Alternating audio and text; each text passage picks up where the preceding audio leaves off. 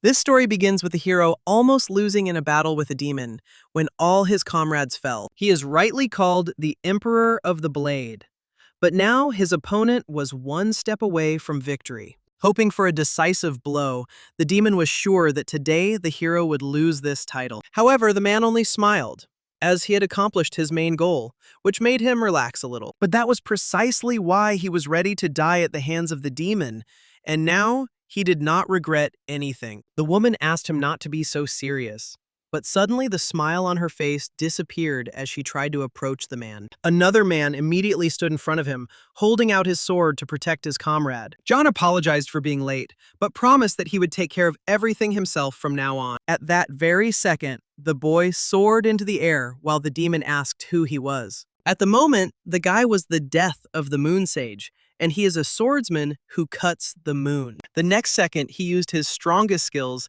to instantly deal with the demon. The woman immediately howled in pain as her body was cut by the blade and 2 dragons created by Yeon. On that day, 9 streams of sword energy rained down from the heavens upon the demon. 6 years later, at the Waring estate, a woman was beating her child quite brutally. She sternly asked him to become more serious and get up, because she said that an important guest would arrive today. And knowing this, he simply ignored her order to clean up the backyard, even though it wasn't true. The boy stood next to the broken broom, shaking with fear as his mother scolded him. The woman suggested that he was ignoring her because she was not his real mother. After all, if this mother, who left him immediately after his birth, had entrusted him with something, he would have done everything. The boy refused everything, which angered the woman even more, as she decided that he was trying to rebel. She decided that today she would teach him a good lesson by starting to beat him again while the other children watched. They saw that their brother was so scared that he didn't even dare raise his head,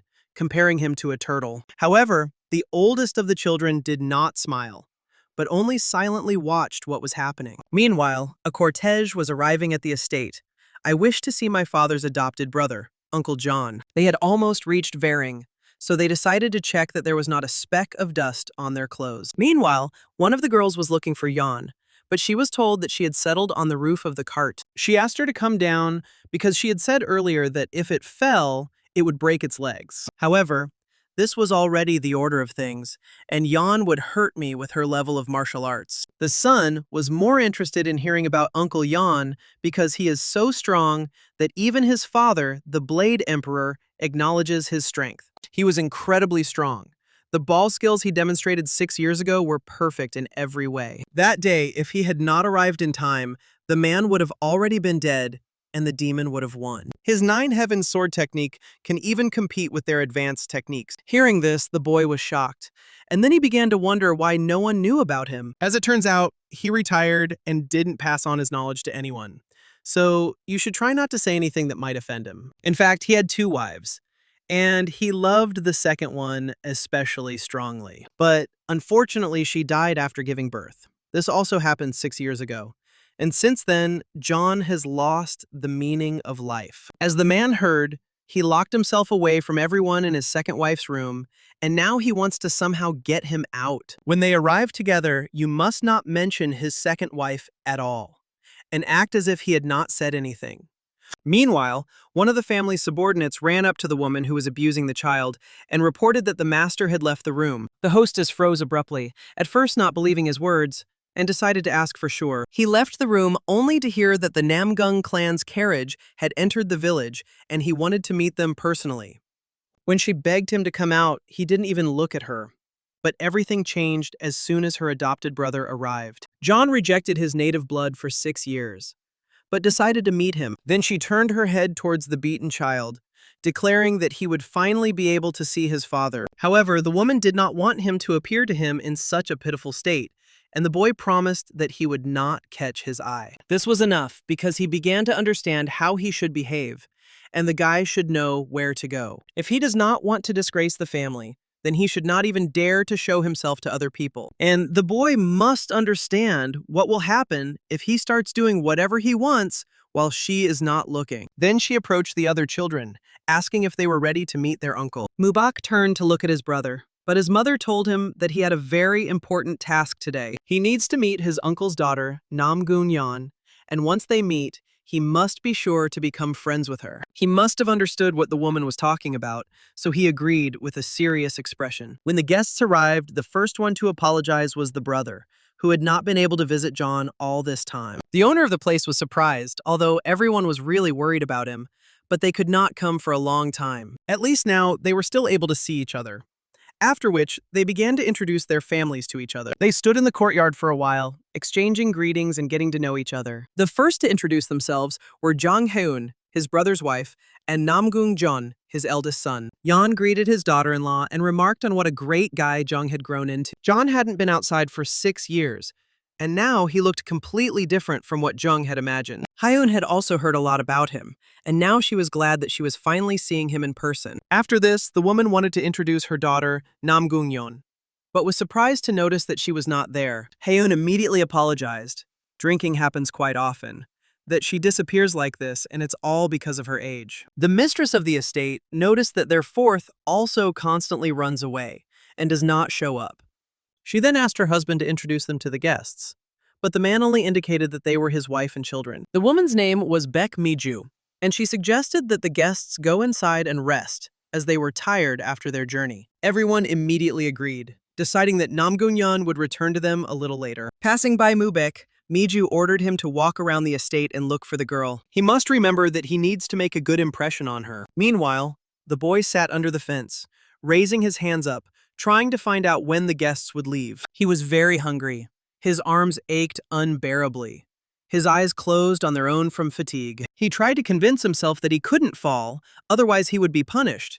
But his body simply couldn't take it. Suddenly, the boy heard a rustling sound nearby, as if someone was approaching him. He saw only the silhouette of a person, so he hastened to apologize, deciding that it was his mother who had arrived. The boy immediately sat down in his seat, raising his hands up, and began to explain that he had only passed out for a second. At the same time, he began to reproach himself because he had made a mistake and angered his mother again, and now she would not forgive him. But when he opened his eyes, he noticed that it was not his mother standing in front of him, but a rather pretty girl. Meanwhile, at the estate, it was proposed to hold a wedding with the Namgong clan, since becoming related to the Waryong house was an ideal option for them. For Miju, this was a joyful event because it was also wonderful news for their children. Then the man decided to ask his brother what he thought and whether he would become his family. John was grateful for his offer, but it would be better if his children chose who they would be with. This was quite logical, because parents should not tell their children who to marry,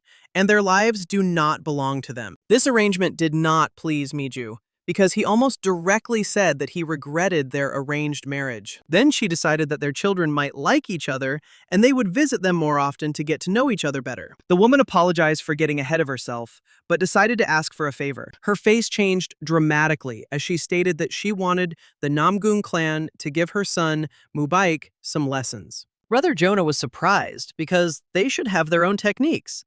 And this was not a question that he could solve on his own. But suddenly, Yeon decided to ask him for the same thing, if it would not inconvenience him personally and the entire Namgung clan. The brother was surprised that he didn't want his son to inherit the Nine Heavens technique. However, their techniques are not as difficult to learn as Namgung's techniques, so Mubaik could already master Yeon's technique. The man decided that his brother was joking, because 6 years ago, he had seen with his own eyes how Yeon used the advanced technique of the Nine Heavens. But in fact, in his current state, he cannot pass on the knowledge, but he decided to tell his brother the details later, personally. He wanted to do this when they returned to Mount Mudan, when suddenly, Yeon began to cough wildly. Realizing that something was wrong, the brother immediately ordered a doctor to be called, not knowing how to help him. Meanwhile, Mubaik was in the backyard of the estate, trying to find Namgunyeon. Suddenly, he heard voices around the corner, and someone was clearly delighted, continuing to ask questions. It was Mubaik's younger sister, who later asked Jung how he had defeated his sworn enemy. The girl read this in a novel,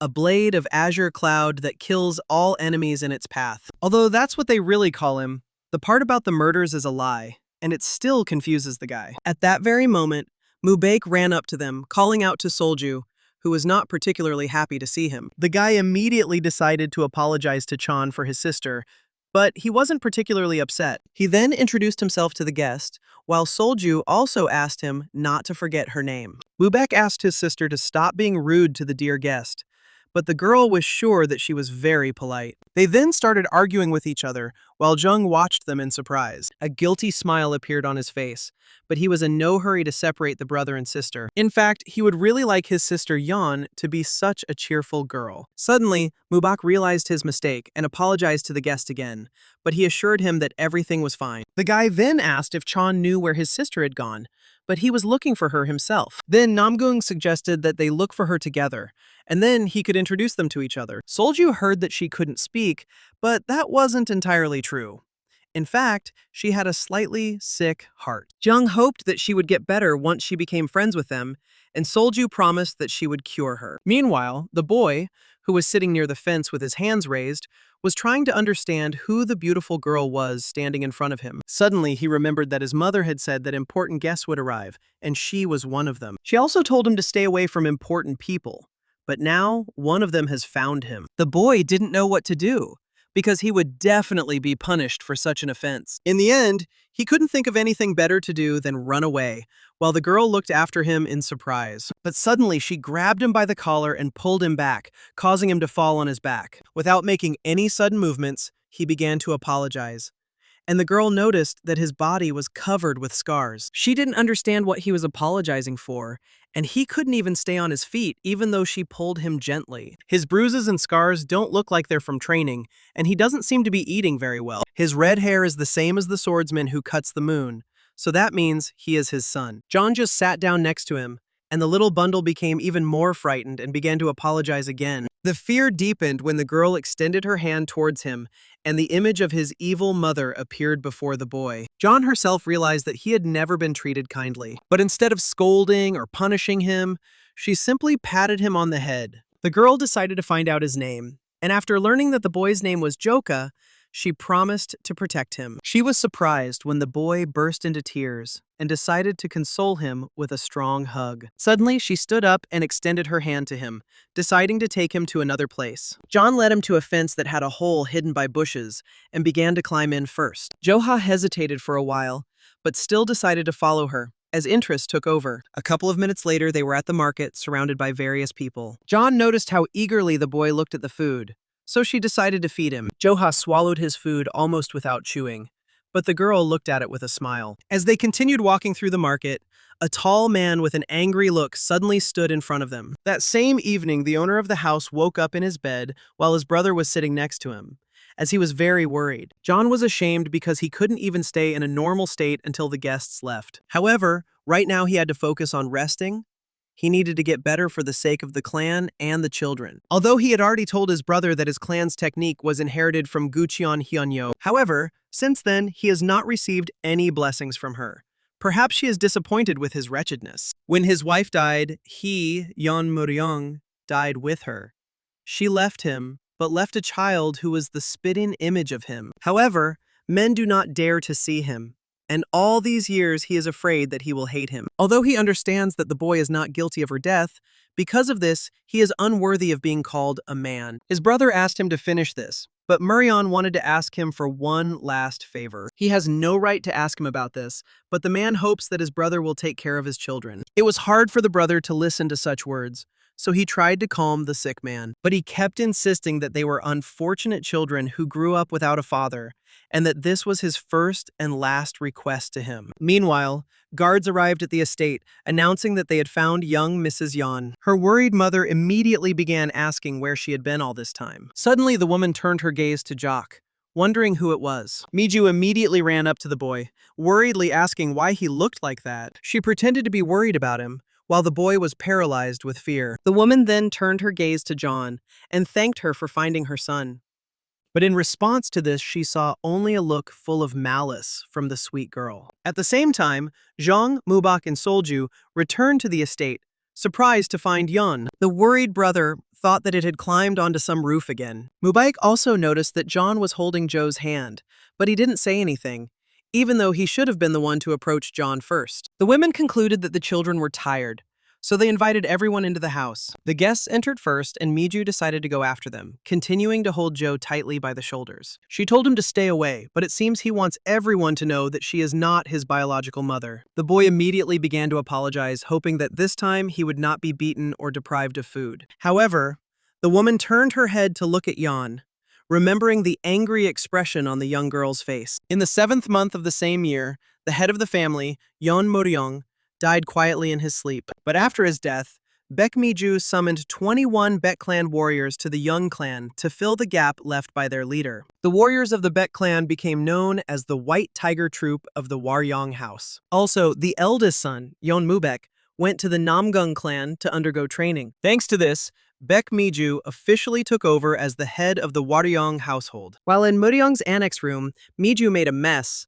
I don't understand who could do such a thing. Her subordinates searched every corner of the estate, but found nothing. Mr. John did not leave a single allowance, which made the landlady even more angry. Although she herself heard how that man said something about her late husband's advanced technology. Miju ordered all the things related to Muryong to be moved to a warehouse so that she would never see them again. The subordinate bowed low, promising that they would take care of everything. The man immediately called the members of the White Tiger Squad to him so that they would gather in front of the extension. But suddenly Miju stopped him, asking him to lock up Joe along with his things. Sometime later, the boy was captured, but his changes did not save him from being imprisoned in a warehouse. He was informed that this was now his room for the near future. One of the men asked them not to hold a grudge against them, because they had to do this if they wanted to survive. Joha begged for help, but no one could do anything for him. The boy was given a hint that he had his father's things with him, and this could be considered a way to honor his death. However, this was not what interested Joka now. He wanted to be free much more. He then turned his head to find that he was in a rather creepy and dirty place. He was very scared, and it was also unclear how long he should sit here. With these thoughts, the boy quietly fell asleep. He woke up to find breakfast in front of him, not believing that he could eat it. Joha was incredibly hungry, but even the food they gave him was disgusting, when suddenly he discovered some light in the depths of the treasure. Morning had come. So now he was not afraid. Once he got there, he removed the unnecessary things, discovering a huge mirror. It was all covered in dust, which is why Joha couldn't see anything. And after wiping it off, the boy noticed his reflection. Suddenly, the reflection began to talk to him and move in its own way, which frightened the boy. A couple of months later, winter arrived, and the guards were interested in whether the boy was still alive in such cold. However, they were sure that he was constantly screaming, which calmed the men down a little. Besides, someone was eating the food every time, and it was obvious that the blood of the master was flowing in him. They would have frozen to death long ago. But this guy turned out to be much tougher than he seemed at first glance. However, he would still die soon. This was evident from the extent to which his food portion was cut. The guards were sure that they would soon have to remove his body. Shivering from the cold, Joha asked his reflection in the mirror to sit quietly, as it was distracting him. He is no longer afraid of it because he simply does not have the strength to be afraid, and there was a feeling that he would soon die from the cold. As a friend, the reflection lifted the shelf from the floor, attracting the boy's attention. Turning his head, Joha did not fully understand what he had started and why he had suddenly started dancing. But he didn't care about that, because now he was only worried about the cold and hunger. At first, he was surprised, but it didn't seem like it could come out of the mirror, so he really wasn't afraid anymore. Joha is sure that the reflection behaves this way because it wants to attract attention. Suddenly, the boy noticed that these movements seemed very familiar to him.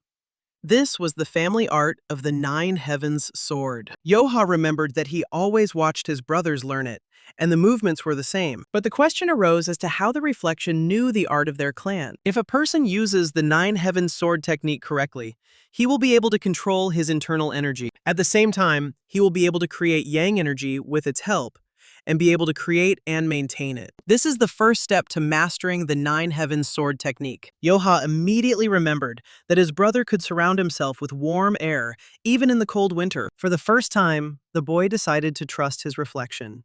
After which, he took a stick and began to repeat its movements. But he asked not to look at him like that, because if he had a choice, he would not think of repeating after him. If he continued to sit there, he would surely freeze to death soon.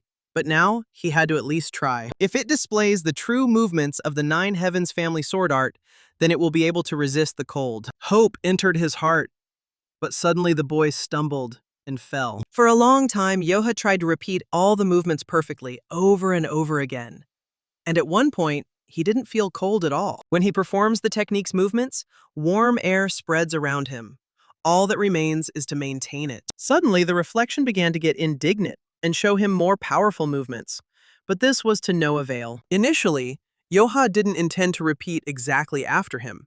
It was enough that he was able to warm up, and that meant he had no reason left to look at his annoying movements. Since it was no longer needed, the boy thought about turning the mirror towards the wall. Suddenly, the reflection began to make new movements that the boy no longer recognized. He then realized that what it was teaching him was the family sword art of the 9 heavens. Joha decided to ask about it directly, hinting that he was not interested. He doesn't need martial arts, so he's not going to repeat these complex movements.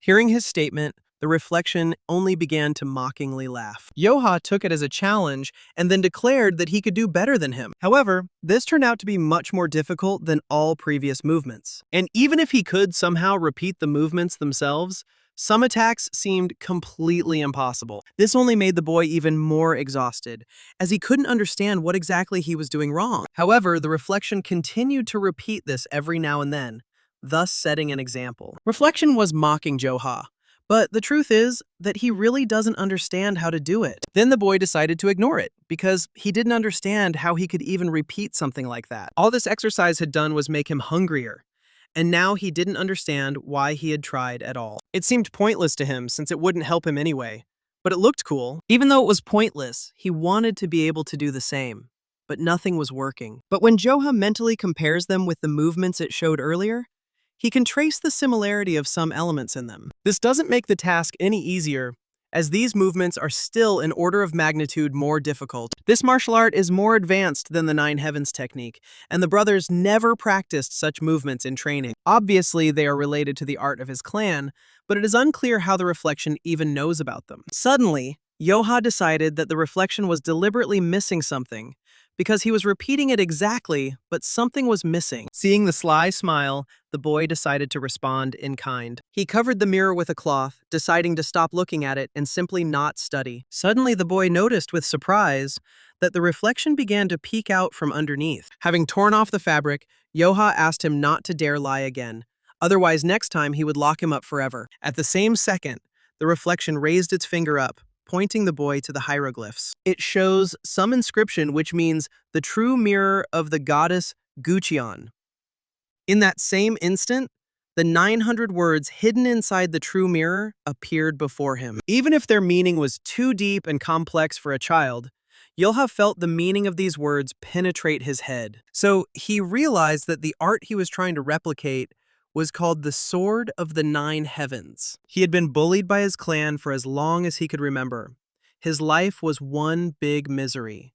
He was doomed to die. But it was this evil fate that led him to a fateful meeting with the mirror of Gucheon Gyeongnyo. An abandoned child, already considered dead, began to rethink his existence. The secret teachings of the 9 heavenly realms sword technique were lost due to Murion's death. This is what everyone thought.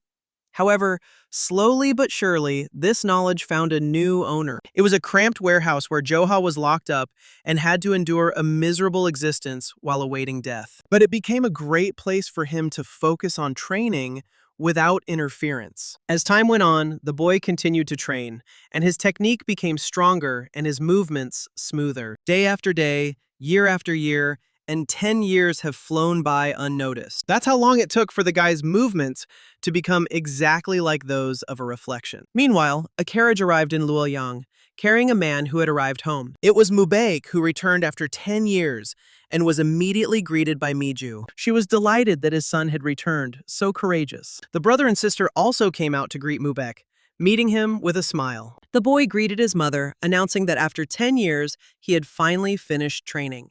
The woman was confident that the Werong estate would now become the strongest in the entire Henan province. Suddenly, she realized that she had been too focused on her son. Miju noticed the guests from the Namgong clan and apologized to them, as she had not seen her son for a long time. Chong has become stronger in 10 years, and there is no one in Jianghu. No one knows the name of the Azure Cloud Blade. Yan has also changed beyond recognition. Compared to her, the other girls are just withered flowers. The guests were probably tired after the journey, so the woman suggested that they rest. She also asked about their father's health, but he was feeling fine. Yan ignored Miju's words, constantly looking around, trying to find Joe. The woman decided that her illnesses were still not cured, and she was worried about them. Chong clarified that she had gotten better, and the mistress of the estate invited them back into the house. Moving away from the guests, Miju turned to her subordinate, who immediately flinched. He had to tell everyone that John was not to go anywhere near the garden. She's looking for Jock, they can't be allowed to meet, and it's surprising that she remembers him even after so many years. The subordinates were looking for time to tell the owner that he had looked into the warehouse last night because it was too quiet. There he discovered that Mr. Joe was not inside, which seriously scared Miha. The woman also grabbed him by the throat, demanding that he tell her everything he knew. The day before, Joha, as always, was training, honing the skills he had learned. Many things were broken, but he finally managed to perform the movements perfectly. A smile appeared on his face because this movement was very difficult. The reflection in the mirror, which was still a child, applauded him. Once he had memorized all 900 words that the reflection showed, Joha realized the part he was missing. He wanted to study further, but the reflection pointed him upward, and when the boy raised his head, he noticed a hole in the ceiling. The reflection smiled, realizing that the boy's long training was complete. For Joe, who had spent 10 long years in a dark, dusty warehouse, the sight of the sky, which he had forgotten, was beautiful. He looked at the sky for a while and couldn't bring himself to go outside. However, the guy managed to overcome himself and climbed onto the roof, examining the surroundings. Joha was genuinely happy, and so he asked his reflection to rise and look too. But suddenly he noticed that there was no one in the mirror, which immediately made Joha feel sad. A little later, Miju ran to the warehouse and, after unlocking the doors, found no one inside. She noticed a hole in the ceiling, but couldn't figure out how the guy could have gotten to it. The subordinate suggested sending a squad to search, but the owner refused. The woman didn't think that anything would change if he ran away, because she didn't even have to make any effort. He is a 6-year-old in an adult's body and doesn't even know how to make a living and survive. Miju was sure that after some time, Joha would begin to starve and die alone. After some time, Mubak asked his mother if Joka had really left home. 3 days have passed. They sent people out to search, but they couldn't find him. Joha is not one to run away from home, but perhaps he was worried once upon hearing about his older brother's return. Their conversation was overheard by Yeon, and her face changed instantly, which surprised Mubak. Miju realized that she came because she was worried about Joe, but she didn't ask him not to make such a big deal out of it. The woman tried to explain that he was simply at the age when people like to run away from home, but John didn't believe her. They said he left 3 days ago, but there wasn't a speck of dust on the furniture, as if it had just been cleaned. But otherwise the room was completely neglected, and there was not a single sign of human life. Miju continued to insist that they were trying their best to find Joe, but the girl didn't believe her. The owner of the house was irritated by her behavior and thought that they were a joke to her. Mubak decided to find out if Joha really left home because he doubted it, looking at Yeon's reaction. A flower telepath. With a face as beautiful as a flower, she reads people's thoughts. That's how people speak about Yeon. If she was emitting bloodlust, then it was for a reason. But Miju continued to stand her ground. If she had killed him, John would have left silently. But her son was still interested in what had happened. The woman admitted that he did not live in this room, but he did run away. This surprised the guy, who decided to find out where his brother had been living all this time. He had never seen his father, so Miju made sure he could at least admire his things. Mubek, hearing this, immediately jumped up and headed towards the warehouse where his brother was imprisoned. He was surprised to see John in front of him. I don't understand how she knew to come here. This is his most secluded place on the estate, and yet there are so many guards around. Looking at the place, she understood why they did it. Overgrown with dirt, filled with the smell of mold. If someone had told her about this, she would have thought that they were hiding demons or something like that here and decided to report it to her father. Since Mubak is her father's student, she will not spread rumors to the outside world. But their relationship cannot remain the same. The girl firmly decided that she and her brother would return home. Mubak clenched his fist, realizing that the alliance between the Waryong family and the Namgong family was hanging by a thread. This situation instantly ruined the long-standing relationships between him, the teacher, and his brother and sister. Meanwhile, Joha, walking around the city, noticed that everything around him had changed a lot. Absolutely everything has changed, even the streets themselves. He almost gets lost here, trying to remember where the exit is. Thinking about this, the guy accidentally collided with a passerby and hastened to apologize. The man simply asked the clumsy boy to watch where he was going. Joe's eyes widened when he recognized the boy as a warrior from the Wearing House. Frightened, the guy promised to be more careful, after which he decided to leave quickly. However, the man immediately asked him to wait, because it seemed to him that he had met him somewhere. The warrior frowned, deciding that he was forced to check the guy's identity. Joe's heart began to pound as he thought he had been found out. While the warrior was calling him over, the boy decided that he didn't want to end up in the warehouse again. He realized that he had relaxed because he didn't have to go out on the ice, and suddenly he decided to simply run away. The gate out was definitely somewhere here, so he couldn't let himself be caught. Joha wanted to run as far away as he could so that no one could find him. However, the man continued to chase after him, not understanding how he dared to escape from the warrior of the Varying House. Squeezing through the people, the man promised the guy that when he caught him, it would be the end for him. Joha noticed that at this rate, they would soon catch up with him, and if so, they would drag him straight to his mother. He didn't want this until the very end, and the warrior gave him a final warning. The boy decided that he would never return to the warehouse again, and did not want his mother to punish him again. One of the guards warned him that the gates were closing, but the guy continued to run forward. Joha was on the edge, but he was confident that he could cross the gate. Suddenly, behind him appeared that very warrior who had finally caught up with him. Since he was trying so hard to slip away, it was not for nothing that the man paid attention to him. Suddenly, Joha hit him with a sharp movement, running towards the closing gate. The warrior noticed with fear that the gate threatened to crush him, but Joha held it with one hand. This picture stunned the warrior, who could not believe what was happening. Let's say in the head, the guy admitted that he didn't want to get caught again. The warrior explained that he was simply following him, which pleased Jock, who had worried for nothing. After this, he decided to leave, lowering the gate all the way, leaving the man in the city. The warrior himself tried to understand who this guy was and what he had just seen. In Jianghu, they say, "Don't look down on children, women, and the elderly," which was absolutely true. While walking through the forest, Joha realized that he had not eaten anything all day and was very hungry. He might get poisoned if he eats something bad in the mountains, but he can't eat nothing at all. The guy picked a mushroom and decided that everything would be fine since these mushrooms looked very appetizing. When night fell, Joha noticed that everything inside him hurt a lot. Everything was swimming before my eyes, as if the world was spinning, and there were also fears that wild animals would appear. He needed to quickly find a place to spend the night, but his eyes were already closing. Joha fell to the ground, although he knew he couldn't fall asleep right there. Suddenly, he heard unfamiliar voices discussing what to do with the guy. One of them decided to help him because it could turn into a better life for them. Whether it was fate or not, the boy was still breathing, which meant they needed to make a decision quickly. Then the leader decided to take him with him because she didn't believe that this weakling could be more terrible than them. He looks like a beggar.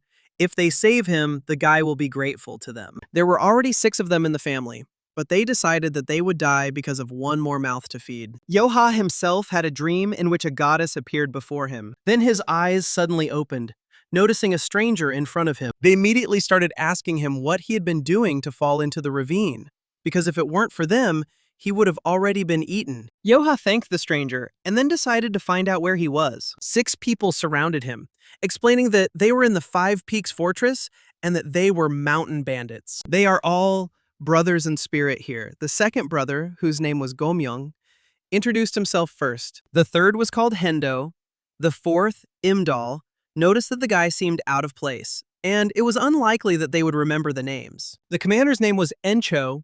He said that they saved Joe, so he must repay them in full. The man assumed that the guy had only ever done begging before, so he didn't know how it all worked. But now he's here, so he needs to learn everything and repay them for saving him. Imdal asked them to stop dialing the number of the child who had just woken up, offering him a potato. Joha doubted whether he could eat it because he was a little scared right now. He then decided to refuse, but was asked not to lie, as his stomach had been roaring while he was sleeping. The guy said that he had no money, but they didn't ask him for anything. and he just had to eat. Encho noticed that the guy was speaking strangely, as if he were talking to a small child, although he looked about 16 years old. Even though the child looked stupid, they could still assign him simple chores around the house. Although the leader was sure that the beggars were used to being idle, so they worked half-heartedly. Encho decided that this wouldn't do, so he grabbed the guy by the collar and dragged him along with him. The others asked the boss to also put the guy's brains in place if he took on this job. Joha demanded for a long time to be released, and after a couple of minutes, he was thrown to the ground. The guy began to tremble with fear, declaring that he had nothing, but no one was going to kill him. Encho realized that the boy had been beaten all his life, and he doubted that he could survive in the fortress like this. Joha didn't understand what fortress they were talking about, and why he needed to survive in it. Encho decided to give him a chance to live like a human, and not become a snack for animals. He will not starve if he joins them. Joha began to doubt that he could become a mountain bandit. The guy was sure that he was a complete weakling and couldn't do anything at all. Encho decided to convince him otherwise by explaining that there are only two types of people in this world, those who take and those who give. Then the man asked what the boy wanted to be. Joha didn't fully understand what this meant, and Encho wondered if he wanted to continue living in hunger. At this rate, he will be looked down upon and called trash. Then Joha realized that he didn't want to be looked down upon. He doesn't want anything taken away from him again, and if someone is going to take it from him, it's better to be the one who takes it. Encho was pleased with this answer, because such determination was all he needed. They are the tops.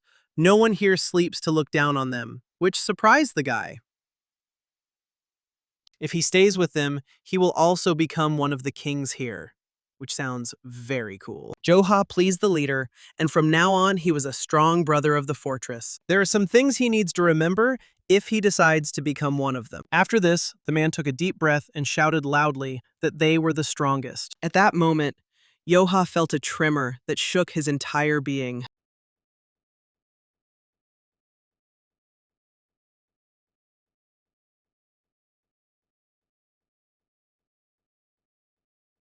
His heart turned to stone, and as soon as this stone cracked, the guy became free from the pressure of the past. This sword art of the 9 heavenly realms, which had been dormant within him until now, responded to his desire to enter a new life. Joha also took a deep breath and then repeated after the leader. This roar, which conveyed everything that he had kept within himself for years, spread over all 5 peaks and dispersed the clouds around. It was like waking up from a long sleep, and with it, Joha opened a new page in his life. Encho praised him, noticing the boy's loud voice despite his skinny body. It would be a waste to waste such spirit on cooking and cleaning, so he would teach him martial arts. But for now, he needs to follow his brothers and still learn housework, since he is still weak. This is how Joha began his life as a mountain bandit.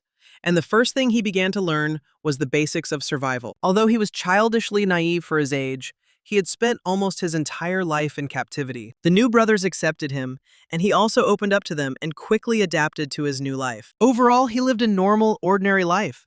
But of course, things never go smoothly. Because the bandits came from commoners, they were not particularly skilled in martial arts. And when they went into the mountains, they never returned without wounds. Despite this, Yencho always returned home with prey, thereby delighting his brothers. They knew how to enjoy ordinary things and enjoyed every day they lived. Although Joha was born into a renowned clan of martial artists, he never experienced a carefree life. Ironically, he only learned what joy was when he became a mountain bandit. And then one day, some serious people came to visit them, because they heard that they would find a fortress here. But in reality, it looks more like a shelter for homeless dogs. Green Forest, because the bandits called themselves that. It remained the subject of jokes for a long time, but one day an incredibly strong man appeared who called himself the Green Forest Bandit. When rumors about him spread among the people, the best martial arts sects made attempts to subjugate him. No one succeeded in this. Meanwhile, his power, as well as his notoriety, grew day by day.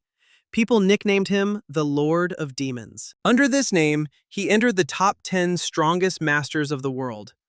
Unrecognized sects were extremely happy about his appearance. As a result, many masters from all over Jianghuo began to seek him out, wanting to enter the Green Forest. And he, having by that time become the head of the bandits, accepted them. As a result, the Green Forest gained power unprecedented in the history of Murim. The sect's reputation grew, and they began to be spoken of as the unattainable dream of all mountain gangs and unorthodox sects. And now, the two vice chiefs of the Debyul mountain fortress, Sanchol and Chanan, listened to Yeoncho's requests to join them. They wanted to join the Green Forest, but Hanan was against it. He doubted that a rabble of less than 10 people deserved to become part of their force. If it was just a matter of quantity, the leader promised to recruit 3 in less than a month. Encho knelt before him, hoping that in this way he could get the coveted chance. Hanan considered him impudent, after which she pointed to Joe, who could not be considered a member of the gang. However, the men tried to dissuade him by pointing out the guy's usefulness,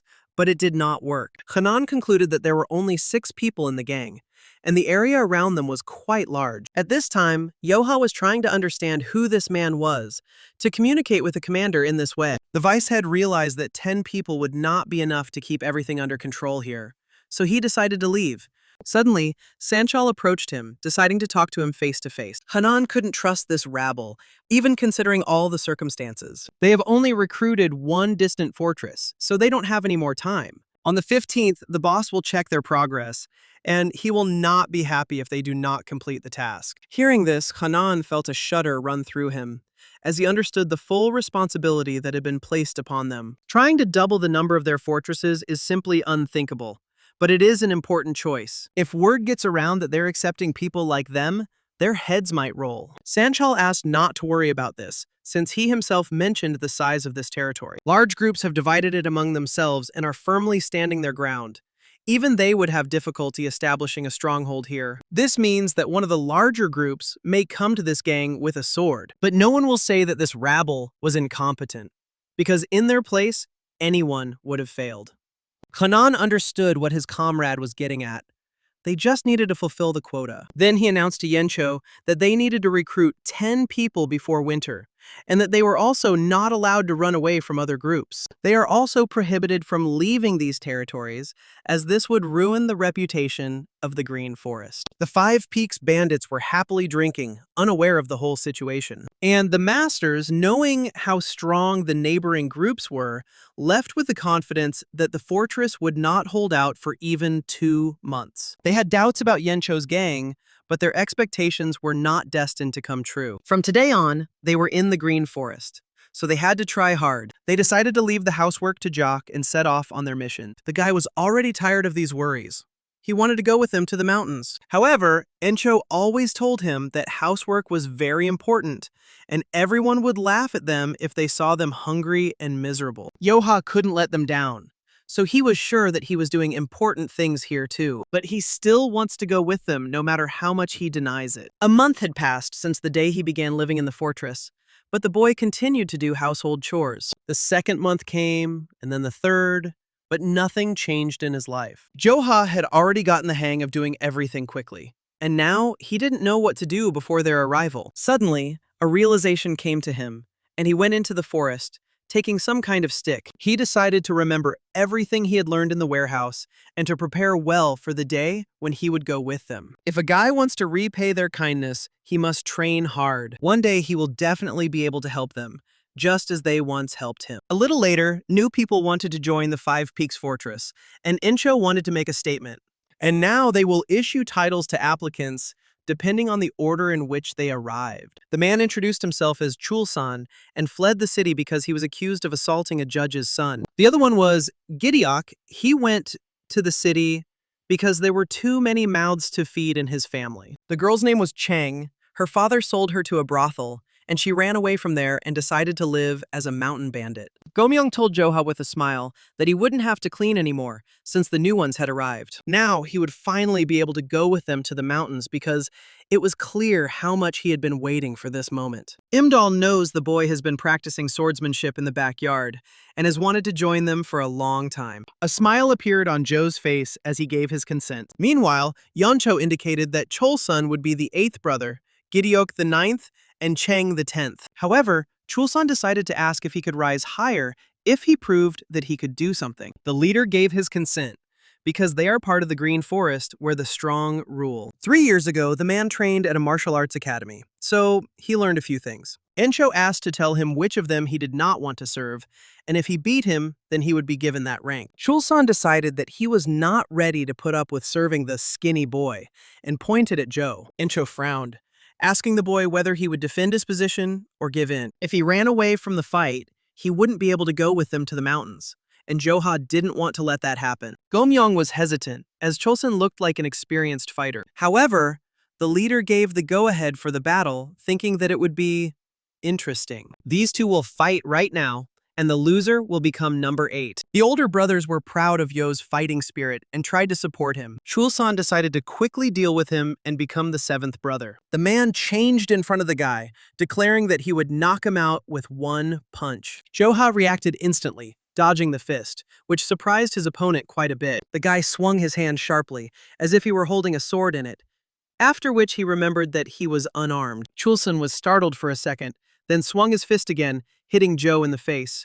Lying on the ground, the boy tried to figure out how to attack without a weapon, since he had not been trained in this. Gomyong suggested stopping them, as he doubted that Joha had ever fought before. Suddenly, the boy screamed loudly, not understanding why he was in pain from such blows. Unable to bear it any longer, he jumped up and aimed his fist straight at Cholsan's jaw. It was a pretty strong blow, but the man didn't even lose his balance, but only became more angry. He literally trampled the guy into the ground, ordering him to calm down and accept defeat. However, Joha refused to do this, being confident that he would win. Chulsan continued to beat him until the boy lost consciousness. The man warned him, and he just had to lie down, but in the end, it turned out to be his own fault. A joyful Cholsan addressed the leader, announcing that he was now the 7th brother, but his face froze in surprise when a voice behind him informed him that this was not the case. Rising to his feet, Joha ordered him to attack, determined to fight to the end. Joha's spirit was revived, and he was ready to fight again. Chulsan couldn't understand how this guy was still standing. Even bigger guys went to bed after a fight with him, but he took several blows to the head and is still standing. Encho decided to hurry the man, because if he didn't fight, it would be counted as a defeat. Without wasting any time, Chulsan rushed forward again, threatening that he could seriously kill him. Although Joha had learned the 9 Heavenly Realm sword technique in the warehouse, he still didn't know how to use it in combat. For the same reason, he didn't realize how strong he was. And his desire to go to the end of the mountain and his unwillingness to lose anything again, that turned out to be more than enough. Thanks to this, he was able to release the energy of the 9 Heavenly Realms sword. When the boy decided to think of his fist as a sword, it seriously scared Cholsan. This second's hesitation was enough for the man to take an incredibly powerful blow to the chest. Noticing that his opponent was still standing, Joha hesitated for a second. He decided that it didn't work, maybe it only worked with a sword. But at that very second, Chulsan collapsed to the ground, losing consciousness.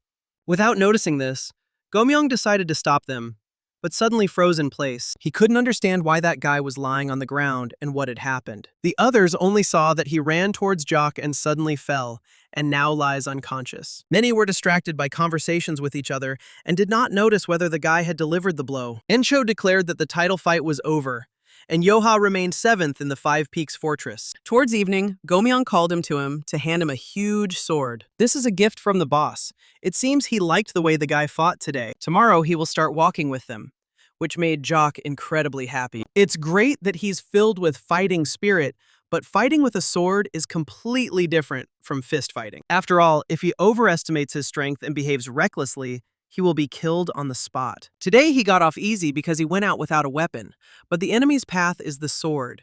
He would have died 12 times over already. Gomyong decided to take pity on him and learn his demon-slashing blade technique. He lived in a temple when he was little. He doesn't know all the technology. Only 3 pieces of information. It will be difficult for Joha and them because he has never dealt with sword techniques before. Joha seemed to have inspired the second one, because no matter how much the others begged him, he didn't want to teach them this technique. Encho was determined to take the boy with him, since they no longer needed to fight for their rights. The next day, a huge caravan entered the mountain gorge, carelessly moving forward. One of the men had a bad feeling. He had never had such a bad dream before. He was worried, because his instincts usually didn't fail him. But Khan was confident that even the people from the Sea Dragon Fortress would not touch him when he walked through their territory. With such an escort, the owner of the caravan felt better. But anxiety still did not leave him. Suddenly, Khan caught an arrow in flight, which was flying towards your master in the war. The warrior immediately turned his gaze forward to find out who had decided to cross their path. Encho's group came towards them, declaring that this was the territory of the Fortress of the Five Peaks of the Green Forest. If they want to go this way, they have to pay a certain amount. The Khan was stunned that they were accepted into the Green Forest in such a group. Then he laughed, deciding that they were underestimating the Monsu trade union too much. Encho wanted to send an arrow at him, but he just caught one with his hand. Then the leader asked them not to try to jump above their heads and decided to show them what happens to those who contradict them. After giving the signal, the rest of the gang began shooting at the caravan with bows. Khan just smirked, saying that was why he didn't like fighting with people like that. He easily deflected each arrow, not allowing it to get close to the caravan. Yeonjo and Gomyang were stunned that he had just blocked all the arrows with his sword. The leader realized they were in trouble, not realizing when the merchants had acquired such an escort. In front of them was clearly a martial artist they were unable to defeat. The Khan declared that they would all die by his hand and asked them to prepare for battle. Encho asked the brothers to stand still, because if they ran, they would definitely die. The leader decided to distract them and buy time while the others had to escape. But while Yencho was giving orders, Joha walked past him with a confident gait. Khan assumed that they had decided to send the child away in order to escape like rats in the meantime. The martial artist doubted that this brat would be able to buy them time. Joha announced that the gentleman was in big trouble, which discouraged Khan. One day the boss told the guy that in the Five Peaks, no one can bully them. Khan couldn't believe that children in his time were so fearless or stupid. However, he was not going to hold back just because he was a child, and he thought to spare him if only he admitted he was wrong. Joha noted that he talked too much for someone who was about to die. Meanwhile, Gomyang asked his boss with displeasure why he taught him this at all. Such speeches greatly angered Khan, whose patience had already snapped. The man rose into the air, swinging his sword straight at Joe. The guy wasn't scared, and with one swing of my sword, I cut Khan's blade in two. Everyone watching this stood in stupor until the martial artist understood why his attack had failed. He remembered that the guy had returned at the last moment, but even among the greatest masters, not everyone could do that. Moreover, he broke his sword, and the man didn't even see his movements. A wicked smile appeared on Joe's face as he declared that it was his turn now. The frightened Khan asked permission to at least change his sword. Joha calmly agreed, suggesting that they take something stronger this time. The previous sword was so thin that it almost cut off his head. The man thought it was impossible. From that distance, his broadsword could not reach his blade. Suddenly, Khan fell to his knees and began to apologize, deciding to pay their fare so that they would be spared. He was sure that there was a monster standing in front of him, because the boy had already mastered the control of internal energy at that age. The man had never heard of anything like this, and Joha himself was surprised by such a reaction. They decided to charge them a considerable fee, but the guy's friends were shocked. After some time, Yencho decided to find out from Jock what he did then. It was clear that they were talking about a sword, and the leader was interested in where he learned to use it. As it turned out, this was the demon-slashing blade technique that his second brother taught him. It was strange, because Yencho's Heaven and Earth blade technique, like the second brother's, was only third-rate. Cutting through a master like Khan's sword with something like that seemed completely impossible. If this was really so, then the man was interested in looking at it again. When they returned to the Five Peaks Fortress, Joha again took up his demonstration stance. He began to use his technique, raising leaves into the air and attacking the tree. With one movement, he chopped it down, leaving only the stump, and the trunk itself fell to the ground with a crash. The guy was sure that it was nothing special, but the others shouted with delight that it was cool. They couldn't believe that this was really the second one's movement, and asked to be taught these movements. Cheng also praised Joe, asking how he did it. She then started asking if he could teach her this too, which confused the guy. Ensho doubted that the demon-slashing blade technique had always been so powerful, which the second brother also confirmed. After several days, the gang continued to block the path of trade caravans. Joha easily dealt with everyone who stood in their way. The guy patrolled from autumn to winter, and during all this time, not a single member of the trade union could withstand his attack. A bandit of the Five Peaks, who was a master of the sword, Rumors of their fortress spread throughout the surrounding area like wildfire. Almost all the brothers began to ask the leader what was going on. Ensho himself didn't know what this situation was. Most likely, it was all because of the rumors about their Joe. The fact is that new people have arrived to them again, and if they accept them, there will be 25 of them. 3 months later, the Five Peaks fortress had grown rapidly. They had made a name for themselves in Henan province, and their morale was high. However, the larger their gang grew, the higher the people's ambitions stopped. Some discussed how they only needed to take out the 7th, and then they would be able to pass.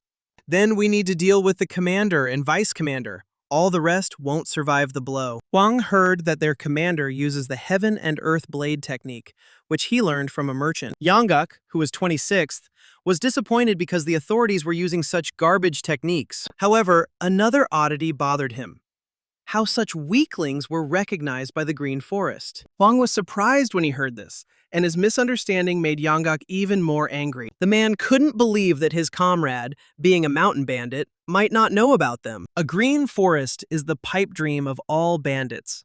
Beggars are a sect of the poor, and they have a green forest. The Green Forest boss, the heaven-crushing demon lord, is known for his incredible strength. And that is precisely why Yangguk, a minister of the Orthodox sect, came here to become part of the Green Forest. Huang realized that it was quite difficult to become part of the Green Forest, and he couldn't understand how this bunch of losers had joined him. Then they both assumed that Joha was much stronger than they said. Yangguk still hadn't seen it in action, because they weren't on patrol due to the weather. Suddenly the door opened, and another man asked not to worry because it didn't matter how strong Joha was. He is uneven with the northern sword Gumil, and has stood up to the masters of the 5 great clans. The Green Forest also took a course of expansion because the Orthodox Union expanded. There were no significant fortresses here, so they were ready to accept anyone. In fact, Yencho's group is an ordinary gang of mountain bandits, and there is no need to look for a hidden meaning. They give people rank based on the order of joining, so it's hard to believe that such guys became part of the Green Forest. At that very moment, everyone present fell to their knees before Yangguk, expecting a reward. Whatever the reason, luck is on their side, as they will be able to seize power in the Green Forest fortress so easily. They themselves said that it is strength that determines their position, which means that Brother Beck and he will easily become the head of the fortress. Meanwhile, Chang informed Joha that the new additions had requested a title fight. However, the guy had already heard about this from others, but did not see anything special in it. Chung explained that she heard them belittling the boss and speaking ill of his sword technique. She was scared when she heard the crash.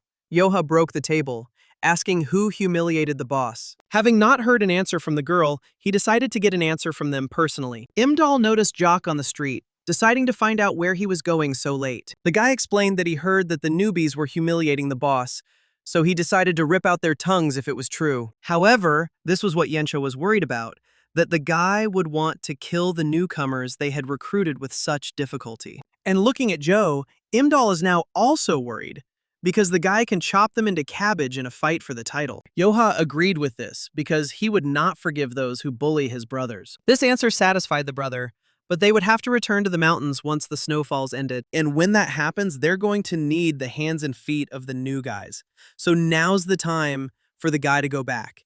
The next day, Yensho gathered all the brothers, because the title fight had been abandoned. Chulsan was asked if he would try, but he decided not to be rude to Joe anymore. Yangguk noticed that Yensho had a good tongue for trash, but it didn't last long. The leader noticed 3 men walking towards him. They must choose the one whose rank they want, but from 7th onwards, they will have to rise 1 rank at a time. The duel is conducted fairly in front of everyone, so they must accept the results without objection. Smiling, Yangguk stated that they all wanted number 1, which made Encho nervous. They will not regret it at all, because they are well-known masters of Henan province. Some of them certainly won't be afraid of some merchant's apprentice. Gomyong became very angry, but the leader asked him to stay put. Yangguk noticed that it was chilly today, so he asked to finish everything quickly. This was too impudent of him, so the other brothers asked for the opportunity to teach him a lesson. However, they had to go in turns as stated, so Yensho called Joe forward. The masters laughed at the gang's hopes for this child,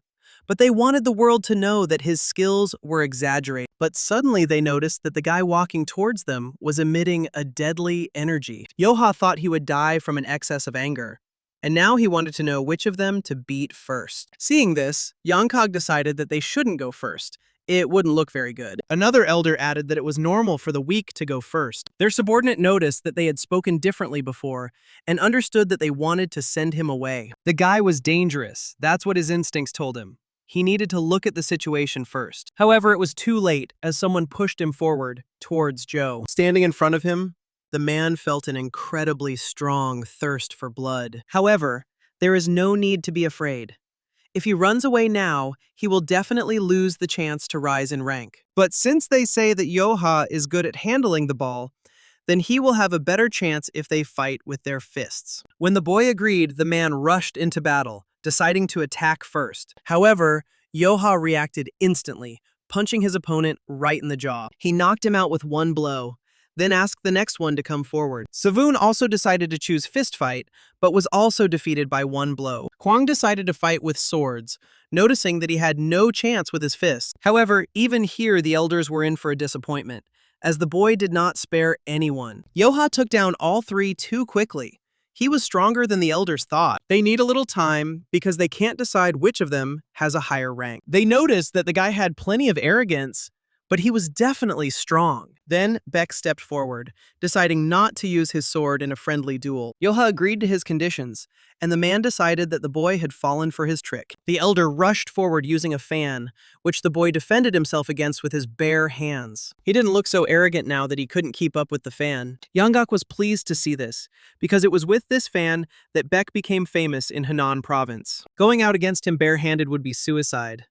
It looks like he won't have to fight anymore. Joha noticed that it was an unusual fan, but the elder asked him not to be distracted. His fan can even cut through stone, so the guy won't be able to do anything. However, Joha was quicker, asking the elder if he knew what a fair fight meant. The man didn't even have time to understand what was happening before he was immediately punched in the face. When he had finished with Beck, he noticed that Yonggak was the last one left. He dealt with Beck too easily.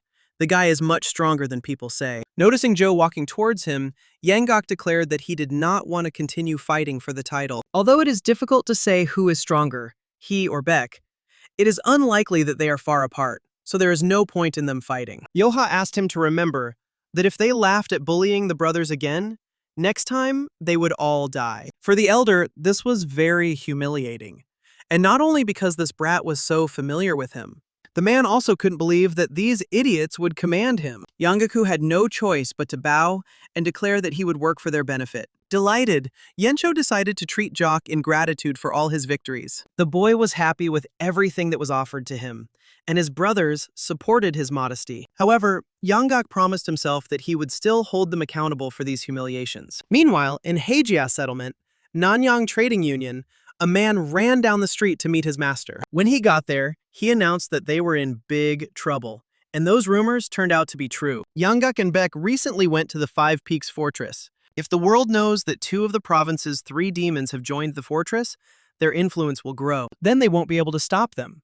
A whole bunch of their traders have already suffered from them throughout the autumn. Murim only smiled, asking which of them became the commander. The subordinate frowned and replied that Yensho, who wielded the sword technique of heaven and earth, remained the commander. Rumor has it that they both lost the title battle soundly. Murim was sure that this was nonsense, or a trick that they wanted to feed them. Also, from now on, there will be 30 people in them, including 2 fighters of this rank. Murim has always been worried about them and can't stand it when they are called the demons of Henan province. It sounded like they were equal, and it was illogical that they were put on the same level as him. Moreover, they can no longer allow the Five Peaks bandits to wreak havoc here.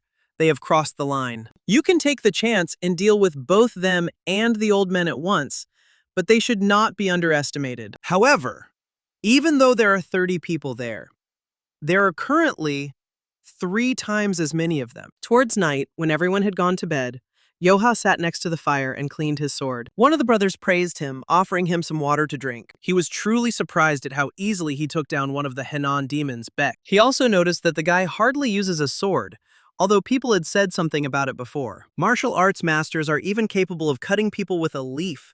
When he remembered these words, Joha immediately came to mind. The brother decided that he had said something stupid, but these words made Jock think. The boy wondered if he could do the same when he became capable enough. If such masters exist, he would like to meet them. At that very moment, The patrolmen announced in fear that fiery arrows were flying in their direction. The enemy attack was too sudden, but Joha immediately grabbed his sword. Encho, who ran out of the house, ordered everyone to remain calm and prepare for battle. But if this continues, all the walls of the fortress will burn down.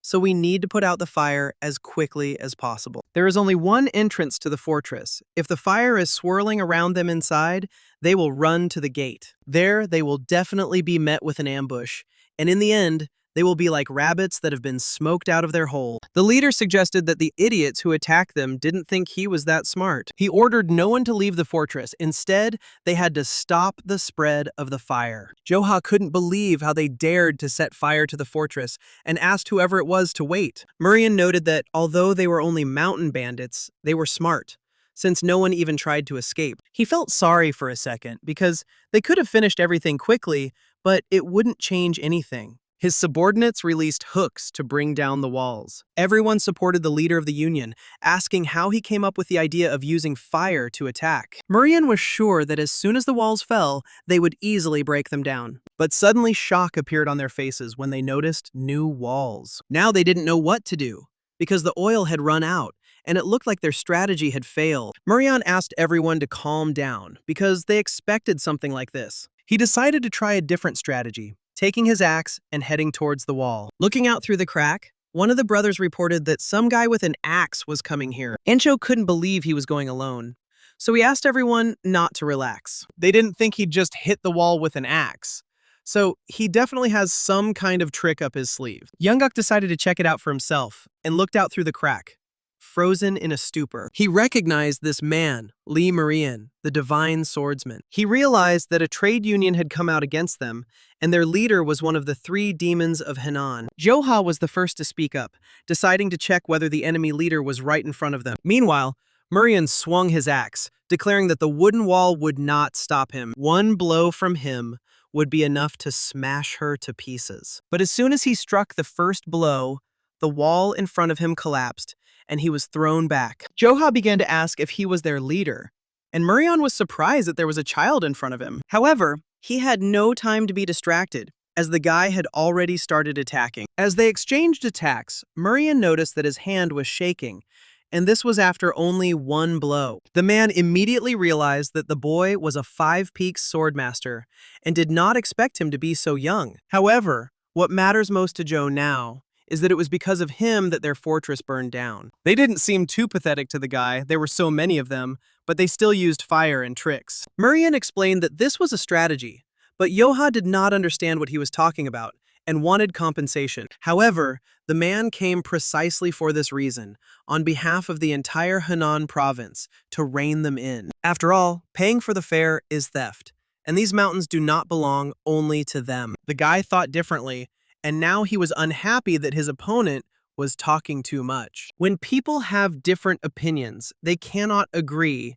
and then the one who is stronger will be right. Murim doubted that the guy would survive after provoking him. Throwing aside the axe, the man took out his sword, deciding to teach Joe a lesson in good manners. He won't let his guard down like the two of you, and there won't be any concessions. However, that's what everyone was saying, so the guy asked him not to relax and have fun to the fullest. Murim had already rushed forward, declaring that if he began to beg for mercy, it would be too late. He won't come up with a clever plan, he'll just use the strongest formation and finish it all at once. Murim used movement in stillness, which noticeably surprised Jock. It was even more interesting than he expected, but he managed to block this attack. A smile appeared on the guy's face as he decided to counterattack. Murim blocked the blow, and Joha praised the man in his techniques. However, moving while still was a technique of the Manhwa sect. The bandit definitely wouldn't be able to block it. Murim began to ask who Joka was, where he was from, and what kind of art he used. He replied that he had no homeland, and his art was the technique of a blade that cut down demons. It's incredible, but no one has ever withstood more than one blow, except Murim. Joha was glad that he showed him his technique, and now the guy did not want to repeat it. This angered Murim, who doubted that the guy could do it. His art includes hundreds of movements, which are much more difficult to replicate than third-rate techniques. However, Joha noticed that there was nothing complicated in this technique, and then began to copy it. The others watched in shock as the guy seriously managed to repeat it on the first try, exactly the same. Murim was genuinely shocked and did not understand how this was possible. Movement and stillness is the latest information of the Six Swords fusion technique belonging to the Manhwa sect. Ultimate stillness may look like a normal lunge from the outside, but at that moment, the warrior makes hundreds of changes in body position. In the Manhwa sect, the six-sword fusion technique is taught to absolutely everyone, but even the main branch disciples face difficulties. Murim mastered the fusion of six swords to perfection, despite the difficulty, and became a master. However, now his pride in the titanic efforts he had put into his apprenticeship was instantly destroyed. He was sure that this technique could not be learned just by looking at it. However, the man decided to remain calm, because he knows this technique better than anyone. There can be only one true body here, and the last one is the real one. But when he was attacked from several sides, Murim realized that each body was real. It wasn't just an imitation. Joha had truly surpassed him. The guy became curious as to why his opponent fell, even though he hadn't even completed the technique. He felt sorry, but at this rate, he would chop off his head, which scared Murim. He could not move, but he promised that he would never come to the Fortress of the Five Peaks again, and asked for mercy. Joha doubted it, but Murim swore to him on his right hand. The boy accepted this promise, while the brothers rejoiced at his incredible victory. Everyone immediately surrounded Jock, bombarding him with a bunch of questions about his health and the new technology. While his subordinates were carrying Murim away, he turned around and looked at the guy who was incredibly strong. At this time, a man whose face was hidden by a mask watched them from afar, and Encho asked Jock with displeasure how he could destroy the wall that they had worked so hard to build. Excluding the small trading unions, 3 of the largest unions in Henan province fell, one after another. And naturally, even they, the Mansu Trade Union and the Nanyang Trade Union, which divided the Henan province, fell. It can be said that there was a shift in the balance of power, because even the divine sword was defeated. No one could have imagined that the little one would be so strong. This is all they talk about in the Hija settlement now, so the number of bandits in the Five Peaks Fortress will only increase. It would be better to strike before they become a big force, but there are some concerns. This little guy might be the Green Forest boss's disciple. Otherwise, it's impossible to explain why he's so strong. It appeared just when the Green Forest began to expand. If this is really the headman's student, they better stay away from him. The head of the trade union smashed the table with his fist, not wanting to run away from some bandits. Machan, like everyone else, knows what will happen if they back down now. The Mansu Trade Union will become the laughingstock of all of Henan, and with such a reputation, they have no future. The rest didn't know what to do because their leader was on the same level as the divine swordsman. If he lost, then they will hardly be able to deal with that bandit. The head didn't know what to say. This boy was on a completely different level. Before challenging him, he must study everything thoroughly. Otherwise, he will become his pawn, like Murim. He is too strong, and now there is every doubt that he is truly the Demon Lord's disciple. Then he decided to go to the province of Hagan and asked to bring the best tea leaves from the Western Lake. However, if he leaves now like this, unrest will begin in the Union.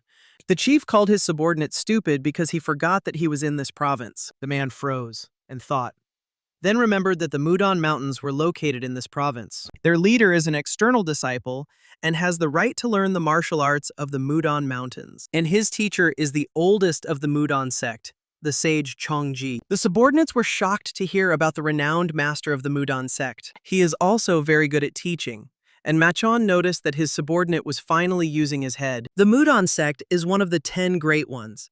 Their disciples are at a level that they can hardly even imagine. If he asks the master to train him, he will be able to become no worse than them. And this bandit will become a dead man. Even if he is a Demon Lord's disciple, he is too young and inexperienced to fight on equal terms with a sect disciple. And if he loses, then the Fortress of Five Peaks will follow him. Meanwhile, Joha found himself in a rather expensive restaurant with 2 girls. Their dream was to order whatever they wanted at least once, and now it has come true. They didn't have to worry because they now had the strongest warrior in Henan province with them. The guy immediately became embarrassed because he can't be the strongest when there is a boss. The clothes he was wearing were also expensive, but he felt uncomfortable because he had to be economical. However, The girls convinced him that everything was fine because the guy had earned so much money for the fortress. They spoil him with such things because the second brother gave them a lot of money and told them to help Joka have some fun. Added that the guy should sleep and enjoy the day before returning. Suddenly, Joha noticed the girl next to Chang, deciding to find out her name. She immediately became embarrassed and introduced herself as Sobek. As it turned out, she joined them a week ago. Chang added that she was very cute, which caused a huge uproar in the fortress. She is also popular in the Hija settlement, but Sobek immediately began to deny this. However, no matter who you ask, everyone knows her name, and she came to them because of her popularity. Sobek ran away from here because some hooligan tried to marry her. Suddenly, a man approached them and asked Sobek to find him if she got into trouble. Why did he understand why she was not visible, although he was not yet worried about her? Chang guessed that it was the same bully. The man pretended to be upset that he was called that. Then the girl said that his face was just asking to be punched, so she asked him to leave on his own. She doesn't want such a luxurious table of delicacies to collapse, and he doesn't want to die. The man took it as a joke, as he doubted that two girls could do anything to him. Then he asked Sobek to tell her how scary he was when he was angry, and that she shouldn't make him nervous. But as soon as the man touched her shoulder, Yoa could not stand it and asked him to stop. He's in a good mood today, so he'll count to 10, and if he leaves, he'll spare you. The bully couldn't believe that a child was talking to him, but he had already started the countdown. The girls also noted that it would be better for him to listen to his advice and run away. Chang was calm and confident that the man would definitely die, but the man asked if she had heard of Yeongchul from Hejia. The girl gave a negative answer, adding that he didn't understand who he was talking to. Chang calmly stated that they were the Five Peaks Fortress, and that the guy was a bandit who was a perfect swordsman. By the time the bully realized the situation, the countdown had already reached 0. When Johan noticed that the man was still there, he didn't stand on ceremony and kicked him in the chest. After smashing his body through the wall, the boy noticed a man on the street who was using a strange technique. For a few seconds, they looked at each other silently, appraisingly. A little earlier, Machon wondered why his teacher had arrived unannounced. Otherwise, he would have met him properly and called a carriage. Then they would be able to get to the trade union with all the comforts. However, the head of the union was most interested in why he decided to come in person. The sect elder did not answer, continuing to walk forward silently. Machen was ready to go crazy, not understanding why he had come here, and so unexpectedly. It wasn't just some student who intervened, but the sect elder himself. That's a completely different story. Suddenly, he heard that people had already started talking about the fact that Chongji had decided to take on this matter personally. When you look at it that way, it's impressive that the trade union managed to attract even an elder. However, the man's words were immediately laughed at, since Machon was a disciple of the Mudon sect. It turns out that he was scared of the bandit and complained to the teacher, although he had previously behaved arrogantly. Machon started to lose his temper, and his teacher couldn't believe that he was angry because of market rumors. Turning around, Chongji sternly declared that he still had a lot to learn. Once it's all over, he must go into secluded training. Suddenly, at that very second, a man flew in front of Chongji, breaking through the wall. People on the street tried to find out what that noise was. Suddenly, Machon's eyes widened when he saw the same boy in front of him. The atmosphere around him is a little different, and you don't see hair this color every day. Machon immediately announced to the teacher that it was him, but the man asked him to shut up. He just wanted to relax here, but it seems the street is not very safe. Joha frowned, noticing the ominous aura hovering around the old man. Chang was stunned by the debacle. Although the boss told her not to create problems and ruin her reputation, it wasn't worth going that far because the repairs would be expensive. Joha tried to justify himself by saying that the guy was to blame himself and that he had time to leave. The girl didn't care about him, but the guys smashed their table and they still didn't eat. And the restaurant is completely destroyed. Even if they pay for repairs, they are unlikely to be served. Joha promised to look into it, but Chang repeated that he needed to maintain a good reputation. That bully turned out to be weaker than the guy thought, and he didn't expect to fly away with one blow. But it would really be strange if he got off easier after his blow. Chang took out the coins, announcing that this was all they had. But fortunately, it would be enough for the repairs. Unfortunately, they won't be able to buy clothes for Sobek, and she really wanted to finally get an outfit befitting a band. Sobek immediately started waving her hand, saying that she had never said such a thing. Chang suggested buying clothes next time, and Joha suggested buying clothes instead of soup. However, the money is still not enough. But if he really feels sorry for these troubles, he should listen to her request. Joha agreed to anything, promising to do everything in the best possible way. Cheng smiled. Ask the guy to teach her Sobek martial arts. Meanwhile, Chanji realized that the guy was the bandit, but Machan continued to pester him with questions. The Five Peaks Fortress was so quickly recognized because of the incredible strength of this youth, who was rumored to be a disciple of the Demon Lord. Perhaps it's not like that. If the Demon Lord had a disciple, they would have been whispering about it for a long time already. He loves to brag, so such an outstanding student would definitely not remain in the shadows. It seemed like coming here was a great idea. To think he met a martial arts genius in a place like this? Looking at the tablet with hieroglyphs, the man concluded that it was very pleasant. 3 days ago, in the Hagan province, Mudon Mountains, an elderly man came to Chongji. He noticed that the scenery was more beautiful than ever. Even within the Mudan Mountains, there were few like it. Taehi brought him some tea leaves from the West Lake as a gift, because she remembered that he loved tea. Chongji frowned, knowing that these leaves were incredibly difficult to obtain. Since Taehi brought such a valuable gift, he definitely has something to talk about. The old man smiled, not expecting it to look so obvious. The merchants are in huge trouble, all because of the bandits in the Five Peaks Fortress, and their connection with the Green Forest cannot be ignored. If Greenwood is involved, things can get too problematic. They have a reason that the head of the trade union is a former student of Chongji. It was he who brought this tea to appease the teacher. Sending a teacher to observe the progress of his former student is a plausible enough excuse. Chongji realized that they wanted him to look after the Green Forest. He remembers how much trouble the Moon Sage caused in the past. That incident showed that the Orthodox Union needs to become stronger. The Moon Sage used terrifying martial arts to take over the central continent. Then the Sword Emperor and the Moon-Cutting Swordsman still managed to win, but their strength could no longer be relied upon. No one can guarantee that Murim will not face such a threat again. It is unknown how long this peace will last, as unorthodox sects also pose a threat. The head of the Green Forest, the Lord of Demons, many swordsmen are polyglot in his hand, and it is unlikely that anyone can stand against him. Changji suggested that he should strengthen his influence over the trade union before he began helping the Demon Lord. His students have always brought them all a good reputation, and this is another opportunity to improve their opinion. They will also increase their influence over Henan province, killing 2 birds with 1 stone. Changji slowly drank his tea and then agreed, but on one condition. He asked permission to subjugate the Fortress of the Five Peaks. Having managed this temple for the past 10 years, he has participated in many rituals and heard hundreds of predictions. However, whenever I tried to look at my success in my endeavors, it was always the same. He saw only possible failure.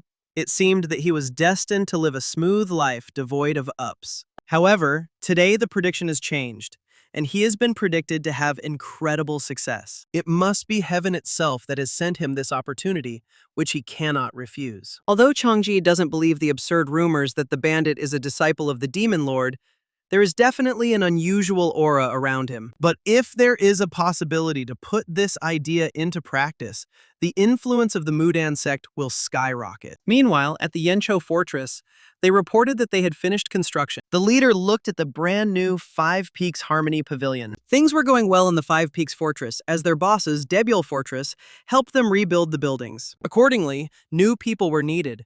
For these purposes, Yencho recruited carpenters, advisors, and many others. The children who also joined them were delighted with the new building. Gomyong approached him and decided to ask why the boss was in the clouds. Encho thoughtfully recalled that he had seen such a scene in the past. Suddenly, a man who had heard that Joha was teaching Chang and Sobek martial arts ran up to him. He also wanted to ask, but he was nowhere to be seen, to which Gomyong said that they had just gone into the forest. Meanwhile, in the forest, Joha explained to the girls that today they would learn breathing techniques and would have to memorize 300 words. Anyone who intends to obtain the power of the 9 heavens must first tame his heart. The shocked girls explained that it was too difficult, but the guy was sure that they could do it if it took 10 years. But he asked them to close their eyes and slowly repeat after him.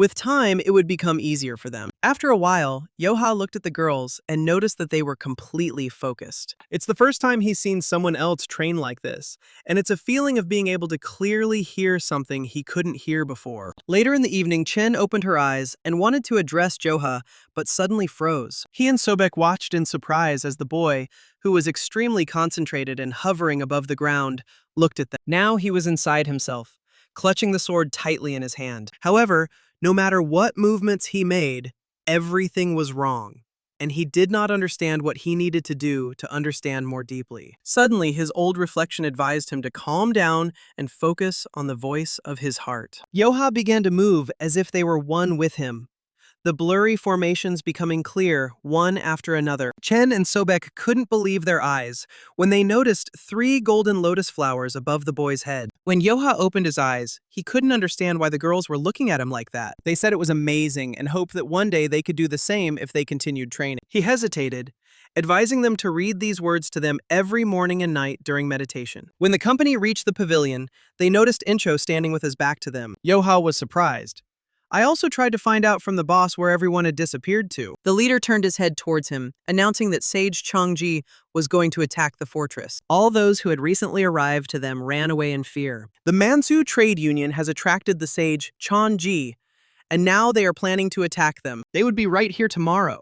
So Imdal suggested that they also run away somewhere. The leader didn't like this idea, so he decided to ask Yanggak's opinion. He snorted, confident that such a trick would not work on the sage. It seemed to him that the others did not understand that the Five Peaks Fortress no longer existed. Changji is the elder of the Mudan sect, he is the strongest in the sect, and was once even the strongest in Hubei. Moreover, each of his students is incredibly strong, and they want to stand up to such a monster. Everyone was thinking only about where they could escape, but Incho ordered everyone to be silent. Seeing no other choice, he decided to find out what Joha thought about it. The guy didn't know what to answer, and Yanggak was sure that if they stayed here, they would definitely die. The old man decided to leave because he didn't want to die here, and his life was more important to him. The rest began to whisper among themselves, after which they also decided to run away. One of the men noticed that Chulsan remained standing there, looking at Chung and Sobek, so he decided to stay, while others decided he was crazy for wanting to die because of some girls. However, no matter what anyone said, the man decided to stay, although others did not agree with him. In the end, there were 10 of them left, and Yensho thanked everyone who didn't want to leave. Objectively speaking, they should have run away. There is a new pavilion, houses and people who want to return. Suddenly, several leaves flew into the open window, one of which was caught by Joha. Suddenly, the boy stepped forward and asked the boss if this sage could cut a person with a leaf. For a while, Yench tried to think about Yo's question. The leader doubted that the sage was so skilled, and it was unlikely that a human would be capable of such a thing. The guy then concluded that, since he was not that strong, there was a chance to defeat him. Encho decided that Joha would be able to restrain the sage, and then they would all attack together. Suddenly he remembered Yanggak's words, who declared that the Five Peaks Fortress no longer existed. He imagined what Changji could do to him and what would happen if they lost. The only way to protect the fortress is to rely on the strength of a child. This year, the most people came to them. They even built a luxurious pavilion. Many good things happened. Everyone present was surprised, as such speeches did not resemble the boss's usual behavior. Chang was also confident that Joha would be able to handle this situation. However, the leader did not want to rely on him constantly, and we are talking about a sage from the 10 great sects. He can't put such a responsibility on a child. Yanggak said everything correctly. They don't have a chance in the face of such a force. Through the pain in his heart, Yencho announced that from now on, the Five Peaks Fortress would be dissolved. After a while, the leader stood in front of the gate, unable to bring himself to leave. Suddenly, the rope that held the walls gave way, and the logs began to fall, right on Yencho. Suddenly, he heard a familiar voice, which declared that he had forgotten how to lay logs properly. Opening his eyes, the leader noticed Gomyong holding a log in front of him and not going anywhere. The remaining members also held the logs, preventing the wall from falling. The man then turned his gaze to Joe, who was holding a huge number of logs. A smile appeared on his face when he was asked why he was here if he had disbanded the fortress. They all decided that if they died, it would only be together, because they were not ready to abandon each other. Lowering his head, Yencho concluded that they were all too naughty. Later in the evening, the company built the wall, glad to have some wood left over. They can relax now, but they had better be on their guard. even though they only expect their opponents tomorrow. Everyone unanimously agreed with the boss. Now, only Gomyong remained, who was accustomed to living in the temple. Hendo, a thief who escaped from prison. Imdal, a petty thief. Sanchan and Sabong, former farmers who were able to find refuge here. They all believe in the pathetic Encho, who considered them all family, to whom he was grateful. He thought that luck was on his side, when suddenly, Chung turned to him. Since they all decided to stick together, the girl suggested that he accept them not as gang members, but as family members. Lost in thought, the boss asked the others if they really wanted this. Having received consent, the man concluded that it was a good idea, deciding to find out the brothers' opinion. They were all in favor as well, so the leader listed them all, saying that he was counting on his family. They are simple bandits, and it is not that they have their own customs, so they only repeated the oath of the peach orchard. Whether they were educated or not was absolutely unimportant at that moment. When morning came, a small army led by Chongji began to move out. Meanwhile, in the fortress, while everyone was sleeping, Joha woke up first, going outside. He couldn't sleep, and although he tried not to show it in front of others, he was actually worried. He didn't know if he would be able to defeat the sage, but he simply had to win so that they could stay here together.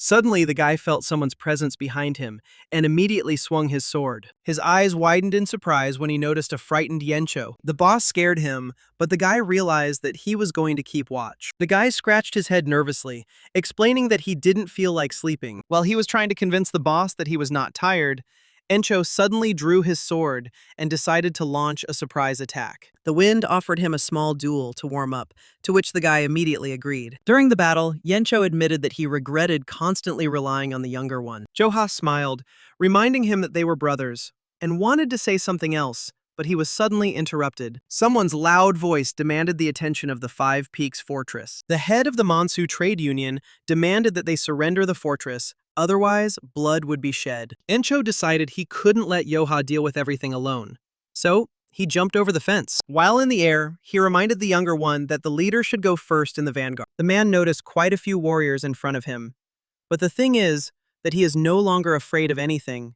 Machan turned to the leader, asking him not to put up any useless resistance. Instead, Yencho began to insult Machon, who joked to ask the sage for help. They won't run away in fear from the old man, because such tricks won't work on them. Joha listened with a satisfied look to the heroic speech of Encho, who was ready to fight with anyone. Chongji told Mancho not to fall for provocations, but he could not allow such speech to defame his name. At the same moment, Joha ordered the boss to jump back, and Chongji used the shouting technique on the wall in front of him. However, he did not manage to do this in time, noticing how the sage was already approaching him. The moment Encho was in danger, the fear and pressure that had been holding Jock back evaporated like dust. He just wanted to protect his boss. And so, an unknown force, unknowingly, burst out. Chongji reacted in time, managing to repel the sudden attack. While he was trying to understand what this incredible power was, Joha had already rushed towards him, swinging his sword. Their blades touched, but neither of them was injured. The old man threw the guy away, and he clearly felt the enormous force in this collision. However, even after the first crossing of blades, Joha realized that he was stronger than the sage. Chongji praised the boy for mastering the transformation of internal energy at his age, but he shouldn't think too much of himself just because of that. And Joha remembered that they had met before.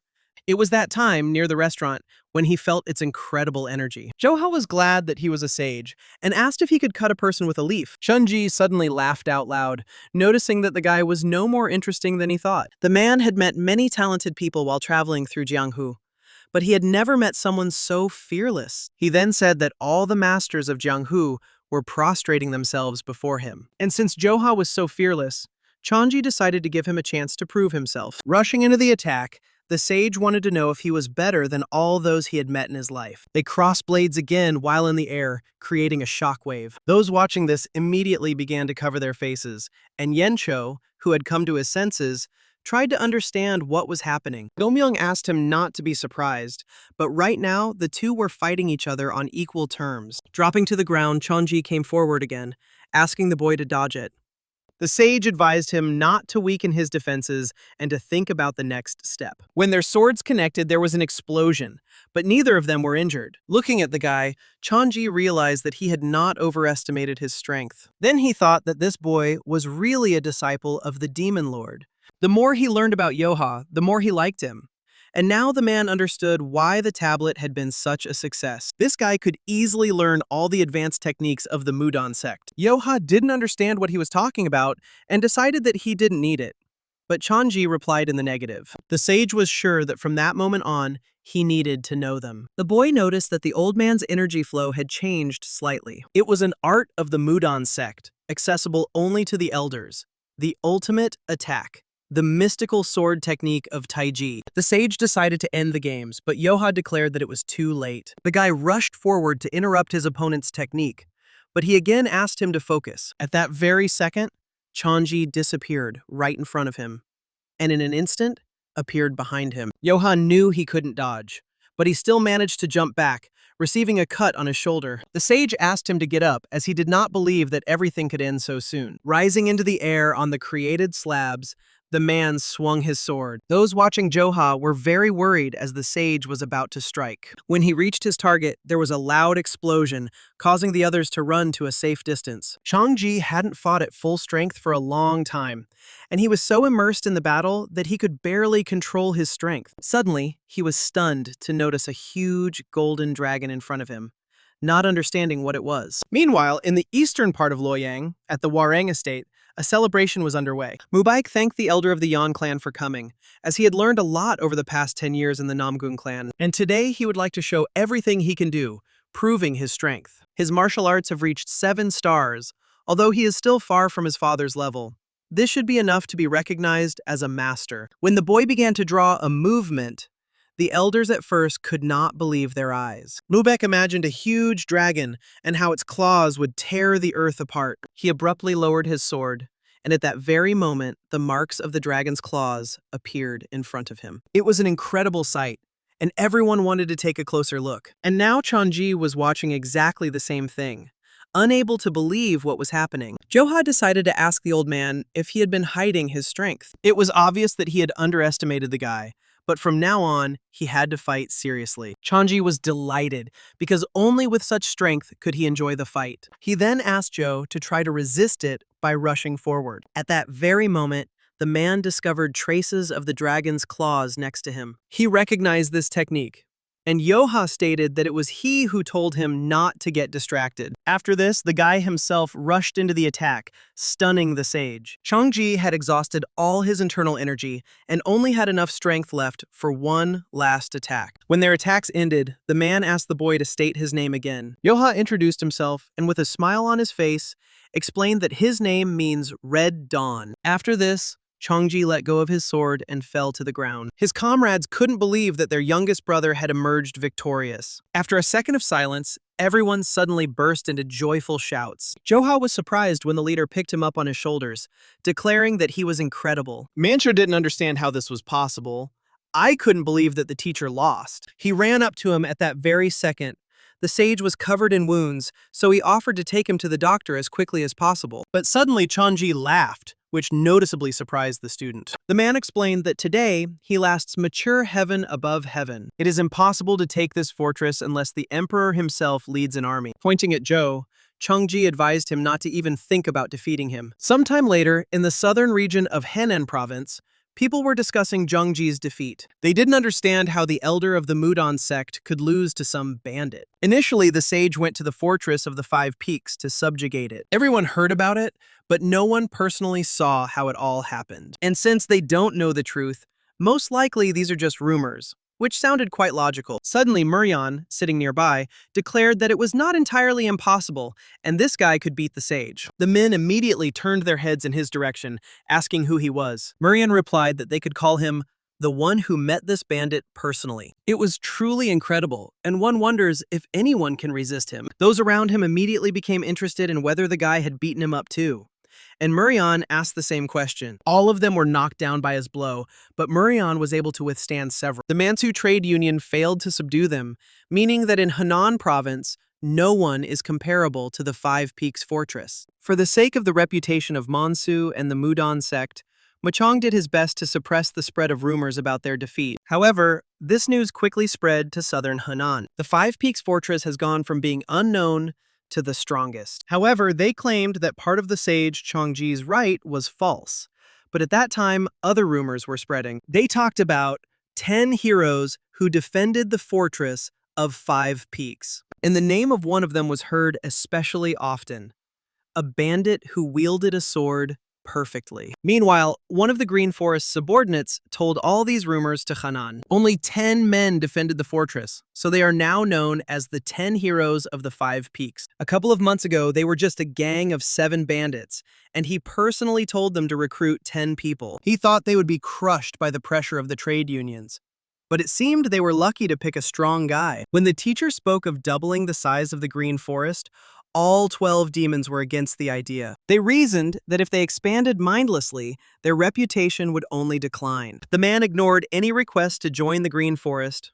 I hope all these nobodies will disappear by the time of the clan meeting. But since this fortress has attracted so much attention, we need to see if it is worthy of being a full-fledged part of the Green Forest. Meanwhile, in the Five Peaks Fortress, in the Pavilion of Harmony, the boy fell prostrate before Encho. He begged his boss to spare him this time because he had nowhere else to go. The leader listened with a menacing look as he promised not to betray the fortress again and not to run away from the enemy. Suddenly, Yencho swung his hand at him, and the boy realized that he was going to be hit. But in reality, the leader merely put his arm around his shoulder, happy to see him back. He immediately thanked Yencho with a bow and promised that he would definitely repay his kindness. Gomyang decided that the boss had been too easy on him, because if he simply took him back, the fortress would look weak. They need to choose those who will never leave them. It would be safer that way. However, a recent incident showed the liquor that they are not recognized as part of the Green Forest. When they expanded, they were joined by a dozen fortresses, but they only think of them as an ordinary gang of bandits. No one from their side came to their aid, as if they had completely forgotten about the existence of the Five Peaks Fortress. Encho thought that the name of the Green Forest would protect them, but for now, these are just words. He also doesn't want to pin everything on Joe like he did last time, so they need to get a genuine confession from the Green Forest. He had a little idea as there was a Green Forest meeting coming up soon. This is their chance to show everyone that they are worth something.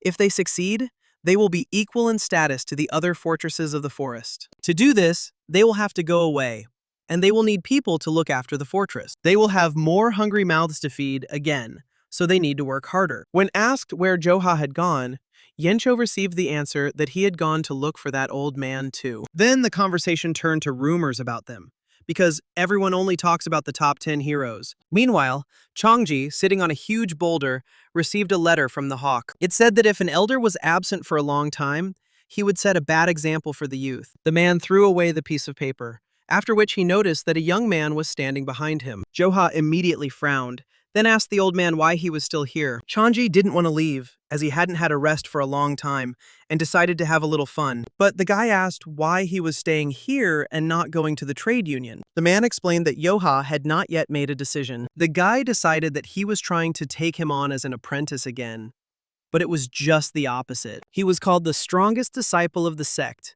He could accumulate internal energy faster than anyone else and easily master advanced techniques. And this year, it will be 30 years since he began studying the technique of the mystical sword, Tai Chi. However, no matter how hard Chongji tries, he cannot break through the 3 limits. These words interested Joe, and he became curious, and the sage declared that he would like to learn from him. However, the boy couldn't teach him the demon-slashing blade technique because Gomyang had only shared it with them. The sage didn't need this technique because he wanted to learn from Joe, not from Gomyang. It would be enough for him to simply watch.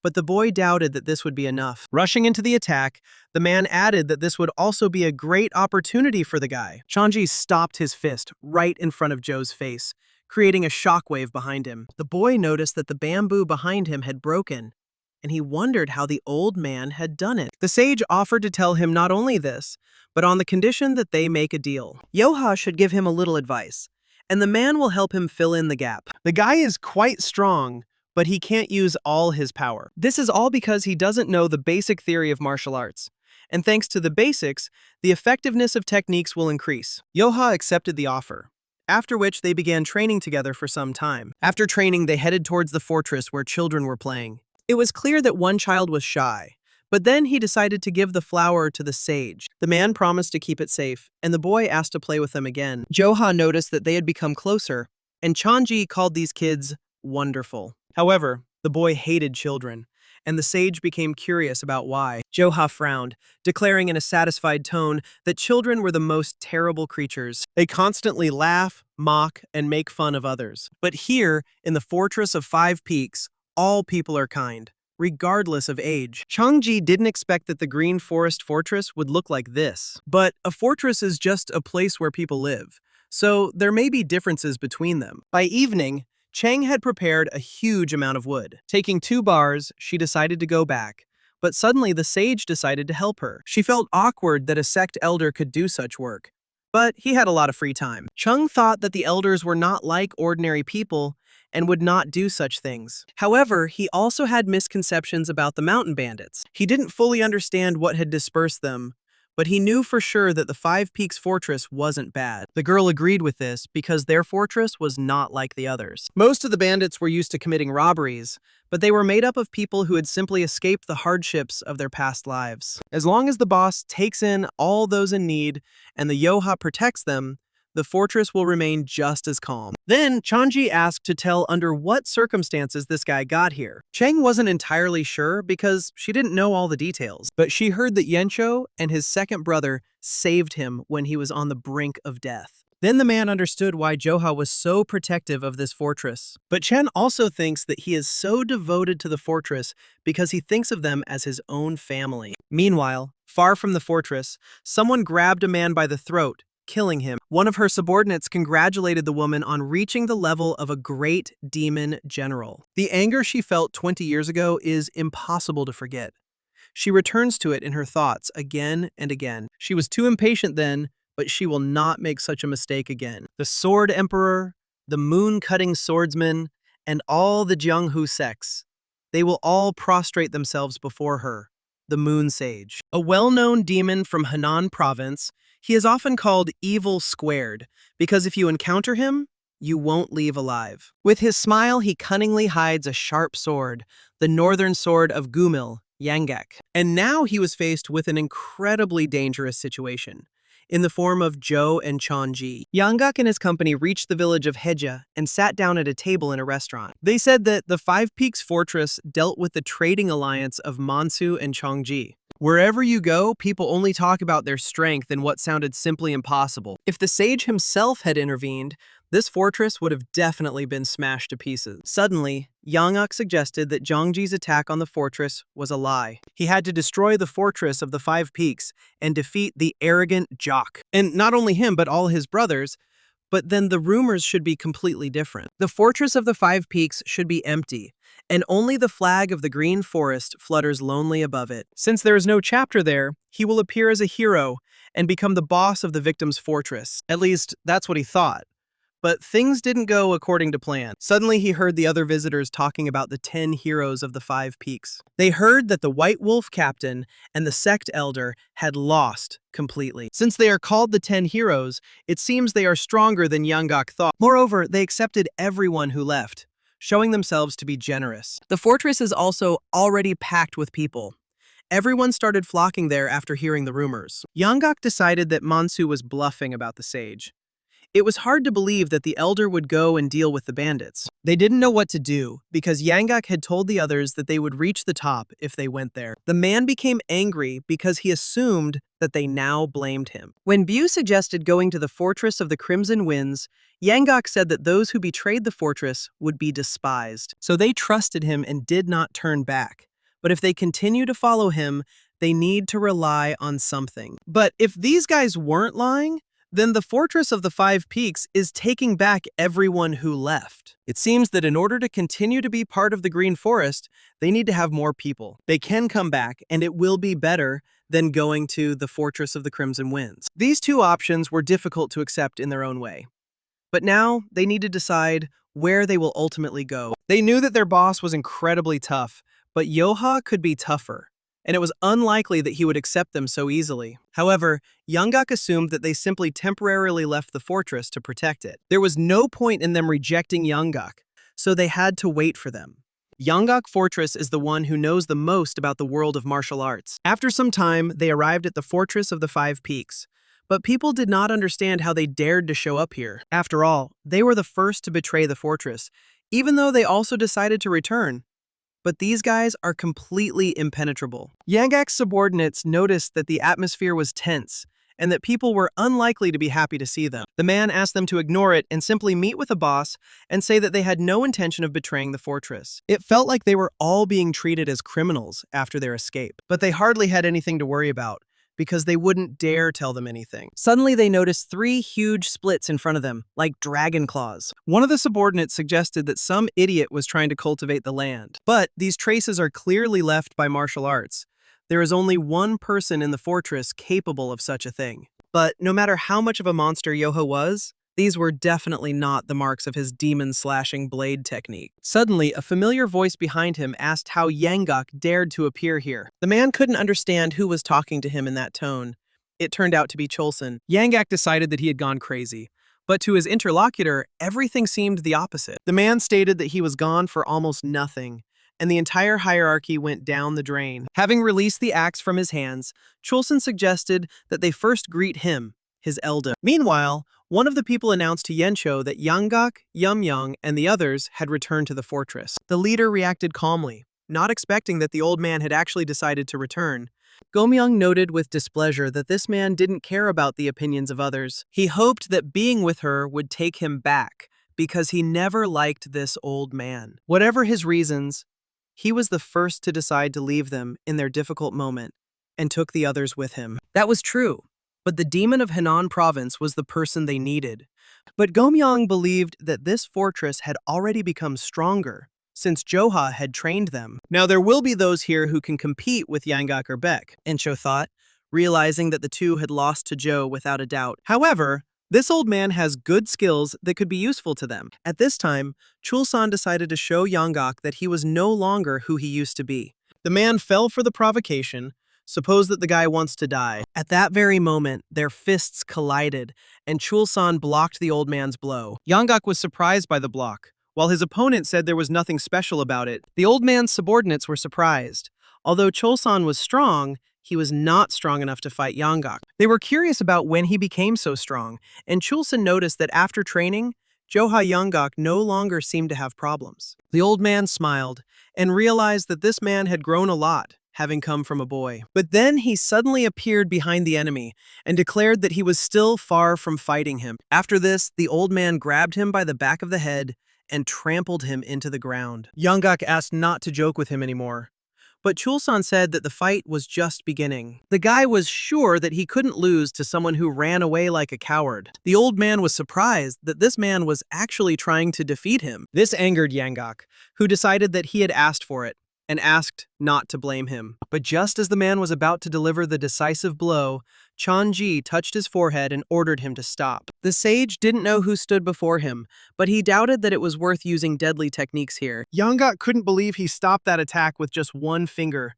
realizing there was another monster here. The old man asked not to separate them because he almost beat up the arrogant guy. Chonji noticed that understanding the difference in abilities is also a skill, and Yeonggak was several times stronger than Chulsan. However, the boy had not yet shown all that he was capable of, so the sage did not need to interfere. As soon as Yeonggak heard these words, he froze in a stupor, unable to believe that the elder of the Mudan sect was standing in front of him. Chonji confirmed these words, looking menacingly at the old man. It seemed impossible to Yeonggaku, but he was in no hurry to do anything rash. He was just trying to understand that the rumors about his loss were true. The man then decided to ask why the elders of the Mudan sect were in the Green Forest Fortress. Suddenly, another familiar voice stated that he was not even a member of the fortress, so he did not need to know about it. Joha added that if he came back and was causing problems here, it meant he was ready for what was coming his way. After some time, Yeonggak climbed the first of the 5 peaks,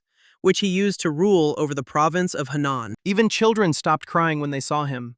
But now he found himself in such a shameful situation. A couple of hours ago, Yanggak's subordinates watched as their leader was beaten by Joha. The beaten man promised that he would one day pay the boy back for this. Suddenly, he felt a strong flow of energy in front of him, but he could not see its source. This pressure exceeded even Joe's, and it belonged to Chonji. Yanggak was surprised when he also noticed Joe, who was running towards the sage with a sword. Then the guy asked if he had been able to master what he was weak in, and now they wanted to test it by fighting each other again. Chunji apologized while drawing his sword and then declared that he had surpassed the boy. Yanggak watched the door carefully, trying to make out what was going on there. The elder is sparring with some bandit. If the Orthodox sects find out about this, they will foam at the mouth. As their blades clashed, Joha noticed that nothing had changed.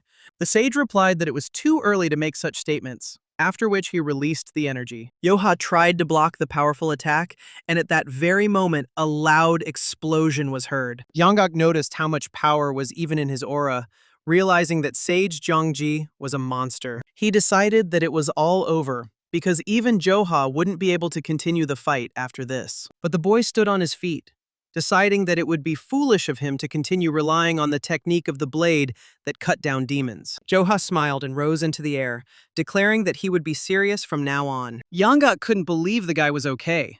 I was trying to figure out what he was made of. Chonji also smiled and decided that he would also fight seriously. But when Joha used the second information of the Nine Heaven Sword, Yanggak was shocked. With this skill, the boy was able to cut through the heavens, noting that he had become stronger thanks to the sage. Chonji understood that if he had been hit directly, he would have turned to dust. Joha asked him not to act like a weakling, because he knew that the sage had not shown everything. However, Zhongji didn't think there was any point in showing anything else, and he didn't want to lose his confidence that he had built up over the years. Extending his hand, the sage declared that this was enough for him, and that he had learned a lot from Joha. However, the guy was disappointed, because everything had just become interesting and he decided to end it all. But if Joha injures him with his attacks, the sage will have to stay for another couple of months. He wouldn't leave without a reason, although it would be interesting to see if the sage turns into a mountain bandit. He had been planning to return for a long time, but the time spent here had truly been a great fortune for him. Chonji will remember the guy's kindness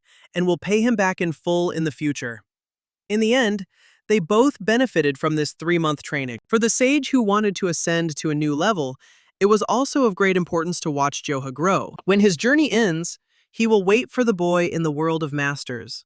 And so, with the beginning of summer, the elder left the fortress. Yanggak, who had been watching this from the sly, decided to abandon revenge. The fortress only continued to strengthen its position, and a month later, a lone man was walking in this direction. Suddenly, an angry bear appeared in front of him, but was unable to scare the drunk man. He decided that she was the mother of those cubs whom he punished for getting in his way. Releasing his claws, the man attacked the bear, declaring that he, the sovereign Yin Wind, was not so merciful. Meanwhile, the story takes us to the head of the Green Forest, the demon lord Muhe. After his appearance in the world of martial arts, he gained fame as one of the strongest masters, as he was never defeated. In the past, he was a worker at the Shaolin Temple, and he went to the temple to study Shaolin martial arts. But his fierce desire, innate strength, and developed skills were enough to attract the attention of others. However, his life principles were too far from the ideals of Buddhism. But one day he discovered a time-worn statue of Buddha in an abandoned warehouse of the temple. He hoped that he could learn martial arts if he ingratiated himself well with the monks. But in the end, Muhe broke it.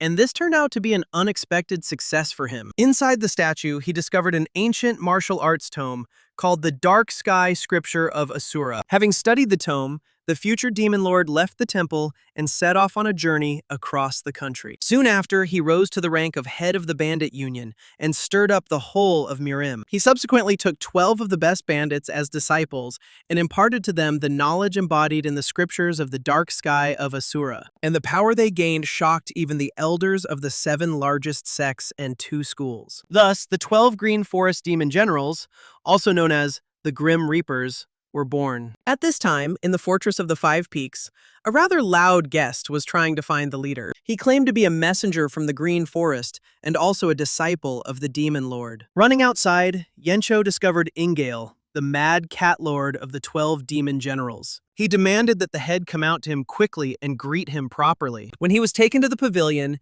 Ingale thought there were 10 people in the 5 Peaks elite. but now he saw only 9. Their 7th brother is currently in closed training, so they can't contact him. Ingail was unhappy that for such a trivial reason, Ensho did not contact him, although he was here. One of the brothers whispered that Joha was sleeping in his room, but Gomyong asked him to be quiet. It's hard to imagine what would happen if the Green Forest Chief's apprentice got on Joe's nerves, so they decided to pray that he would let it go quietly. Ingail remarked that this was rather arrogant of him, but it was also admirable. They must all have survived thanks to the same hard work. If the bandits just indulge in debauchery all day long, then the trade union, 5 clans, 7 sects, and 2 schools will catch up with them. They must continue to think along these lines and make sure that they do not bring disgrace to the name of the Green Forest. Ensho promised that he would remember this, assuming that Ingail was tired after a long journey. Suddenly, the guest suggested first introducing the girls standing behind him, and the leader introduced the 10th and 9th sisters, Cheng and Sobek, after which he offered Ingail something to eat. The man asked him to stay put, continuing to look at the 2 beauties. Ensho decided to defuse the situation by continuing to offer his guest food. But suddenly Chung raised her hand, deciding to ask what brought him to this modest place. The man noticed that her cute face matched the way she spoke very well. But the reason he is here is to check if they deserve the right to carry the flag of the Green Forest. If they were found unworthy, he planned to execute them all here. But they did a great job of raising the prestige of the gangster union. It would be a shame to get rid of them because it seems like there are a lot of talented guys here. Therefore, he officially recognizes the 5 Peaks Fortress as part of the Green Forest. Ingail extended an invitation to the Bandit Alliance tournament, which will be held in Gangnam this October. The Green Forest spreads its branches far, but has not yet had the opportunity to show its full strength, and therefore has not earned respect. Therefore, it was decided to unite the Bandit Alliance through a general tournament. If they unite and become a single force,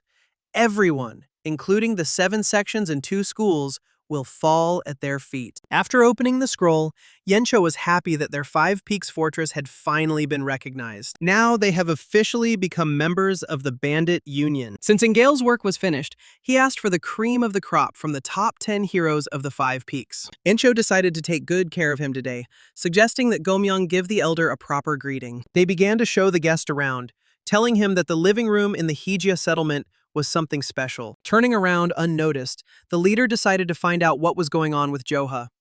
As it turned out, he was still sleeping. That's why he decided to quickly get Ingela out of here before Joha woke up. Eventually, he was taken to a restaurant and seated at a richly laid table. Ensho looked at all this and already felt drunk.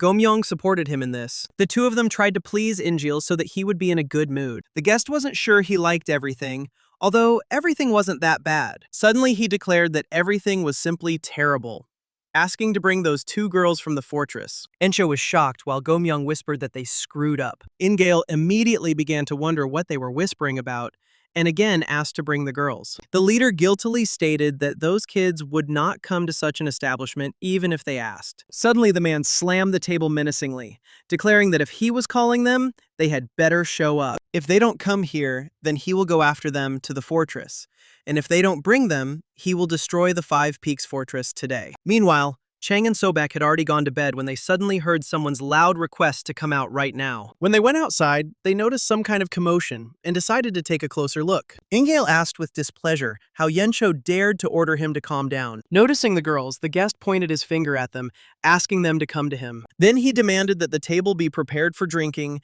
and advised them to hurry. Ensho immediately asked him to do them a favor, since they knew other brothels. But suddenly the leader became frightened when Ingail noticed that he dared to touch him. The man decided that they were going to test his patience. He immediately pulled out his claws, while Ensho was justifying himself by saying that they would never dare to do that. They were trying for his sake, but the guest was absolutely sure that they were doing it for themselves. However, Ingail knew that everyone in the fortress obeyed him, and he did not want to give this to the guest. The leader almost cried, saying that everything was wrong, and asked him to calm down, and began that everyone would have problems. Unable to bear it any longer, Ingail swung his claws, deciding that they simply wanted to die. Suddenly, someone's voice asked what kind of drunkard was causing trouble here in the middle of the night, and what kind of people there would be. The man immediately stopped and turned around, carefully examining the crowd. He wanted to know who said this and who dared to talk to him like that. Someone from the crowd again stated that if he was drunk, he should just quietly go to bed. At that very moment,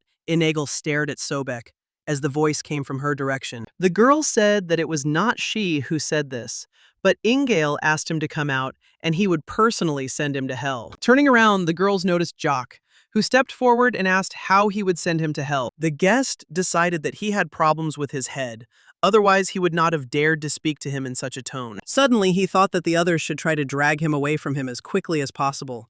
But for some reason, no one was stopping them. Joha rubbed his eyes and asked the old man why he was standing there, repeating his question. The man decided that he was completely crazy and that killing him would only dirty his hands. If he plans to one day take a good position in the Green Forest, then he should keep his face by ignoring the guy. It was perfectly normal to have a couple of idiots in the fortress, so he simply offered to set the table. However, Joha hastened to stop him, assuming that he was scared. Things eventually came to a fight. So Yencho mentally asked the guy not to kill Ingael. As soon as Ingale approached him to attack, the boy easily knocked his hand away. Joha doubted that he could send him to hell with such weak attacks. The man smiled, thinking that he was just crazy.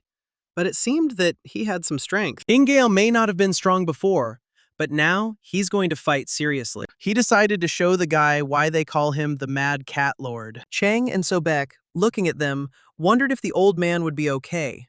At that very second, Ingale began to attack Joe, who did not even think of defending himself. The man concluded that cutting off his head was as easy as breathing. However, he will not let him die just like that.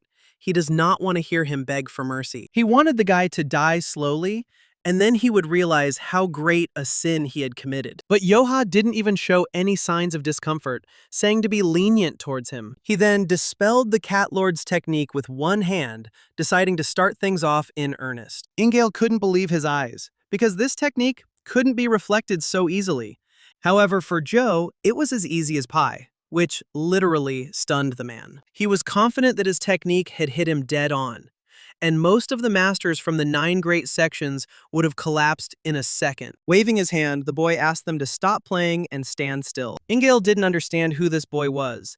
Maybe he was a little drunk, but he performed the technique flawlessly. The skills of the boss and his deputy were rather mediocre, and he was still curious about how they subjugated the province. And now she realized that it was because of this guy that the 10 heroes of the 5 peaks became famous. It turns out that the others don't stop him not out of reluctance, but simply because they can't. Ingale was glad to have a worthy opponent with whom he could enjoy a fight. Then he tried to introduce himself, but upon hearing his name, Joha burst out laughing. Through his laughter, the guy began to openly insult his name, not mincing words. Ingale became angry, suggesting that he watch his language better, because his words may be his last. Rushing forward, the man swung his claws at Joe again to punish the impudent boy. Standing there, the guy realized that this man was one of those who was only good at talking, but in reality was very slow. Ingale used the Mad Cat Lord's special ultimate technique, Corpse Claw. He released the snake from his hand,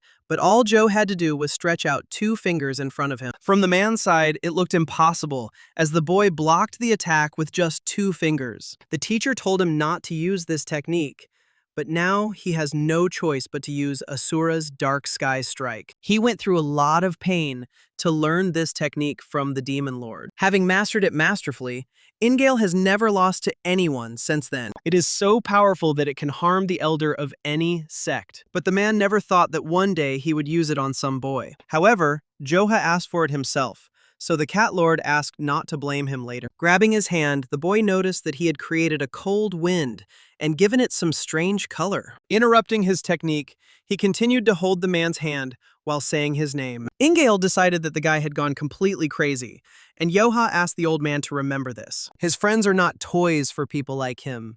After these words, the guy swung his fist at the guest. Encho understood that if he hit the Green Forest messenger, they would not be able to join them. Even without using a sword, Joha was able to use his signature skill and summon a dragon. Looking at the wide-open mouth, Ingale could not believe that he would lose. Suddenly, he saw Karen on a boat before his eyes.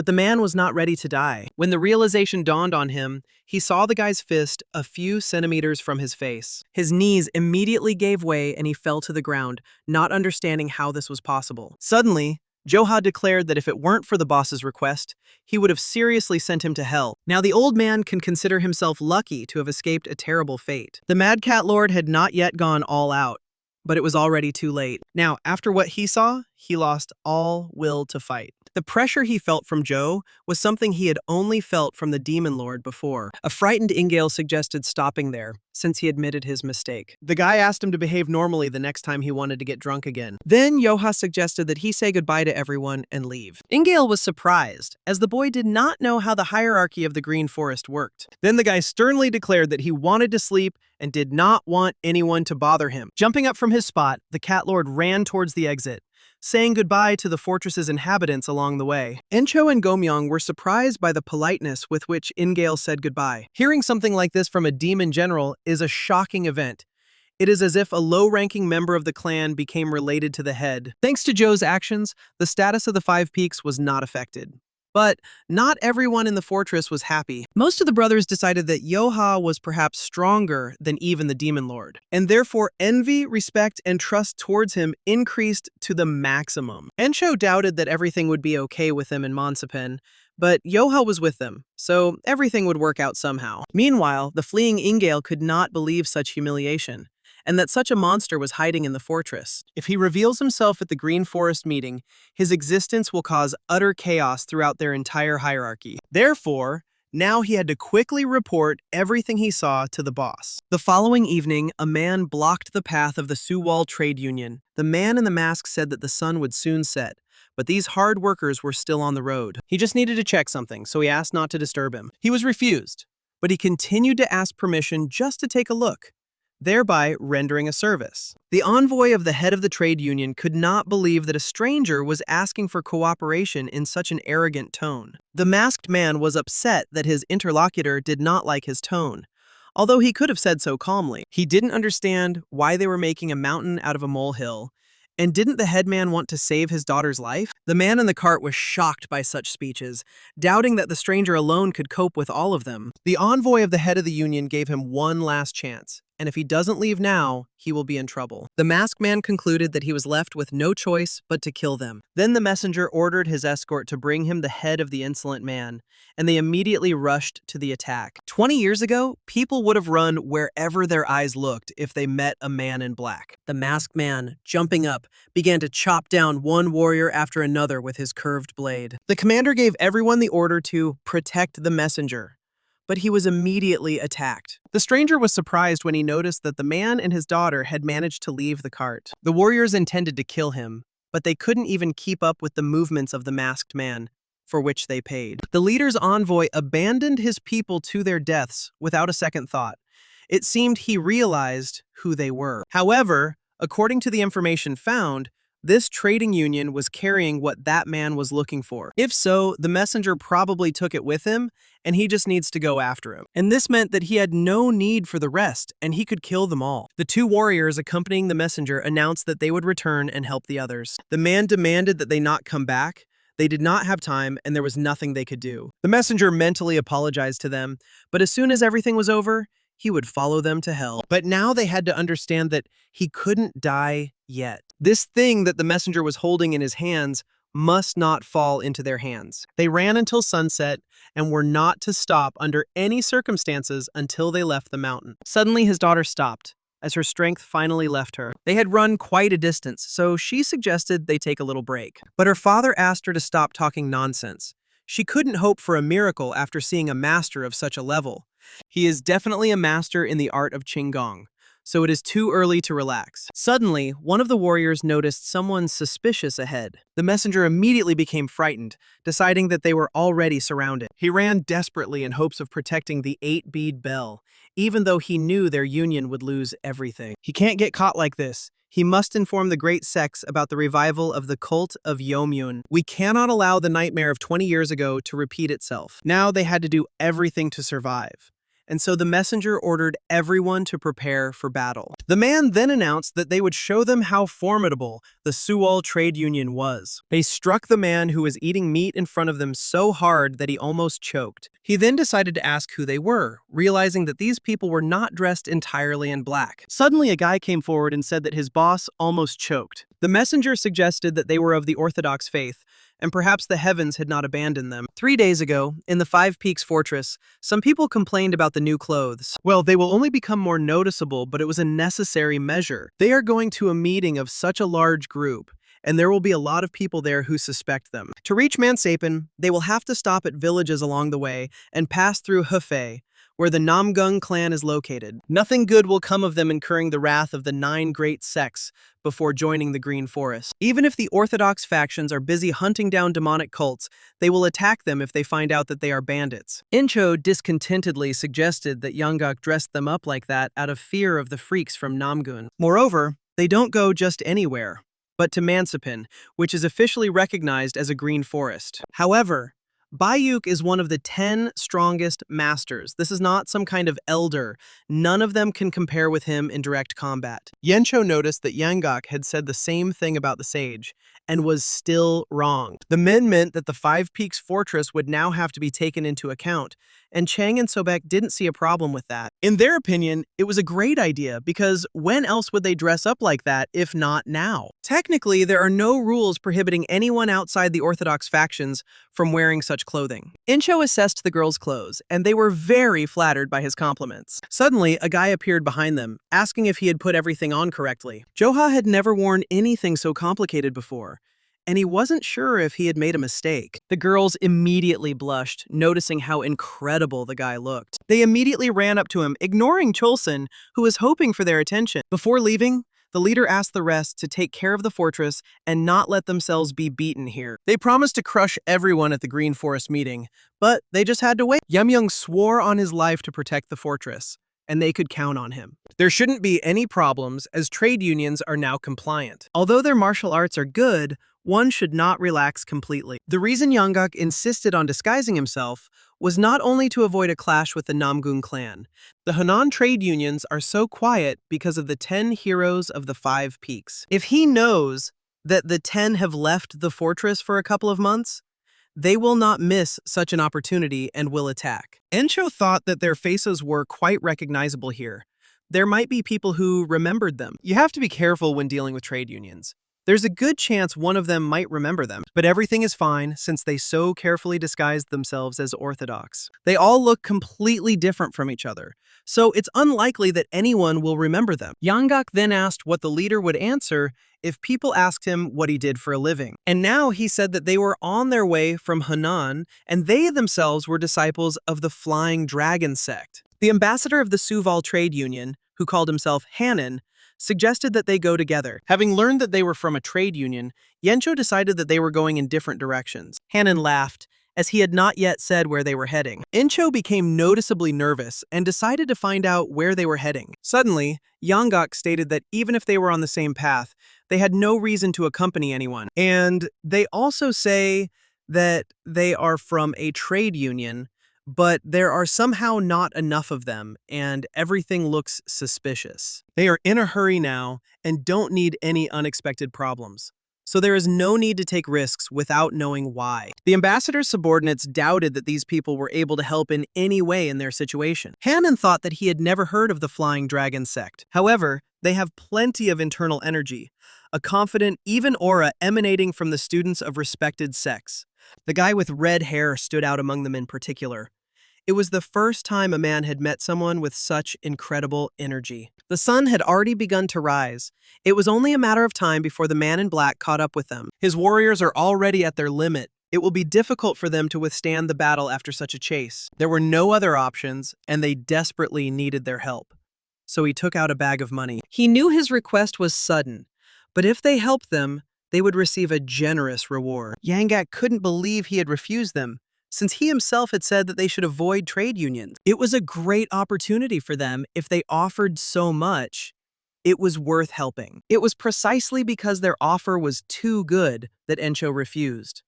Nothing in this world is free. Trade unions are not the type to do anything at a loss, so it is strange that he proposed so much. In addition, they asked to take care of some strange item. Yencho's Tuika is never wrong.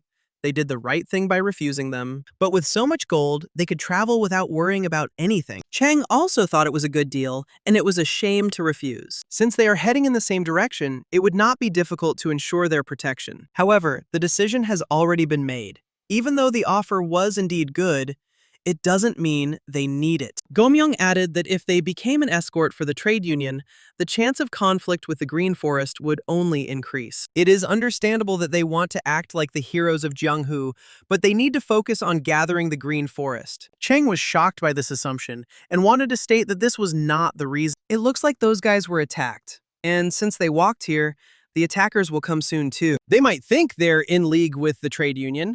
It's still a bit dark, but they better get going. Encho announced that they had time to get ready, after which they would meet here. Suddenly, Chang started asking Sobek where she put her things, while Cholson was watching her. The girl headed towards the tree, asking her friend to check if they had forgotten anything. Suddenly, Cholson appeared behind Chang, offering to leave the heavy lifting to him. But it was all just in his dreams. In reality, his eyes widened when he noticed that someone was about to attack her. The man in the black mask had nothing against them, but asked them all to die. Cholson immediately rushed to her side to protect her. He managed to push the girl away from himself, but it was impossible for him to recover from the blow. The rest of the company turned around at the noise, noticing that their comrade had been wounded by a sword. The stranger confidently declared that it was useless, because they would die anyway. However, he didn't notice how some guy appeared behind him, swinging his leg at him. At this time, Chang looked at Chulson with concern, not knowing how to help him. She didn't understand why he was so stupid and tried to block it, because she would have dodged it herself. While the guy was apologizing to her, Encho immediately ran up to them. The leader noticed that the wounds on his comrade's shoulder were too deep. Taking him on his shoulder, he asked Yanggak to find out as quickly as possible where the nearest village was. Gomyong called Joe over, suggesting that they leave before they got into something incomprehensible. Suddenly, he noticed that they were already surrounded by masked warriors sitting in the trees. Yanggak concluded that they had a lot of problems because of this trade union. Encho stated that they would go to the village first, while asking Gomyoung and Yanggak to help Joha. However, the guy asked them all to leave, as he would be more than enough for them. They had to travel 2 hours to get to the nearest village. However, it is not a fact that there will be doctors there at that hour, but they are ready to wake them up at any cost. Turning around, Gomyoung began to worry about Joe, hoping that everything would be okay with him. They either don't know how strong he is, or they feel bad about having to rely on him all the time, but they have no choice now. They don't know how many of these guys in black are here. It will be a problem if they catch up with them. Even though it was a sudden attack, it was quite difficult to knock down Chulson with one blow.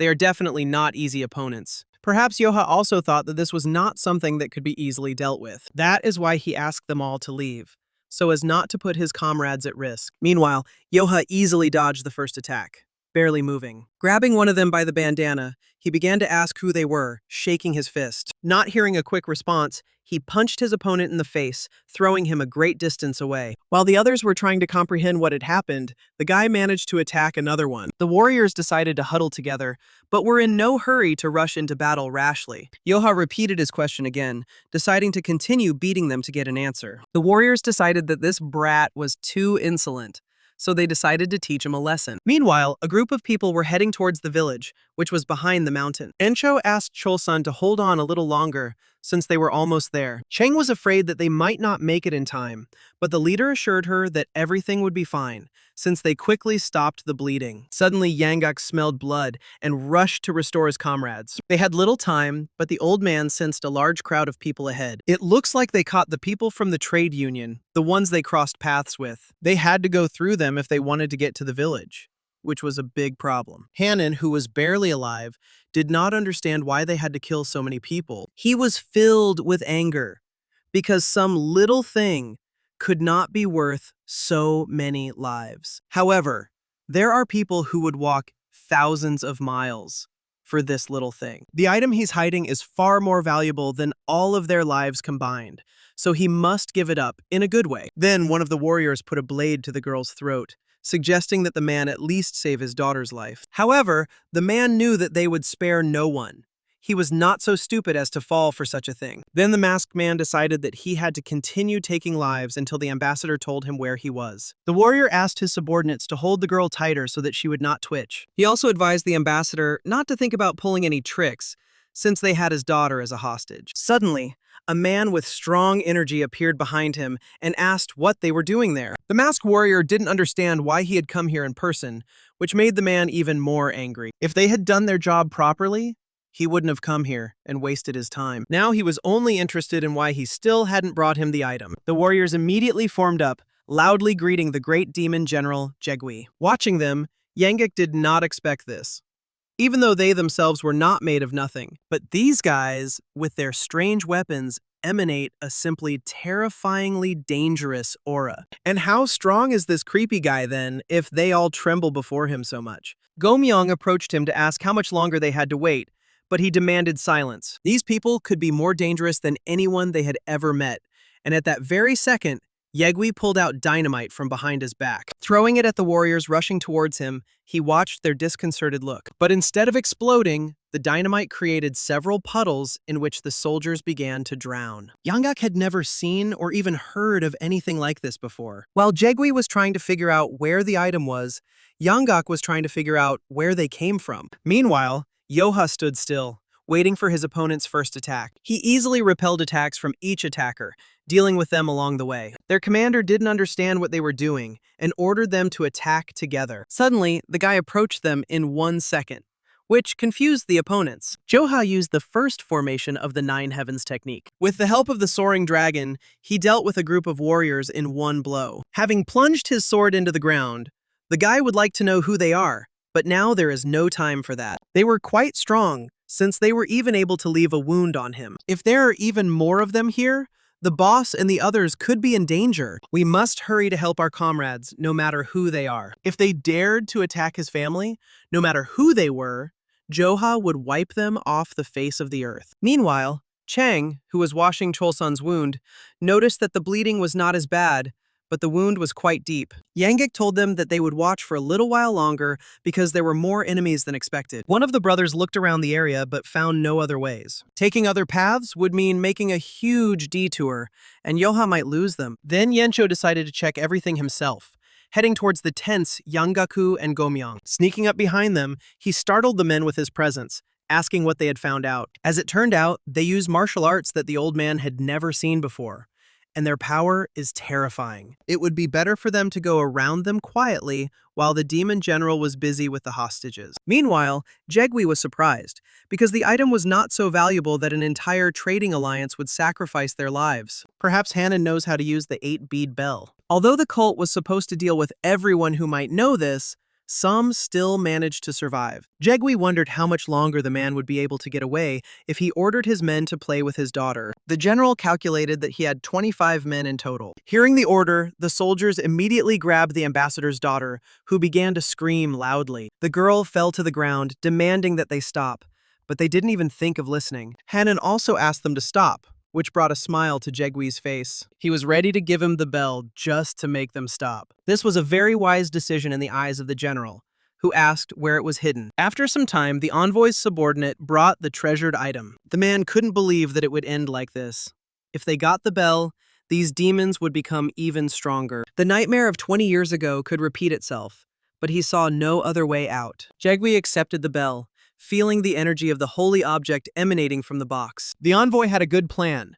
If the general had killed him insanely, it would have been difficult to find the bell, and now he will pay the price for the troubles he caused. Jegui addressed the Black Shadow Corps, ordering them to get out of here when they were done playing. Hanan screamed in indignation, because he had already given him what he wanted. He is simply a beast in human form who does not fear heavenly punishment. Turning around, Jegui glared at the man and declared that he was the heavens. The girl will die anyway, so let her satisfy everyone one last time. Suddenly, some unfamiliar voice shouted that they all had no honor at all. It was Yencho, who rushed forward, wanting to punish the offenders. Gomyang didn't know what to do in this situation, but Yanggak didn't know what to say either. Jegui was surprised to notice that they had a rat there and ordered it to be killed. Several warriors immediately rushed towards Yencho, but he had no intention of retreating. The Black Shadow Corps couldn't let him break through, but the boss had no intention of losing. The commander ordered not to mess with him because the demon general was looking at them. Suddenly, an arrow landed in front of their feet,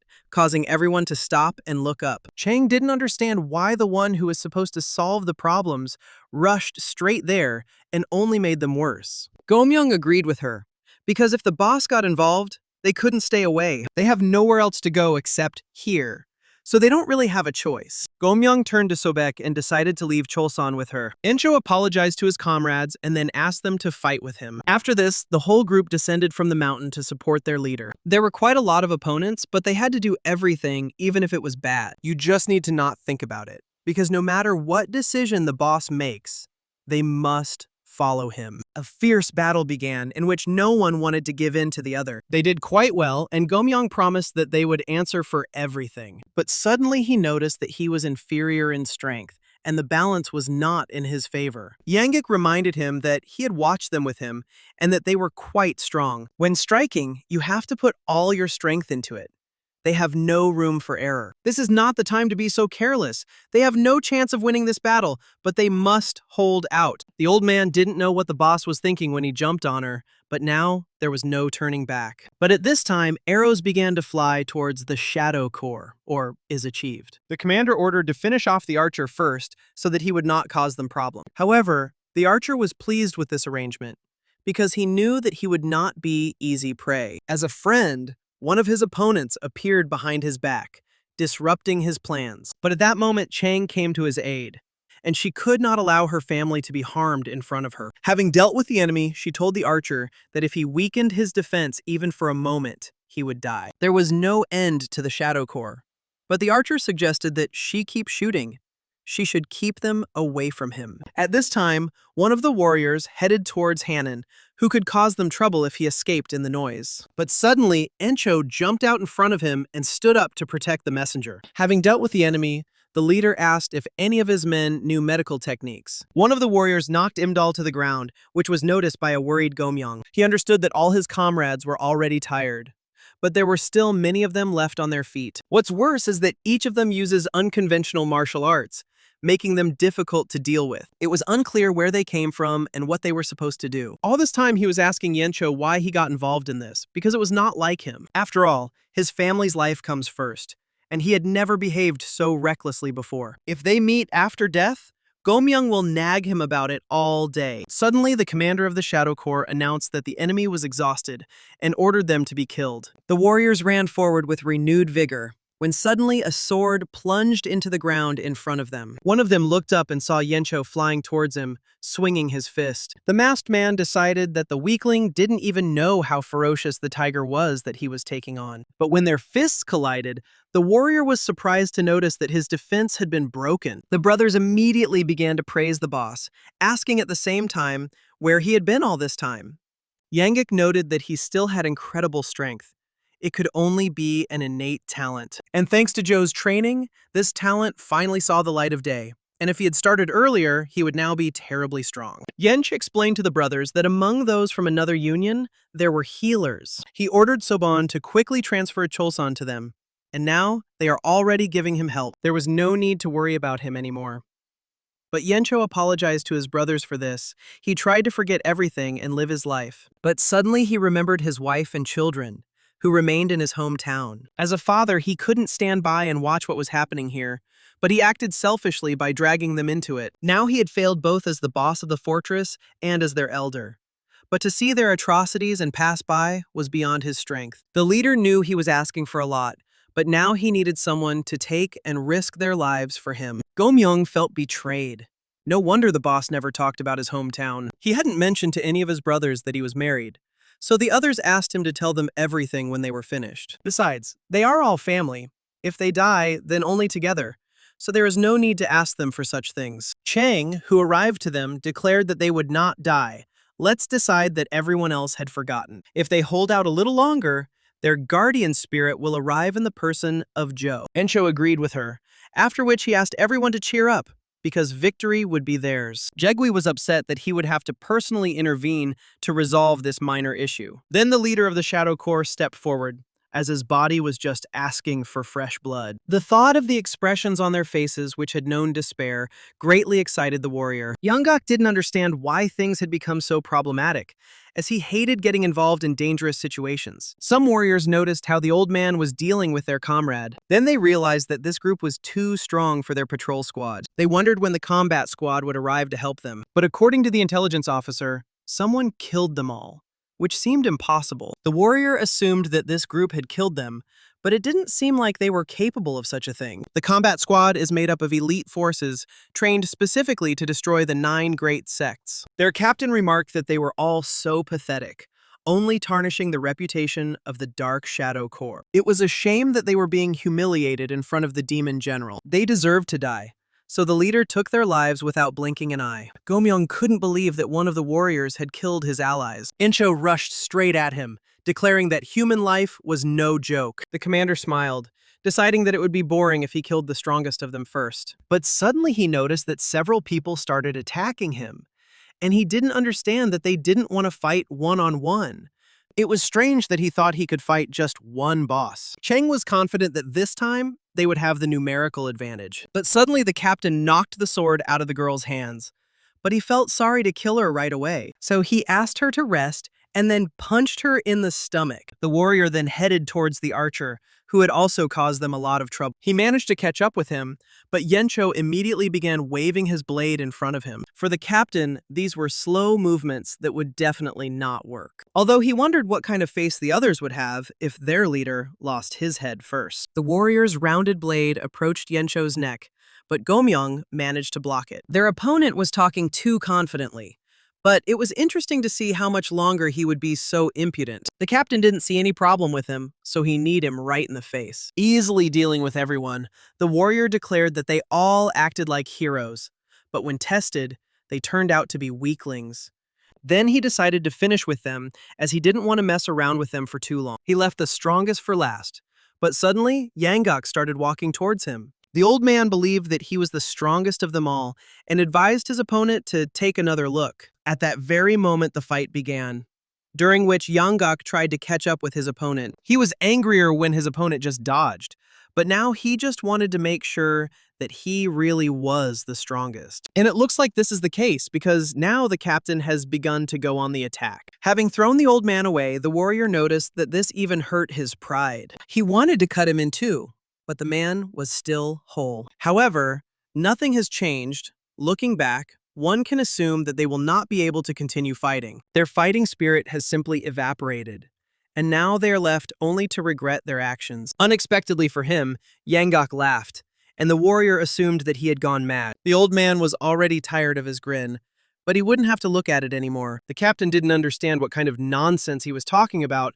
when suddenly he felt a terrible energy. Looking at him, Yeonggak can confidently say one thing: this man is already a corpse. Raising his head, the captain tried to understand who this brat was, and whether it was because of him that the old man began to behave this way. The comrades immediately rejoiced at the appearance of Jock, being confident that now they would win. Gomyeong was also glad that he was here, but would he be able to cope with everyone? Despite such a hopeless situation, they relaxed, which means they have a lot of faith in this guy. It looks like this guy has some decent martial arts skills. The name of the Yeomong cult would be tarnished if he could kill him, one of the 12 demon warriors. At that very moment, Joha came down from the tree, asking the captain if he had harmed his family. The warrior did not like such impudence, because some child dared to behave so brazenly in front of him. He decided to teach the guy a lesson, but he easily began to fight back with his bare hands. The captain was stunned that some guy could easily break his arm and then knock him out. The warrior only thought that he couldn't let the great demon general see him like this. He managed to reposition himself and landed on his feet, deciding that he had let his guard down. He needs to get his act together and deal with him immediately. But Yegui asked him not to underestimate him. Joha sternly declared that he had harmed his family and therefore must pay for it. After becoming one of the 12 demon warriors, he began to look down on even the elders of the 9 great sects. So now he doubted that any boy could be his equal. But Joha easily knocked the sword out of his hand, noticing that people on the verge of death always talk a lot. Suddenly, Yegwi appeared behind the war, declaring that he was no match for this boy. He hastened to protect his subordinate when he suddenly noticed that he was losing to Joe in strength. When their forces collided, an explosion occurred, the shockwave of which affected everyone around. As Yangek thought, that guy with the strange technique is very strong. When Joe arrived and entered the battle, all his subordinates froze. Jegwi couldn't believe he was being pushed back. Suddenly, he noticed a guy flying straight at him. While in the air, Joha assumed that he would take everything for his subordinate. It was unbelievable for the demon general, but he acknowledged the boy's strength. The man pushed off the ground, dodging the attack, while simultaneously taking out dynamite from behind his back. This guy is worthy of testing his demonic art. Shadow Soul Destruction. Joha was surprised because they didn't even touch him. Then, the dynamites went into action. Yanggak became afraid for the boy, and then demanded that he go away. However, it was too late.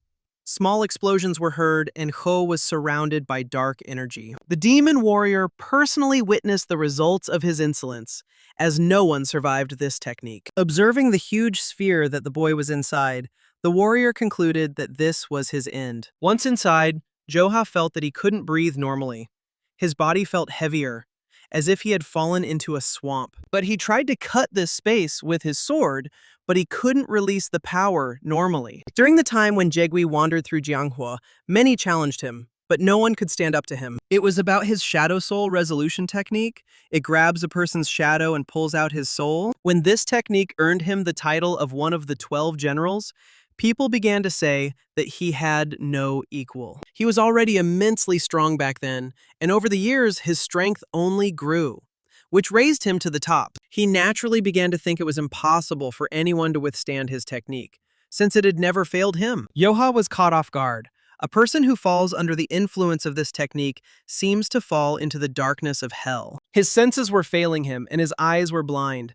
For the first time in a long time, the guy thought he was about to die. Helplessly frozen in confusion, he could not understand anything, and no matter how much he thought, he could not figure out how to get out. He remembered how the sage had said that he might meet people who used truly extraordinary techniques. This is one of the reasons why simply being proficient in martial arts is not enough. Joha can withstand most techniques, but one should be careful with sorcerers since he has no experience fighting them yet. If you get caught in their technique, it will be very difficult to get out, so you need to learn how to dispel it. But it all depends on who he meets. Usually they all need a little preparation before use. Therefore, all that remains for him to do is try to break what they have prepared and through which their power works. The guy realized that this was one of the witchcrafts that the sage had spoken about. If you remember, then 4 smoking things were stuck into the ground around him. He wouldn't throw those stick-like things at him without a reason. They must be related to his technique. In its current state, it cannot destroy them directly, as it cannot sense anything, but it can destroy the ground beneath them. Even if a guy doesn't understand where the ground is, he just attacks in all directions at once. Meanwhile, his comrades began to worry about Yo, not understanding what this strange technology was. Jegwi never thought that he would use this technique against some boy from the Jianghuo expanses. He met a really interesting guy, but not for long. The demon warrior felt ashamed that the general had to engage in battle, so he offered to finish what he had started. Yegwi was about to give the order when he suddenly felt some kind of earthquake. Turning his head, he found his own dynamites in front of him, although this was impossible. At that very second, the sphere began to crack and gradually collapse. Watching this, Yanggak concluded with a smile that Joha was a monster that wasn't even worth worrying about. The guy still managed to get out, but this strange technique really irritated him. The demon warrior was shocked, because the guy was caught in the Shadow Soul Destruction technique, but was able to break out of it on his own. He took it and destroyed it, which angered the general. Perhaps he will even remain a witness to the awakening of the true power of Jegwi. His true power should be enough to burn the entire Jianghuo to the ground. But, looking at the shocked general, the warrior began to doubt his conclusion. None of the Shadow Corps could believe that such a monster could actually exist. Suddenly, Joha turned to the sorcerer, because thanks to him, he had experienced an incredibly disgusting feeling. So now it's his turn, and he will pay for making him angry. Yegwi couldn't believe that such a young brat could break the demonic art with his own power. The general then turned nervously to the Corps, asking how much longer they were going to stand and watch. The demon warrior didn't understand how they could stop him if even the general couldn't. But there was nothing to be done, so he gave the order to kill this ungrateful brat right now. At that very moment, a crowd of warriors rushed from the spot to take Jock by force of numbers. The guy realized what their plan was, but he started chopping them down, even though they didn't even notice his movements. Watching this, Jaegwi concluded that even if he used all his strength, he could not hope to win. He knows that Jianghua is huge, but martial artists of this level have never appeared out of nowhere before. In the current situation, the priority is to avoid anything that interferes with the execution of the order. Taking the bell is now the most important task. If the people from the trade union survive, people will find out about the existence of their cult. Everything has become too problematic. But we must try to kill at least the messenger, because this person definitely knows about their cult. Even if this is his last resort, there is no other choice now. He decided to deliver the bell right now, while the demon warrior was saying that they couldn't cope without him. However, taking the bell away is the most important thing now, and this is the last thing he will help with. At that very moment, he threw one of his dynamites straight into the messenger's chest. The man felt intense pain as he realized what had happened. Looking at this, Joha asked him to forget about the fact that he could escape safe and sound. Jaegwi demanded that the corps stop him, and the demon warrior gave the same order. He added that all the deserters would die by his hand, after which they all fell upon Jock. Then the guy used the art of 9 heavens, the tornado of 9 dragons. On this day, the ultimate sword technique of the 9 heavens, which everyone thought was lost, once again illuminated the skies. Moreover,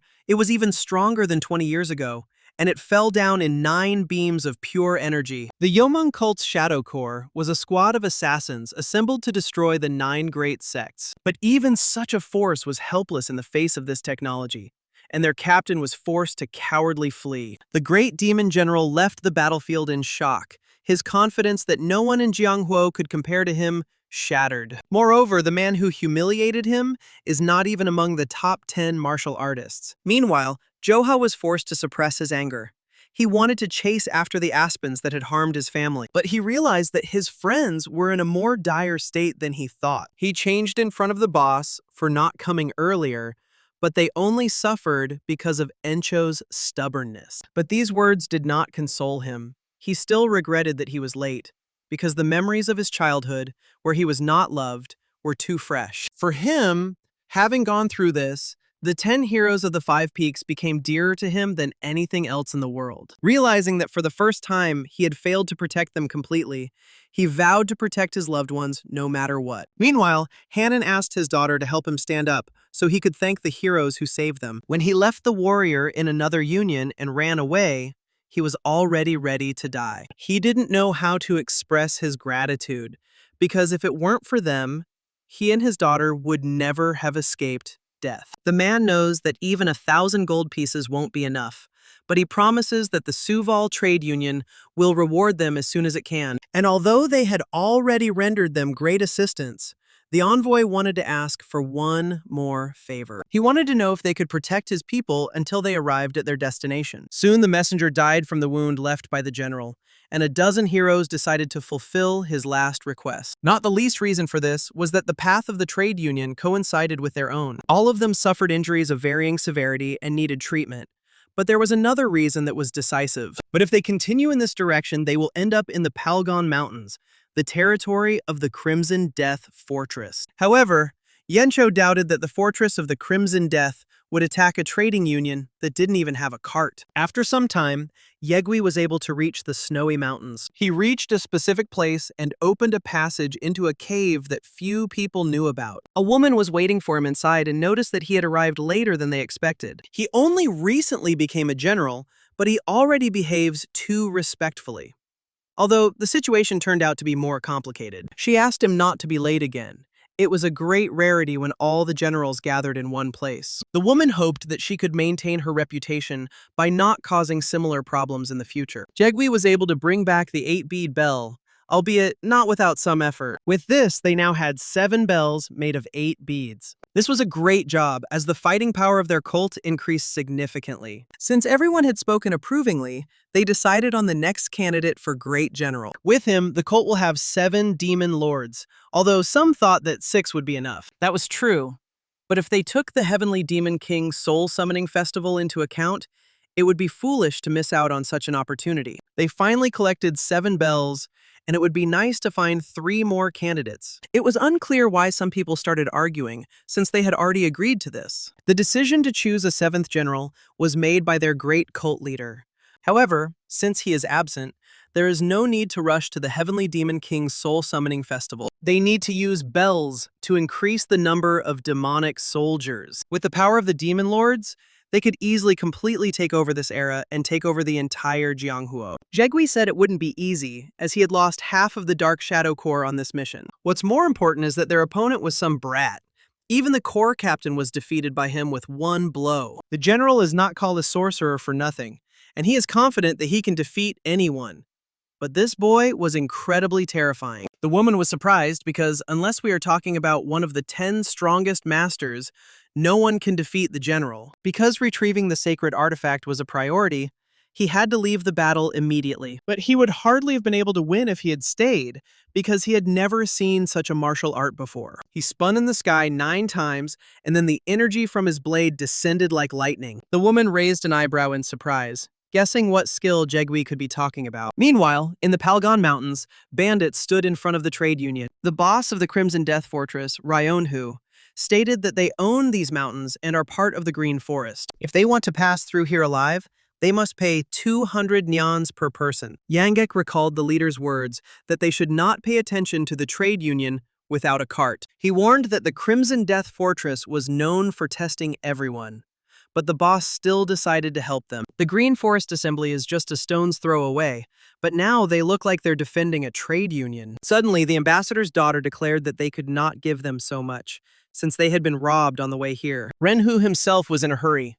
There were major events in the Green Forest, so he could use some extra coins. He asked to give them everything of value, although the girl repeated again that they had nothing. Renhu decided to simply cut them up and sell the meat, and his subordinate wanted to make sure that they really had nothing. Yanjin clarified that valuables have a tendency to suddenly appear out of nowhere.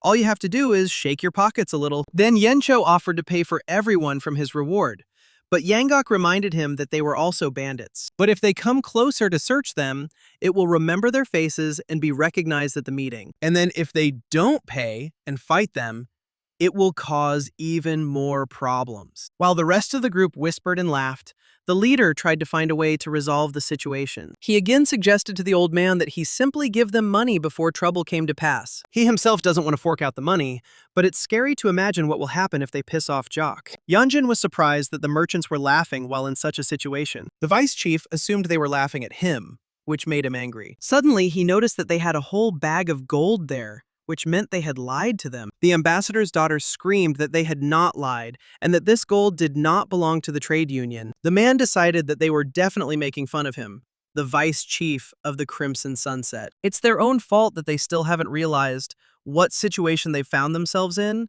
and now they won't be able to escape unharmed. Then Yenjin pointed at Sobek, who laughed first. Insulting them, the vice chief could not understand how they even reached their mountains alive, but now they have met him, and they can no longer hope that luck will help them. But his speech was interrupted by several gold coins that hit him painfully on the forehead. Youngik was surprised, not understanding where all the gold had gone. Renhu was also shocked, as he didn't even sense the approaching attack. Now he was sure that someone among them was a martial arts master. Yencho and Yangak sighed heavily, realizing that things had finally come to this. At this time, Joha stated that they can say whatever they want, but they should not even think about touching his family. More gold coins flew towards the foreheads of Renhu and his subordinates. Ensho asked his comrade to cover their faces. Maybe they would forget them when he passed out. But Joha attacked them openly, so it's unlikely they will forget this. The Crimson Fortress diligently robbed travelers in order to leave a good impression at the meeting. Even if it was slow, they successfully collected money until, of all the people in the world, they came across Joha. All the leaders of the Crimson Death were knocked out even before the great meeting began. Meanwhile, One of the demon generals doubted that anyone could defeat any of them. However, Jegui put his hand on his heart, admitting that he could not defeat him. It was the first time he had seen this kind of martial art, and she wouldn't believe it even if he told her all of it. Indeed, the woman could not believe his words because she knew what kind of technique it was. Only one person comes to mind, but she heard that he died. Yet, not many people can use technology of this level. She decided that this man was not young. But Jegui clarified that he looked 15 years old and had red hair. The red hair and the connection to the order made it clear that this was the son of that man. 20 years ago, the sect leader ordered them to build a temple in Jiangnan, and then a man came who used this art. Later, he became known as the swordsman who cuts the moon. It still infuriates her because he ruined all their plans. True, back then she was just a 10-headed mnemonic soldier, but now everything is different. She is ready to take revenge on the day that moment comes. Then, the Namgong clan and the Crouching Dragon estate will be erased from Murim history forever. Meanwhile, in Wannan County, residents of a city living a peaceful existence had a shocking experience. As the time approached for the start of the Bandit Alliance tournament, the bandits from the countless mountain hideouts were driven into the city. Although, due to the fact that the bandits kept their distance and feared each other, serious unrest was avoided. It felt like all the gangs from the Central Valley had gathered there. One of the Silent Guy's comrades stated that there really were too many bandit hideouts. They looked at the other guys, not understanding how they were even accepted into the gangster union. Maybe they were accepted into the union for their pretty eyes, because they didn't look like bandits. Considering how they parody a trading group, it's obvious that they are from some unknown gang of bandits. The man was sure that these brats were just there for show, but they would hardly be able to withstand even one blow. Then the silent boy spoke up, declaring that he still had a lot to learn. If he values his life, it's best not to fight this red-haired guy. It is better not to look down on poor sects. If you fall under their sights, your life will be like that. Towards evening, the bandit communities set up a large camp. There were only the leaders here, and that's already a lot. If all the members had gathered here, they would have raised an army. Encho asked him to stop talking nonsense and unpack his things, while calling Gomyong to him. They have come all this way here, so they need to greet the brothers from the mountain refuge of Dabi. They chose them and cared for them. It would be right if they were the first to say hello to them. Meanwhile, Sobek discovered Jock lying on the grass, although she had been looking for him for a very long time. Everyone is unpacking and preparing camp while he just chills out here. He had something to think about, so he was just putting his thoughts in order. Suddenly, he noticed that she was always with Chang, but he had not seen them together recently. The guy decided that they had a fight, but in fact, Chung was next to Chulsan the whole time. Sobek had the feeling that her presence was only getting in their way. But since they weren't fighting, it meant everything was fine. So Joha suggested that she take a rest with him. The girl was surprised because she thought that the guy didn't worry about anything. He didn't have any particular problems, but Sobek had never heard of his past. In fact, he was thinking about his parents, but he can't remember their faces. His mother died when she gave birth to him. He didn't really see his father until he was 6 years old, so it's not surprising that he doesn't remember him. But he clearly remembers the person who bothered him, which surprised the girl even more. It was someone who was trying to kill him, and that was what angered Jock the most. Sobek did not understand what could have threatened him at the age of 6, assuming that he was of royal blood. Then she offered to take revenge on this man if he was still alive. The guy said it wouldn't work, but the girl was sure he would die as soon as Joha moved his finger. But as soon as he said that this was his adoptive mother, shock immediately appeared on Sobek's face. While Joha was telling her about the estate of the sneaking dragon, she could not utter a word. She expected that the guy might have had problems in the past. After all, there is a sad story behind everything. However, the young man, who looks even younger than her, was able to overcome all the difficulties and dangers in his path. Therefore, Sobek thought that he had not had any serious litigation in his life. It was Joha, whom she had been envious of all this time.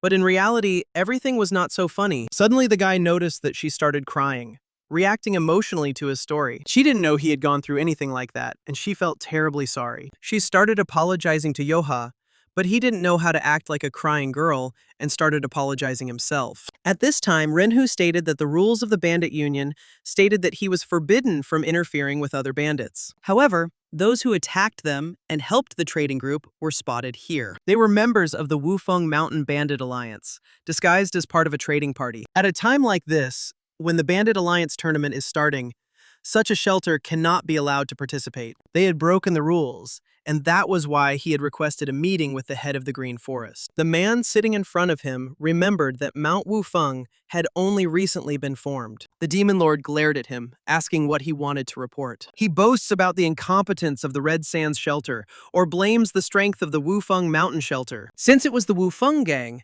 it meant that not much time had passed since their formation. Renhu himself reported that the Crimson Sand was defeated by the newly assembled gang. The demon lord couldn't tell if he wanted to tell him about the weakness of his gang or the strength of another. Suddenly, Ingale, who was with them, realized that that guy must be to blame for everything. Completely disregarding the mercenary union hierarchy, this little one has no respect for his elders. He remembered Joe's name for a long time, because he suffered a crushing defeat at his hands. Muhei decided to keep this in mind, so the head of the Crimson Sand can go. He then turned to Ingale, asking about that scum, the ball-carrying mercenaries from the Wufeng mountain gang. The Cat Lord confirmed that he was not yet 20 years old, and for a man who had not yet reached maturity, he was excessively impudent. Muhei was surprised that the Demon Lord's follower was defeated by someone who was not even 20 years old. Ingale tried to justify himself, but the head of the Green Forest had already made his decision. This guy is supposed to show up at the Mercenary Union competition, and if he shows up, Ingale will fight him. The man was stunned, although he himself said that he made a mistake while drunk. But if he loses to him again, he will lose the title of the 12th Hundred-Headed King, and will have to undergo 10 years of training again. The Cat Lord remembered with horror the horrors he had to endure during this training. Muhei was furious that his subordinate was filled with fear of this non-entity. Ingale immediately fell to his knees before him, accepting his master's order. If he fights that scary guy 100 times, he will lose all 100 fights. Sometime later, while in the dining room, Encho noticed the Cat Lord with a smile. The man heard that the Wufeng mountain gang had arrived and couldn't help but come and see them. But they themselves would have rushed to his call, so they invited him to the table. They all greeted him except Jock, and if it hadn't been for his mistake, they wouldn't have even been able to meet him face to face. At that very moment, Chang and Sobek greeted him and began praising his physical fitness. This made him blush, and they added about the girl that he was now their older brother. They remembered the events of that night very well, and Yencho confidently supported them. Anyway, the reason he's here is to make sure the Mercenary Union competition goes off without a hitch. The first person to participate from the Wufeng gang must inform him after receiving the schedule. In truth, everything depends on their decision. Although he himself said it, it still sounds ridiculous. Incho wondered why he was asking such a thing, even though he knew about their situation. When Joha suddenly turned his head, he asked how important a guest must be for them not to eat anything. As Ingwell thought, these simpletons always live up to his expectations, and the rudeness is still the same. If he can't beat that guy, he can make sure he can't compete. Meanwhile, the Demon Lord loudly declared that from now on, the Bandit Union would not be a simple gathering of bandits. It will surpass the 7 sects and become the greatest sect in the world. And no one from the Order, Chaos, or Demonic faction would dare to humiliate them. In the end, he called on all the bandits to prepare for 1,000 years of power. This call signaled the beginning of the Bandit Union tournament, which was supported by shouts from all those present. The first day of the Bandit Alliance tournament, a martial arts tournament to select the top 10 scouts and guardians. When the tournament started, many people came forward with flags. But suddenly, 2 different groups collided with each other, pushing each other. Encho didn't understand why these guys were fighting right in front of another mountain shelter. It seemed like it was necessary to enter at least one category in the Bandit Alliance tournament. Senior Officer Vugam asked if anyone wanted to play in the first match of the tournament. At that very second, a man jumped out of the stands into the arena, to thunderous applause from the spectators.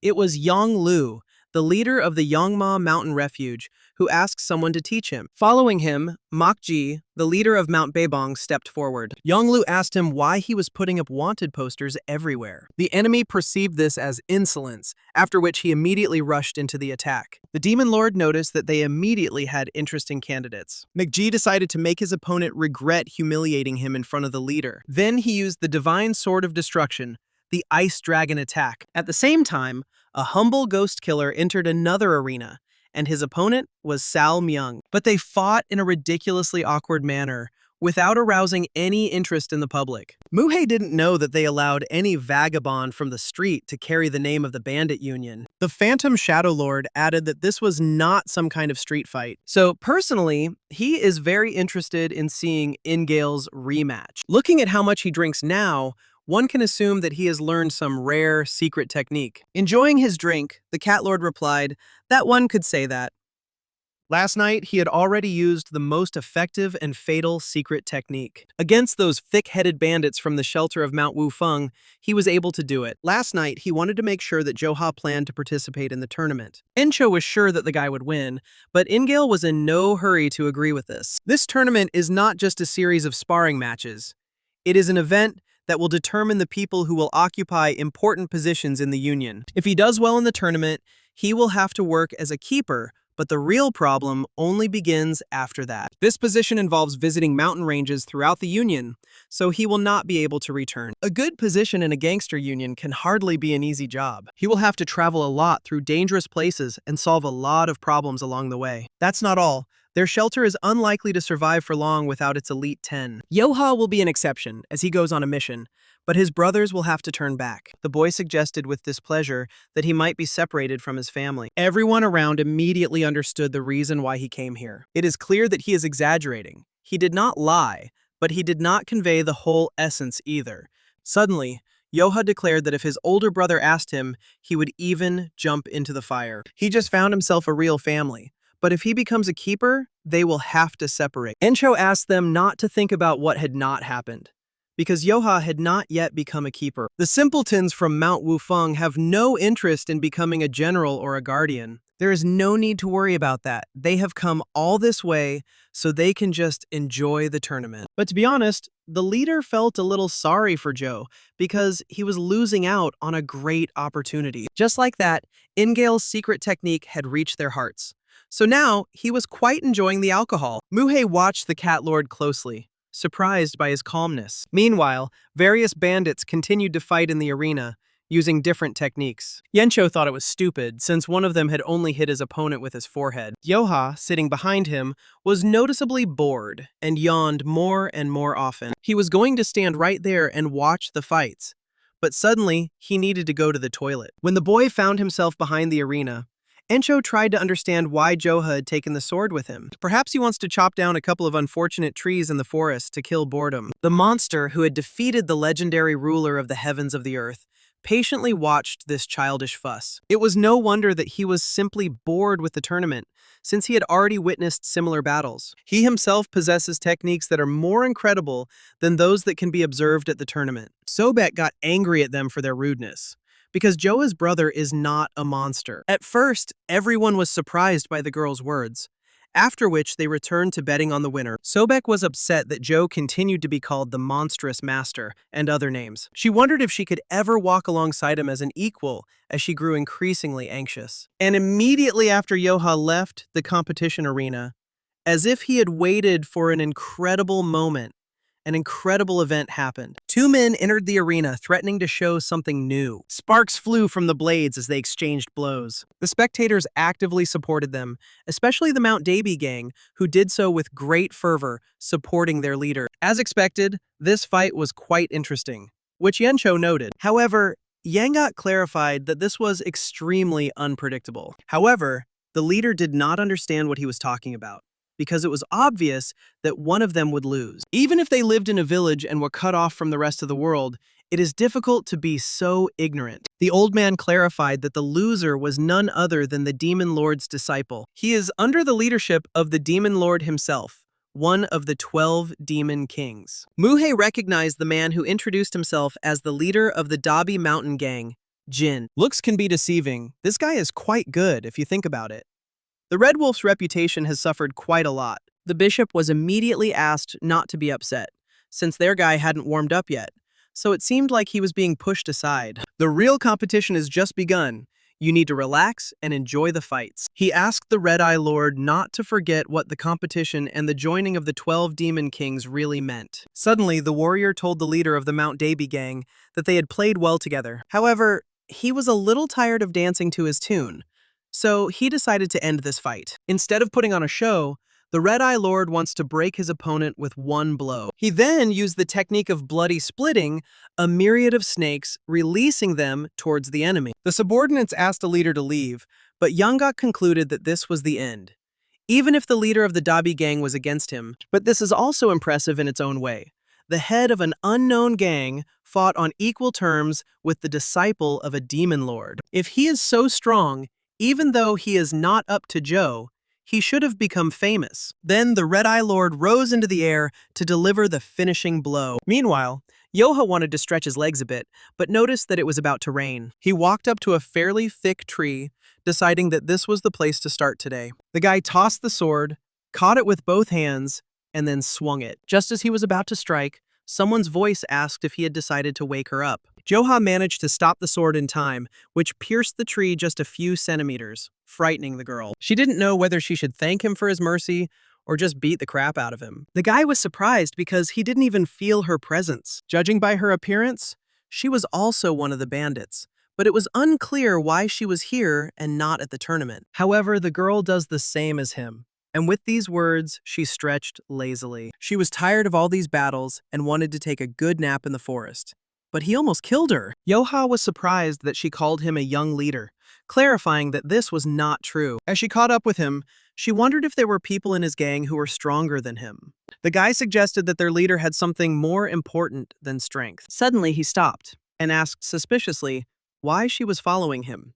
He managed to notice how the girl tried to attack him with a hairpin and then immediately took a fighting stance. The guy understood what kind of friendship was being discussed, but he was not at all against it. Joha stood in front of the unfamiliar girl, holding his breath, and eagerly prepared for the start of their duel. He felt a little sorry because he had hoped that she would at least be able to cut a person with an ordinary sheet of paper. The girl didn't understand what they were talking about, deciding that the guy was talking in his sleep. For something like this, he needs to find a person at the level of an elder of the 5 sects. After these words, the stranger soared into the air, deciding to start first. She used the black lotus blossom to create a vortex flow around herself. Joha replied that he already knew one such person, after which he also rushed forward. The girl was shocked that this guy just jumped into her hidden weapon flower. He spun the sword in front of him, ignoring the wind flow created by the girl. The guy added with a smile that even that man couldn't answer his question. The girl noticed that not only was he fast, but he was also able to break through her hidden weapon flower with one blow. Meanwhile, the arena was in a state of commotion, and the situation was getting tense. As expected of a demon king, their skills are comparable to those of the disciples of the 5 sects. The red-eyed student apologized to the master for pointlessly delaying the lights out. However, the man asked him to be more careful, as the fight was not over yet. Turning around, the Red-Eye Lord noticed a huge spider created by his enemy. At that very second, he used the ultimate poisonous insect strike technique. However, the enemy doubted that if he held out a little longer, anything would change. The gang leader thanked the second demon king for the lesson with a smile on his face. At that very second, the spider attacked with several legs at once. I will try to finish this duel. With a crash, the body of the Red-Eye Lord fell onto the arena, raising a layer of dust. Nuhei tried to understand what it was just now, noticing the unusual flow of chi. Ensho also didn't understand how the Demon Lord's disciple lost to the leader of some nameless mountain refuge. Luckily, this blow did not hit any vital organs, so there is nothing to worry about. However, this man was using a ki accumulation technique that Yeongak had never seen before. The old man frowned, not understanding what was going on at this tournament. While the crowd was shouting wildly, some participants only grinned contentedly and menacingly. The subordinates watched as Muhei treated the Red-Eye Lord. He was much better now, but he had disgraced him and could not find the words to apologize. Suddenly, he was interrupted, asking why the master was personally restoring the chi circulation. As it turns out, all the young students suffer from a lack of ki, and they can fight with dignity. Moreover, who else, if not an old and experienced master, is able to share his chi? However, there is more to the reason than that. He wants to confirm something by looking at the damaged ki of the Red Eye. He couldn't believe that the master had figured out the identity of the leader of the Dabi Mountain gang. Red Eye is ashamed to admit it, but Jin and the ki art he demonstrated were something else entirely. It was simply mysticism to me. There was something terrifying in that technology. Moreover, this gang had allied with the main gang, They were not unaware of the significance of this tournament. Despite this, the way they suddenly became stronger, you can't just leave it to chance. His comrades thought that he was deliberately trying to hinder the great will of the mercenary union. This could mean that the 5 sections are plotting behind the backs of their insignificance. However, the cause is always a priority for them, regardless of the action, and they would not conflict with them in such a dirty way. Muhei ordered them to be silent, as he saw no reason to continue the discussion. At the same second, he pulled out a spider made of dark energy from the body of the Red Eye. It was a parasite imbued with a special and insidious chi, and there was only one faction capable of taking control of it. The demonic sect, and as it turned out, the dark sect, did not abandon their foolish dreams. Meanwhile, one of the generals was informed that a mixed blood had killed a disciple of a demon lord. Then she became curious about the rest of the 10-headed demonic soldiers. The remaining 4 of the 10-headed ones will also take part in this. Meanwhile, a relaxed swordsman from the Samdu Mountain Gang was silently polishing his sword, and the leader of the Stormy Gang arrived, and his subordinates immediately met him. They noticed a man carrying 2 boars in his hands. In the Eastern Lake Gang, there was a man who was surrounded by those same boars. This man was nicknamed the Bloody Hands That Take Lives. It goes without saying that they will occupy 5 positions of both guardians and wanderers out of 10 possible. It's funny to even think about it, but I'd like to see it in person. 10 demonic soldiers trampling 12 demonic kings. The Dark Sect is trying to use its allies as a means of attacking Murim. Even killing these scum would be a kind of mercy, but they need to take urgent action. Suddenly, the Demon Lord loudly and angrily asked why he couldn't see Rio. He was informed that he disappeared shortly before the tournament began, so they are also in the dark. He rudely sent his subordinates to search for him, ordering them not to return without him. Muhei couldn't understand where Rio could have gone while the demonic sect was up to something. Meanwhile, Yencho was surprised that their position in the mercenary union was so great. The guests kept coming and coming.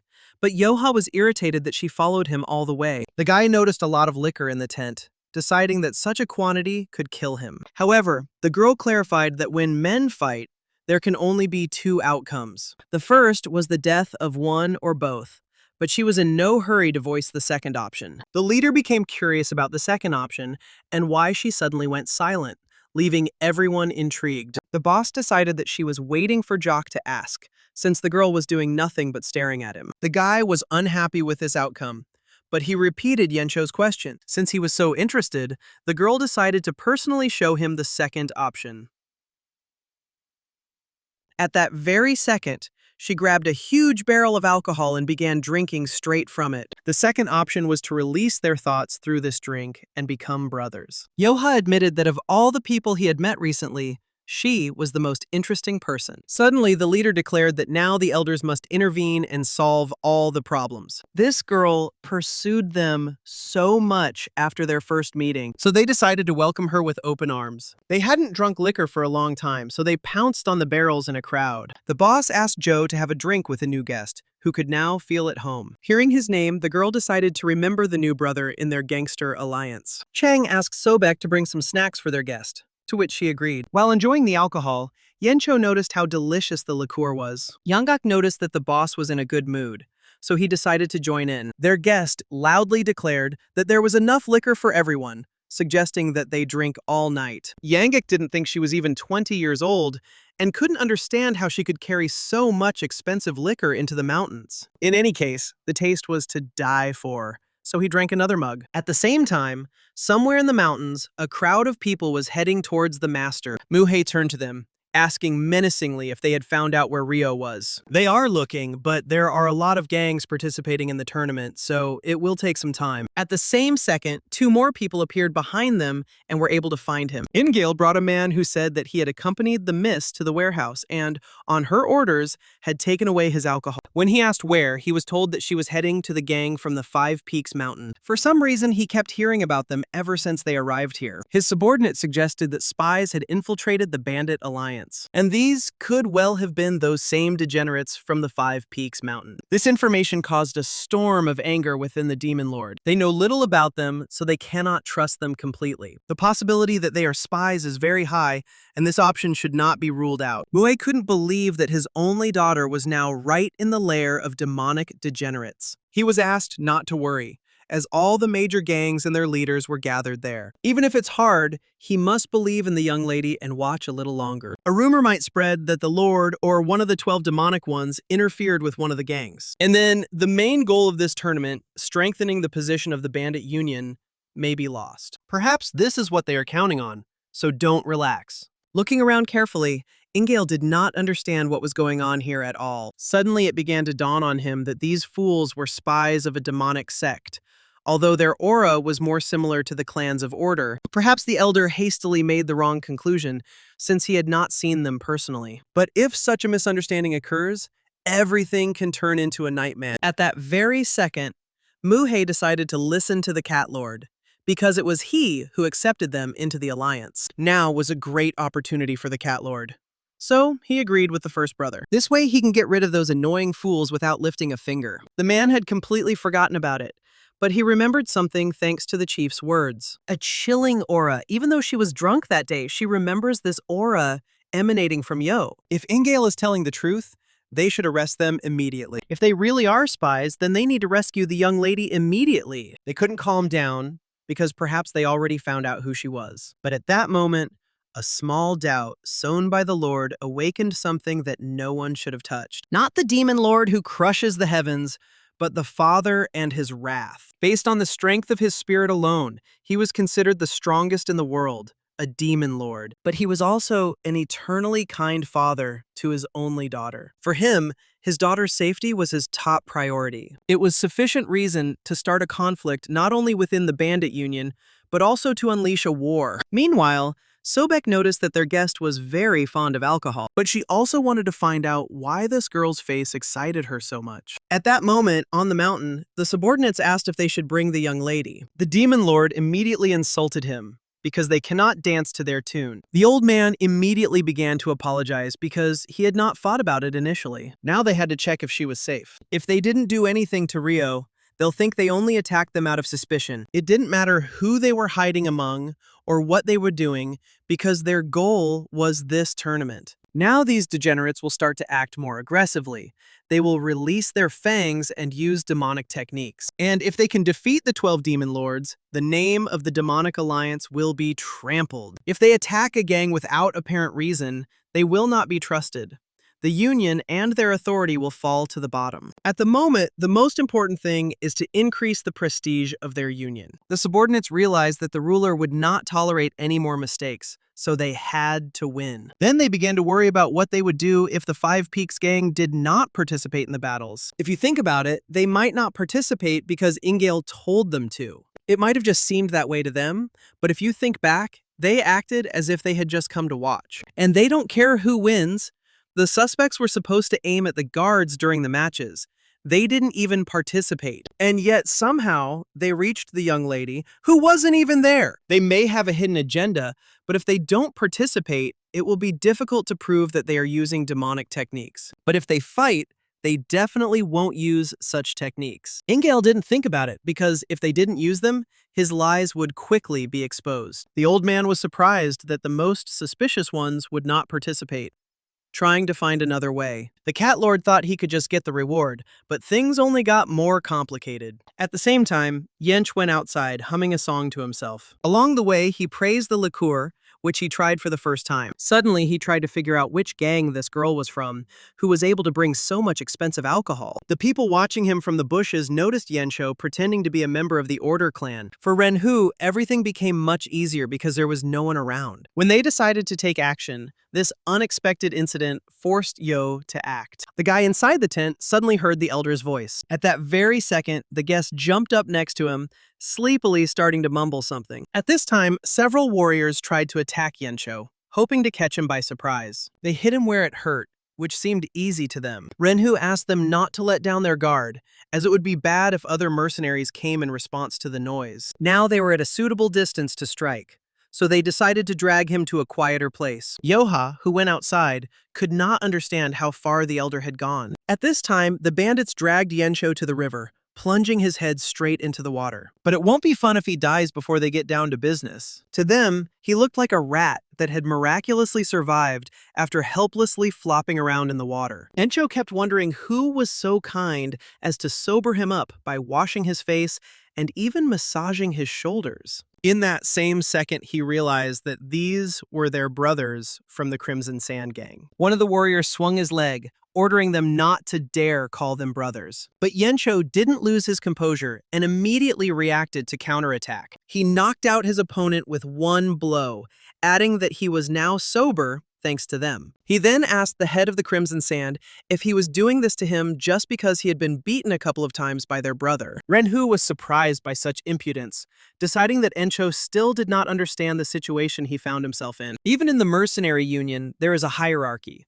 Their gang was included in the union quite recently and occupies a low position. Moreover, they dared to use their crimson sand in this way. Then the boss asked to call the one who did it if they want to punish someone, because he had nothing to do with it. Renhu explained that the gang leader was also responsible for this. Encho realized that they had marked him because they were afraid that Yo would be an easy target. The interlocutor was shocked that the cornered man was putting on airs while standing behind his capable brother. But suddenly the boss frowned, noticing that they had actually thought he would be an easy target. Ryonhu thought he was a clumsy fool because he was always smiling. But, as it turned out, he also had a fighting spirit, and now he wanted to change their minds. The chief's subordinates had a bad feeling, but the man was sure that he was just bluffing. However, when Yencho ordered them to attack, Ryonhu took off. But the boss was really bluffing because he can't use any sword technique without his weapon. However, he is not such a weakling that he would lose to freaks like them. What Yoho was talking about before was something other than the martial arts that Encho possessed. Among these qualities there was one,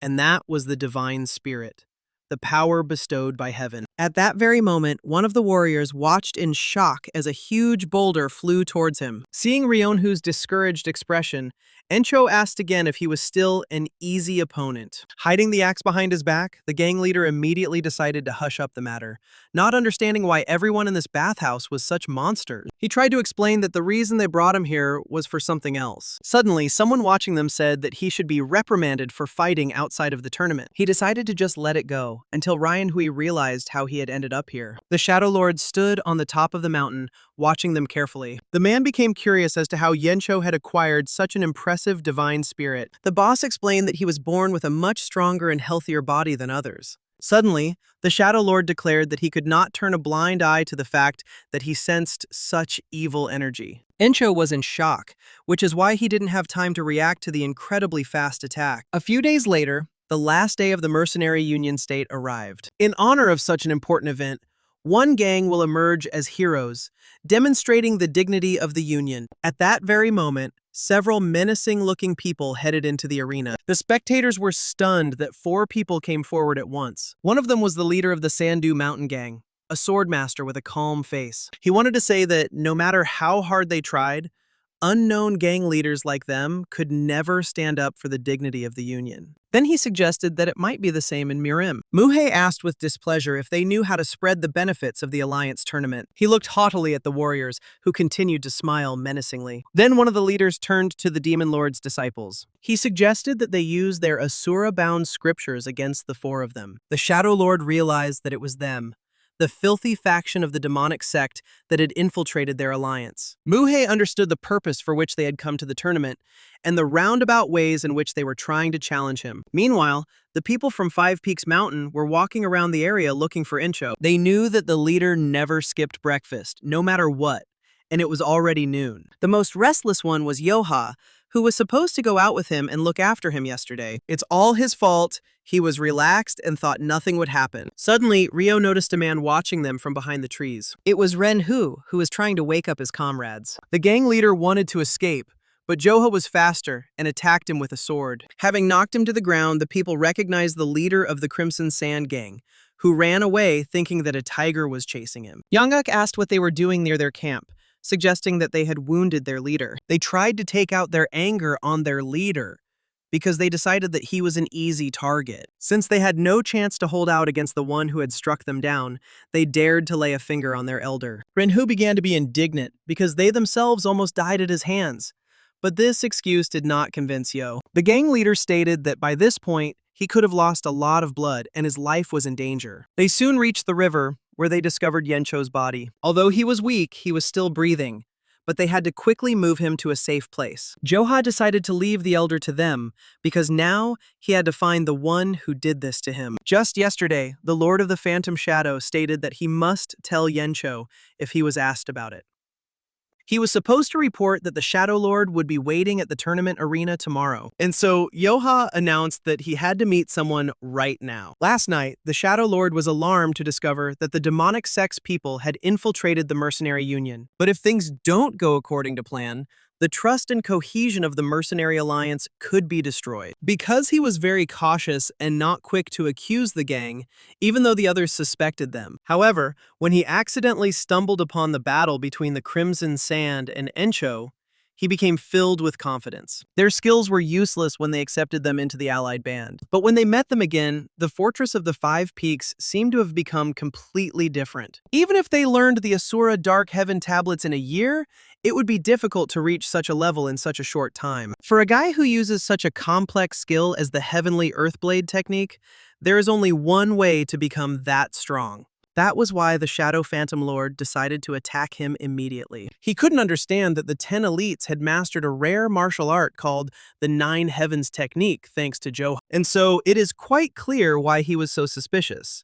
Although it was a small misunderstanding. But it was this that became the stumbling block that marked the fall of the mercenary union. Ryo didn't understand why the Shadow Lord attacked the leader. After all, why would someone as meticulous as he take such extreme steps at such an important time? But when she stepped into the tournament arena, she somehow immediately understood the reason. There, the girl saw a terrifying battle during which strange techniques were used. She immediately felt danger as she looked at the 4 people who were brutally beating their opponents. It didn't just end with the loss of the disciples and the 12 demon kings. People fought as best they could, but they were powerless to resist the demonic sect. Moreover, it shook the pillars of the mercenary union itself. It also affected one of the most important figures of Murim, the Demon Lord. Some spectators supported their gang leaders, calling them heroes. However, those who were at the head of the tournament could not believe such complacency. It was a great catastrophe that was destroying before our very eyes everything for which this tournament was created. However, Ryo didn't understand how this situation was connected to the Wufeng gang. The Shadow Lord was horrified that the Dark Sect's skills were so great. Joha, who was behind Ryo, started complaining about the loud screams, which made him want to kill them all. The girl couldn't believe that he actually came, and at the same time asked him to calm down. But the guy said that if she didn't stop bothering him, he would get rid of her first. The audience didn't understand what was wrong with him because their leaders were basking in the glory, and he decided to interfere with them. People immediately started throwing stones at him, but Joha only swung his sword once, throwing the 4 away from him. Right now, they weren't his target. So he loudly asked which one of them was the Shadow Phantom Lord. The old man himself was shocked that the guy dared to make a scene in such an important place. Then he realized that the demonic sect's spies, who had been hiding during the tournament, had finally shown up. Ryo didn't sense any demonic energy from the Wufeng boys, and she didn't understand what the Shadow Phantom Lord was talking about. It was the old man who invited them to the tournament, and he would make them pay for interrupting it. At that very second, Joha exploded from his spot, swinging his sword at the Lord of the Phantom Shadow. The man was surprised that the boy had achieved such a high level of skill at such a young age. He was sure that they were connected to a demonic sect. Otherwise, it didn't make sense. Looking at Joe's attack, the old man knew that his master had taught him the teachings of the Asura Dark Heaven tablet. After several attacks, the Shadow Lord asked Joe to reveal his essence and the essence of his gang. However, the boy remained unharmed, asking along the way if this was all the old man was capable of. Ryo couldn't believe that Joha stopped him with just one ordinary sword. Although martial arts are not the Shadow Lord's forte, he is still one of the top 2 participants in the tournament. It was surprising that among the participants, there was someone who could block this technique. The Shadow Lord spoke so pompously about this heavenly sword that the boy became curious about how strong it was. But he tried to harm his brother, having the same skills in his arsenal. The Shadow Lord was surprised by his incredible flow of chi. Besides, she was different from the demonic sect. While he was distracted, the guy attacked him again, which noticeably surprised the old man. Joha advised him to get ready, because he would make sure that he paid for everything. Without wasting any time, the boy decided to use the 9 Heavens World technique, the fourth phase. After this, he began to spin the sword in front of him, creating a stream of wind. Ingale, who was watching them, noticed that everyone was starting to get sucked into this whirlwind. Immediately after that, Joha used the fire of disaster, continuing to attack. Everyone who understood what was happening ordered the spectators to dodge. The four gang leaders were supposed to be in charge in the finale, but this guy ruined everything. But they were also confused by his monstrous strength, which even they could not handle. The Shadow Lord knew that he couldn't move because of his chi flow. But that was not all, as Joha swung his sword, striking the old man in the chest several times. They weren't fatal, but they did send him flying a distance and hitting a wall. Blood started coming out of his mouth, but he managed to dodge when Joha decided to finish him off. With one kick,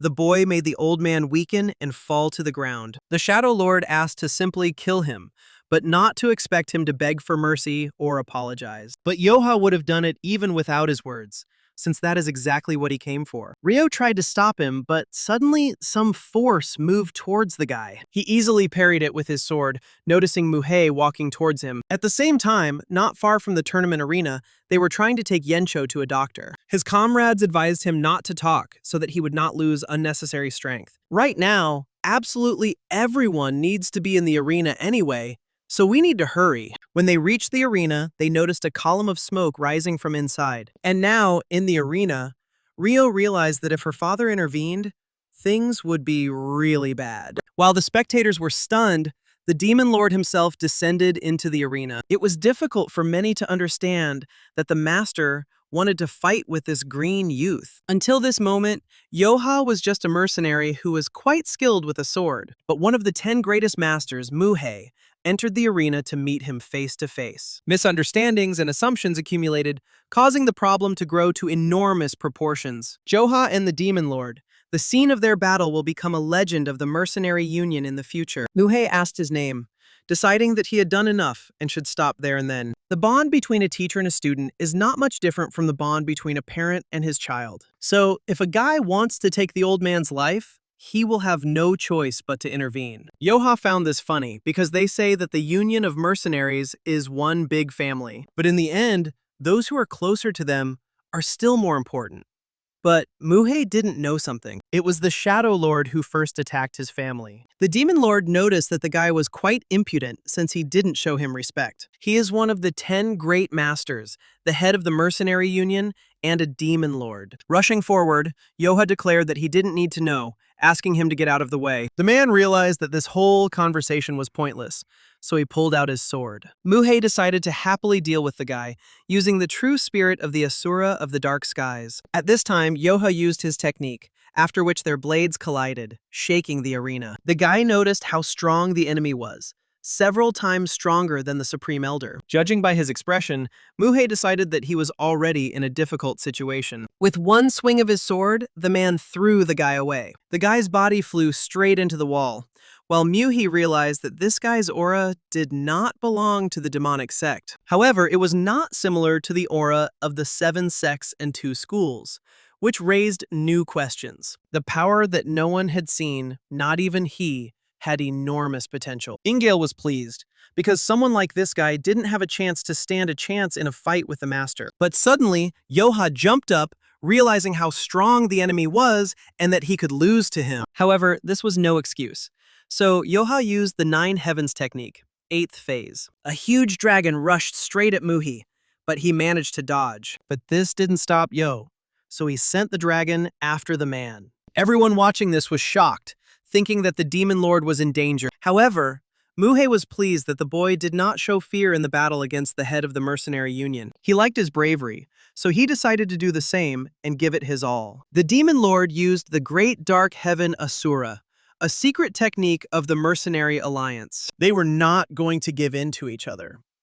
And so, the Golden Dragon faced the huge monster. The spectators turned their heads to see that Joha and Muhei were also fighting in the air. Among all the enemies the boy had encountered, there was hardly anyone as strong as him. It looked impressive for a Demon Lord, and Joha was surprised that he was still on his feet. If someone else had been here, he wouldn't have been able to stand up as well, which made the guy stand out from all the others. However, there will always be a person who is stronger. This unassailable confidence and the strength that supports it reminds the man of himself in his youth. That's why he starts to like Joha even though they fight to the death. However, the guy simply asked to give him the old man who attacked their older brother. Suddenly, the demon lord agreed, seeing no point in avoiding it any longer. However, they should still finish their dialogue and end the battle with someone's defeat. As they both landed in the arena, a huge explosion rocked the stands. But while on the ground, they both still stood on their feet, their blades crossed. Suddenly, Young-uk flew over Joe's head, carrying Encho on his back, demanding that he stop.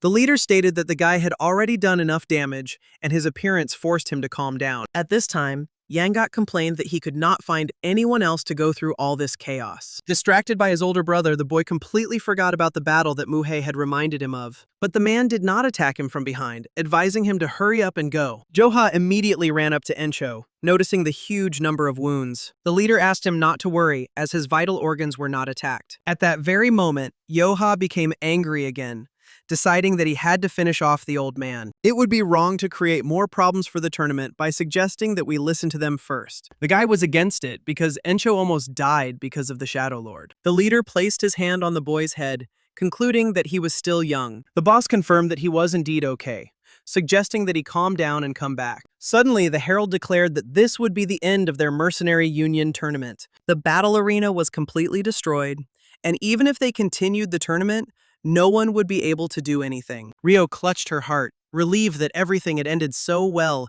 even after her father had intervened in the fight. She found it hard to believe that Joha had fought on equal terms with his father, who possessed the Asura technique. He is the first person who has given her such an exciting experience. Suddenly, she shuddered when her father called her. But the girl blushed and turned away, running to Joha. Muhei was surprised when he suddenly ordered his subordinates to find a doctor to examine Encho. Ingail jumped up, unable to comprehend that Joha had succeeded this time too. The other subordinates were discussing the fire dragon of the junior mercenary of the Wu Feng gang. The demon lord was playing with him because the boy was still too young, or so everyone thought. Suddenly, Muhei announced that they could not yet take care of the tournament winners due to the current circumstances, but they will personally visit their residences and give the leaders their rewards, advising them not to blab about today's incident. The satisfied gang leaders belonging to the demonic sect were willing to wait. That same night, at the Wufeng Gang camp, everyone learned that they were considered members of a dark sect. While they were bandaging Yencho, he complained that it was just ridiculous. The doctor had just stopped the bleeding, but the man was already too active. The Shadow Lord stated that it was his fault, and he could not find the right words to apologize. It was just an excuse. But he thought that the Crimson Sand Gang would report everything to the Wufeng Gang right away. And now, looking at the faces of those present, he should know what to expect from these people. But Yencho concluded that the old man had almost died at Joe's hands, so the leader did not want to complicate the situation. The others were against such a decision, but he still wanted to clarify one point. After all, the Shadow Lord owed his life to the leader. The old man immediately began to swear on his name that he would never forget this debt. Encho was pleased, deciding that the misunderstanding had been cleared up, and then offered to eat. However, he became curious as to why the Demon Lord had called Joe to him. Meanwhile, the guy listened to Muhei's proposal that he become the head of security for the mercenary union. The man has already said that he wants to appoint him to this position, so he does not have to repeat it. The guy doesn't want this, because he heard that this job is quite boring. Muhei didn't understand who told him all this nonsense.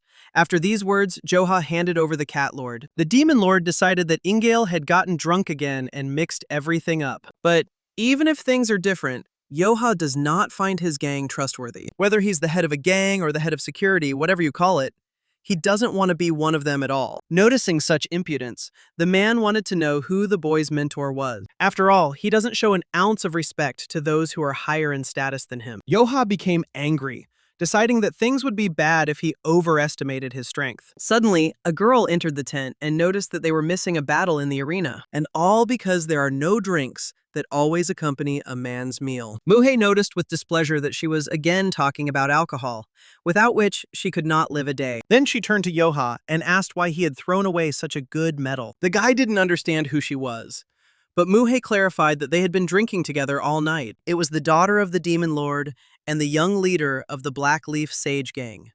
Ryo. Joha was surprised when he was able to recognize the girl he had invited to his home. However, he thought that she was much weaker physically than she should be with such and such ki. Ryo was surprised that this was all he would say to her, even though her beauty had been revealed to him so dramatically. The rest of the gang were stunned when they found out who Ryo was. Joha didn't know if she was beautiful or not, but she was definitely the daughter of the demon lord. The others were surprised that she dressed like a boy, although she probably had her reasons. However, Sobek didn't understand how this was connected to what was hanging on Joe's belt. He said that he didn't want to be a guard because he would have to leave Wufeng. The guy still thought so, but the head of security had to visit the gang that was having problems. Also on the way back, someone will try to attack them, taking advantage of the fact that their leader is seriously wounded. No matter how good his martial arts are, there is no guarantee that his family will be able to return in perfect order. But what's the point of stating the obvious?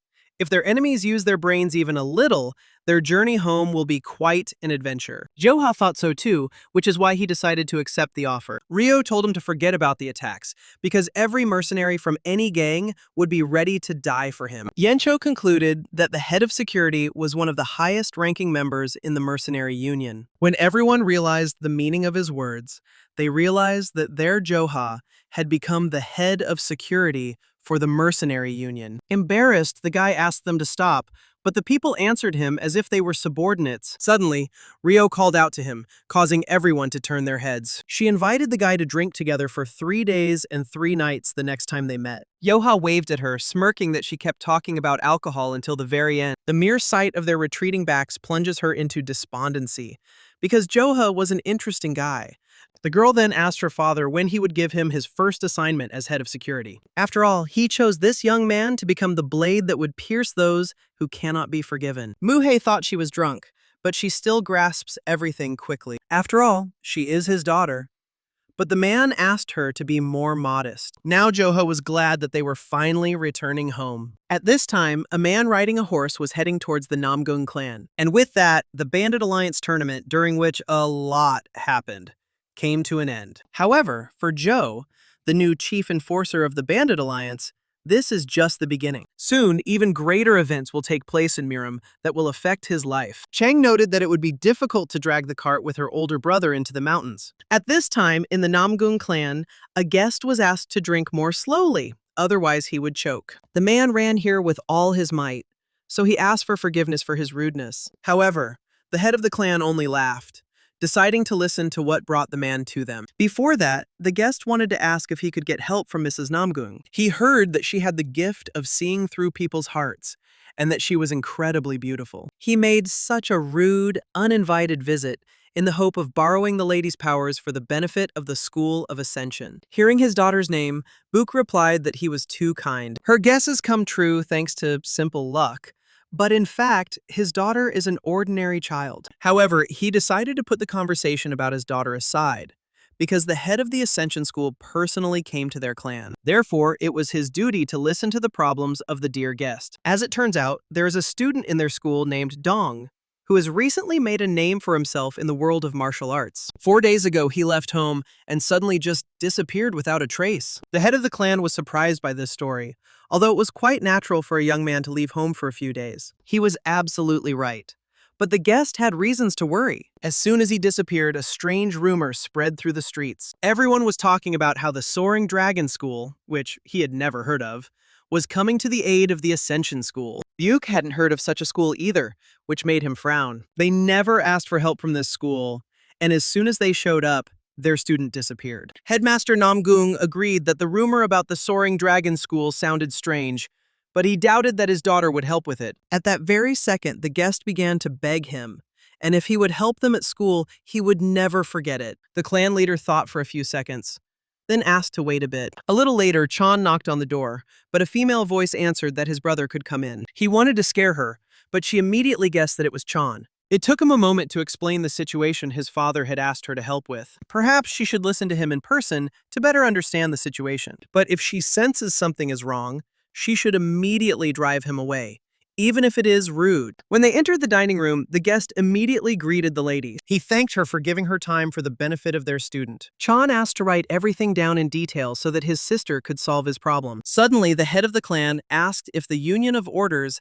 had expressed its opinion on this matter. As it turns out, the Soaring Dragon School may be a new sect, or a false name, but he wants to know who is behind this, and whether they really want to help the School of Ascension. And if it is too difficult to reveal their essence, the man would like to know if his student is okay. Suddenly, John jumped up from her seat, surprising everyone present. The girl silently walked out of the dining room, stunning her brother. A look of confusion appeared on the guest's face as they tried to explain to him that John had gone to prepare for her departure to the climbing school. He could notice himself that this girl is quiet.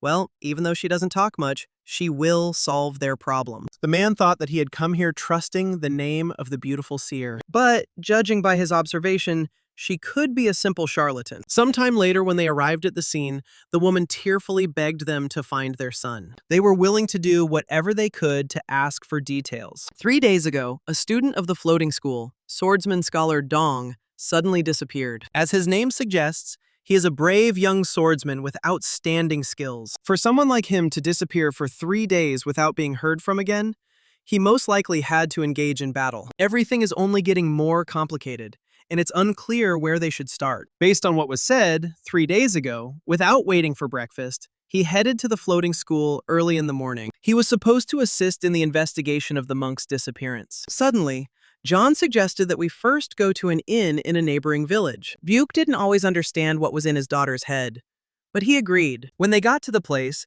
they decided to ask the owner for some information. They started asking if the young swordsman had appeared 3 days ago. The man understood that it was difficult to remember everyone who had been here recently. However, the owner decided to answer his daughter's question, stating that he remembered everything. But he doesn't even want to remember these events, which surprised the guests. A serious battle ensued here, resulting in his entire hotel being torn apart. A bald man got into an argument with Dunn and broke the table with one blow. He couldn't understand why the guy started showing off here. Dong replied that he had visited the village to investigate the case of the missing monk. He didn't want to quarrel with anyone, but the man continued to provoke him. The guy wanted to resolve everything peacefully, but he is ready to use force if necessary. After this, a brawl began, which turned into a real battle. They crossed their blades, and Dune suggested that he should help him. After all, his opponent studies in an Orthodox school, but he, on the contrary, puts a spoke in his wheel. His interlocutor replied that no one cared about this monk. This made the guy angry, but he immediately received a kick to the chin. Then the bald man decided to find out what was so important about the missing monk. It was surprising that the guy would risk his own life for him. Joha, who was nearby at the time, noticed that such a fight had broken out over nothing. Younguk noticed that the bald man had already won, so he suggested stopping them. Encho decided to bet his leg that the bald one would win, which made the old man nervous. At that very moment, the fighting man suddenly knocked the gold coin away. And now, John pulled out that very coin from the column that was stuck there. The tavern owner reported that they had been stopped by a young swordsman who had not been allowed to eat in peace. This guy also loudly announced that he was from the Flying Dragon School. This was the very school that the leader of the floating school spoke of. Yan also noticed that this school literally appeared out of nowhere. At this point, she was the prime suspect in these events. But something didn't add up. The girl asked him if he had imagined that the Soaring Dragon School had traveled with Deng Cho. It didn't seem like the truth. But then the bald man started to attack Jock. It was unlikely that he would start a fight with his ally, so they were definitely strangers to each other. The guy only had to slap the table to release 3 coins, which hit the man painfully in the chest. The impudent man noticed that the guy may look young, but he is very smart. However, this angered him even more, but he decided to restrain himself in time.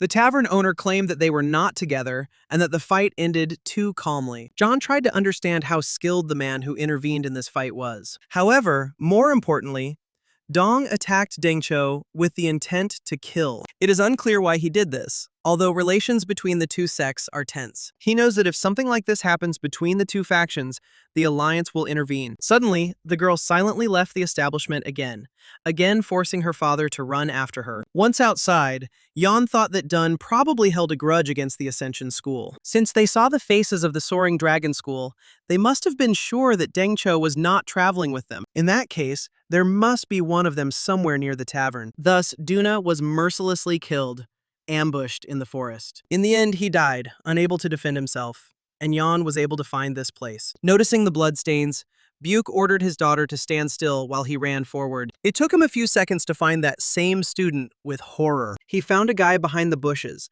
His plate and money were still there, which meant it wasn't the bandits who killed him. The man was almost certain that this was the work of that bald man. If the truth that he killed Dun comes out, a battle will likely break out. This will happen between the Heavenly Sword School and the Ascension School. The Heavenly Sword School is not strong enough to go against the Orthodox Alliance, and they still dared to do something like this, and it turns out they have a cover. Moreover, Dun has no head.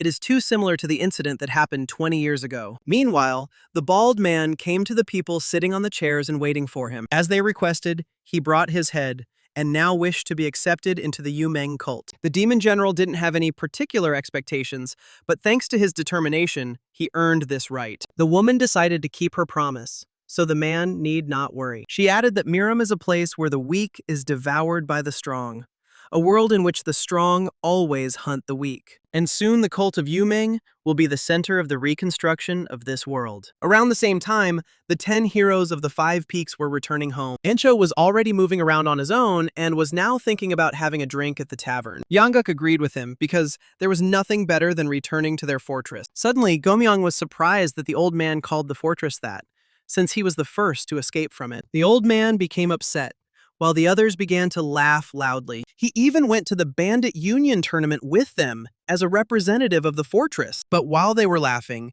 2 men appeared out of nowhere and grabbed Yangguk tightly. They called him a criminal, adding that today was the day he would die. The smile instantly disappeared from Jaka's face as he glared menacingly at the strangers. As it turns out, they belong to the Orthodox Alliance. They are from the Storm Gang. It had been 5 years since they had lost sight of this criminal, and now they had finally found him. Encho decided to introduce himself first, declaring himself to be the Soaring Dragon Sect. And the man they're holding isn't a criminal. He's just an old man known as Ban Tong. Yangguk immediately began to support his comrade, agreeing with every word. The men heard about the Soaring Dragon Sect for the first time, so they were skeptical. However, he feels energy emanating from all of them, especially from the red-haired guy. But he was sure that this old man was definitely one of the 3 greatest criminals. Without knowing why, the old man hid his identity and infiltrated the Orthodox sect. But the warrior would never mistake this man's face. The man didn't know how Yangguk deceived them, but this man was a northern sword and a criminal. The warrior wanted to cut his throat, but Incho continued to claim that there was a misunderstanding. This old man just runs errands for them and cooks delicious food for the dogs. Yangguk was mentally offended by them, but he agreed with the words of the head of his sect. Suddenly, the warrior noticed a scar on the old man's hand, left by his sword. There was no point in trying to get out of it now, because if they continued to cover up for the criminal, they would be considered accomplices. People suddenly started approaching them, trying to understand what they were talking about. Yangguk tensed up, because of all the places he met the Alliance, here. To resolve this situation, Joha needs to do something, but he won't lift a finger for it. But suddenly the guy declared that they were good at talking, after which he repeated that this old man was a servant of their sect. But they repeated to him that by continuing to pursue their line, they leave them no choice, and they are forced to suspect them of crimes as well. The others realized that something terrible was coming, as Joha began to get angry. The guy was sure that if they continued to be suspected, it would worsen the relationship between their groups. Suddenly, a fiery silhouette appeared above the guy and rushed straight at the warrior. The frightened man realized that this was also the same performance of the aura. It is only feasible for the 10 strongest martial artists in the world, but he is already using such a high-level technique. The warriors did not understand how this youth was capable of such a thing, and the boy asked if they still did not believe their words. One of them insulted the guy, asking how he dared to talk so brazenly. But the second one immediately agreed with him, confirming that the old man had nothing in common with Yangguk. Once they understand each other, in such a dangerous world, all they can do is trust each other.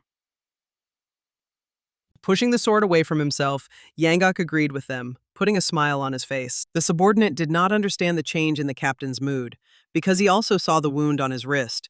Then the warrior decided that the captain was signaling him with his eyes to rein them all in. The man quickly realized what he wanted to say and was about to do so, but the captain wrote an order to remain silent on the ground. At that very second, they apologized for disturbing us and ran away as quickly as possible. Yangak really thought that this was the end, but everything ended well. Gomyong was curious about what brought them here.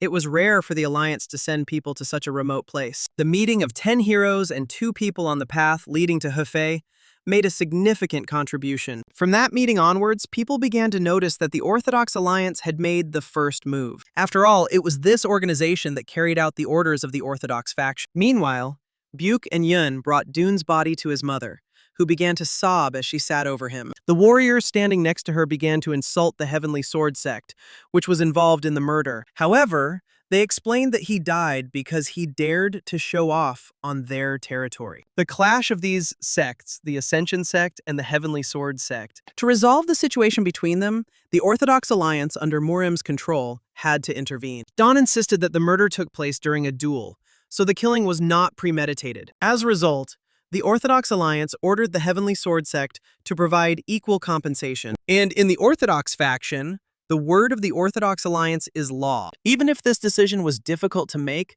they had no choice but to follow it. And the one who played the most important role in summing up this series of events was the flower telepath. It was John who had the final say in this situation. Having seen the swordsman destroying mountains in person, the girl was finally convinced of this. He doesn't even try to hide his dark, vile, demonic cult energy. Then Yeon turned to Buke, suggesting that the human cult would soon reappear in Murim. The brother decided that she had found something, and if she was right, they should tell the members of the Orthodox Alliance about it. But this will not only be useless wasting of breath, but will also worsen the already bad atmosphere. They need more concrete evidence that Yuman has infiltrated the Orthodox faction. The person who knows the most about the Yuman cult is their father. Meanwhile, a group of people were discussing the reaction of the guys from the Orthodox Alliance. One can only imagine how much Yangak accomplished during his heyday. The old man was irritated, but tried to restrain himself and not give in to provocations. The new name they called him begins to stick to him, although he always boasted that he was one of the greatest criminals. He may be living a quiet life now, but back then, if he had looked at him askance, he would have instantly become a corpse. However, since such an amazing person decided to join a mountain gang, one can assume that the alliance is even more terrible. Yangak would be lying if he said they weren't scary. But the old man's life as a mercenary suits him better. Cheng was unhappy that the old man won every argument. Their gang was considered weak, and they didn't even know about martial arts. So it was hard to earn a living. But now they have a beautiful pavilion, and now that Joha has become part of the Green Forest Guard, they are much better than the other gangs. Every fool gets his chance one day, and all they can do is stay focused on their daily duties. But Joha wanted to use this tablet to delve even deeper into his work. Encho asked them to stop chatting, as it was time for them to set up camp and get ready for bed. When night fell, the leader found the boy on the mountainside, deciding that something was bothering him. The rest were exhausted, although they tried not to show it, and were now fast asleep. They managed to climb a couple of ridges, and it was not surprising that they were all tired. Suddenly, Joha asked the boss if he remembered what he said when he accepted him. The man immediately realized that he was talking about the day the boy joined Wufeng. Then he said that it is better to take from others than to let others take away what is yours. The guy remembered these words by heart and never got them out of his head. Then he no longer wanted to endure hardships and longed to live together with all of them, and fought for this right again and again. But now he's not just taking what belongs to others, he even wants to use the sign to get more work. It is like the absolute tyranny of a person in power. Today he began to notice that he was not much different from those people whom he hated so much. But he values the time he spends with all of them, the people who helped him escape from that place. At the same time, at Werong Manor, thanks to Miju's insight, she was able to acquire investments from merchants. Thus, she built a military clan led by Chong. The income generated from escorting merchants nurtured this power. And now, in order to spread the estate's influence throughout the world, she desired to acquire the Green Forest. The place they turned their gaze to was none other than Wufeng, whose name was on everyone's lips. Now they say that they have a mercenary who is artificial in wielding a sword. It would be better for them to bypass their territory, but the red-haired guy had his doubts. He didn't understand how good a simple mercenary had to be to receive such a nickname. He decided to see what they were like, because it was time to show the insolent bandits the power of the estate. One night in Wufeng, a gang of bandits came forward to stop a trading caravan. They decided to pray for their journey to be safe and to pay the passage fees of their needy neighbors. The head of the caravan began to mumble something, but was asked to speak louder. Suddenly, a red-haired guy stepped forward, who had heard that the bandits had gone completely wild. The boys noticed that the caravan was traveling with a bodyguard, but he would lose this position in an instant. At the same time, in the lands of Hwarong, Jung complained that his mother had sent away the bodyguards recently hired by the clan. These kids are too poorly trained to be considered worthy guards. However, his words were meaningless. Otherwise, they would have to wait until they improved their skills. It doesn't matter when they joined, they are full members of the Hwarong. Everything had already been decided, so there was no point in talking about it. Besides, she knew that Jung would react that way. She also sent his cousin Mado to accompany the caravan. Even under these conditions, rumors may spread that they are mocking members of their own clan. Moreover, their enemy is the mercenary union, and it seems that there are reasons why the Union of Order turns a blind eye to them. Miju didn't care how strong they were. They were nothing more than a handful of pathetic bandits. The Union of Order probably overestimates their strength because of the Demon Lord. But that's for the best. If they successfully destroy them, they will easily join the 7 sects and 2 schools. Meanwhile, Yencho's gang tensed up when they noticed the bodyguard discussing something with the leader. They encountered a couple of problems along the way, and therefore will only be able to pay half the duty. It sounded too brazen, although the bandits had a different view of the situation. But suddenly, Mado threateningly declared that he would not pay them a single coin. At that very moment, one of the guys recognized the Hwarings, who had recently been organizing random skirmishes with bandits.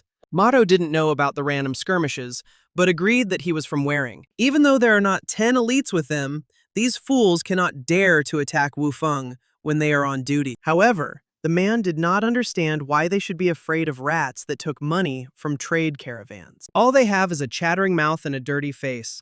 After these words, the gang rushed to the attack. Suddenly, Mado stopped his warriors, asking them not to worry about these pathetic people. He decided to go it alone, dealing with the bandits with his bare hands, using the 9 heavens technique. One of the guys didn't have time to defend himself, while the enemy was already a step away from him. He said with a smile that it was too late to be surprised, as he suddenly blocked the sword flying at him. Having won, Mado politely asked if they could proceed further. With great reluctance, they decided to let them through for free this time. The head of the caravan shouted that they should have given in from the very beginning because then everyone would benefit. He heard that this gang had recently become famous, but it seemed that these were just rumors. Mado responded to these words with a smile, because he could not believe something like that. Now he saw the level of power of the pathetic bandits calling themselves a mercenary union. Suddenly the bandit agreed with him, clarifying that he had just passed without any problems. But when their brothers of the 10 elites return, everything will be different, and then they will meet again. Mado wanted to leave quietly, but the bandits' screams were quite irritating. Then he asked them to keep yelling, because many idiots had told him to be wary of them, and not one of them had dared to take revenge. Meanwhile, it started to rain, and a dozen elites ran to the shrine to avoid getting wet. They almost made it home, but they missed out by a little bit. They were lucky that there was a shrine there, but they had nothing to change into, as everything was soaking wet. Ensho suggested that everyone spend the night here, and set off early in the morning. Sobek and Cheng noticed that it was quite creepy here, as if a ghost could appear from around the corner at any moment. Yangak advised them to live to 60, and then they would only fear people. Cheng hit the old man because she already had goosebumps and he was making it worse. After that, they started arguing, while Joha looked at them indifferently. Insho hoped that their gang would be fine in this weather. Suddenly, Joha noticed several masked men walking towards them with bags on their backs. He immediately ordered everyone to be silent as someone was coming. Everyone immediately prepared for battle, while the strangers had already burst into the shrine. They looked at each other in silence for a while, and Joha noticed that something was moving in the bags behind their backs. The masked man asked who they were, but the gang asked the same question, since they were the first to settle there. What kind of impudence do you have to come in here and start spouting all sorts of nonsense? Judging by the bags, they were all sorts of thieves.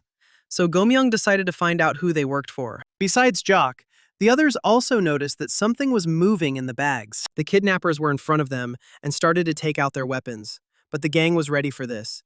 The strangers noticed that their movements were surprisingly synchronized, and they were definitely not ordinary guys. Moreover, the red-haired boy has a terrifying aura. One of them decided to find out his name, and the guy suggested that he wanted to erect a memorial plaque with his name in this temple. Instead, he suggested ending it and attacking, after which all the warriors rushed to attack. But to Joe's surprise, the strangers passed him by, wanting to attack the rest of the group. But they immediately began to crowd him, and he realized that monsters were lurking in this temple. At that very second, Yensho ran towards him, cutting his chest with his sword. Yanggak realized that the energy emanating from these people was identical to that of others they knew. It was the energy of those they met on the approaches to the Mercenary Union tournament. This eerie, incomparable energy and strange sword technique. Yensho felt like he was having a hard time fighting, perhaps because he hadn't fully recovered yet. Then, in the battle with these people, they had a hard time, so hard that their own lives were in danger. Gomyung stated that his brother needed to rest, and the old man was surprised that his comrades had grown in strength in such a short time. After this, the gang began to attack the dark shadows in response. Yanggak realized that at this rate, these guys would catch up with him in strength. Suddenly, one of the warriors decided to get rid of this old man first. The man realized that he had relaxed too much, letting this killer get too close to him. The rest of the group noticed with horror that the old man had taken a powerful blow. At that very moment, some unprecedented force threw the warrior back, frightening the rest of the masked men. Joha stated that it wasn't enough for them to kidnap people. They also dared to touch his family. The guy got really angry and asked the dark shadows to get ready. Yanggak was glad that Joha considered him part of the family. However, the guy didn't hear this, incredibly quickly catching up with the one who struck the old man. The man didn't have a chance to parry the blow or dodge it. Then he realized that this boy was beyond their capabilities. Encho thought he would be able to stretch his legs for once, but it was all over. Then the leader of the shadows decided to retreat, but they would definitely meet again soon. As they ran away, they promised that next time, they would tear the guy to pieces. Times are completely different now, but they still steal people. And the whole problem was with the youth. Encho decided to find out what kind of beauty it was that made them act so basely. Opening one of the bags, they jumped in fright when a man jumped out of it. There was a monk and a priest who thanked the gang for saving them. Nowadays, many monks have disappeared, so they personally went to search for them, not knowing that the same fate will befall them. Encho decided to find out why they were doing all this, and what they would gain from kidnapping a random priest and monk. But they also did not know what the reason was, but they were still very grateful for the rescue. Cheng voiced that the energy of these guys was similar to the energy of those they met in the mountains. But it wasn't just similar, it was quite possible that they were the same people. Everyone felt the same, but they didn't know what kind of people they were. One could only conclude that they were nothing but evil. The monk was surprised that they had also met similar people. And if this was so, then it was not a simple coincidence. They wanted to report this to the order as soon as possible, which caused laughter among the whole gang. They would also like to spread the names of their benefactors in the world of martial art. Yanggak immediately rushed to stop them because they would be glad if they simply prayed for their well-being. The priest was surprised that they had no desire for fame. Many were unable to cultivate this in themselves even through self-improvement. They couldn't believe what wonderful people they had met.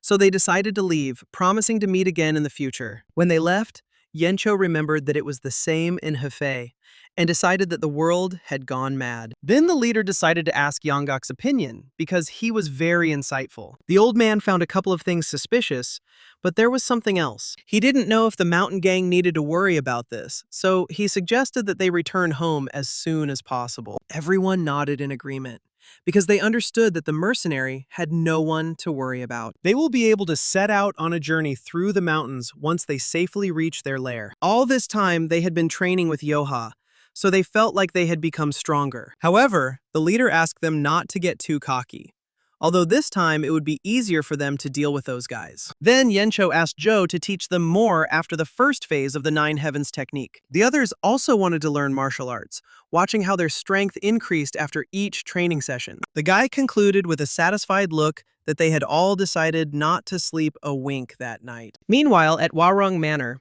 Mubak was asked why he was training so hard. There is no end to training, so you need to constantly train your body and mind. He still lacks chi, and his skills are not enough to face the elders of the 7 sects and 2 schools. According to Mother's wishes, the sneaking dragon must enter into confrontation with the mercenary union. By the will of fate itself, they are obliged to fight him at all costs. But even so, they're just a bunch of mountain bandits, so there's nothing to worry about. However, they should not underestimate their allies. There must be a reason why their name is on everyone's lips. There is no room for shirking, so Mubaik must take up the sword and continue training. Meanwhile, Joha taught his comrades who were willing to learn new things. A mercenary who is skilled with a sword defeated the head of the Wudang sect. If the rumors are true, then it will be difficult to fight them. And now each of them thought that they had to become stronger, unaware of each other's thoughts. The journey to the Green Forest for the Mercenary Union tournament and the tale of heroism came to an end. Finally, the 10 heroes and Joha returned to Wufeng as they wanted. The others already knew that their boss was injured, but now everything was fine. Now that they're finally back, it will be easier for them to commit robberies. 2 months had passed since their return, but they only continued to build up their forces. One of them proposed a sudden duel for status with Chulsan, who did not want to be responsible for his comrade's injuries. However, the guy suggested that they worry about themselves, because while they were at the tournament, Yumyeon was training them. He thought that when he defeated Cholson in this duel, he would become one of the 10 heroes and make his name famous. Without wasting any time, he rushed forward and swung his sword at the man, using the hellish blade. One swing of his sword was enough for Cholson to break his opponent's blade. He was shocked, because the sword cost him too much. But his opponent suggested that he continue training. The boy didn't understand what had just happened, as his skill level hadn't been that high when they joined Wufeng. He understood everything when he felt the change in his aura that appeared after the Mercenary Union tournament. He's been training every single day since he came back here, and he might even be stronger than Yumyeon. Sometime later, Yanggak's subordinate told his master that this was wrong. He must understand that after everyone returned from the tournament, none of them engaged in robbery. All they do is train, day in and day out, and their gang doesn't work the way it should. Then the boy reminded him how the people from the lands of Varing had dealt with them. Yanggak heard about this, but did he tell his boss about it and demand revenge? The subordinate gave an affirmative answer, telling about his trip to Encho. He suggested to the boss that he wait for them to return and show them how scary Wufeng was when he was angry. They would charge them double the amount for the passage and give them a good beating. But the leader suggested letting them go and forgetting about it. The man couldn't believe he was hearing these words from the leader of their gang. It's not like they'll have any money problems if they miss out on a couple of these guys. After this conversation, Yeoncho and Gomyoung decided to return to training. The subordinate was shocked because he was the boss of their team and he didn't expect such a reaction. At this rate, they would all soon die of hunger. So he suggested to the gentleman that they have a duel for status. This will only be the beginning, because I understand why in the past, the old man did not want to personally fight Joha. The guy then assumed that Yanggak had decided to be cautious and observe. But if he fought him at full strength this time, then everything could change. But Yanggak was doubtful. Joha not only defeated the sage, but also became a monster who fought on equal terms with the demon lord. And now, the subordinate wants the old man to fight with him again for status, which sounded very stupid. The guy thought it was a great idea, but Yanggak concluded that they would die faster together. The old man assumed that he wanted to drive him to an early grave by suggesting that the guy get busy. He didn't understand why Yanggak was on Zhou's side, as if no one cared what would happen to Wufeng next. But the old man understood that the boy hadn't seen how strong Joha had become after the duel for status, so he dared to suggest such a thing. Moreover, the 10 heroes who are studying martial arts under the guidance of a monster like him are also growing, and their level of development is growing faster than anyone could have imagined. At the same time, Yeoncho was training, even though his wounds were still aching. Upon returning, they were all determined to learn and improve. In such a short time, they all improved their martial arts incredibly. If Yanggak were to fight the boss now, he would simply lose. At this time, Imdal approached Yeoncho, having heard that he wanted to release the insolent people from Varing. They believed that this was not the way to do things, and that they needed to be taught a lesson when they went back. The leader calmly agreed, asking at the same time if the others thought the same. Imdal couldn't believe the others were going to let them get away with this after they had humiliated them. Suddenly, Sobek raised her hand, not knowing whether she should say this, but she did not want to engage in robbery anymore. Imdal was surprised, but Chen agreed with her friend, joining her opinion. The stunned bandits did not understand how else they could survive in this cold, cruel world. But these three as a whole were not cut out for the gangster life. and now they realized it. They realized that they preferred to help others rather than fleece them. Although they acted this way on behalf of the faction, after the tournament, they rethought a lot. The previous Cheng only joined the gang because she was too weak to defend herself. But now she is capable of it, and she doesn't know if she should continue to be a bandit.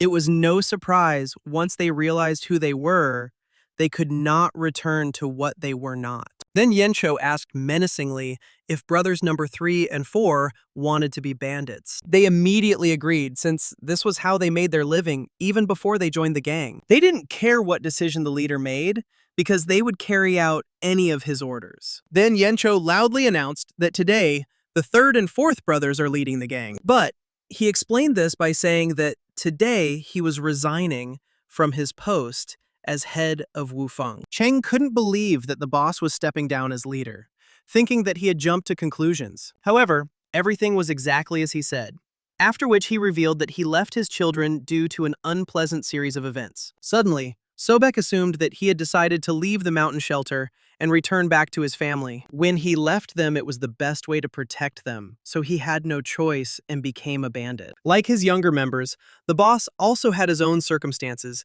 and was also having a hard time. However, it's not all bad, because he doesn't say that he regrets the time he spent in this shelter. He met them all and they became real brothers, having experienced so much together. They were even recognized by the gangster union, and this was truly one of the best moments in his life. However, after their shelter grew, he felt himself become stronger. This was the reason that she reminded him of his family more and more often. The others concluded that if this is what the older brother wants, nothing can be done about it. However, they became curious as to why he was leaving refuge on Imdal, since the second brother was also here. Gomyang revealed that he was an orphan with no story behind him and no place to return to. However, he had been following his big brother for a long time and had become too attached to him, so he decided to go with him. The others couldn't believe that the two of them had made plans on their own without telling them. Incho apologized, as he wanted to tell them earlier, but didn't know how to raise the topic. Gomyang asked them not to be upset, as it was difficult to decide to tell them everything. The leader remembered that Sobek wanted to open a tea house, and Cheng wanted to run an inn. Cholson would obviously work there with her, which would be very nice.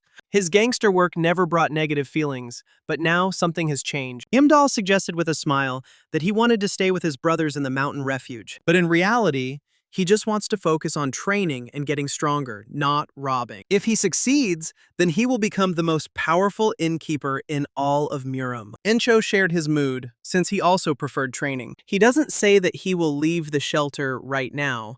For now, he just wants to step down his head and focus on training. Sobek suggested that they would all say goodbye and each go their own way. She didn't like it because if 10 heroes dispersed, then Joha would too. The leader understood her feelings, but this is the life they choose for themselves, and they all should try to realize themselves. Gomyang couldn't imagine that they would see something like this.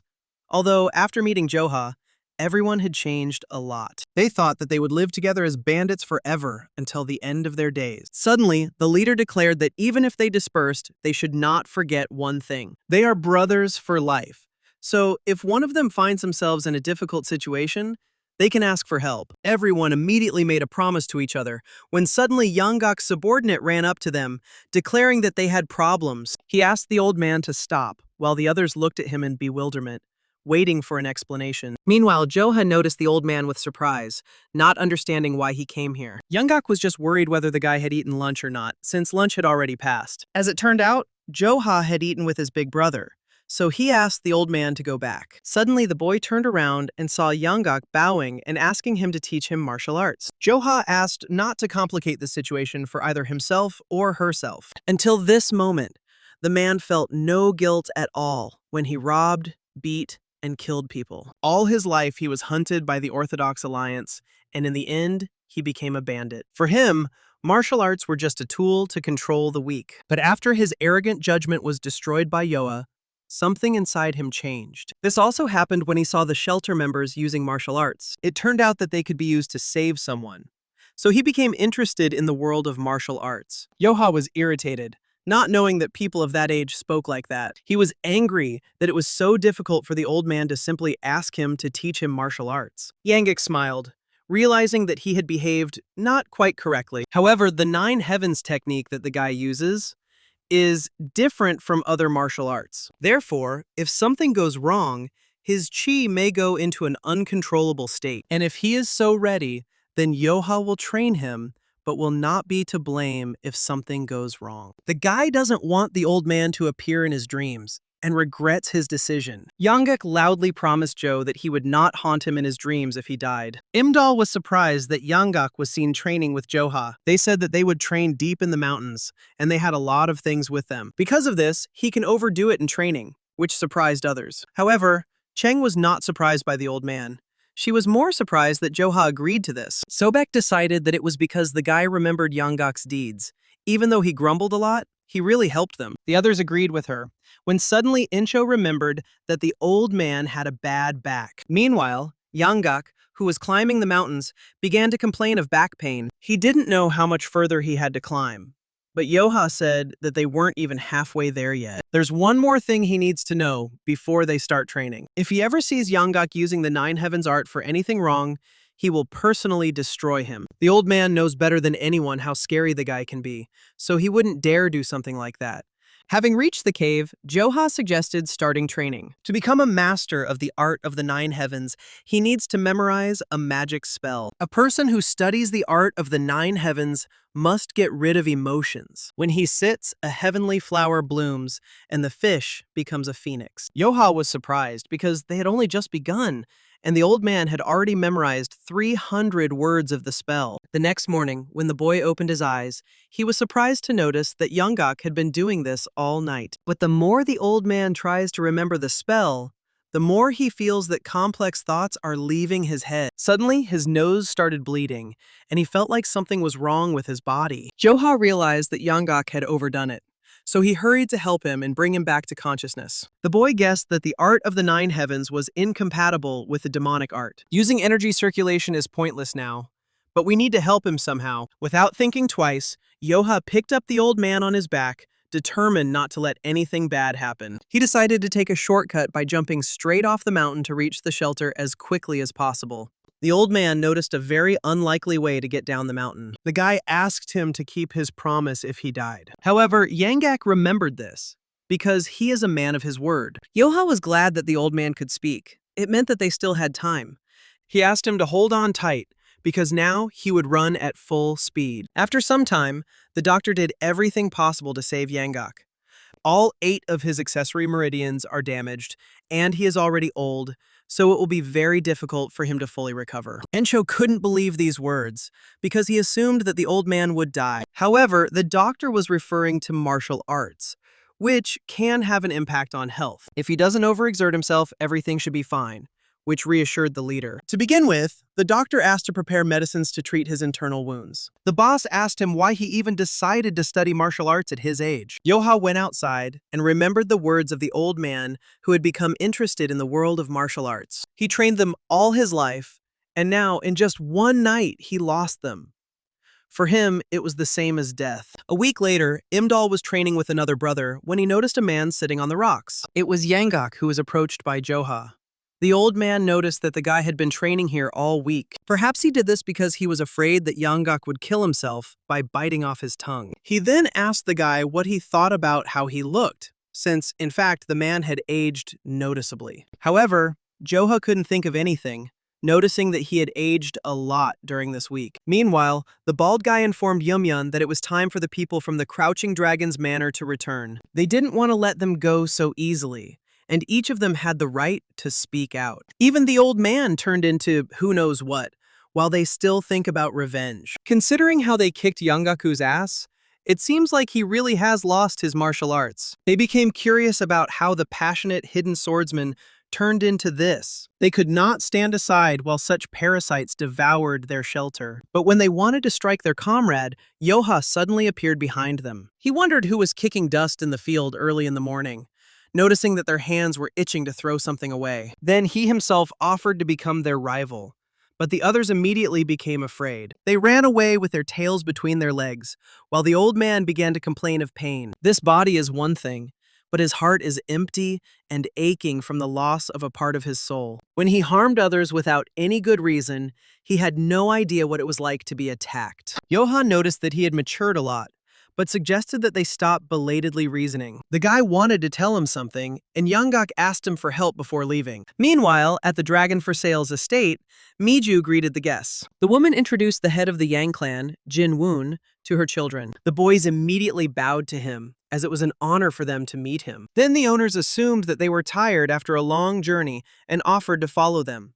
Sometime after they had left, the guests and hosts exchanged thanks. The clan leader asked his son what he thought of the crouching dragon swordsman. It seems that he really has no shortcomings, as the rumors say. He earned a name for himself by becoming a sword genius at such an early age and helped the estate become one of the leading clans. However, the current leader of the estate, Miju, is expanding his influence using aggressive methods. But once the marriage takes place, this will come to naught. After all, she will not be able to play the madam of the clan when she has a daughter-in-law. The boy realized that his father really liked this young man. Meanwhile, Miju also concluded that the Yang clan likes Mubarak. Moreover, Miss Yang from their family is simply beautiful, so much so that she is called the Beauty of Zhengzhou. If the Crouching Dragon estate and the Yang clan were to unite through marriage, they wouldn't even have to envy the 9 sects. Suddenly, the woman noticed that Mubek didn't like something.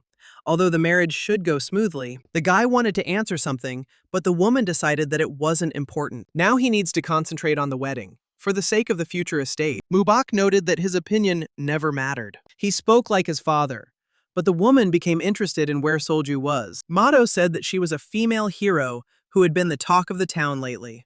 The woman was surprised by this news and wanted to know the details. The eldest son didn't understand how the 5 heroes of Luoyang were going to make money with the trading group if rumors were spreading so slowly. Then Miju got angry and asked him to say it normally. The bandit union has been doing well lately, and new cases are constantly appearing. In fact, attacks on innocent traders and business owners have become common in the city. They were already paying the duty, and they haven't had any sales lately, so they won't be able to give them money. The bandits were angered by this and decided that they were not obliged to think about selling it. Brandishing their swords, they offered to sell their wife or daughter if necessary, but to bring them the money. Recently, the crime rate has increased so much that even the government has turned a blind eye to it. Suddenly, some girl asked the guys to step away for a while to teach these bandits a lesson. The merchants were in a dilemma, having lost their footing, when suddenly, out of nowhere, 5 heroes of Luoyang appeared. Among them is a female hero called the 4th Flower, Solju,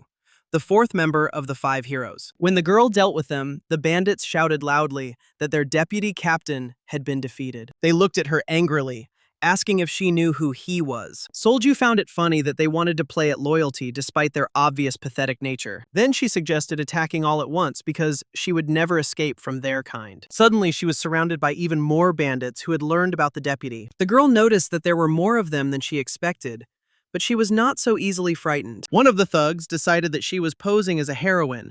With such a sweet face, she must have lived without knowing greed. But today, he will show her that the world is a very cruel place. Suddenly, a guy appeared behind Solju, wondering why she was late. With a sharp movement, he pulled the sword from its sheath and with one swing defeated the running bandit. This man was the first of the 5 heroes of Luoyang, the 8th immortal sect, Huang. The bandits, noticing that their comrade had been beaten, also decided to go on the attack. Suddenly, another person appeared behind them, noticing that all the fun had started without them. He understood that if Solju was late, she was probably in trouble. This was the second of the 5 heroes of Luoyang, the great sect of nature Jun speaking.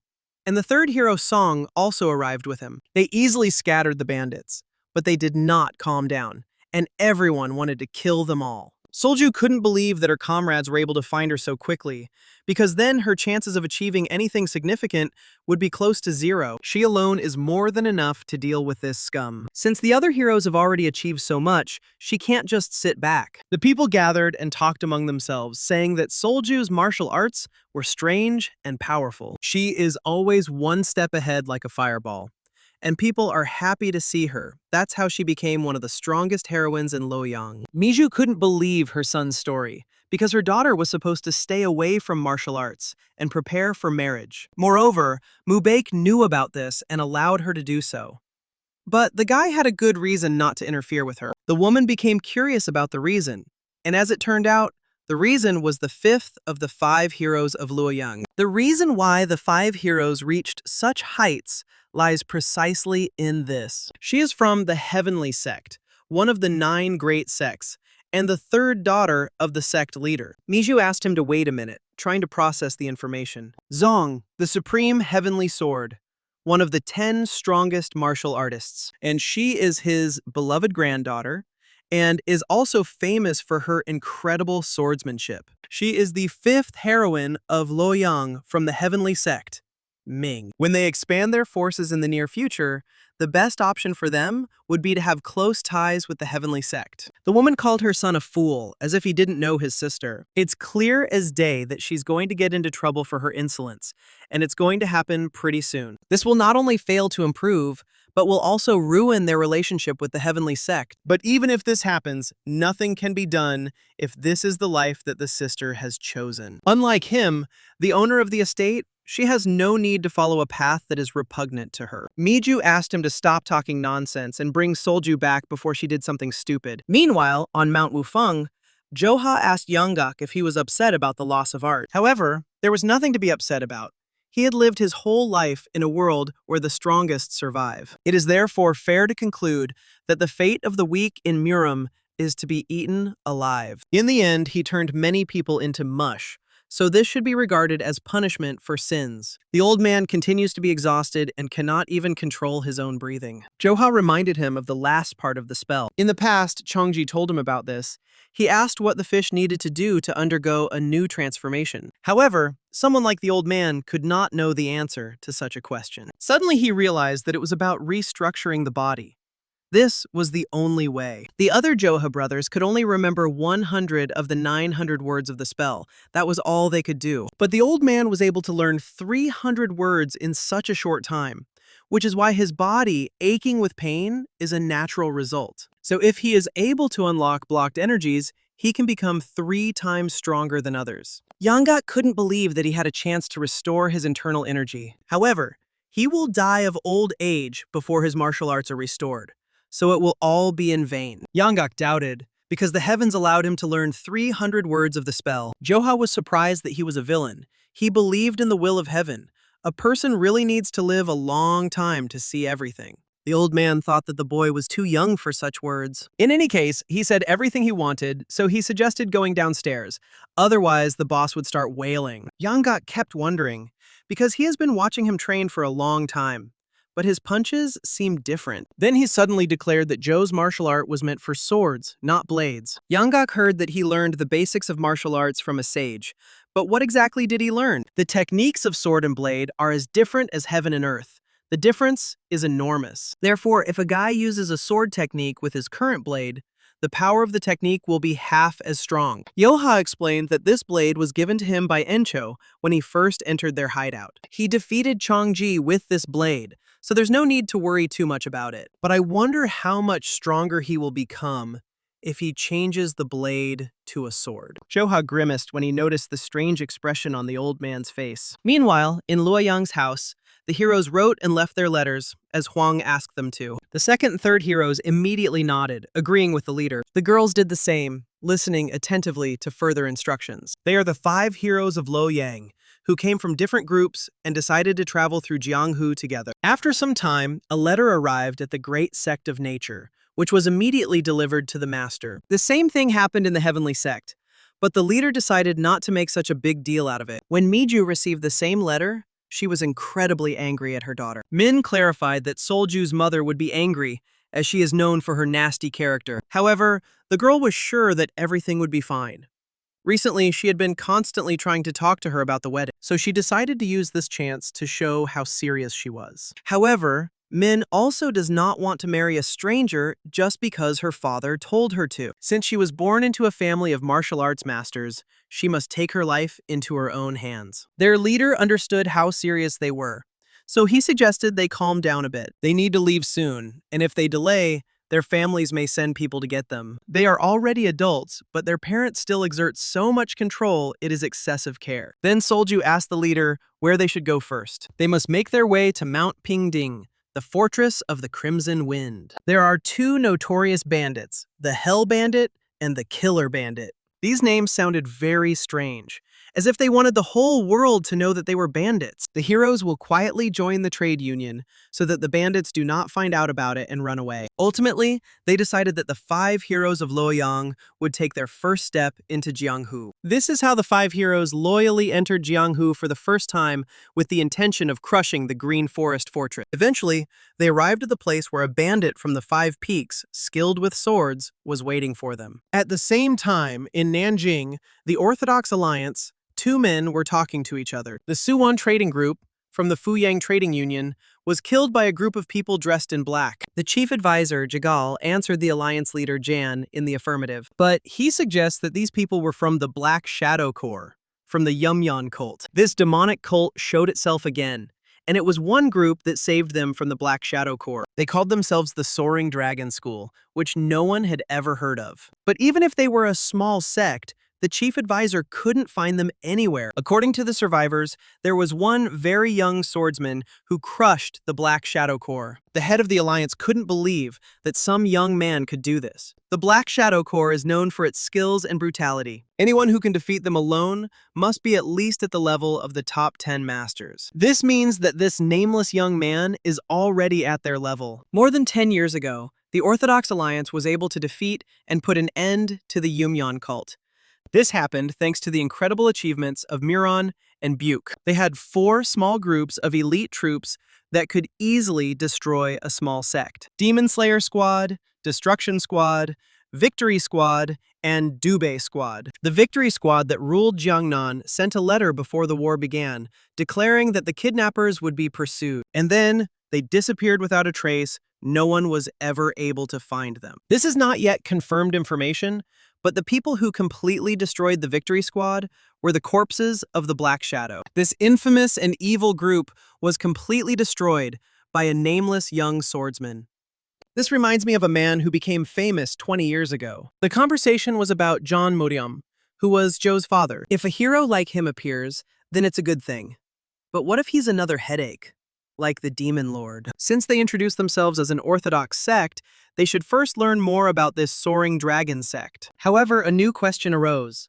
What to do with the cult of Yumyan? Based on the master's words, hundreds of monks and nuns have disappeared in Henan. When one of the Black Shadows was captured, he answered the question of what they wanted to achieve. They needed a superpower that would help them transcend the boundaries of conventional martial arts. They can achieve this by using sacrifices. If what I heard was true, then over the last 20 years, cult masters have emerged who possess that power. If they have been sacrificing people for a long time, then it no longer sounds ridiculous. The place where the decapitated bodies were found may be the hiding place of the Yumyan cult. Since the Victory Squad is currently with the Heavenly Sect, it is worth asking them to look into this matter. However, the man did not want to drag the Victory Squad into it and lose them a second time. Then, the deputy head decided to ask for combat units near those areas for reinforcements. They have no choice as they must find out the cult's location as soon as possible. Finally, the Orthodox Alliance has begun to take the first steps to track the cult. Meanwhile, near the Inhua River, in a secret and remote place,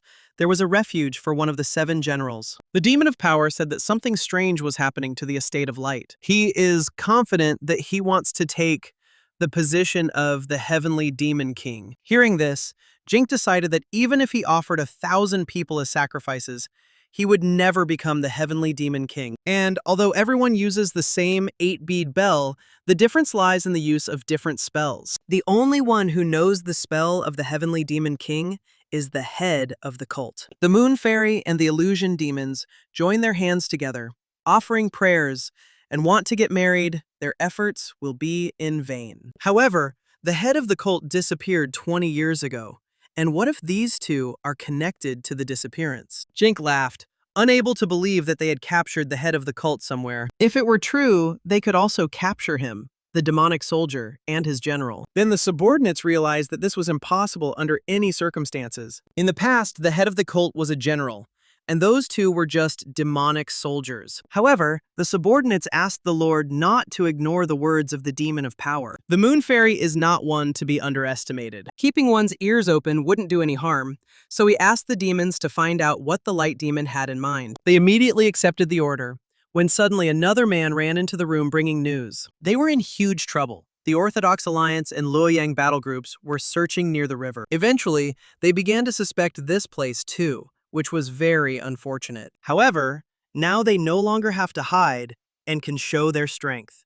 Jinx stated that these dogs of the Orthodox Alliance are unknowingly digging their own graves. At that very moment, people on the street noticed that the sky had turned red. Also, the crimson twin moons appeared, which they had only seen in books. These moons will be an omen that something will happen that will foretell the future of the country. Suddenly, John told her brother that their father might be in danger. Meanwhile, in Huguang province, the Elder of Heaven and Earth was playing a board game. In the previous 20 years, he had never seen a dark omen. At the headquarters of the Bandit Union, Rio decided that the heavens had gone mad. Muhei compared it to the sky bleeding, just like 20 years ago. The girl heard about this from her father's stories, but did not expect to see something like this in person. At this time, near the bank of the Galaxy River, a group of people left behind the fallen bodies of warriors. Some of them were still alive and fought to the end, but they knew they could not win. Their captain, who was on the brink of death, ordered the survivor to warn the Orthodox Alliance. But as soon as he was about to run away,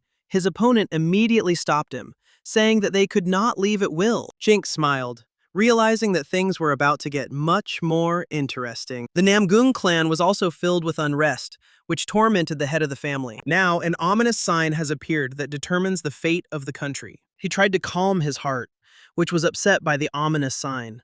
But uninvited guests came to visit him. Suddenly, a girl stepped forward, who could not have imagined that the man would be so terrifying even in the face of an army. However, he forgot that sometimes confidence leads to ruin. Buke immediately recognized the old fox Soho, although his clan and the Light Veil group have no conflicts. He suggested that they had grown so old that they no longer understood who they were dealing with. The woman considered this attitude impudent, but another added that his courage was commensurate with his name. She clarified that it was 20 years ago, and then the head of the clan recognized her as the Lunar Sage. He didn't understand how she survived, and she explained that she returned from hell to take revenge on him. She is ready to repay him for what he put her through 20 years ago. The man prepared for the attack, deciding that today was the day he would finish her off. Since their war with the Namgong clan, the dark spectral sect has reappeared in the martial arts world. Meanwhile, at the border of Hefei, Yang and Chong fled to the place where their father was. The girl had no doubt that her father, mother, brother students, and priests could be in danger. We need to get to them as soon as possible before it's too late. And so the Orthodox Alliance, the sects and the two schools, the smaller sects, and even the Bandit Alliance began to prepare for war. And in the end, it will not be possible to escape from the enemy you need to meet. At this time, the trade caravan stopped near the Red Sand Shelter. They were stopped by bandits, who offered to pay them for the ride and just continue on their way. However, they did not yet know that this caravan was accompanied by 5 heroes. At the Wufeng Mountain hideout, the gang was also shocked by the sight of the red sky. It all looked ominous, so they decided to find out everything from Yangok. The old man remembered that everything was not quite like that, but something similar had happened once. 20 years ago, there was the most terrible war in the history of Murim,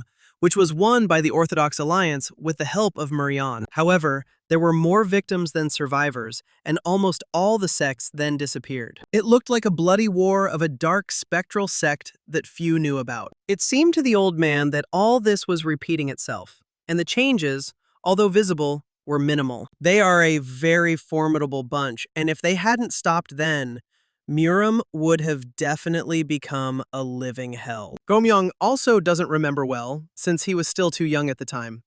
But this sect used people as sacrifices. The girls were shocked that someone could act so cruelly. It may be a simple suspicion, but the group in black robes they had already met is connected to them. And with all these monk kidnappings, Yangok thinks the dark spectral sect has started operating again. Gomyong didn't understand why the old man was scaring them so much, because it was just an assumption. However, the swordsman who cuts the moon has died, and the Sword King is already too old. So a cataclysmic level bloodbath could break out in Murim. However, if this happens, they have someone to rely on, so everything will be fine. Encho put his arm around Joe's shoulder, who was quite surprised by such attention. But they will not rely only on the guy. No matter what happens, they will cope with anything together. Joha confirmed that no matter what happens, he will definitely save his brothers. No one will dare touch them as long as the guy is standing on his feet. One day, bandits decided to attack a trade caravan. The deputy leader of the Crimson Wind gang immediately demanded payment. But suddenly, the captain of the Divine Medicine Squad announced that he had been waiting for them. As soon as a man thinks about the existence of bandits like them,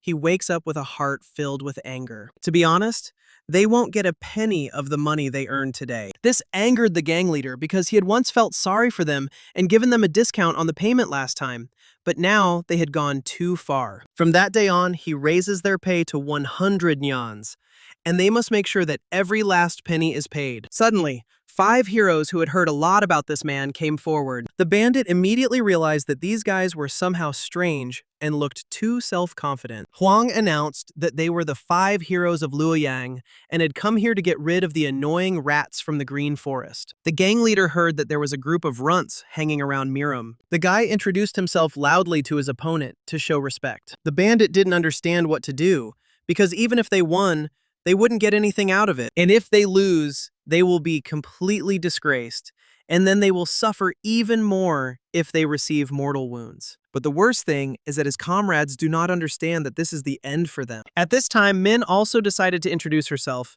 stating that she was from the Heavenly Sect. The bandits were surprised by this, not understanding how long they would continue to introduce themselves. The gang leader decided to find out her grandfather's name, and the girl answered with surprise. Hearing the familiar name, the man realized that she was the granddaughter of the Great Heavenly Sword. At that moment, Solju also wanted to introduce herself, but she was interrupted by a sudden cry from the gang leader. With a few movements, he broke his comrades' swords, which stunned them. He may work for the Green Forest, but he respects the Great Heavenly Sword very much. He didn't understand how his comrades dared to raise their swords against his granddaughter. He will make an exception and let the caravan pass as a sign of respect for this man. After this, the man ran away in front of everyone, leaving his comrades in shock. However, Solju was unhappy that she was never allowed to introduce herself properly. When everyone had fled, the representatives of the trade union announced that they were lucky to have met the 5 heroes of Luoyang. They didn't expect that they would actually be able to get rid of the annoying bandits without any problems. The leader of the 5 was flattered, but he felt sorry that they didn't even draw their swords. Because of a certain family's reputation, they might never get to the bottom of Wufeng. Solju is afraid that they won't accomplish anything during their journey, but she was told that Wufeng is very different from them. Based on what the man heard, Changji wanted to conquer Wufeng, but decided to stop pursuing him and returned home. The others couldn't believe it, as the man was talking about the living legend of Wudan. Solju thought it was a dirty rumor spread by local mountain gangs. The captain laughed because they had driven away the hellish butcher with just their greeting, so they had nothing to worry about. Once they had driven away the Crimson Wind, they could drive away all the others. At the same time, in Wufeng, Yeoncho and Gomyang were spending time training. Joha did not lag behind, and was with Yanggak, developing his skills. Sobek and Chen were already tired, so they decided to go to the foot of the mountain to get some drinks. Once they set their goals and started training, it felt like everyone started training even harder. Suddenly, the girls heard someone nearby saying that the Huayang Trade Union had forgotten what fear was. They dared to enter into an alliance with a bunch of scum, nicknamed the 5 Heroes of Luoyang. Huang answered him that only after the battle would they know whether they were scum or not. And after that, the guy demanded that 10 Wufeng heroes be brought here immediately. But this time, the Fortress of the 5 Peaks will defeat them as a warning to others and prove their authority. Cheng decided that this wouldn't do, and that she needed to go back to tell the others. Solju was glad that their first battle as the 5 heroes had finally arrived. But before they could reach their opponents, their path was blocked by a sword thrown by Joha. Looking at him, the girl did not recognize him as her brother, asking who he was. Encho, who had just arrived, asked who these guys were and if they knew that this was Mount Wufeng. But they didn't care whose territory they were on, even though they had been warned to be wary of them. The head of the trading group knew about this, so he came here with these rising heroes. Yanggak explained the initiation rite, where renowned disciples of the old sects defeat villains and earn a reputation. Encho didn't understand why they chose this particular place, since they were just an ordinary gang. However, the consequences were obvious, so the old man decided to find out their names and where they came from. They pointed to Huang, explaining that this young man was a disciple of the 8 Immortals sect. Johan noticed that they were either missing something or were just stupid, since they couldn't introduce themselves. Solju got angry, loudly declaring that it was very impudent to hear such a thing from such a young man. When she rushed to attack him, the guy noticed that she was also quite young. The girl decided to test how long his bragging would last. But when she attacked him with the first phase of the Nine Heavens technique, Joha easily fought it off. He was surprised by the familiar technology, but now was no time to think. He decided to ask her directly who she was, since she was using the Nine Heavens technique. Solju thought that he finally got scared, but it was too late to regret it. While in the air, she introduced herself as one of the heroes of Luoyang and gave her name. Joha was stunned and said out loud that she was a girl from Varing. He immediately remembered his childhood, which made his soul feel heavy. As the girl approached him, the boy swung his sword, throwing her back. Because of this, Solju lost her balance and fell to the ground. The other heroes were stunned, while the girl herself tried to understand what had happened. She realized that when compared to them, he was on a completely different level. Continuing to recall his childhood, he added with malice in his voice that he hadn't even started yet. After this, the guy took off, throwing a stone from the ground along the way. Suddenly, Joha thanked her for coming all this way, and then deflected the stone with his sword. That same stone reached its target and knocked her down again. But Solju quickly stood up, deciding to see what he would say after her next blow. She wanted to use the second phase of the Nine Heavens technique, but Joha quickly stopped her. As soon as he hit her in the stomach, the others noticed that Joha was especially merciless today. Suddenly, Sobek remembered how the boy told her that he had lived locked up in Warong for 10 years. The brother's enemy was none other than Varing, and now it was especially noticeable. Joha asked her to be careful of the stones, because he would not leave her side. After that, he began throwing a bunch of small stones in her direction. Solju understood that she wouldn't be able to dodge, but suddenly, a comrade came to her aid. He asked his sister to get together and join forces to defeat this impudent guy. However, even if they join, things will not end peacefully, after which Joha attacked Min. The girl thought that his mere presence gave her the feeling that her head was about to fly off her shoulders. 13 decided to ask her what happened,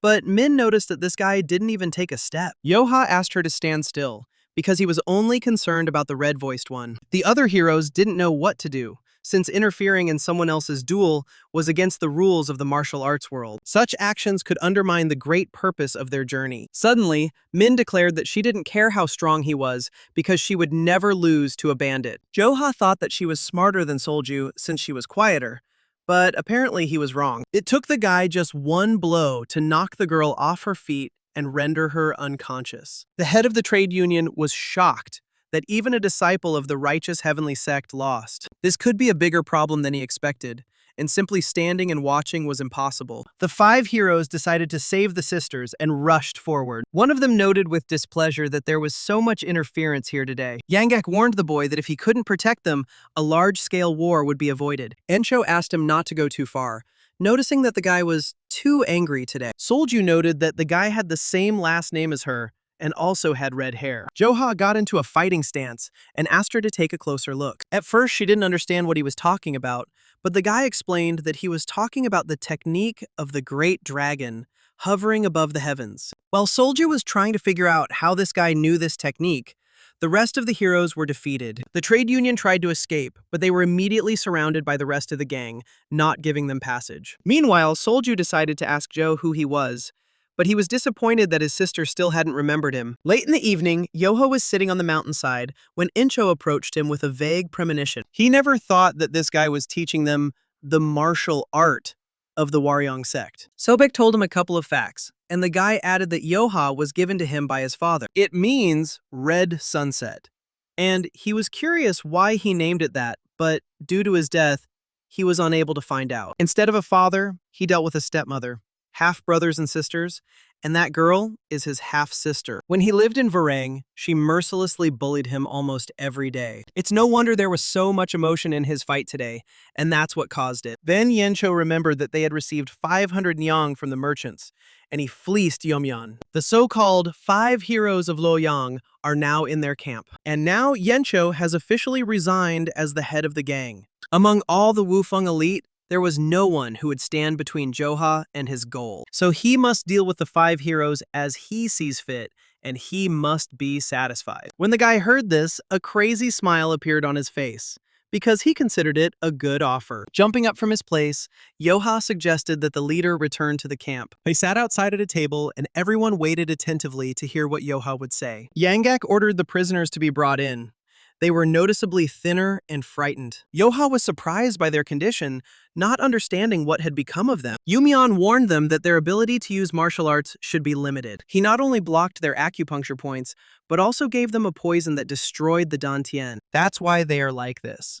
And at that time, Yen Chu praised Yumyeon for his invention. The gang members immediately forced the prisoners to kneel to pay their respects, and suddenly Min loudly asked to let them go, because they had already let the rest of the merchants' union go. With a bored look, Joha announced that they would have to pay too. As compensation for invading the gang's territory, those guys from the trade union paid 500 nyans.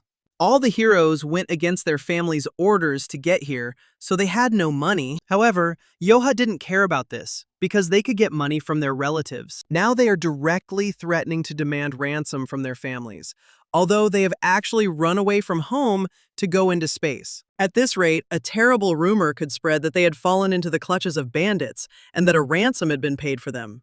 In that case, their lives in Yangju will be completely destroyed. It was 28 who shouted with displeasure that after this the bandits would definitely not be safe. However, they told her that they would definitely not stay here if a family of 10 great martial artists came after them. By that time, they will already be far away, and it will be almost impossible to find them. At that very moment, the gang members pulled out swords and held them to the prisoners' throats. Suddenly, a wicked smile appeared on Joe's face as he announced that their severed heads would remain here. But before they part with their heads, they must tell their relatives about the ransom. Kwang stated that his family was not that well off, so even 500 nyans would be a heavy burden. At that very moment, each of the heroes began listing how much money they could be bought out for. Upon hearing the lower amount, Huang asked to lower his price to 200. Min stated that her price was 100 nyang, hoping that this price would be acceptable for the bandit. When they had gone through everyone, Joha asked what the price of the head of the Waryong sect's eldest sister was. Solju also decided to agree to 100 nyans, realizing that he was simply trying to humiliate them. But suddenly, Joha declared that such a price was unacceptable for her, because she raised her sword against him. Even 300 wouldn't be enough for her, which stunned the girl. So she decided to find out how much he wanted. The boy smiled broadly and announced that he wished 1,000 silver nannies for her life. His comrades were shocked, and Solju immediately tensed up. He is shaking with fear, even though he is opposing the famous Orthodox gang. Solju stated that she did not have that kind of money, and besides, compared to the others, she had to be paid several times more. Some of the gang smiled, while others remained calm, explaining that she was simply from wearing. Then Joha concluded that if she didn't have money, she would have to pay with her labor and marry Yumyeon. The man was initially stunned, but then smiled, as he has certain preferences in women. Solju was scared when she looked at Yumyeon, and Min was scared for her too. Joha concluded that a decree had been issued, and asked them to write a letter to their families. 34 noted that Joha was born talented not only in martial arts, but also in gangster dealings. Yanggak didn't understand if everything would be alright, because now their enemies were the extraordinary children of Orthodox sects. Joha found out about this, but thought that things would take an interesting turn. Demands containing the ransom amount for each of the 5 heroes were sent. 8 Immortal Sect, Great Nature Sect, 7 Sons Sect, Heavenly Sect, and Warong Sect. At the last estate, Miju screamed loudly, "What is her brother doing?" The sons apologized because they had looked for her everywhere, but could not find any other traces of the gang. The boys didn't understand why Solju needed to run away from home for such nonsense. At that very moment, a man entered and decided to interrupt their conversation. He was obviously trembling, but some stranger told him to bring her a letter immediately. Having abruptly snatched the news from my friend, the woman declared that if this was anything more than a trifle, he was finished. But when she read the letter, a grimace of anger appeared on her face. While one son tried to calm his mother down, the second understood the letter while reading it. Not only was she captured by the gang, but now they also have to pay a ransom. Moreover, it says here that they are being held by force, and they should not contact other sects. When suddenly, U16 declared that if they discussed everything with them, 1,000 nannies would not fall from the sky on them. She was fed up with these Jonas and didn't understand why she always had to clean up after them. Suddenly, another girl came to them, saying that a letter had arrived asking the families of all 5 heroes to gather in the heavenly sect. Everyone present knew that this would happen. It was this sect that took the first step. As a result, 5 Orthodox families gathered under one roof in the house of the heavenly sect. After a few minutes of silence, Miju asked to say something already, because something had to be done in this situation. The safety of their children was a top priority, so it would have been better to pay the money. However, Miju decided that he was talking about it too simply, since they all needed to be paid a couple of hundred, and she needed to be paid 1,000. Besides, 100 is also a considerable price, and is anyone present capable of throwing money around so easily? One of the men stated that everyone knew about her daughter's difficult temperament. Obviously, things turned out this way because she got into a fight with the bandits. In any case, their son is the most important thing to them. So they decided to collect the necessary amount and send it to the kidnappers. And the others decided the same, which stunned Miha, because they decided to bow their heads before the bandits. The head of the heavenly sect asked everyone to calm down and explained that they would never bow down to a thief. He suggested first ensuring the safety of the children and then attacking the enemies. However, their most talented children were taken prisoner, which means that there are talented warriors among the bandits. Then the sect leader asked everyone to choose a representative, and he would fight on behalf of the heavenly sect against this gang. Everyone was stunned that the leader himself was going to lead the raid on the bandits. If one of the most powerful martial artists joins them, then these bandits' days are numbered. At the same time, in the heavenly sect building, a man received a letter. The great sword master learned that his granddaughter had been captured by some scoundrels. He, after some time, Mubik, was heading to the heavenly sect on horseback. The detachment heading out to battle was approved, but for some reason, the head of the sect wanted to see him again. Earlier, he had asked his mother whether it was really necessary for him to join them. The woman explained that he needed to demonstrate his fighting skills and impress the sect leader. But everyone older than her went to work with security, and now he is the only one capable of teaching lessons in varying. And I'm 16, and I said it doesn't matter because he also has a brother. However, he was not good enough to teach others, but his mother did not care about that. Dismounting from his horse, the boy sighed heavily, realizing that he had once again lost the argument to his mother. Then a man approached him, inviting him inside, as the leader was waiting for him inside. There were already people from the fighting clans there, and they were definitely not family members of the 5 heroes. Mubak didn't understand why they were there, and when he entered, everyone turned their attention to him. Noticing the head of the sect, he immediately bowed to him and greeted him. The man hadn't managed to get a better look at him last time, still trying to calm his mother down. He called him because they needed to discuss something. After some time, the guy found out that they were not going to go against the gang because they simply could not do otherwise. Mubek immediately asked who would join the expedition on behalf of the heavenly sect. However, the chief wanted to discuss something much more important than that. He wanted to demand that they all never mention anything he told them to the uninitiated. Last night, he received news that the Yumyan cultists had reappeared in Murim. Everyone was stunned, because they had fallen 20 years ago and somehow managed to return. The head of the sect also did not want to believe it, but after seeing the report on the battle with the cult, he was convinced of it.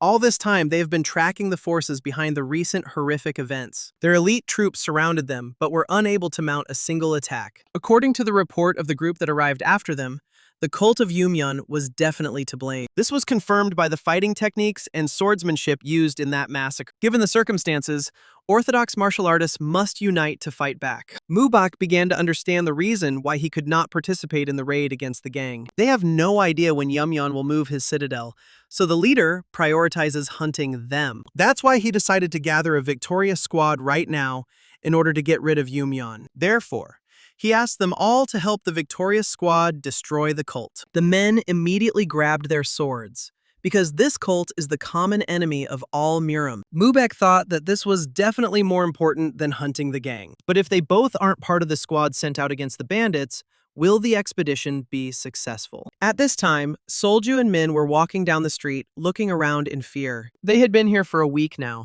and Min was sure that their families would come with money. Solju understood that her family could borrow money from the heavenly sect, but it would be difficult to pay back later. Suddenly, a disgruntled Joha asked if they were returning from the toilet. Then he asked what good they had done that they were being given such generous rations. They were already giving them one dumpling at a time. But the world is full of people who get by on less. Solju said that this was impossible, and asked the guy to prove that such people really existed. As expected, he will not feel satisfied by letting them go and receiving only money in return. The girl didn't understand what else he needed, because there should be enough money. But Joha smiled and explained that he was going to destroy all sources of funding for Varric. The girl didn't understand how someone like him could do something like that. However, now it was easy for the guy, because he was the main guardian of the Green Forest. Shock appeared on the girls' faces when they realized who this guy was. Any trading alliance protected by the Varing in the Green Forest is to be banned, regardless of its status. Joha thought it might help, so he asked her opinion. Solju couldn't believe it, because if he was telling the truth, then her family's future was in jeopardy. A little later, the heroes complained that they now had to make do with one dumpling a day. They didn't understand why the bandits had become more violent lately. But Min had an idea. Suddenly, the door in front of them opened, and Yumyun announced that their ransom had finally arrived. They were ready to let the heroes go, while several men brought chests of money. 5 clans arrived in Wufeng to pay the ransom for the heroes. All the sects sent their representatives, and the Varing sect was represented by Mado. Thus, without knowing it, Varenka was reunited years later with their half-brother Joha. Mado noticed that this was the gang that the celestial sage himself refused to oppose. At first, he thought there was nothing special about them. But as soon as one of the bandits sneezed, the guy immediately pulled out his sword. Encho laughed that they called themselves the sects of the 5 orders, but were afraid of a simple sneeze. The man remarked that it was very humiliating to be ridiculed by those bandits. However, besides Mado, another person pulled out the sword. Joha smiled and noticed that the two hadn't changed at all. But after a couple of minutes, they brought out the 5 heroes, who were still tied up. Those who arrived were shocked to see the condition of their relatives. Insho noticed that they began to look even more exhausted. Zong asked what kind of disrespect this was and why they didn't feed them properly. None of them ever thought that hunger could be so terrible. Joha clarified that no one had died of starvation. After which, he decided to clarify something. These impudent heroes burst in on them with drawn swords and tried to harm him and his family without reason. Therefore, it was not logical for them to show any courtesy towards them. But even so, they spared them and provided them with the food and shelter they needed to survive. But if they are not happy with something, they can come forward and tell him about it personally. The old man was impressed by the boy's strength of spirit, but he knew that combat troops would soon arrive here. He announced that he understood everything, after which he asked to release the children. Encho noticed that everything was going like clockwork, but Joha had already become attached to them. Then the guy pulled out his sword, frightening everyone, but it was aimed at the rope on the bodies of the prisoners. Everyone was surprised to see that he cut the ropes with such precision with that terrifying sword. After this, Joha got into a fighting stance, and the others did not understand why he was laughing. The next moment, he struck them with the blunt side of his sword, throwing them towards their relatives. He then turned to the 2 remaining girls, declaring that the same fate awaited them. The representatives who came to rescue them now began to catch each of their children. Mubek failed to catch his sister, and she simply fell on top of him. This is how loudly and hectic the negotiations for the ransom of the 5 heroes came to their conclusion. However, Ming didn't understand how the guy could do this to the representatives of the heavenly sect. This became the first spark in the raging fire of another conflict that would flare up later. When it was all over, the representatives and prisoners walked home in silence. Mubek couldn't take it anymore and started yelling at his sister that he had no more strength for her. She knows perfectly well how terrible her mother is, but she still keeps getting into trouble. However, she has been through a lot, so she needs to get home quickly and think about the problems later. Min felt sorry for causing trouble for Mubek, but she didn't understand why he came instead of her father. The man suggested that she was so disappointed that an old man like him had come to save the daughter of the sect leader. Then the man frowned and explained that her father had gone to deal with the Yumyan sect. This is an urgent matter, so the chief immediately set out on his way. As a result, he was unable to come here. Her father is a sword master and the head of the heavenly sect, so nothing will happen to him. And once he deals with these demons, he will wipe out the impudent Wufeng gang. The girl agreed with a smile, because for her father, it was not just a demonic sect. Meanwhile, Yencho's gang decided to throw a feast for the whole world. One way or another, I tell you, troublemakers, I have already returned. Their camp will be covered in silence for a while. Meanwhile, several warriors gathered near the river and announced that there was nothing downstream. We need to continue the search because the citadel must be located somewhere nearby. It was here that they lost contact with the entire detachment, as reported by the venerable Gonbek. Then the head of the heavenly sect asked him what he thought of Yumyan's capabilities. Even the sword master Namgong was unable to kill any of their sages. And 20 years have passed since then, meaning their strength has increased. And perhaps the current victorious detachment that they have gathered here will suffer the same fate. They all understood that the old man was talking about the fact that they could fall victim to a bloody massacre very soon. Gonbek noticed that they were all tense, but there was no need to be discouraged by the old monk's words. In any case, life and death are all predetermined by heaven. They must focus solely on the mission to suppress the cult and try to destroy them. Now that they had come this far, there was no point in being afraid, and all that remained was to complete the mission. Suddenly, 3 scouts ran up to them, reporting that they had discovered a suspicious building at the end of the path. It seemed to them that that place was the citadel of the Silver River. By this time, Jink was already aware that they had not learned their lesson and had invaded their lands again. Then he decided to find out how many suicide bombers came this time. There were 56 of them, including the head of the heavenly sect. Jink was surprised, but pleased, since a victim of such a level had fallen into their net. This time, they must greet them even more warmly. If possible, capture the monk alive and kill the others. They must also remember that Jink will personally take on the head of the sect. At this time, Mubek noticed how creepy everything looked here, although he initially decided not to give in to fear. Suddenly, the guy felt them coming, and immediately 2 weapons on chains flew out of the building. He ordered everyone to duck, and he began to deflect the weapons with his sword. After this, Mubak used the 9 heavens technique, the 3rd phase. The monks noticed that this guy turned out to be a formidable opponent, despite his appearance. As expected from the air of the sword master, both his spirit and his skills are astounding. The head of the sect decided that if they were finished testing their strength, then it was time for the rats to stop hiding and leave. Warriors began to emerge from the building, noticing that they were definitely on a different level than those who had come here before them. It was obvious, because this detachment was led personally by the sword master. At that very moment, the group of warriors noticed that they were surrounded. Yongik stated that if the sword master desired a quiet death, it would be wiser to voluntarily surrender into his hands. I decided that his long speech only proved that they were only capable of talking. When the battle began, Mubek had already dealt with 2 opponents. They thought they could crush them with their crowd, lacking any skills. After this, the 2 groups rushed at each other, but the advantage was on the side of those who came. Each of the sect representatives used their own special skills. The battle was very fierce, but none of them thought of retreating.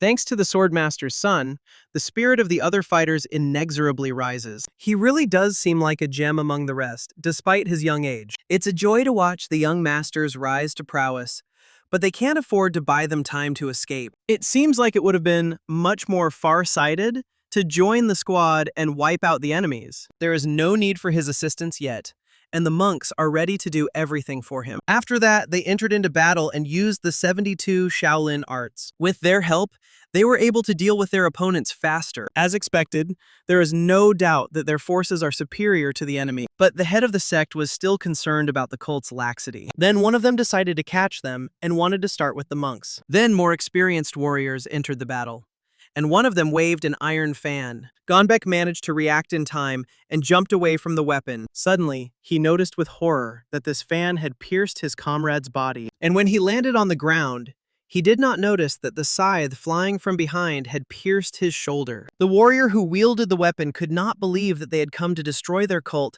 with such pitiful skills. It was too arrogant and a stupid decision that will lead to their death today. Brother Gongbak decided to avenge him by rushing forward and asking if they were afraid of Shaolin's fury. He then engaged in combat with a man using clawed gloves. This man warned that when Gonbek died, his turn would come too. At this time, the guy in the mask noticed that Gonbek had cleaned his bald head so thoroughly that it made his job easier. Then he decided to come to his aid, having 15. used in the fourth phase of the Nine Heavens technique. The guy swung the ball, which managed to push back his opponents a little, and at that very second, Gonbaek informed him that the weapon was stuck in his shoulder. Mubaek had already pulled it out with his sword, declaring that the cult does not serve everything as they wish. The others thought he was weak, but the boy had skills comparable to elite fighters. 31 stated that since the Orthodox sects had taken them seriously, they could not afford such careless behavior. Ik decided that it was his turn, so he asked the monk to rest. The fate of the cult extermination mission was victory. But once again, the squad depended on the spirit of the Swordmaster and the demonic sword. Jink reminded the Swordmaster how much water had flowed under the bridge since their last meeting. He had been waiting for this day, and the sect leader was the reason he settled in Yumyeon. However, Gonbaek decided to ask who he was, since he couldn't remember what had surprised his interlocutor. Jink got angry that he had actually forgotten him, asking him to take another look. However, the head of the sect could not remember him, considering him to be very small fry. Gonbaek didn't understand how he dared to say such nonsense to his face. However, the head remembered him, noting that he had never corrected his lousy character. Then the man decided right then and there to make sure that Ik remembered this day forever. Even the fearsome demon Swordmaster became Yumyeon's watchdog. This sect has truly gone to great lengths to attract strong fighters, and they will certainly have a hard time. However, even in the past, Jink was no match for him in skill. At that very second, Ik used the sword that liberated the scorched lands. Looking at him closely, he remembered the vile face of the demonic Swordmaster. However, the man did not understand how a simple bandit from the mountains dared to do all this. Only chaos in the world of martial arts. Mubaek was stunned that the head of the enemy citadel was thrown back by one blow from their leader. Even their leader's technicians are too fast to track with the naked eye. Then he realized that right now he was looking at the true strength of the Heavenly Sect's sect leader. However, Ik understood that this was not the end, and he was trying to weaken his vigilance. Jink noticed that he was still as collected as before, but this was only the beginning. After these words, Jink released the sword from his hands and threw it with a kick. Ik was surprised when the enemy's sword did not reach him, but abruptly changed trajectory. Now he rushed towards Mubaek, but the guy managed to hold his sword in front of him. This didn't help him much as the enemy weapons moved on their own in the air. At the same second, the flying sword began to cut through the bodies of the rest of the group members. It seemed impossible to Ik, because Jink had reached a level that even he could not yet master. Suddenly, someone declared that the rumors were true, and these people had achieved true superiority. Went over to the enemy side. Then Jink noticed the very expression he expected to see on the face of the sect leader. Now they have turned into a bunch of cowardly bunnies, and all that remains is to grind them into dust. And the subordinates accepted the order, after which they rushed at the remaining group of warriors. The monks were the first to come to the defense, deciding to fight until they gave up their spirit. Now we are transported to Jung, one of the 10 strongest ball masters. Having decided to devote his time especially to improvement, he went into seclusion. But today he finally returned. When he reached the Heavenly Sect, he found Ming there, who rushed into his arms. The old man understood how hard it had been for the girl lately. She began to apologize for disgracing the sect and ruining its reputation, but the man did not care. Then Min asked about her father, because she had heard that he had gone on a journey to crush the followers of the cult. Jung declared that everything would be fine with them, because no one could hold a candle to him. However, at that very second, Ik was barely holding his own against the enemy's equipment. Jink was disappointed that this was all the man could do, overestimating him. The head of the sect did not understand how he managed to become so strong, although he was weaker than him. Looking at how the others were doing, the man noticed with horror that they were losing. He couldn't believe his eyes that even the elite swordsmen of the Orthodox Alliance were chopped into pieces. It's time to stop this lawlessness, as there are very few people left alive. I had to save them at any cost, even at the cost of his own life. Suddenly, the sect leader ordered everyone to stop fighting and retreat. At least one of them must return home alive and report everything. Mubaek decided to help him, ordering the others to get away as far as possible. However, the gates closed in front of them, and their path was blocked by Jink's sword. He couldn't let them get away that easily, and then she swung her sword towards Ik, cutting off his arm. Mubaek asked the gentleman to hold on, because he could not lose consciousness. However, Jink wasn't finished yet, and decided that he would be able to take the life of not only the head of the Heavenly Sect, but also this young man. Mubaek decided that this was how it would end for him.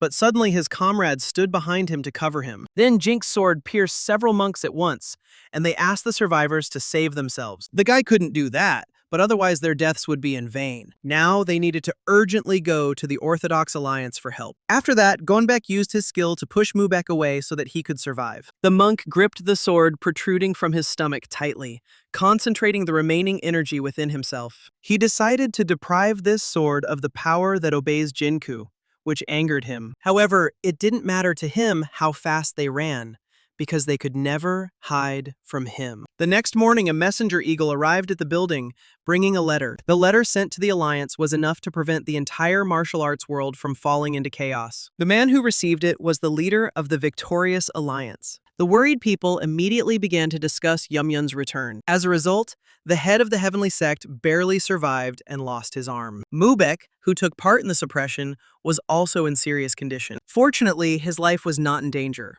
but his internal injury was quite severe. Miju sent him on his way without a trace of worry because the head of the heavenly sect was there. But her troubles didn't end there, because Mato showed up to them, announcing that they had a problem. The woman asked him to be quiet because Mubaek was in bad condition now. It became unclear to everyone what such an urgent matter could have happened. But it so happened that the mercenary union declared that all trade unions accompanied by Varing would not be able to set foot in their mountains. He was immediately asked to explain in more detail why the mercenary union would go so far for them. Solju immediately remembered how Joha showed her the sign from the mercenary union. He then declared that any trade union under the protection of Varing should be banned, regardless of its status. She began to realize that it could be true, and this guy could counter them with something similar. At this time, Joha was sitting on the mountainside and twirling his badge on his finger. Yangguk, who approached him, noticed that the guy was still unhappy, even after all he had done. As expected, revenge is not hidden in words, but in something more obvious. The boy stated that if he walked around at night, in his condition, he would die before his chi returned. However, if this happens, then it is even for the best. But now he asked the guy to confess. Joha had always thought about this, what he should take from that woman to ease his soul, when suddenly he remembered. An indifferent person, unable to share even one dumpling with the child she locked in the barn. That's what she was. The old man decided that he would cut off their source of income so that not a single grain of rice would remain on their shelf. There are people in this world who put profit and wealth first without regard for their own children. For this method to give the desired result, it is important to understand that the key aspect is the time spent on suppressing the wearing. The old man didn't care whether the higher-ups of the union would remain on their side, but the boy thought his word was law. This was so, but there is a discrepancy. After all, there is a man who wears something on his head and who gave him this sign of the head of the guards. Joha remembered the demon lord, but he didn't know that he needed to ask his permission for such things. However, Yangguk was right, because the guy had completely forgotten about that old man. Meanwhile, Muhei couldn't believe what Joe had managed to do. Ingale arrived at the citadel of the mercenary union and reported this to him. The man assumed that this guy was finished and explained that he was talking about the head of the guard. He arbitrarily declared that any trading alliance under the protection of Varing should be prohibited from entering the mountains. The mercenary union survives by harvesting trade caravans, but they can't turn a blind eye to it. Mew noted that his first move as head of the guard was rather unexpected. So be it. Ingale couldn't believe that the master would just let him do this, but now his tone sounded as if he was the head of a mercenary union. To avoid the hellish training, the man immediately dropped to his knees, declaring that he would do everything as he ordered. Muhei decided that it would be a good idea to do him a favor, so that he could later keep the unpredictable head of the guard on a leash. However, they still need to find out what the relationship is between the head of the guard and the warring sect. At that very moment, Rio's eyes sparkled, trying to give his father a hint. It was his own fault, but since she was almost sober and the sun was at its zenith, she could go. The girl promised that she would find out what connected them for the sake of her father. Muhei asked her to try hard to figure out the right decision, and he accepted. Sometime later, the girl changed her clothes and saddled her horse to set off on her journey. Muhei wished her a safe journey, but continued to worry about his daughter. Without wasting any time, Rio sent her horse forward to get to Joha faster. The man couldn't believe that the girls liked the head of the guard so much, considering how passive she was sitting there. However, there is no need to wait for more children now. because sooner or later, they so joyfully leave their parents. Then he remembered Joe's prohibition and the fact that his first order as head of the guard had come so unexpectedly. He didn't know about the others, but from what Muhi had seen, this boy never gave in to the greed of gain. So the question arose as to what the Varings had done to him to anger the head of the guard so much. Muhe was lucky that he still had strength.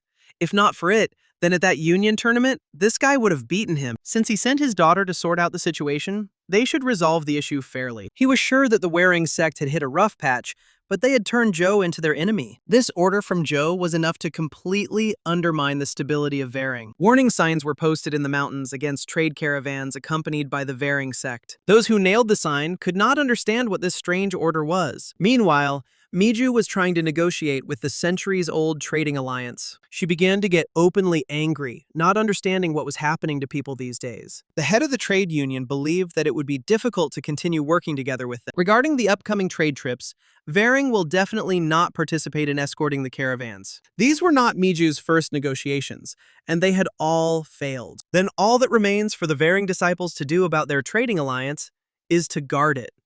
Motto couldn't believe they wanted to send all their students to guard a centuries-old trading alliance. However, this was not entirely true, and they should not have taken it personally.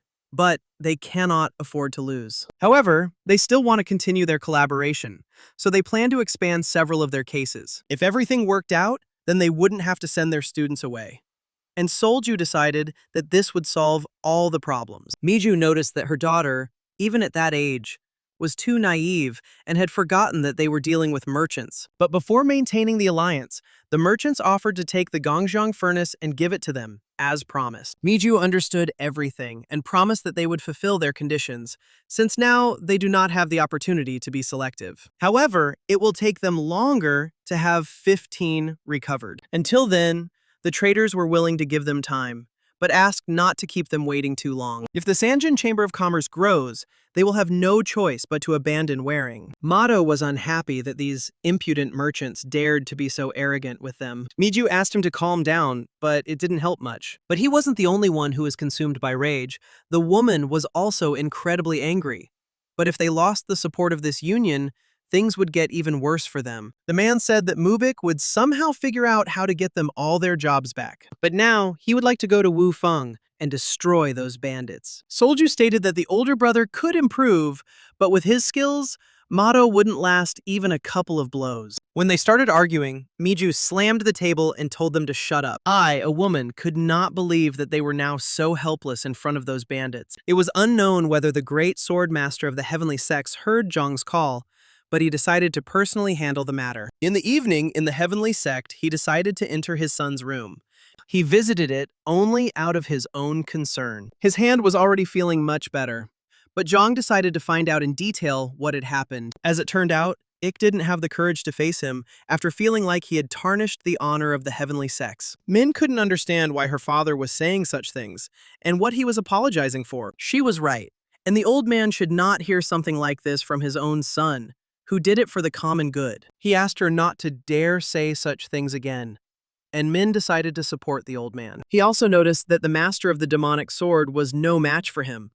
But the question arose as to why he lost. Perhaps he used the Imperium that Yumyan spoke of. His powers and fighting stance hadn't changed since the last time they met, but his ki had become simply terrifying. Zhang was surprised that the Yumyan were cultivating their ki and using these unknown energies to plunge the world into chaos. I felt something similar from Wu Feng, so he called Min to ask her. From what he heard, the young bandit Wu Feng possessed incredible chi for his age. It can be assumed that he also received Imperium from Yumyan, but it would have been better to listen to Ming. However, the girl could not answer anything because the guy defeated her even before she could fight back. Ik was a little disappointed since she was a disciple of the heavenly sect, but Zhang tried to calm him down, and since everything turned out this way, the old man decided to sort everything out himself. He still wasn't going to turn a blind eye to problem 28. As soon as dawn breaks, the girl must follow her grandfather, and before dealing with Yumyan, he will personally destroy Wu Feng. After some time, Rio reached the village of Haga.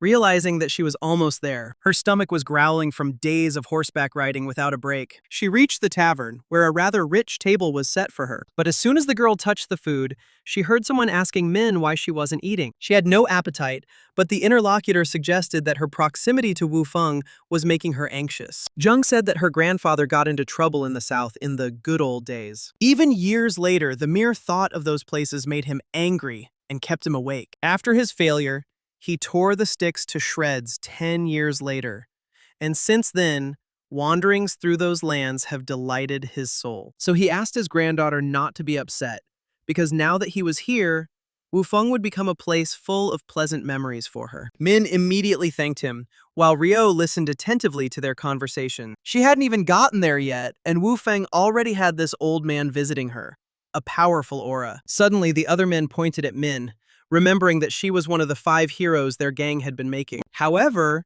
she paid 100 nanny and went home, and it is unclear why she would return back. However, the old man next to her is one of the 10 strongest sword masters. Ryo was shocked by this information. Not understanding what Joha had gotten himself into, Zhang decided that those gangs must be idiots to attack his granddaughter, despite the glory of the heavenly sect. Suddenly, the bandits realized that they were being talked about. So they decided to pretend that they hadn't heard anything. However, the old man immediately recognized them and ordered them to kneel. They began to beg for mercy, but Zhang had not yet asked them anything. The punishment for daring to harm his granddaughter will not be easy, and they will bear it instead of the other bandits. Ryo immediately took out the needles and threw them at Min, not wanting to just watch this. The old man reacted instantly, knocking each needle off in midair. Without wasting any time, the girl pulled her sword from its sheath, heading towards the swordmaster. It was 27 who did the same, after which he swung the blade in front of himself. He didn't expect that he would have to draw his sword from its sheath before arriving in Wufeng. The old man suggested that she was a member of the Green Forest, to which the girl agreed. It was obvious that she was afraid of the name of the great heavenly sword master, but she cannot watch such a terrible fate befall his family. And so she is forced to show disrespect and point a sword at him. Ryo knew that cheap tricks would only make things worse when fighting such an opponent, so she just needs to give it her all and try to survive. She used Ashura's Dark Heaven Sword, surprising the bandits. Zhang noticed that her chi wasn't that bad, and he began to gather all the energy in one point. Even though he praised the girl, that was all, because he was much stronger. Ryo had trained tirelessly since the general gathering, and yet her ki was so easily repelled. The old man praised her skill, despite her age, which was expected of a demon lord. The girl decided that he was overpraising her, but for the sake of her and her father, he decided to let these bandits go. The 2 boys also thanked the old man for his mercy, surprising Ryo that they didn't thank her. Suddenly, the swordmaster asked her to tell the 10 heroes to come to the top of the mountain tomorrow morning. Later in the evening, a group of bandits listened to the story of 2 bandits. Some people didn't understand why there was such a fuss going on in the village. Ensho expected that the heavenly sect would want revenge, but they didn't expect it to be the swordmaster. However, sighing won't get rid of the problem.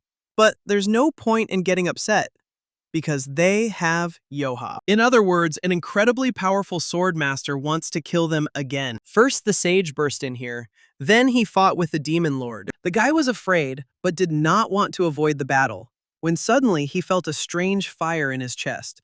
This happened because he decided to take revenge on his family, but he cannot risk the lives of his brothers. Suddenly, they heard a familiar voice and turned their heads back. It was Ryo, who immediately rushed into Joe's arms. She happily announced that she had crossed rivers and mountains to find him, and along the way asked what trouble he had gotten himself into while she was gone. It seemed to her that the great master of the heavenly sword had come for their souls. Sobek asked if she wanted to take a couple of steps back and then continue, trying to pull her away from the embrace. Gomyong decided to check if the great sword master really said that he wanted to finish them off. He was very serious, as if they had killed his own father. He also said that if at least one of them does not reach the top, he will wipe out their entire gang. They have been working hard and training, so they might have a chance. However, Joha stated that there was no need for this, since everything happened because of his personal feuds. However, Yensho did not want to let him go alone and suggested that they fight together. However, Yanggok declared that at this rate, they would all go to their forefathers. Their enemy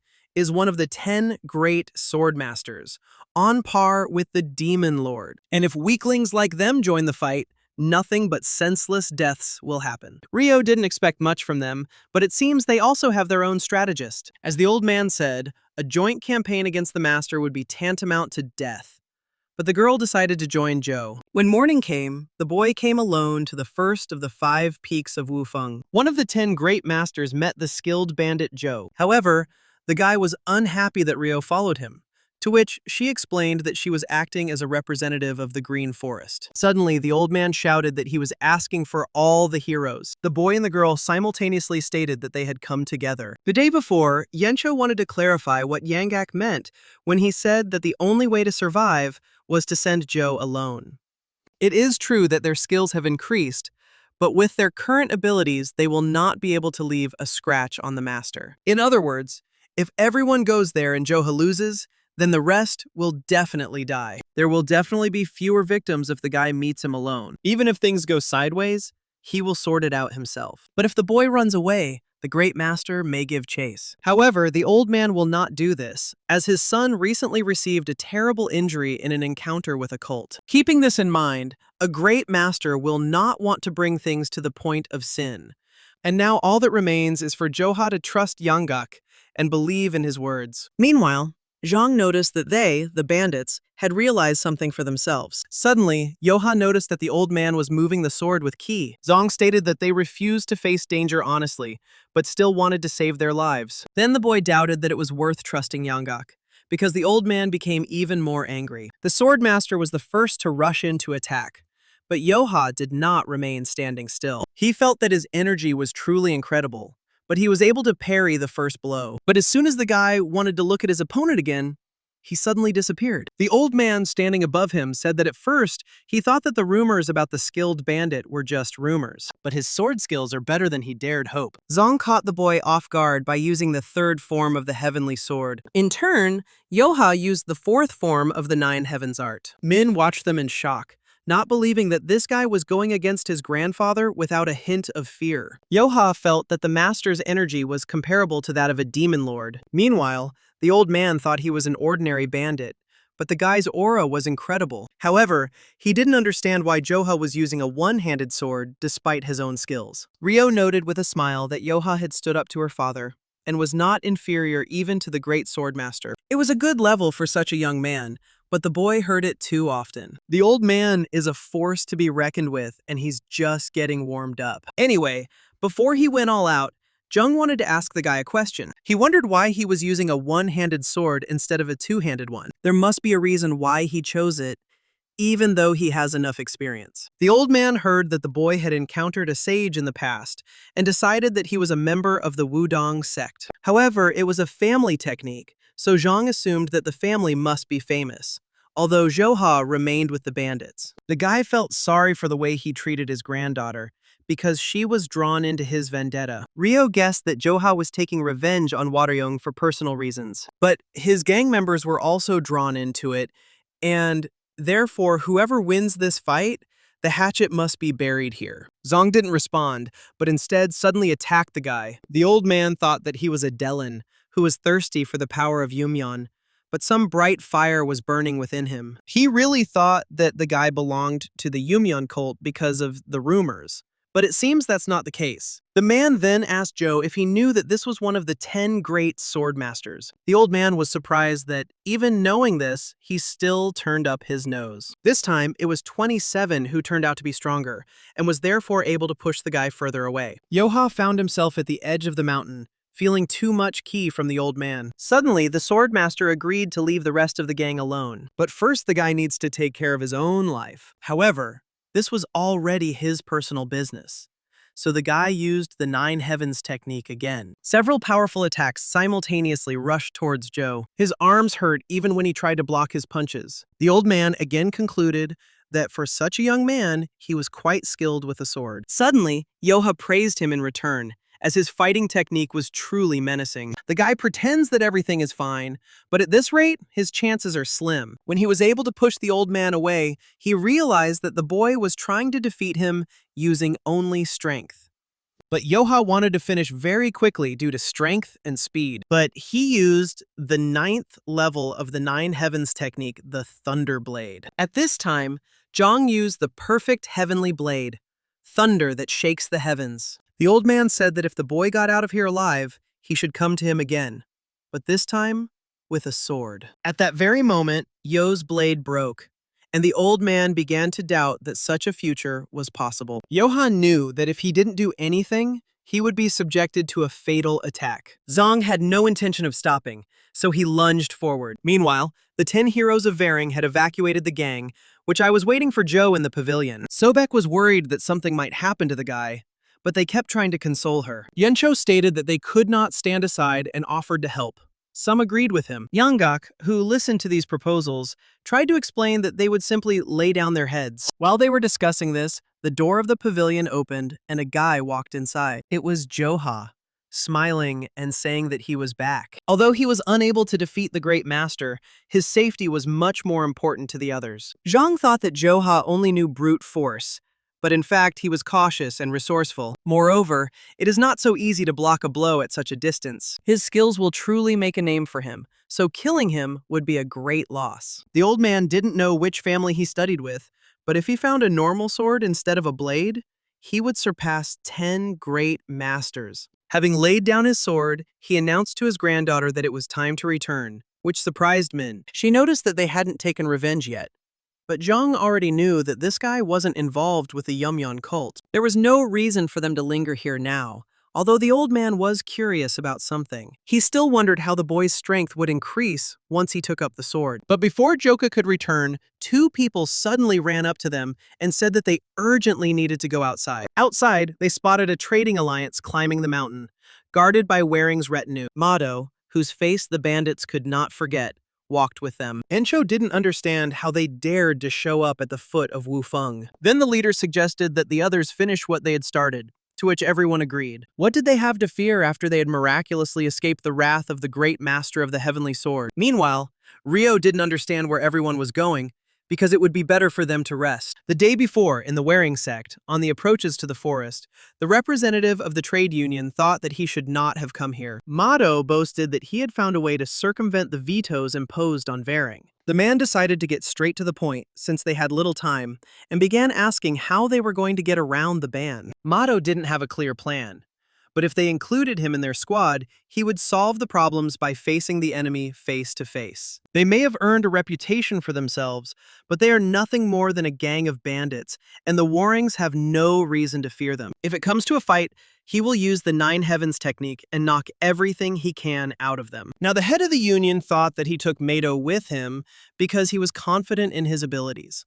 They were already approaching Mount Wufeng, and didn't know if everything would be okay. The man asked them not to worry, because the last time he fought with them, these bandits were nobodies. You only need to see a part of their gang to understand what the rest are like. The representative of the trade union heard that the only daughter of the Waryong sect was the reason for the ban. But while they were thinking about this, a sword pierced their feet, and figures began to appear from above. This time, in addition to the usual bandits, there were a dozen heroes here. Encho began to ask who they were to come here, since they should know about the ban. Mado greeted them and introduced himself, adding that it was an honor to meet the 10 heroes. Gomyong interrupted him, asking him to go show off in front of the women and give them everything they had. Taking a closer look, Joha decided that he was not one of his brothers, although he seemed familiar. Suddenly, he remembered that he was the guy who stood and watched as those damn kids bullied him. At the same second, 23 pulled out his sword, although he tried to show them respect. Their great sect will never prostrate itself before such filthy bandits. Hearing this, Joha jumped up,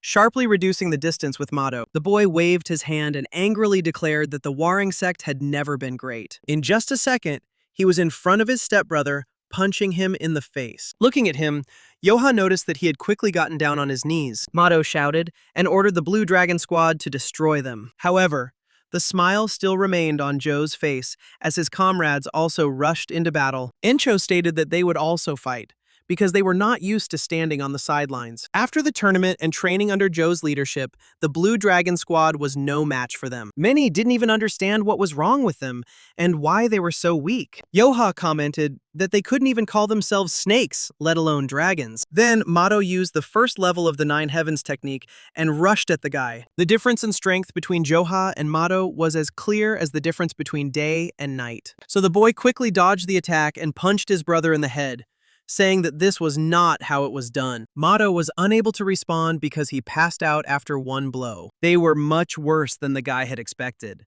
But he was able to get something. Joha caught his brother's sword in midair, leaving his one-handed blade behind. The mercenary gang was able to suppress the Blue Dragon squad with unprecedented ease. In addition, they kept all the goods of the trade union for themselves, which is why the bandits threw a feast for the whole world. As soon as Varing appeared on the doorstep, their supplies were replenished many times over. Joha, examining his new sword, noted that it was a good weapon for a man with such weak skills. Sobek seemed to like the sword and asked if he would use his old blade. Fighting with the great sword master, the boy realized how limitless the potential of a real sword is. Rio noticed that this was the right decision, and since the sword belonged to the leader of the Blue Dragon squad, it also looked good on the outside. But the girl became curious as to why he hated Varang so much, even though their martial arts were the same as his. Then she assumed that Joha was also from their sect, but judging by his reaction, something happened that he would not tell her about. There's nothing she can do about it, and she'll have to figure it out herself. Suddenly, Sobek stated that Joha was the youngest son of the Waterung house, but they bullied him for no reason. They eventually disowned the boy, who had endured their ridicule for so long. Rio started asking more questions, but Joha stated that they had no reason to reminisce about the past. He was more interested in why she had arrived so suddenly. Encho also wanted to know what brought her here, assuming that Joe's ban had brought them trouble. But that wasn't the case. Her father just wanted her to figure out the situation. However, Joka didn't care what the old man in the tiger hat said, because he wouldn't back down from his own. Rio didn't know the details, but if that was the truth, she had no reason to force him to lift the restrictions. Sobek agreed, and since the Green Forest had given them permission, they were obliged to take revenge on the Varing sect. That's what brothers are for. They have to teach a lesson to people who have offended their Joe. Gomyong suggested burying them so deep that they would never show their faces again. Someone noticed that the head of the guard seemed to be drowning in love for his newfound family. Since things turned out this way, wouldn't it be a sign of good manners to take proper revenge on the offender? Joha smiled maliciously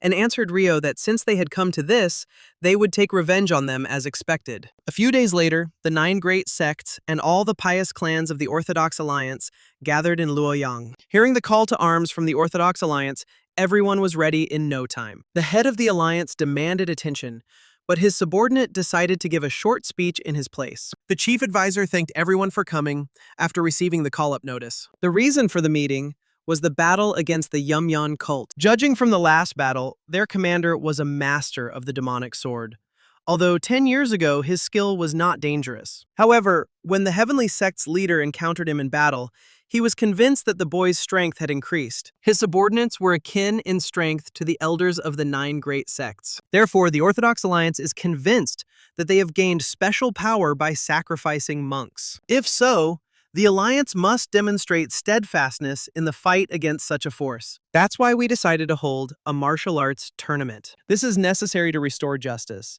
leave our names for centuries, and show the power of goodness and wisdom. Thus, the tournament raised the spirit of the Orthodox sects and made them thirsty for battle. He also summoned new heroes who could face the evil of the Yumyan cult. Miju couldn't believe that this was the level of an Orthodox sect, but if the warring sect can use them as stepping stones to greatness, then it won't be all that bad. For the sake of his family, Mubak must give his all during the fight. When they lost their stable jobs because of his sister, he, the head of the family, has to work even harder. Their situation has recently improved, and they have already helped merchants steal the treasures of the Samjin Merchant Union. However, they still have some work to do before they can fully get back on their feet. Therefore, he needs to achieve good results during the tournament by any means necessary. When the next fight was over, the referee asked who would enter the battle next. Miju sent Mubaik to show the power of the Wadiang sect. The guy agreed, jumped into the arena, and waited for his opponent.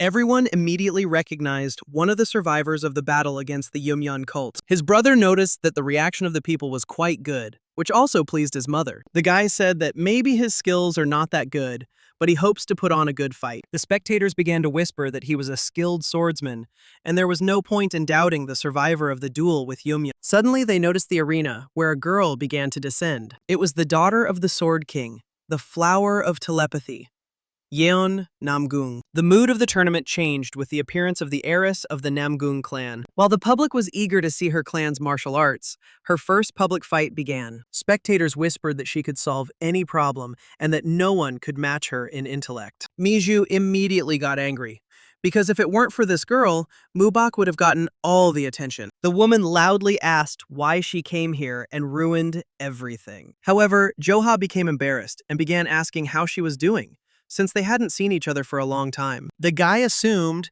that since she was here, it meant that her father had arrived too. She didn't answer, and the guy thought that something had upset her. Suddenly, Chan, whom they hadn't seen for a long time, decided to say hello to the guy. He clarified that they arrived here today instead of their father. Yan asked him to be quiet, so Jung suggested that they fight quickly. At that very second, the girl jumped up, drawing the blade from its sheath. She decided to give it her all from the very beginning and was already pushing Mubek back. However, it would be rude of him to simply dodge her attacks. After that, they began to exchange blows that did not reach each other. The audience noticed that they were both amazing and did not know how the girl actually fought. However, Mubek noticed that she was still as strong as in his memories. She remembered how they trained as children. He and all the residents of the Varying estate pretended to be ignorant, although they knew about everything that was happening, especially about Miju, her misdeeds, and all the hardships that befell that child. She still remembered the boy begging for forgiveness and being mortally scared. She remembers everything clearly, even 10 years later, and this makes her even angrier. Suddenly, Mubok noticed that the girl wanted to use the clan's technique during the tournament. It was just a friendly fight, so her brother advised her not to behave like that. But she too did not know the whole truth for 10 years, and she did not experience what happened personally. However, the rage caused by the sadness of that child does not subside. If she is so serious, Mubok has no other choice. Therefore, he used the second level of the Nine Heavens technique, Dragon Ascension. The spectators were delighted, but suddenly, a third man descended into the arena and prevented them from colliding.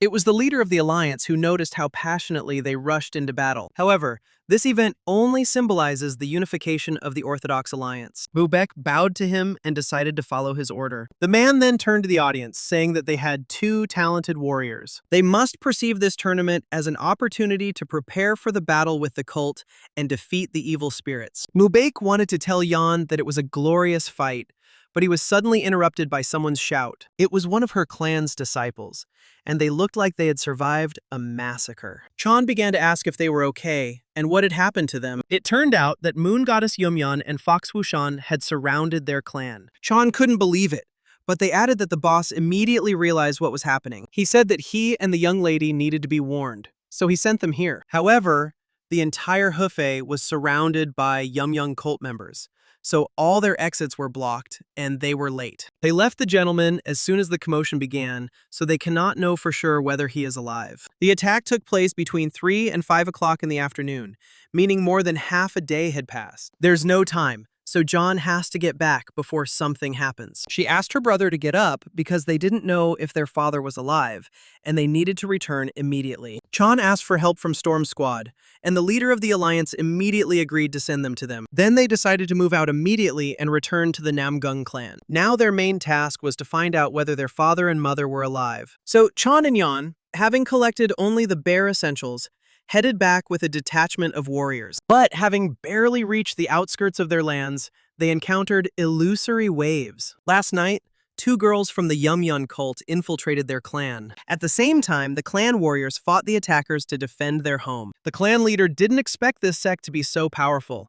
If this continued, the Namgong clan would meet its end. Then Book ordered the warriors to leave the battle to him and go away to join the forces of the Orthodox alliance. His wife could not leave him here and go away, offering to stay with him. However, he will only be able to give his all in battle if he knows that they are safe. She was immediately surrounded by 2 guards, asking her to trust the master and go to a safe place. While they were discussing this, one of the demon generals smiled as she watched them. She thought it was presumptuous that they thought they could elude her. Today, none of them will be able to escape. They will all perish in the darkness of hell and suffer there for eternity. At that very moment, the Sword King was told that they would kill his wife first. Buck realized that if nothing was done, she would be in danger. Then the man went into battle, heading towards his wife at full speed. He managed to reflect the blade, not understanding how the strength of this old fox could have grown so much. Meanwhile, the Moon Sage told him that he would die and reunite in the darkness with the head of the Warang. But at that very moment, Buck's wife pierced her stomach with a sword. She asked the man to live on for the sake of the entire martial arts world and for the sake of their children. Finally, she asked him to take care of them, which caused incredible rage in his soul. Now he was ready to literally destroy everything in his path, and so he used Ki to control the sword. In this way, he was able to push the woman away from himself and went towards his wife, saying goodbye to her. He promised that he would soon follow her, and vowed not to die until he cut off the heads of these inhuman beings. After that, he soared into the air using the endless blue sky sword. Rushing forward, he brought his sword down directly on the Moon Sage's blade. Meanwhile, Soho didn't care how good the King of the Sword was. After all, he can't really think that he can stand up to both of them. At that very second, they attacked, simultaneously, and their blow not only hit the man, but also destroyed part of the building. The Moon Sage was finally able to take revenge on this old man after 20 years. Now the head of the sect is waiting for news from them, and they should hurry back to the Citadel. A little later, when Sean got home, he didn't understand why he couldn't find any trace of them. The guy, with tears in his eyes, asked himself where they could have gone. John decided to support him, saying that their parents were probably alive and in hiding. The tragic fall of the Namgong clan, which occurred overnight, shocked the entire martial arts world. The Alliance's headquarters decided to take a countermove and move against Yumyeon. In the name of the Orthodox Alliance, they will avenge the disrespect shown 100-fold. The entire alliance vowed revenge and began preparing to destroy the Yumyeon sect. At this time, an elderly man came out to his subjects in the imperial palace. The leader of the Yumyeon sect, who had long hidden in the shadows, has forged an alliance with the imperial palace. This marked her full-scale participation in the affairs of the martial arts world. The woman decided to ask the emperor directly what kind of power he wanted this time. The old man replied that he wanted an eternal influence that would never fade away. But he already takes it for granted, because His Majesty has accepted everyone associated with Yumyeon and has achieved the influence he desired. As long as he does not leave them, his eternal influence will shine for 1,000 years. But he promised that the day he would leave Yumyeon would never come, even if the sky fell to earth. Although her presence here was illusory, the head of the Yumyeon sect finally appeared in the imperial palace. However, her bold statements were not empty words. After subjugating the Sword King clan, the Yumyeon sect chose the right moment to fully join the alliance sects. They attacked other clans, leaving almost no one alive. Many asked them for mercy, promising to join the sect. It all started with a few students who surrendered under the onslaught of the sect's terrifying power. Then the masters from the numerous sections of chaos, who had remained neutral, rushed to join its ranks. Later at the shelter, Yeon Joha finished his training. Then suddenly Yangak turned to him, asking what it was like to draw a real sword from its sheath for the first time. It was unusual for the guy, but it felt like he would be better at wielding a sword than a blade. It's probably because he's gotten so used to his old weapon. If someone could guide him, his body and martial art would unite. Suddenly, Joha noticed that it had gotten dark. Looking up, he saw someone dragging a huge stone. Rio rolls this stone to help Joha with his fighting skills training. Having thrown him off the mountain, she offered the guy to cut the boulder with one blow. Joha immediately took out his sword, decided to try it, and soared into the air. When it all happened, Rio tried to wipe the dust from her eyes. Yangak was worried about the boy, not knowing if he was alive. Joha was able to cut the stone, and then the old man called him impenetrable. Rio had her doubts, but she didn't understand how he did it. He thought he was going to die, but it wasn't that bad. So he decided to try again. With their problems resolved, Joha and the Wufeng elite were able to peacefully focus on training. Time passed, and soon winter came to Mount Wufeng, covering everything in snow. Ensho was shaking with fear, trying to figure out when the snowfall would end. Since the sun was setting, they decided to return to the shelter and continue training tomorrow. Then the leader decided to find out how Yeongak's training was going, since they were already getting ready to return. He noticed that the old man was meditating and had fallen asleep,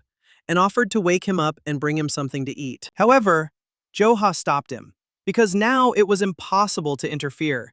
He had reached a level of deep meditation. The technique that the sage demonstrated was the process of rebirth that precedes complete transformation. One wrong move, and the chi will go out of control again, like last time. The guy decided to stay and keep an eye on him to make sure everything was going well. What could be considered Yeongak's final test on the road to empowerment lasted for 3 days and 3 nights. On the 4th morning, when the breathing technique reached its peak, the old man came out of meditation. Joha noticed that Yeongak had undergone a complete transformation, being reborn into a new form. If it weren't for the boy's mentorship, he would never have come this far, and is ready to repay the kindness with his life. Joha smiled and asked him to hurry, as 4 days of waiting and eating only rice balls had made him hungry. The old man remembered that he had not eaten for 3 whole days, so he was also hungry. When they returned, Yeonjo was the first to congratulate Yeongak, asking how the transformation felt. However, number 5 noticed that nothing much had changed after this event. But now an aura of calm and lightness hovered around the old man. Now that the old man's strength had returned,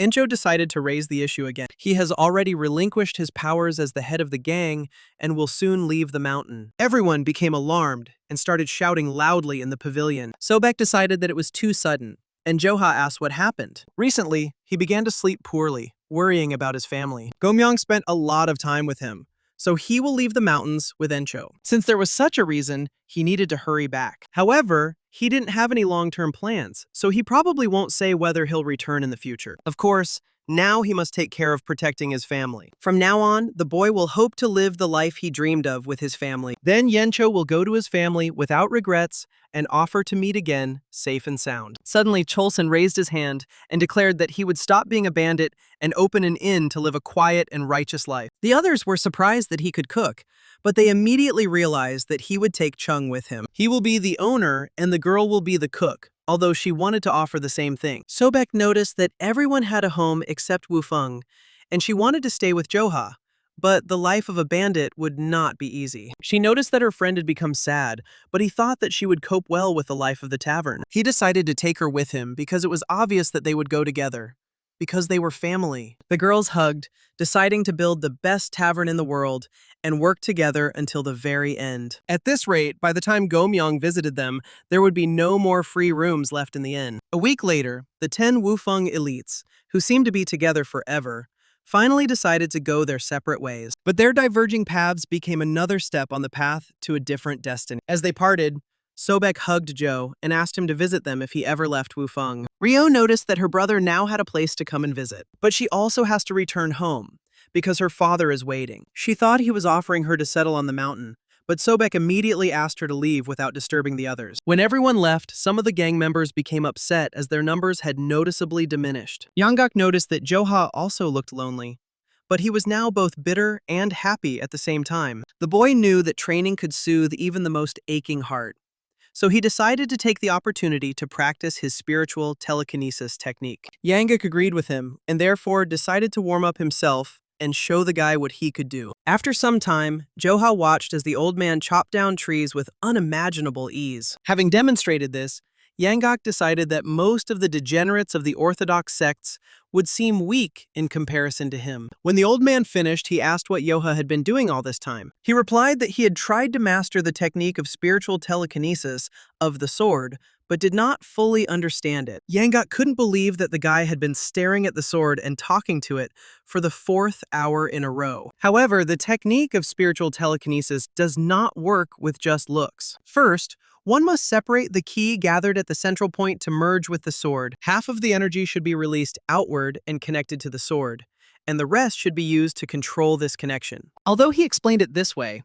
Yeongaku himself found it difficult to imagine how to do it in practice. Then Joha began to concentrate and stunned the old man by immediately grasping the technique in an instant. At the same time, negotiations were being held in Luoyang, with the Shansao trading group. The guests asked to welcome the Namgong clan with open arms and promised to never forget their kindness. They will always be ready to help them in return, no matter what happens. However, the representative of the trading group felt comfortable in their company, unless he apologized for asking to accompany their caravans. Ever since the Yumyang sect made a splash, the bandits have become more active, and they have no choice. Chan stated that he had been close to Mubaik's brother since childhood, and therefore could not ignore what had happened to the Waryong sect. He then asked Yeon if she would join him on this journey. However, the girl was noticeably indifferent to what happened to Varing. Even if their sect goes to someone's sword, they won't care at all. At the same time, Joha was already practicing a new technique. Many people are unable to demonstrate the full technique, even though they've trained it all their lives. However, now the guy was showing something truly incredible. At first he was surprised, but then he realized that he had missed important details, which is why everything turned out wrong. Yangak was surprised, but Joha explained that the technique of that elderly master was on a different level. The guy tried to understand how he was able to convey to him what power was. However, by classical standards, Joha has already become a master of this technique. While Joha was diligently studying the technique of spiritual telekinesis, the Namgong clan accompanied the caravan of the trade union. Their path led them to Mount Wufang, and they were surprised that they hadn't run into trouble yet. In the end, even the most hardened bandits value their lives, so they thought. They were sure that all this was thanks to the reputation of the Namgong clan. Then, Chan was asked if he was sure they could get through without problems this time. The guy couldn't promise anything, but he believed in it with all his heart. According to the rumors he had heard, the ones who had brought Waring to its knees were the 10 Wufeng elites. Among them, they say, there is a young talent leading them. And just as he thought about it, a sword flew in front of them. The honorary representative's horse reared, and Chong rushed towards him to catch him. He managed to prevent him from hitting his head, and the man was simply discouraged. Suddenly, someone's voice announced that his power was out of control and asked not to interfere. Chong loudly ordered that the path be cleared, when he suddenly noticed that the sword was rushing straight at him. In an instant, he managed to read that the blade belonged to the Waring family, and then he knocked it away. At that very second, a guy jumped after the sword, wanting to return it back. Everyone was stunned that this guy called upon his sword and managed to return it back to its sheath. Joha thanked them with a smile, whoever they were. The sword went haywire, and he found himself in a difficult situation. The representative recognized the 10 elites of Wufeng, and Chung asked to provide it to him. He knew that among the 10 elites, there was a talented youth whose strength even the highest ranks feared. At that very second, Chan greeted the guy and then introduced himself. Yangak recognized the famous clans that were revered among the 7 sects and 2 schools of orthodox sects. Joha immediately remembered Sister Yun, and Jung stated that he came here for one reason. He dropped to one knee and asked to be taught a lesson and not to refuse his request. Joha was taken aback as he did not expect to be approached with such a proposal. Yangak was shocked that the Namgong clan had so boldly entered into confrontation. Namgong's comrades were surprised that the boy decided to offer a duel to the bandit. Chan decided to take silence for consent, after which he drew his sword and immediately attacked Zhou. Dodging, the boy thought that, as expected from the Namgong clan, his technique was frightening. He wasn't the type whose attacks could be completely dodged, so he used the 9 heavens technique of the 3rd level. As their swords clashed, Zhang noticed a familiar technique, remembering Waryong's sword. Then he decided to ask what his connection was with the Waring sect. Joha replied that it was definitely strong, after which he introduced himself and added that he was not able to break these bonds. Chan's eyes immediately widened, as he couldn't believe what he was hearing. Distracted from the battle, he began to ask if the boy was really Uncle John's youngest son. He was a baby who held his sister's hand, but he had already grown so big. Then he wondered why this guy was here among the bandits. However, it was a long story, so Joha suggested that they talk inside and finish the duel now. Chan would really like to do this, but he is a warrior to the core after all, so looking at his talent, why did he ask if the guy would feel sorry for him because he was still attached to his sister? Joha asked not to say that, because from the very beginning, he did not intend to feel sorry for him. People from the trade union suggested that they were reviewing the entry fee. However, The two guys with smiles on their faces decided to fight heartily and show each other their strength. The duel, which began without any misunderstandings, might have seemed like a fight with an obvious ending. After all, Joha was seasoned and fought with ease after duels with countless famous masters. However, his rival, who used every opportunity to attack, was the heir of the Namgong clan. Chan was also quite a powerful warrior and was currently using a limitless heavenly technique. She threw Joe away, but then the guy decided to try out the technique of spiritual telekinesis in practice for the first time. By sending the sword flying, he noticeably surprised not only the enemy, but also his comrades. The force and momentum of the sword was enough to knock Chan off his feet, causing Joha to immediately run up to him and ask if he was okay. However, Chan's comrades, noticing something was wrong, began to prepare for battle. The bandits also took out their blades because they sensed that things were getting hot. However, Chan loudly declared that everything was fine and asked his men to lower their weapons. He explained that it was a friendly sparring session and then asked Joe for confirmation. The guy agreed, but also confirmed that he had wounded him. Under other circumstances, Chan would have dodged, but suddenly felt a strong desire to meet his technique with his head held high. Joha decided that he was trying to elevate him in the eyes of others because this technique is not that good. But since they were finished, it was time to talk. Having agreed, Joha mentally declared that this man had now become his brother. Rising to his feet, Chan began to mumble something, when suddenly he fell down and lost consciousness. Thus, Joha and the Namgong clan were reunited again. The warrior said that such a wound would heal quickly, so he asked Jock not to worry. The guy's comrades were shocked, because they had just been fighting, and now they call each other brothers. Yangat concluded that they would not be charged a toll for the passage, and he was right. Thanks to Namgong and Joha, the Sanju Trade Alliance and the Blue Dragon Troop safely passed through the Wufeng Highway. Chan decided to stay with the gang for a couple of days to heal his wound. That evening, after a day of complete chaos, they sat down at the table to talk. When Chan came to his senses and listened to Joe's story, who couldn't believe that his aunt had treated him so terribly, the warrior also noticed Yanggak, who decided to stay near Joe until the end of his days. The guy said that he was just his decrepit friend, but the old man was satisfied with this option. However, after hearing his story, Jung understood why Yan did what she did. Joha was surprised because he didn't know what she did or what had happened. It's common for her to ignore social connections, but recently she's begun to actively express her dissatisfaction with the Waryong clan. It's just a guess, but she acted that way because she knew what happened to the guy. Joha began to bite his nails, trying to comprehend that the girl did this for him. He was bullied for so long in his home, but he grew up to be a worthy successor to Uncle John. Usually everyone who represents the one who would inherit his art, so he can be considered the heir. But now it has become curious how he achieved such a level at such a young age. The guy explained that he accidentally found a book about family martial arts in the closet and, out of boredom, trained like crazy. Chan was stunned that he did this from a book and without a teacher, which makes him a genius. However, Joha decided that this was not such an achievement, and was surprised that his brother did not even doubt his words. Chan decided there was no need to downplay his talent, and then asked how long he planned to stay. Junghu is currently in danger due to the return of the Yumyong cult, which is why it is important for everyone to work together to fight them off. Every martial artist in their ranks is important, so Zhang suggested the boy leave this life of thieves behind. A couple of days later, having recovered, Chan went to catch up with his squad. He invited Jock to come visit if he decided to leave here, because his sister also missed him. Having planted the seeds of the idea of leaving in Jock's mind, these seeds took root, blossoming in the boy's soul. He had hours to think about what he had learned from his guest. A couple of days later, Yanggak decided to approach him, but the guy drove him away, explaining that it was because of his meditation. The old man offered him to practice his telekinesis technique, but he didn't want to hurt anyone again. Then, instead of isolating himself from others, it would be a good idea for him to establish connections. A sage would have an answer to this.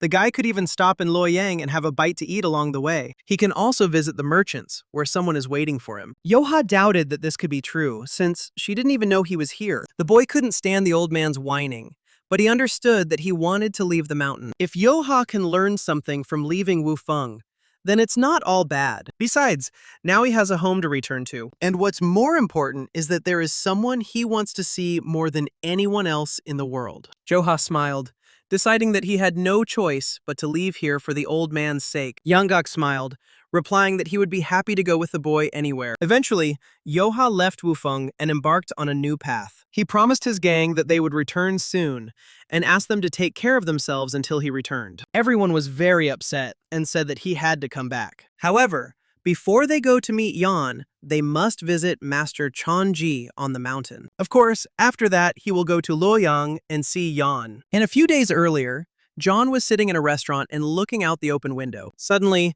drunk men started hitting on her, noticing that the girl looked lonely. They invited her to drink with them, but Yeon immediately grabbed her sword and waved it at the insolent men. Then 2 more men approached her, saying that they were there to convey that the head of the Orthodox Alliance was eager to meet her. He couldn't go into detail right now, but it was about the Yumyeon cult. A little later, Joha and Yangak descended from Mount Wufeng and entered the central regions. Meanwhile, the Waryong sect also underwent great changes. Today, the wedding of the eldest son of Warung and the eldest daughter of the Yang clan took place here. The man announced that they would tie the knot today. Warang finally became related to the Yang family, thus finding a solution to her problem. Miju declared that from now on, the future of the sect lay with both of them.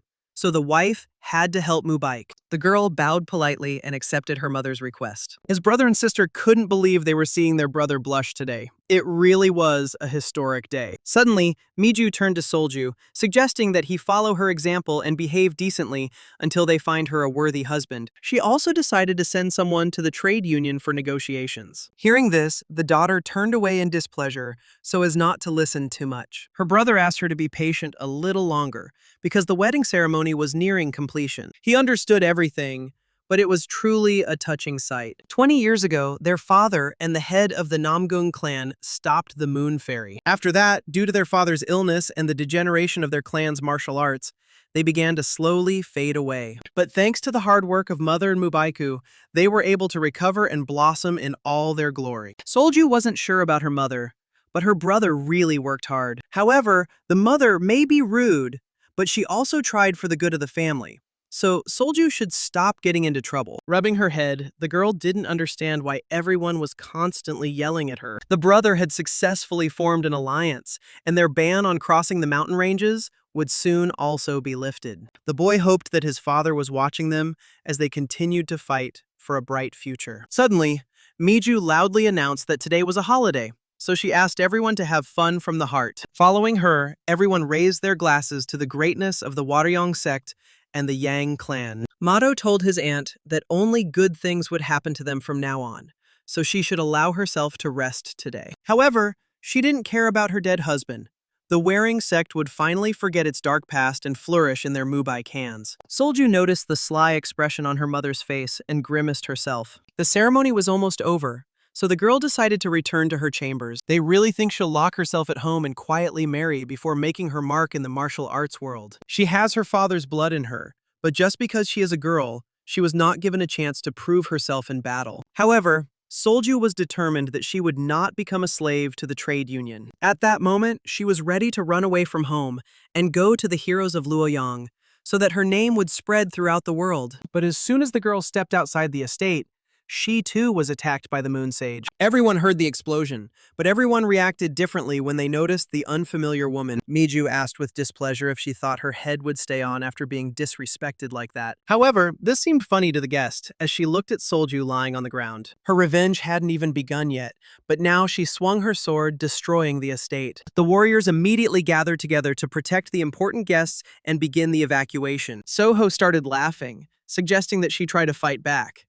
And at that very moment, the guy rushed at her. He immediately asked who she was and why she was being so unfair to the Waryong sect. The woman couldn't believe that when the swordmaster died, she was not forgotten. Hearing this, the guy realized who she was, but immediately received a blow to the stomach. She noticed with a smile that he couldn't dodge such a simple attack. Compared to his father, his skills are just laughable. Miju ordered to rescue her children and contact the Orthodox Alliance immediately. The woman didn't understand why Soho appeared today. Suddenly, Solju screamed that the woman had barely managed to beg for mercy from their father, and now she dared to appear here. Soho was taken aback by such words, after which she concluded that this girl must be his daughter. Using her powers, she pulled Solju towards her, gripping her tightly by the throat. The woman promised to tear her to shreds, asking if her father would ever come out of the grave. Then she asked why the girl suddenly became silent, why she didn't open her dirty mouth any further. At that very second,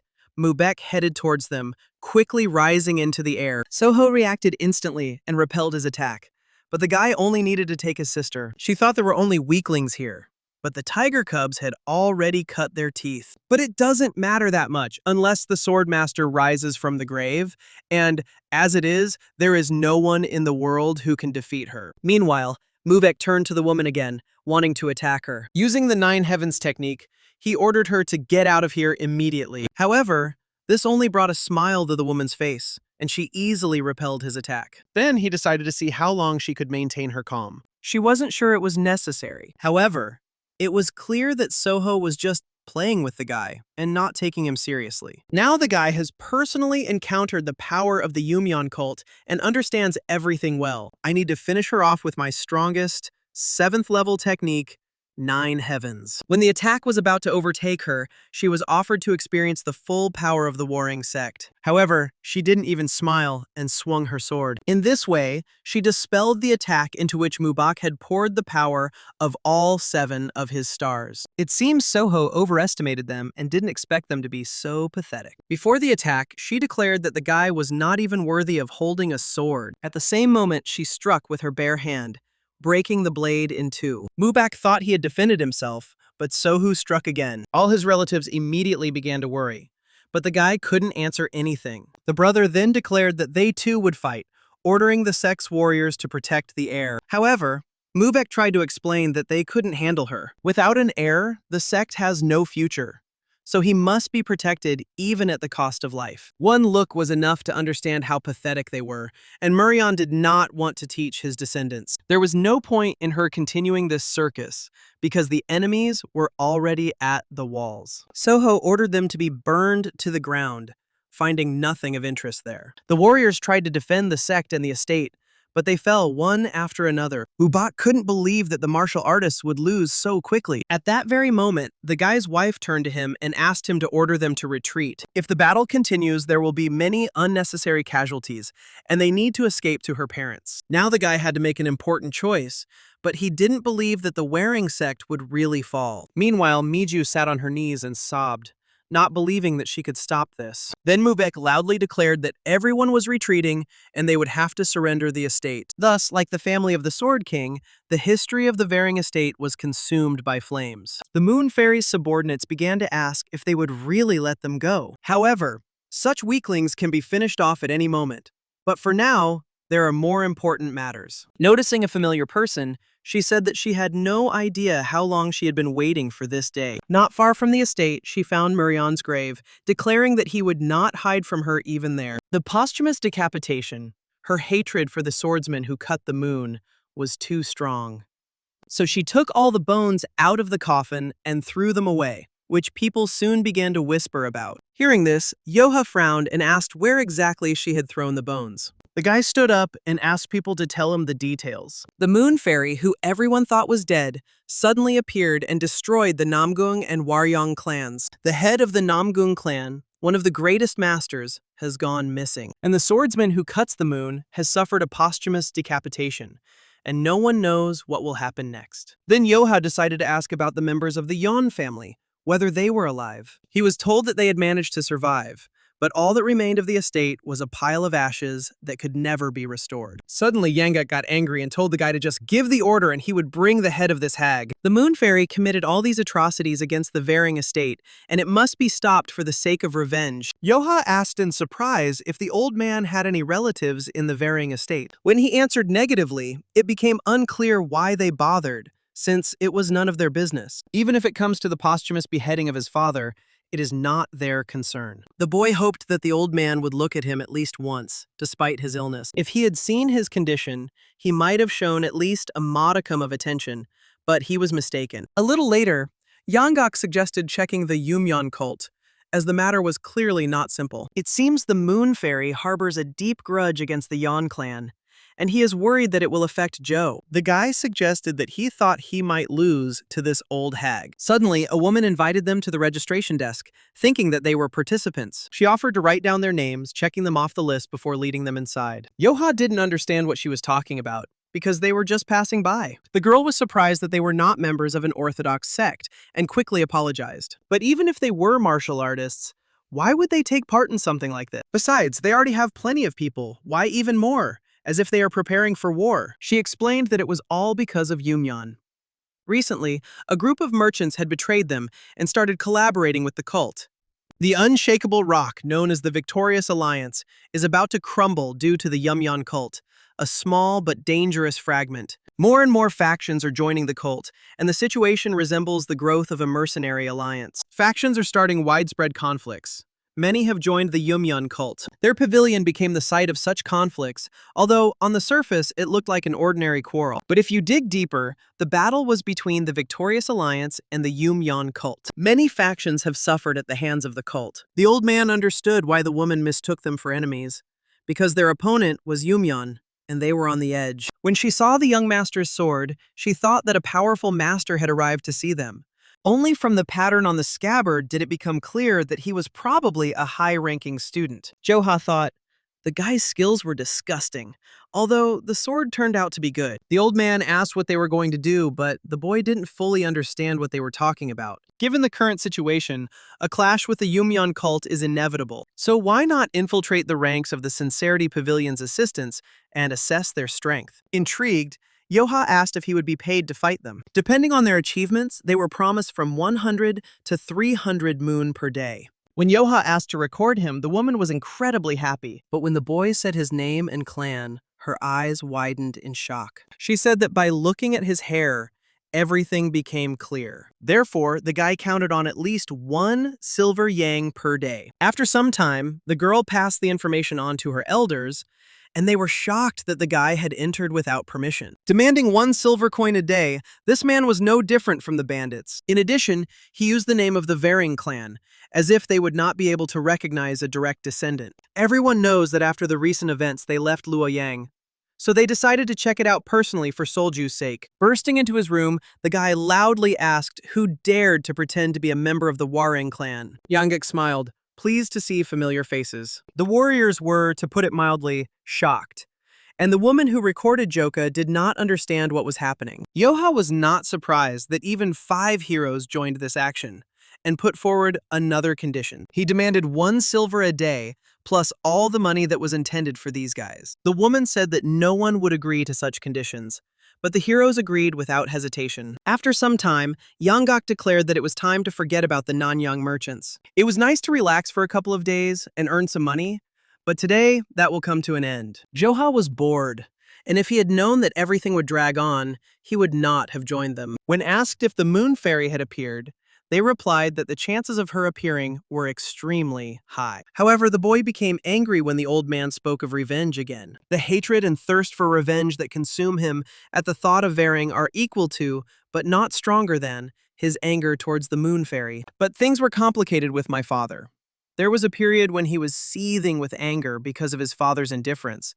What he felt when he heard about it at the hotel was pure rage. Joha didn't understand why he felt this, because his father was cold and never gave him a glance. Meanwhile, at the main entrance of the Nanyang Trade Union, all merchants were called to listen carefully. Not only did they join Yumyeon, but they also insulted the pavilion. To teach a lesson, countless warriors have gathered, and they must come out and pay for their crimes. Some couldn't believe that the head of the pavilion was in league with the Orthodox Alliance. They wondered if Yumyeon had sent reinforcements, but there was no news. Then one suggested going out and fighting without anyone's help. However, the older man doubted that they could put up an equal fight. After a series of defeats, the Orthodox Alliance has lost its honor and is determined to maintain its victory over Yumyeon. Those gathered were masters of famous sects. Some even sent elders to participate in the battle. If Yumyeon doesn't join, they'll have to go back to the Orthodox. Suddenly, one voice noticed that among them there was, although he didn't like this way of thinking, next time he wouldn't get away with such impudence. Having recognized one of the Yumyeons, the man immediately apologized for what he said. The man noticed that a huge crowd of Orthodox sectarians had gathered outside. After this, he stopped chatting and ordered the gates to be opened. When the people carried out the order, the warriors outside immediately announced their readiness. But instead of merchants, a squad of black shadows emerged from the premises. The Orthodox sect couldn't believe that the Yumyeon's numbers had grown so much. Suddenly, one of the opponents declared that it was their own fault that they were not up to Yumyeon's level. However, they forgot the times when they themselves stood on their knees in front of the pavilion, begging for protection. One of the warriors noted that the alliance was too loud.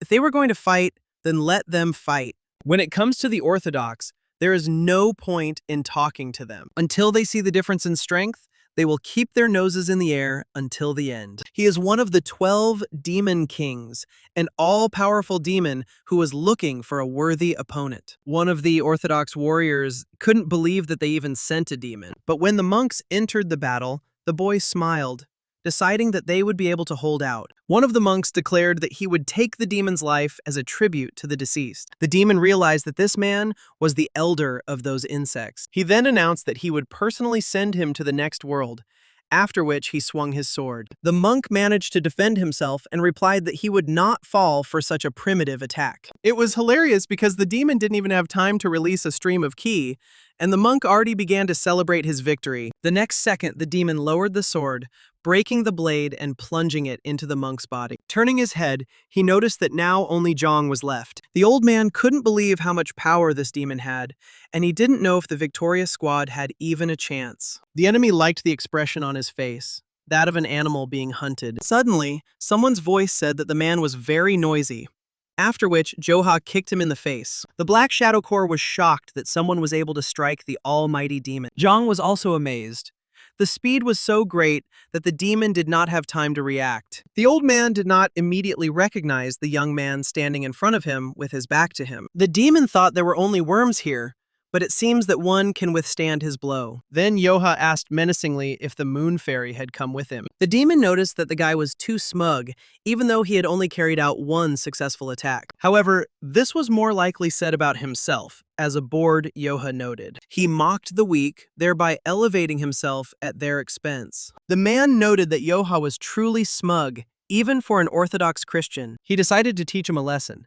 But the boy asked him not to cry later, and asked again if the moon fairy was here. She's the demon queen, and there's a hunt for her head, so there's no need for the butcher to bring a sword to the slaughterhouse, he said. Joha asked why he was talking such high-flown nonsense if he himself didn't know what he was talking about. The demon decided that the boy had lost his fear, and today he would show him why he should be afraid of Yumyeon. At this time, the rest were rushing to take the elders away. The monk said he lost face by losing too quickly. He hoped that the fall of the Hwadong and Namgong clans was just a matter of chance. However, they became curious about who this young man was, assuming that he had been sent by one of the 5 great clans. Hwang asked for his opinion, stating that he is notorious in the martial arts world. He met this man personally and knows his reputation. But Yangak interrupted the speech, pointing out that the boy's tongue was his enemy. He did not understand why they were so careless and asked them not to say anything for which they were not ready to answer. If Joha hears, they will hardly be able to cope with his anger. Upon learning about the Swordmaster's son, people realized that a significant figure had come to them. The clan survived a terrible attack and now has received help. The old man explained that they were away at the time of the attack, but the 5 heroes were ready to confirm their identity. Suddenly, one of the monks called for a rally. The all-powerful Demon King had begun to act. At that very moment, the man rushed at Yo, declaring that he had insulted the Moon Fairy. However, the guy simply asked if she was here or not and did not see any insult. The man demanded silence, attacking with a blow from the almighty demon. Standing calmly in place, Joha noticed that people like him always looked for trouble. Suddenly, he was informed that the Moon Fairy was not here, and Yanggak asked to leave the small fry to him. He then repeated the demon's words about the butcher not bringing a sword to the slaughterhouse. The old man successfully carried out the attack, asking them not to worry. He was not so weak as to lose to a second-rate warrior. Hearing this, the demon was offended and decided to find out if they knew who he was. Yanggak claimed he was a nobody, suggesting he was a pathetic thief from Henan. At this time, Joha suggested that there were still places where she could be hiding, and they needed to hurry. The demon didn't understand how they dared to chat while he was standing in front of them. Rushing forward, Yanggak declared that since Joha wanted it that way, he would finish him off quickly. The demon also jumped forward, and they almost collided. Looking at the absurd battle, people thought that the old man was no match for him. Yanggak noticed that the demon had gained an unknown power in Yumyan and was now exuding the might of a beast. Realizing his superiority, the demon declared that the power of his cult was terrible. But now it was too late to regret, and the demon again rushed to attack. He ran towards the standing old man, who was ready to take the blow. At the very last moment, Yanggak jumped up and dodged. He was surprised that the thought of beheading a frail old man inspired him so much. The demon realized his carelessness too late and missed the blow. The sword pierced his back. He fought with self-confidence, relying on his newfound strength, but underestimating his opponent cost him his life. Suddenly, one of the cult members declared that this should not be, looking in fear at the demon's defeat. Joha noticed that the old man would do anything to attract attention. However, this act inspired the Orthodox sect. Smiling, Yanggak said that a little skill could boost morale. The guy advised me to stop talking nonsense. The moon fairy is not here. They are leaving. The 5 heroes appeared out of nowhere and disappeared into nowhere again. One of the men asked permission to know their names before they left. Another began to tell the fallen demon that he was pathetic. But suddenly the demon was enveloped in power, turning him into a monster. No one could understand that he was no longer a man, but a real monster. Even the black shadows did not understand what their elder had turned into. Yanggak realized the truth behind their special power. There is no place for creatures like him on their land, so the old man decided to deal with him personally. Joha loudly asked to stop. He would not be able to defeat this evil spirit. Yanggak assured that he would defeat the monster with ease. But before he could get any closer, he received a strong blow. Lying on the ground and shaking, Yanggak told Joha that he wasn't pretending this time. Joha saw this and asked to just watch and not interfere. Drawing his sword and approaching the monster, the boy asked if he could speak human, but the monster tried to strike. The guy dodged and decided to respond accordingly. Then he used the 3rd level of the 9 Heavens technique. He tried to hit the monster in the shoulder, but didn't leave even a scratch. This made the monster even more angry, and the boy realized that he was strong and terrible. Joha used the 9th level of the technique, but it didn't help either. The question arose as to how invulnerable he was, but the guy did not stop attacking. The others noticed that after the blows, the monster didn't even flinch. Yanggak was stunned. Even the demon lord could not withstand Joe's attacks. But now the guy's attacks are not producing results. Johu began to get irritated by his screams. He was a brainless creature, but strong as a rock. If the 9 Heavens technique doesn't work, there's only one thing left to do. The boy used the first technique of the 9 Heavens Sword Master, bestowed by the mysterious maiden. Joha was sure that now the monster would shut up, and the sword would penetrate the enemy's body. The attack worked, and Yanggak knew the technique was bound to work. But I noticed with surprise that even after the wound, the monster was still standing. Suddenly, Joha felt that he was influenced by his technique before the blow. He had encountered something similar during the battle with the Yumyan sect, but now everything was different. There was almost the same darkness hovering around. He didn't feel pain or suffocation. He had to break through the illusion. Just as the guy was about to act, the illusion vanished and the monster disappeared. The black shadows did not understand what had happened and where the monster had disappeared to. The Orthodox were glad that the guy defeated the monster. The others noticed that Yumyan had initially behaved insolently, but was now shaking with fear. One man asked the black shadows to do something, but they pushed him away. They themselves did not know what to do. If they ran away, they would be punished. Since the disappearance of the 12th Demon King, their chances of victory have vanished. They wanted to report the strange transformation, but Jock's voice interrupted them. He thought they had a moon fairy, but it turned out they were real monsters and had to be destroyed. At that very second, they decided to retreat and rushed towards the exit. The man with him shouted that they had promised to take responsibility, but suddenly he was grabbed by the shoulder. The Orthodox declared that now all responsibility lies entirely with him. The fleeing black shadows thought only about how to get to the temple as quickly as possible, but suddenly their path was blocked by other warriors, confident of their victory. The souls of our fallen comrades who gave their lives will be avenged. Joha folded his sword, noting that it was not needed here.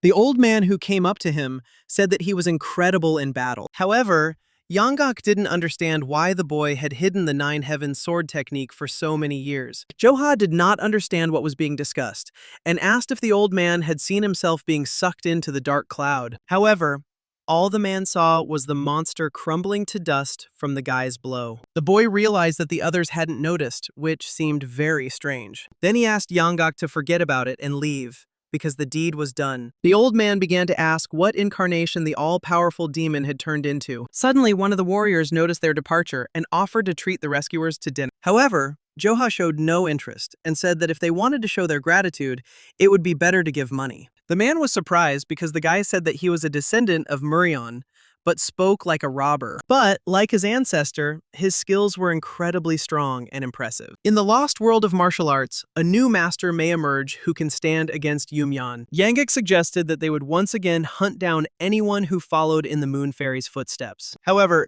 this turned out not to be the case, and Joha decided to first find old man Chonji. Joha noticed that even a small fry of the Yumyan sect was capable of turning into a terrifying monster. That creature, nicknamed the Moon Fairy, may actually be much more terrible than the devil. If they have to deal with her, they definitely need an ace up their sleeve. The first step will be the telekinetic sword technique. A few days later, someone asked Joe what made him climb the mountain. He answered honestly that he wanted to meet the sage, who said that he could come here whenever he wanted. He was immediately refused because they couldn't let him through without proof. Joe didn't have much evidence, so he asked to tell the old man that he had arrived. The boy's eyes could not be deceived, but it seemed incredible that the elder would allow the young man to come to him. It is difficult even for sect leaders to arrange a meeting with the sage. Moreover, having reached the temple, Chongji devoted himself to training and solitude. Joha couldn't believe that he wouldn't meet him and offered to check his words. But he shouldn't have expected the elder to appear at his call. A little while later, a messenger eagle flew to Chongji. The boy sent a message to his elder and promised to leave if he didn't receive an answer within an hour. He didn't understand why this was so, because if they reported it, they should come immediately. The interlocutor thought that Joha was talking nonsense, imagining himself to be a big shot. But at that very second, he heard a familiar voice and saw the elder approaching. Chonji ran towards him with a smile, wearing only a towel. The subordinate hurried to bring him fresh clothes. The man thanked him, but the boy asked him to hurry so that the other students wouldn't see. Joha smiled. Such haste seemed unnecessary. However, it was obvious that the old man missed him. He hadn't heard from him for a long time and began to think that the guy had forgotten about him. He then suggested that Joe go to the top and settle in the palace, which stunned his subordinate. One of the men couldn't believe that the teacher had simply accepted a stranger. Moreover, he took the guest to the Jinmu Palace, and Joha saw them heading there. Even the best students have difficulty getting permission to visit the palace. The boy did not understand his brother's plan and decided to personally come to the head of the Wudong sect. Meanwhile, Chonji talked about the sculptures that preserve the history of the sect. Entering the room, Joha was delighted to notice a multitude of books, the sect's secret publications. The old man guessed that the reason for Joe's arrival was related to martial art. It was obvious because what else could they discuss except martial arts? The guy was able to enlighten even the one who came to take his life, and now he wants to follow his path. The place is full of manuscripts with advice wiser than he could give in person. Now, Joha is allowed to study whatever he wants. When he wanted to know about spiritual telekinesis, the old man was surprised. This guy still surprises the sage. He has already achieved this technique. Although he is not very good at it yet, he understands what to do and wants to know how the old man learned this technique. Sometime later, they were drinking tea, and Jungji learned that Joha had fought with a master of the heavenly sword. Only a handful can stand against his sword, and the exchange of blows is already impressive. Joha couldn't defeat that old man and tried to repeat the technique of spiritual telekinesis. But it didn't work as he expected, and the guy almost gave up. But after the duel with Yumyan, he changed his mind. On the brink of death, the enemy turned into a monster, and attacks no longer worked. The sage was stunned to hear this, and could not believe that Joe's attacks had no effect. Luckily, another technique worked, and we managed to win.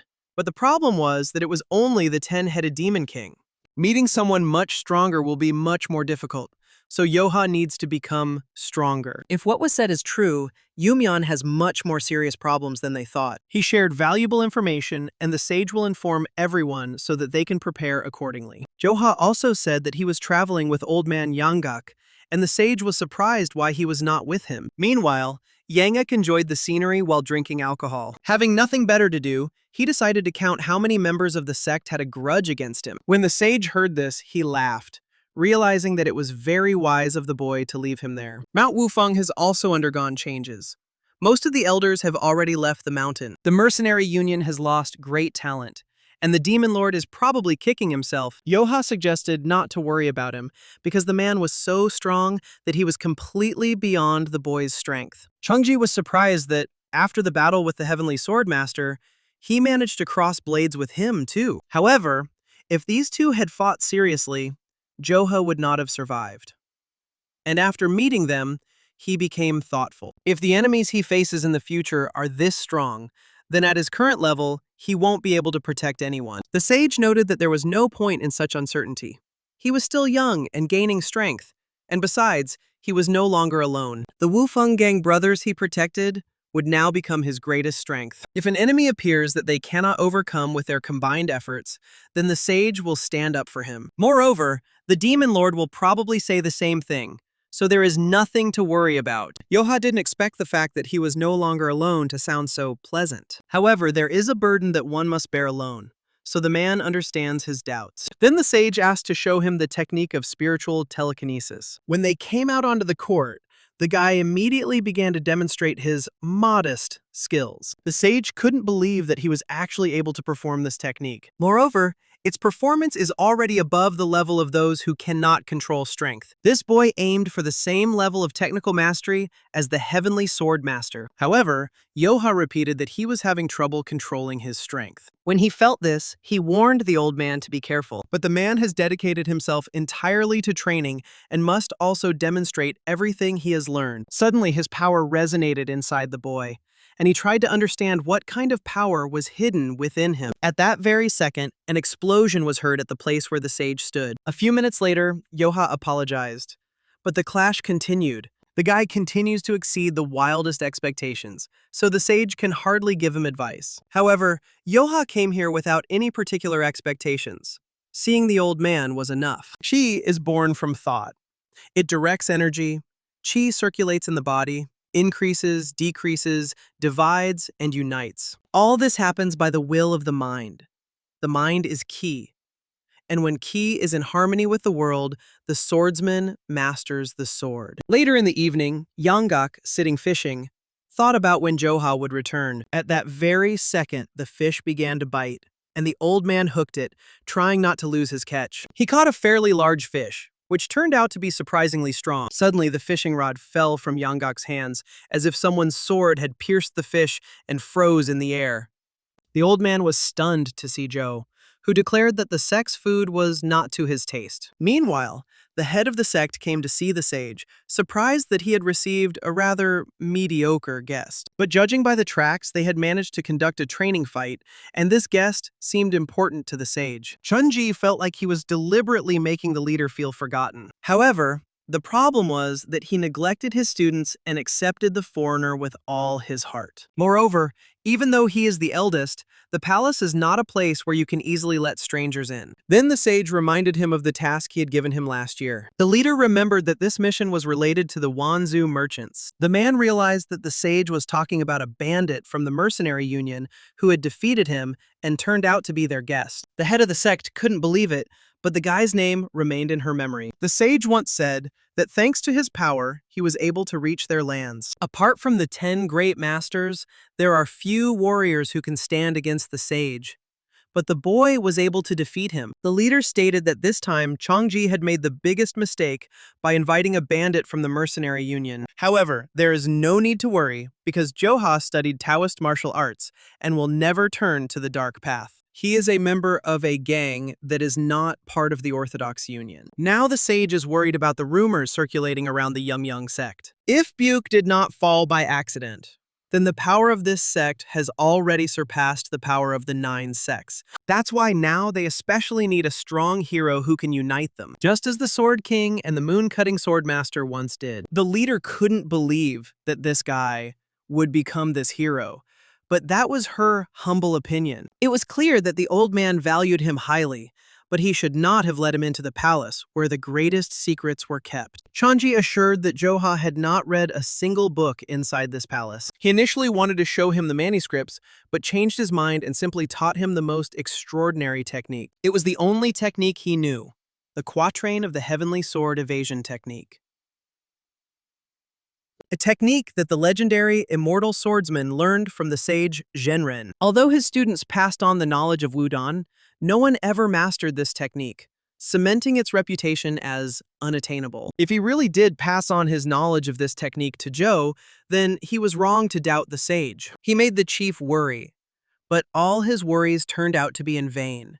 And in this matter, the chief relied entirely on him. From now on, he promised to be more reasonable and not to bother the head unnecessarily. Since he had come down from the mountain for the first time in a long time, the chief decided to invite him for tea. The head didn't know that Zhou's ki had no limit, and the boy had reached a level where he didn't need manuscript. He couldn't even imagine that he had already mastered the quatrain of Yo's heavenly sword evasion technique perfectly. And since the head of the sect valued Wudong the most, the sage decided to keep silent about something. Namely, that Joha had already reached the other end of the lands of swordsmen and was honing the technique of spiritual telekinesis. Having heard the quatrain and having attained absolute clarity of mind, the guy seemed to have already achieved enlightenment. Meanwhile, Yanggak continued to question Zhou about his new techniques. The old man couldn't understand how, with such amazing technology, they managed to master only the plum blossom technique and the infinite sword. However,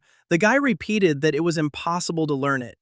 The human body is not capable of withstanding such force. But Joha managed to learn it the first time, although what he understood may be different from what they heard. The guy didn't come here to learn this technique, but thanks to it, he became better accustomed to the telekinetic sword. Joha was tired of unnecessary talk and decided to find out how much time was left until Kaifeng. At this rate, they would arrive by nightfall, and Joha realized that he would meet him today. He tried to count how much water had flowed under the bridge since he had last seen him, because he missed him. By evening, Yancho looked completely beaten. His wife and children asked him to come back, but he asked them not to worry and to wait inside. His opponent laughed, noticing that he was acting tough in front of his family. Since I had already come home, I could have kept my head down without creating problems and shortening my life. Today, they will finally be able to avenge the fallen comrades he killed. However, Yancho recalled that it was their man who broke into the brothel and attacked the woman. The man wanted to resolve the matter peacefully, but the other challenged him and used a deadly technique,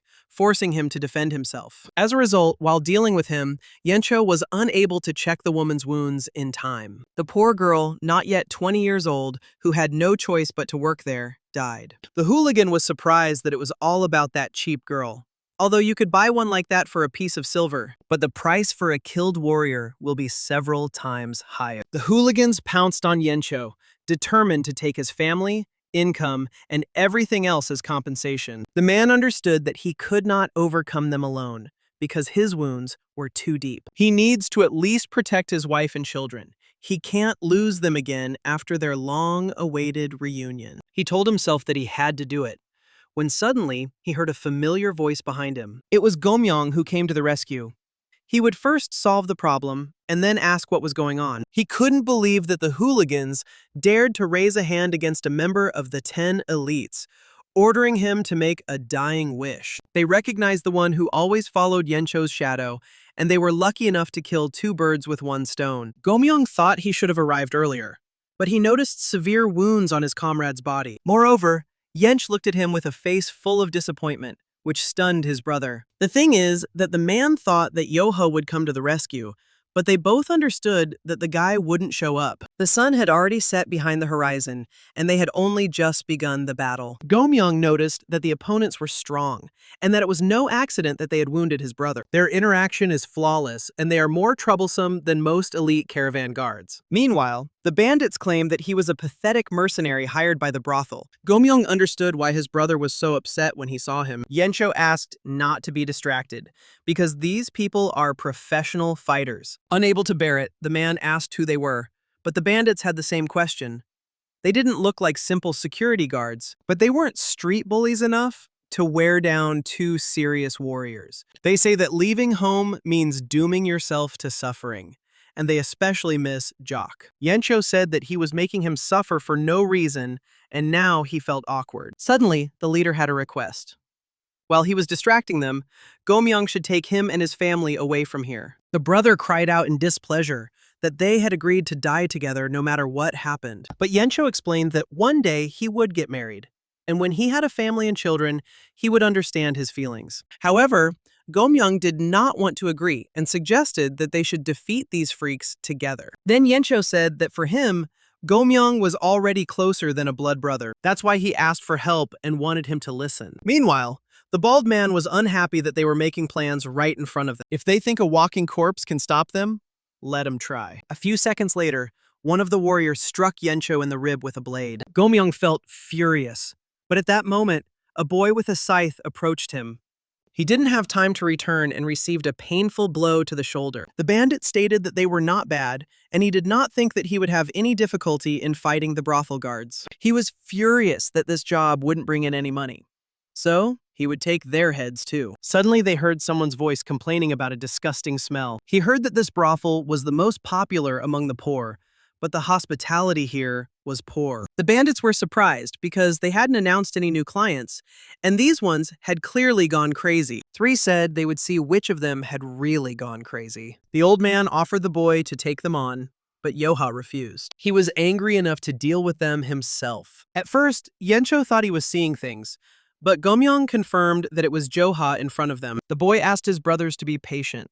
He would get rid of the parasites and come to them. The bandit found it funny. He was being threatened by a boy with milk on his lips. Gomyang suggested laughing while he could, because he would soon realize that he was finished. Suddenly, Yencho screamed that he thought he was going to die and was now angry. He asked Joe to do something about the freaks, because they were trying to harm the family. The guy concluded that they wouldn't even dream of getting out of here alive. The bandits wanted to enlighten him, but Joha dealt with several of them at once. All the bandits, except the bald one, fell by the sword or lay on the ground. The man thought it was impossible. He defeated the elite assassins instantly. When Joha asked if his brother was injured because of him, he began to make excuses. The guy asked him to shut up because he would die a painful death. Within minutes, all but one of the bandits were holding a huge boulder above themselves, but the bald man beat Joka until he begged for mercy. With his skills, he could easily cut those bastards in half. Although in a fit of anger he had promised to kill them, Joha still tried not to take lives in vain. Yanggak suggested that controlling the power to keep prisoners conscious came at a cost. Meanwhile, Yencho's wife asked what to do with his wounds, but he said he was fine. The man is happy that he can hold her in his arms again, and now they are not in any danger. Gomyang told Joha that he thought a heavenly maiden had descended upon him. Why did he decide to ask what was going on if the old man was already here and the fortress was standing without them? The guy said that they were doing well without them now, and he got bored, so he decided to see the world. And then he remembered the brothers who had left the mountain, and so he hurried here. It seems it was worth it,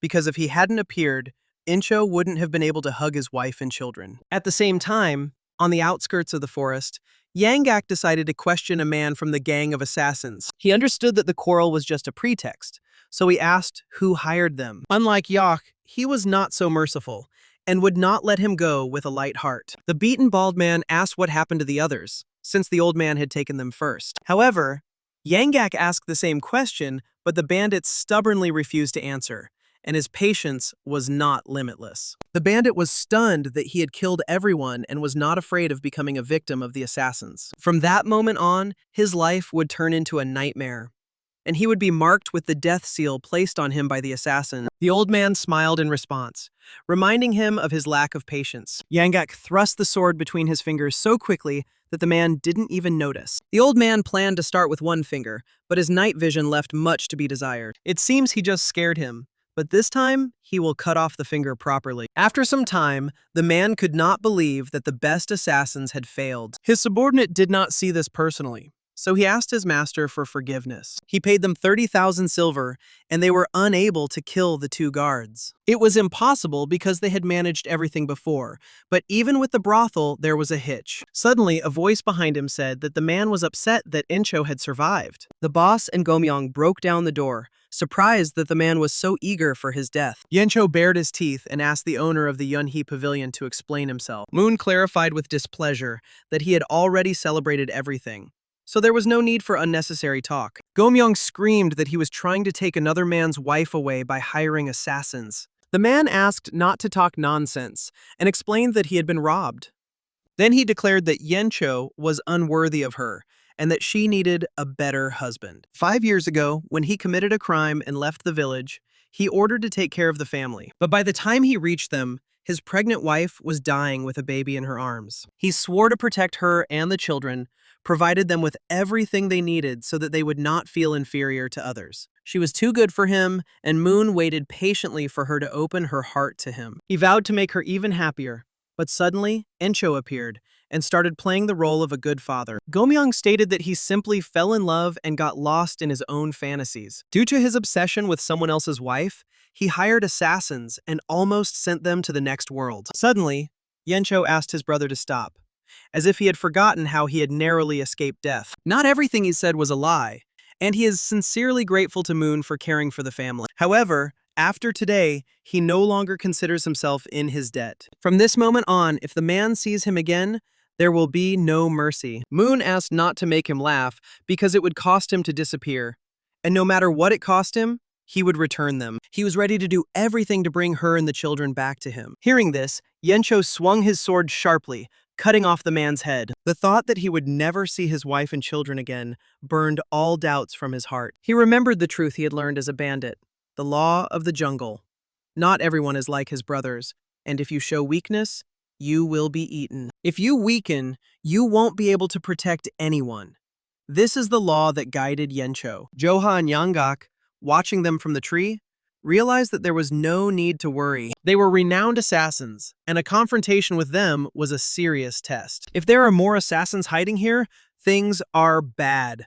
The brothers are wounded, and the situation has escalated. The old man noticed that the boy was misperceiving them as family, but for the first time he saw Encho kill without a shadow of a doubt. This was in stark contrast to his father, who continued to drink, not caring that his son was being beaten until he lost consciousness. His sins are hard to deny, but it is quite difficult to speak ill of one's father. 3 days later, the leader of the assassin gang appeared at the Yumyang sect's outbuilding. He held a bloody bag in his hand, a gift for the chief. Their gang provided the sect with a rich life, and they came to demand proper payment for it. They should have sent an official notice, but they decided to come in person. As one of the demonic soldiers of the sect, he needs the strength of a great warrior. In exchange, he brought money, the amount of which was 3 times greater than the usual tribute. All his assassins fell in the brothel, so the man fell to his knees and asked to destroy them. This incident has caused irreparable damage, and he must take revenge even if it costs him everything. A request to kill one of the generals is a sensitive matter. However,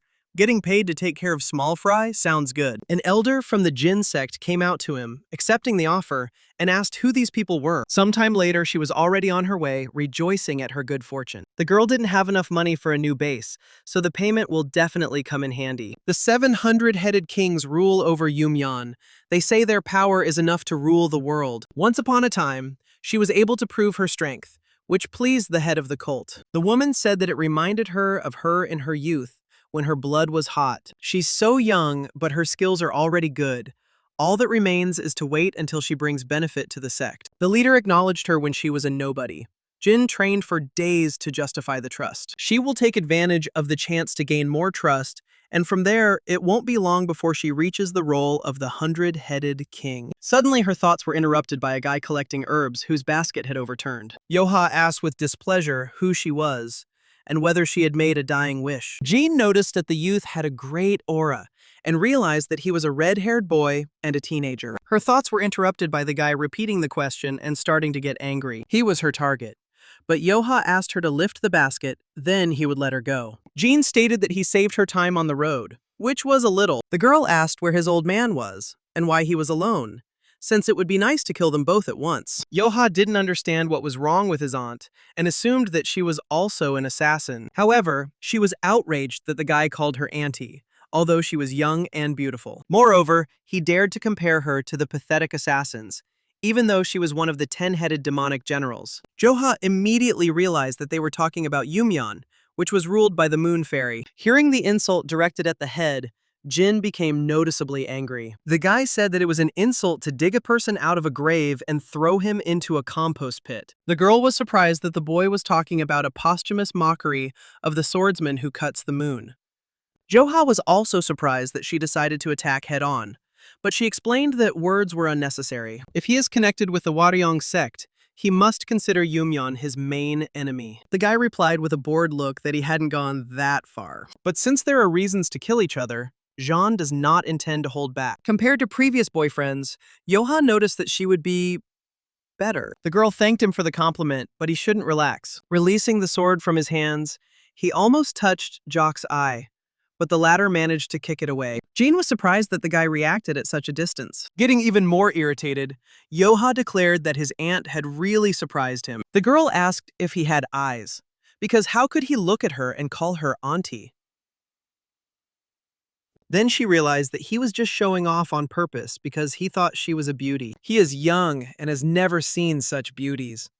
She is probably the most luxurious woman he has ever seen. Thinking about Sobek, Chen, and Rio, the guy fell out of reality for a few seconds. He then declared that Jean was simply ugly, which clearly offended his opponent. But now he won't be able to get away with it by getting on her nerves. And a miracle has just saved him. But she is relying on a miracle because with such skills, she barely managed to suppress him. Joha was very irritated by Jin, but his skills were something to be reckoned with. That sword strike was a smart move, but it wouldn't work with him again. Suddenly, she asked her sword if it thought she had just thrown it away. At his level, that's probably what it looked like, but if he looked closer, he'd see technology that would blow his mind. Taking the sword out of the ground, Jean asked him if he had ever heard of the unity of soul and sword. After that, she released the blade from her hands, waving it around herself. Joha just frowned, not understanding what she was doing. Why she was drawing circles with the sword. This technique allows you to control the sword without touching it. He must have never figured out how it works. By training tirelessly, she reached the level where she could control the sword from a distance. Rushing forward, the girl promised that now he would know what horror was. In his eyes, she must now be like a single blade. Joha replied that even a sage could fight off this victim of feeble-mindedness. The guy only needed to raise his hand up to prevent Jean from getting closer. She barely managed to dodge, after which she began to jump away from the guy's sword. The girl couldn't believe that this young boy already possessed the technique of spiritual telekinesis. Without thinking twice, she decided to retreat, since such a monstrous level of skill was beyond her capabilities. Joha noticed that she was dodging and weaving like a rat, but was not about to attack. As Jean dodged another attack, she realized that the boy was playing with her. He noticed that she had good movements, but he was already bored. It was time to bring herbs to his brothers. He wanted to finish as quickly as possible, and so with one blow, he trampled the girl into the ground. Having summoned the sword to himself, he was ready to deliver the final blow. But Jean asked for forgiveness, just this once. The guy asked her if she knew what happened after the death of the 10-headed demon generals. Without waiting for an answer, he jumped straight at her, plunging his sword straight into her chest. Although Joha tried his best to avoid killing, the Yumyeon sect was always an exception for him. Having come face to face with them several times, he realized that they had long since lost all humanity. As soon as the guy took out the sword, he noticed that Jean immediately transformed into a monster. This one was enveloped in flames, which was different from the previous demon. The last one was strong to the point of being melee, but she seemed like a completely different matter. At that very moment, the monster disappeared before his eyes and suddenly appeared behind him. It was incredibly fast, but the guy had foreseen it. He's already had his share of grief, so he doesn't intend to spend more energy today than last time. When the monster tried to attack again, the guy tried to keep his distance. No matter what she did, she was still no match for him, and he repelled all attacks. Then Joha went on the attack, and with one swing of his sword, cut off her arm. While the monster was perplexed, the guy appeared behind it and delivered the decisive blow. This time, everything went faster, but Joha again began to envelop himself in red mist. He was not mistaken. Having defeated the warrior Yumyeon, he finds himself in another dimension. However, this time I saw a huge demon in front of me. Last time he hadn't seen anything like this and had no idea that such titans existed. A few seconds later, he came back, trying to figure out what the hell had happened to him. When it became known that the general had been defeated, Yumyeon could not understand who was capable of such a thing. According to the information, they were Old Man Yanggak and Boy Joha. Both, according to eyewitnesses, used the wearing family technique. Jink stated that if they had decided to take revenge, they would have taken it out on those involved, But why fight one of the 4 generals of the citadel? They probably acted out of ignorance, since no one knew that the general had gone at the invitation of the Red Gang. The fact that they did not plan the murder in advance does not relieve them of the burden of their sins. They also wanted to avenge the general, but Joha discouraged them from approaching him. As a result of the incident, the citadel lost a general and a dozen demonic soldiers. It wasn't that they were afraid of him, but rather that it went against the direct orders of the sect. Jink asks since when they had orders prohibiting avenging fallen comrades. Until they had defeated the Orthodox sect, they were ordered to avoid conflicts with other sects. This order was given out of fear of the growing sect of chaos, in particular, the Demon Lord. Hearing this, Jink couldn't understand what this had to do with anything. During the investigation, the subordinates discovered that Joha was personally marked by this lord. In addition, he was appointed the second person in the mercenary union, the head of the guard. The stubborn demon lord appointed the boy as second in command. 20 years ago, the Citadel's leader fought under the rule of a demon lord. He was once one of the top 3 masters of the mercenary union. Then he proved to the chief that he was the strongest among the 3 masters. Jink asked to be appointed second in rank, since there was no more suitable candidate to be found in the entire union. Muhe confirmed that he was the most outstanding of the 3 masters. However, he has not yet earned the title he so desired. The guy was surprised because he had carried out his order, proving his strength in a fair fight. The demon lord asked to look at himself. In words, he is so brave, but in reality, he looks like a beggar and a rogue. He believes that the second in command in the Union should be comparable in strength to him, and his hard-won victory proves nothing. But be that as it may, Jink won, so the leader must keep his word, because the condition was victory. Then he offered to prove right now that he was capable of reaching his level. This made Muhi laugh, and he liked his attitude. But he forgot his place. With an evil smile, the demon lord asked the boy if he was sure he wouldn't regret it. No matter how hard Jink trained, he felt that the level of the 10 great masters was unattainable. But now he was curious about how things would have turned out. At that very moment, the subordinates asked whether it was worth informing the other 100-headed kings about Jock's desire to take revenge. Jink gave a negative answer, because perhaps the situation was even better than he expected. The 100-headed queen is currently busy expanding the sect's influence within the mercenary union. The 7 10-headed demon warriors were able to regain their title as branch heads during the Mercenary Alliance tournament. The heaven-crushing demon lord surely knows all about them. But since the union believes that the strongest takes the leadership position, it has no compelling reason to get rid of them. The bottom line is that the Demon Lord has been yearning for a head of the guard for many years. However, if Joha truly has all the necessary skills for this role, then the demonic warriors are in for a failure. There are about 20 of them under Li Mei's leadership, but it seems they need to be put in their place. Realizing what the master was talking about, the subordinate smiled and declared that he understood everything. The head of the sect has been absent for a long time, and power over all of Yumyeon has been transferred into the hands of the powerful 7 kings. If the leader never returns, one of the 7 will become the new ruler. It's only a matter of time before the Yumyeon sect conquers the world, and for the sake of a bright future, it's necessary to keep an eye on the other kings. Then Jink decided to test how useful Joha would be. Meanwhile, in Hainan province, Joha and Yanggak reached the old man's hometown. He had spoken of something similar before and mentioned 3 demons. Looking back at those times from the vantage point of old age, their martial arts were shameful. The guy decided not to go into details, realizing that the old man had made a lot of enemies and was now hiding his face. This place is extremely famous as a paradise for martial artists, and sometimes one of the 10 great masters comes here. He needed to hide because even if he was beaten to death in the alley, he couldn't count on Zhou's help. By this time, they had reached the best tavern in the area, a place famous for having the best cuisine in all of Hainan. The tavern was huge, looked like a brothel, famous for its courtesans. But the cuisine here was beyond praise. If the old man remembers correctly, you can eat on the first floor, after which he showed you the way. But when Joha took a step, he suddenly felt something was wrong. His body trembled, and an unknown fear seemed to appear in his eyes. Yanggak was at a loss. It was the first time he had seen Zhou so worried since the meeting. Even when fighting with 10 great masters, he was steadfast and unwavering. However, now the boy looked like a child who had seen a ghost, and the old man followed with his gaze where Joha was looking. He was incredibly interested to know what could have caused such fear in the guy if he himself was one of the strongest.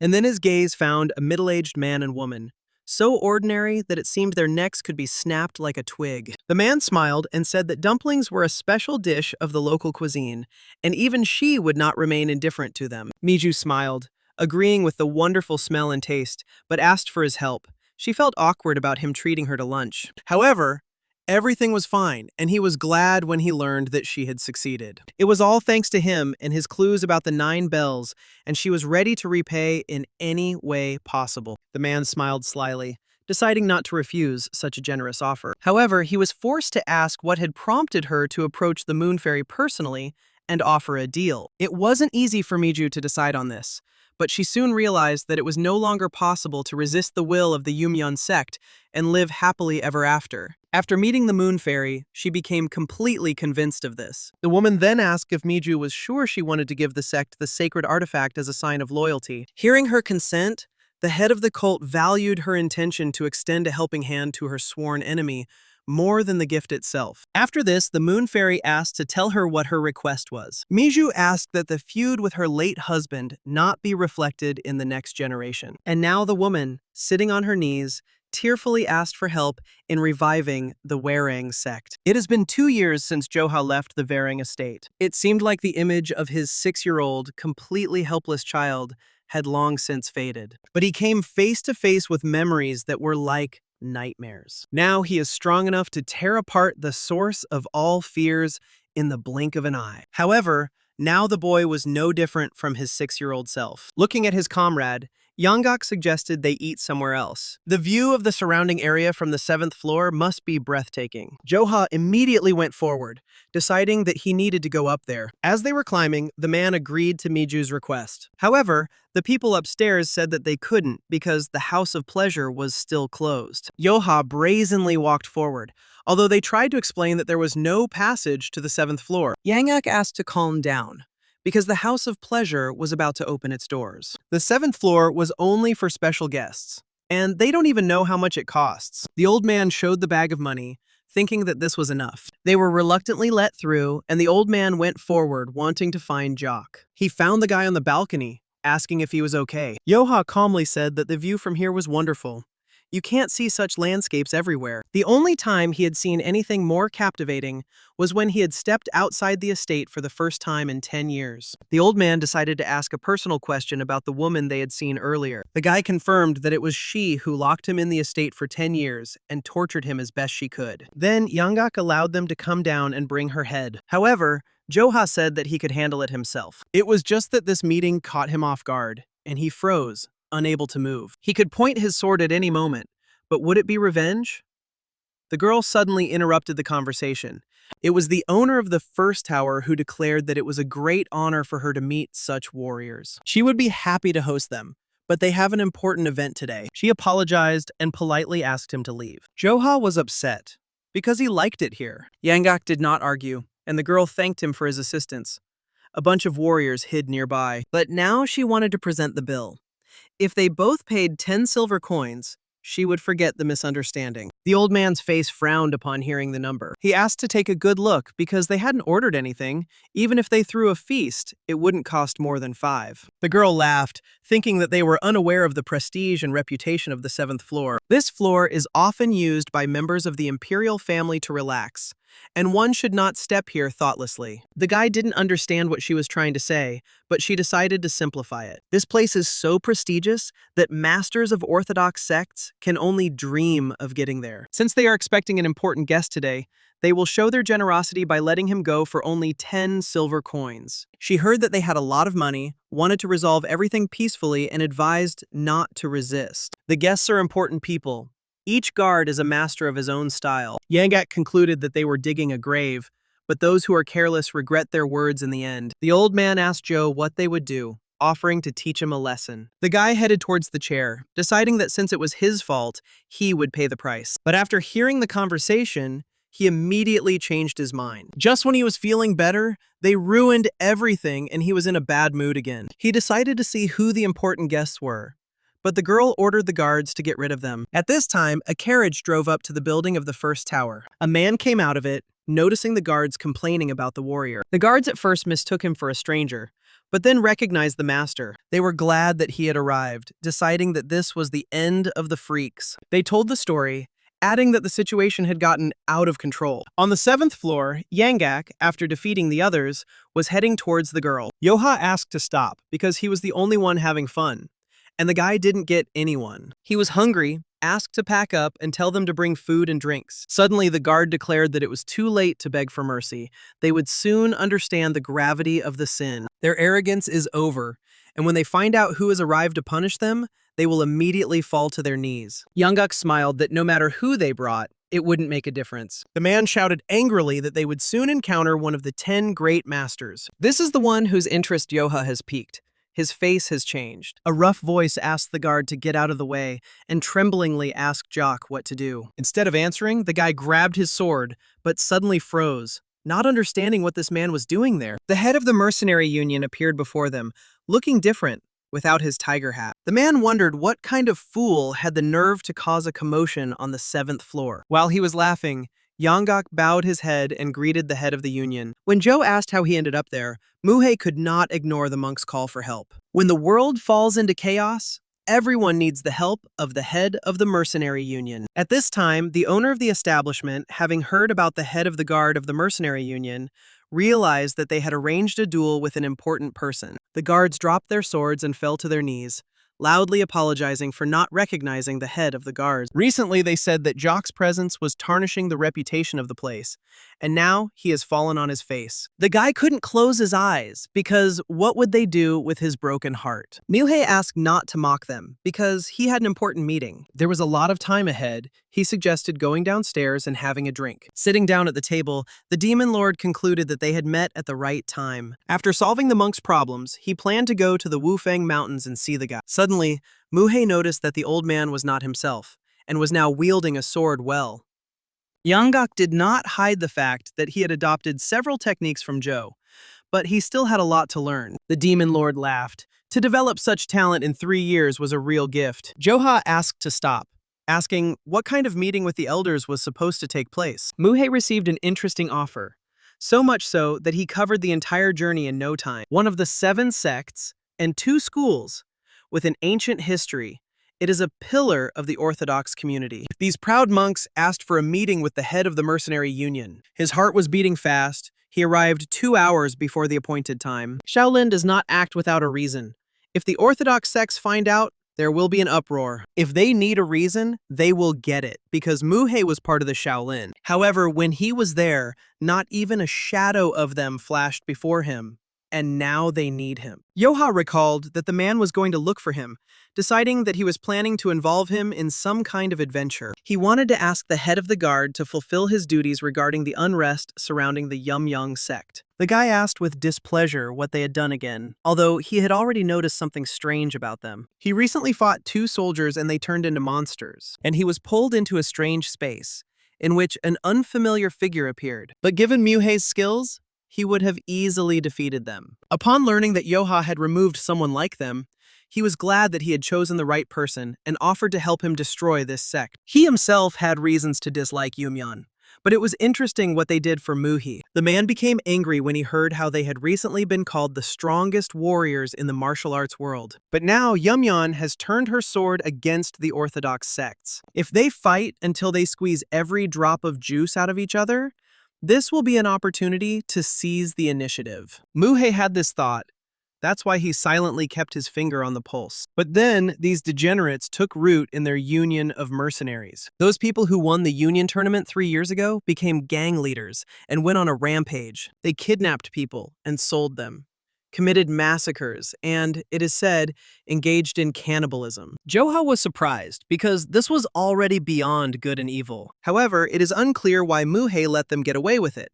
And since he personally took up the matter, it means the situation is not simple. At first, the man also thought about simply getting rid of them, but it took him time to figure out who was behind them. And the only rule of the union, which states that might is always right, stood in his way. If he, the head of the union, crosses the only rule, their unity of the union will fall. This is probably what the Yumyan are counting on. This sect has managed to destroy the Namgong clan more than once, which means they are a real threat. 30 years ago, he crossed blades with the King of Swords, and at that time, no one could stand in his way. If he had prevailed, Muhe would have been called the only great master. It was obvious that they would both receive wounds, not a fleeting title. The demon lord laughed, noticing that his words were at odds with his actions. After that, their blades clashed, but they only exchanged a couple of blows. He was the first opponent to whom Muhe could lose, and now they say that the King of Swords was defeated. Yanggak knew one of the 10-headed soldiers. His skill remained the same, but his strength increased 100-fold. The defeated 12 demon kings said the same thing, and they should know exactly how the sect obtains this power. Suddenly, Joha agreed to accept Muhe's offer. As the guy said earlier, he still had a grudge against these degenerates and was indebted to the Namgong clan. However, he had a condition. The man had to stop the revival of the Waryong clan. The man was surprised because their sect already existed, and it was unknown whether it was even possible to restore the clan. Joha wants to eliminate even the slightest possibility, and everything related to Varing must be destroyed by the Demon Lord. However, first the man decided to find out why the boy hated this sect so much. Then Yanggak decided to explain everything to the head of the union himself, and Joha gave the go-ahead. The old man began his story about how Joha ended up in Wufeng, including the events concerning the activities of the Warang sect. He also told about the twists and turns of the story that even Joha himself could not unravel. The Demon Lord already guessed that the boy had a difficult past behind him, and when Muhe heard the story to the end, he was incredibly angry, and his rage was out of control. In that very second, he swore that he would make this clan beg for death. Pouring alcohol to the head of the union, Yanggak declared that he was counting on him. Miju deserved to be beaten to death, but even Muryong turned out to be rotten to the core. Muhe then asked the boy if he knew that some members of the Namgong clan were currently in Zhengzhou. Joha mentioned that he owed the clan, so the man shared it with him. They stopped near the first tower, and the boy was surprised that Brother Chan and Sister Yan were so close. He immediately began asking where he needed to go, and the Demon Lord was surprised that he would actually go there. Later in the evening, when they reached the right place, a girl suddenly ran out of the building and rushed into Zhou's arms. Chan wondered where his sister had suddenly gone at such an hour, but when he stepped out onto the threshold and noticed Jock, he was quite surprised. The guy asked if his brother was okay, because he heard that they had settled here for a while. Chan greeted him in shock, not believing that his sister was hugging someone. When they brought Jock inside, they told him their story. Chan was glad that the boy took his advice seriously and ended his life as a thief. Joha became embarrassed as he told Yan that almost 10 years had passed and she still remembered him. If he got scared at night, he remembered her.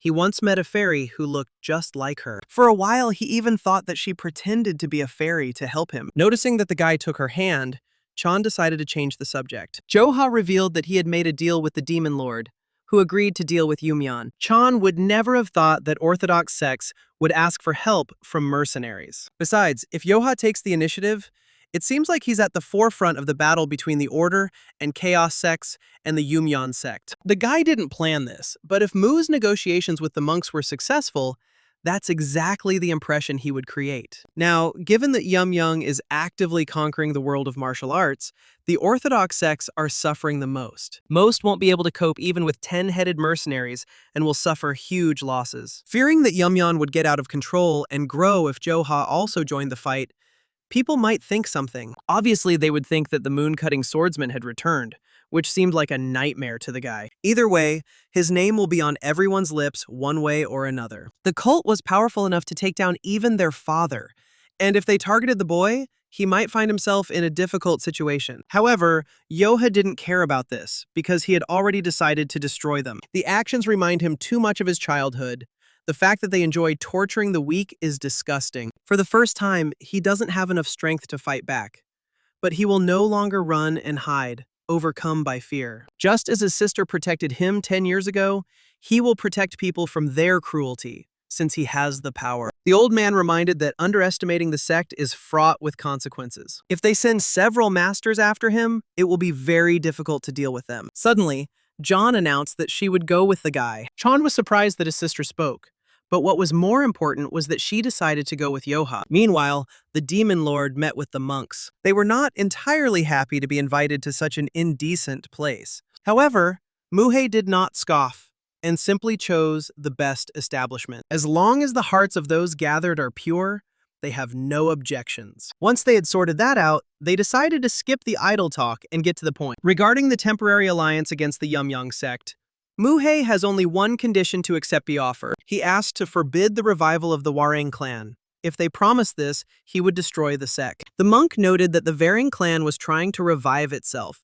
and it was unlikely that the Order sect would oppose this. In the past, Varang suffered serious losses due to attacks from the mercenary union. Muhei had no personal enmity towards them, but their head of the guard had every reason to hate them. And among all the people, the one who will destroy the Yumyang sect in his place must be him. Now the monks have no reason to limit the revival of the clan and unleash a full-scale war. However, depending on the strength of the Union Guard leader, their view of the situation may change. This man's fighting skill must be as great as Muhei's. The man confirmed that Joha was truly strong, and he was convinced of this when he fought him personally. Even if he were to be counted among the great masters, it would not be an exaggeration. The Orthodox sects had already suffered enormous losses, and so they had no choice but to accept the offer. And this decision was passed on to the very stronghold of the Orthodox alliance. The loss of one of the 10 great masters, the destruction of clans.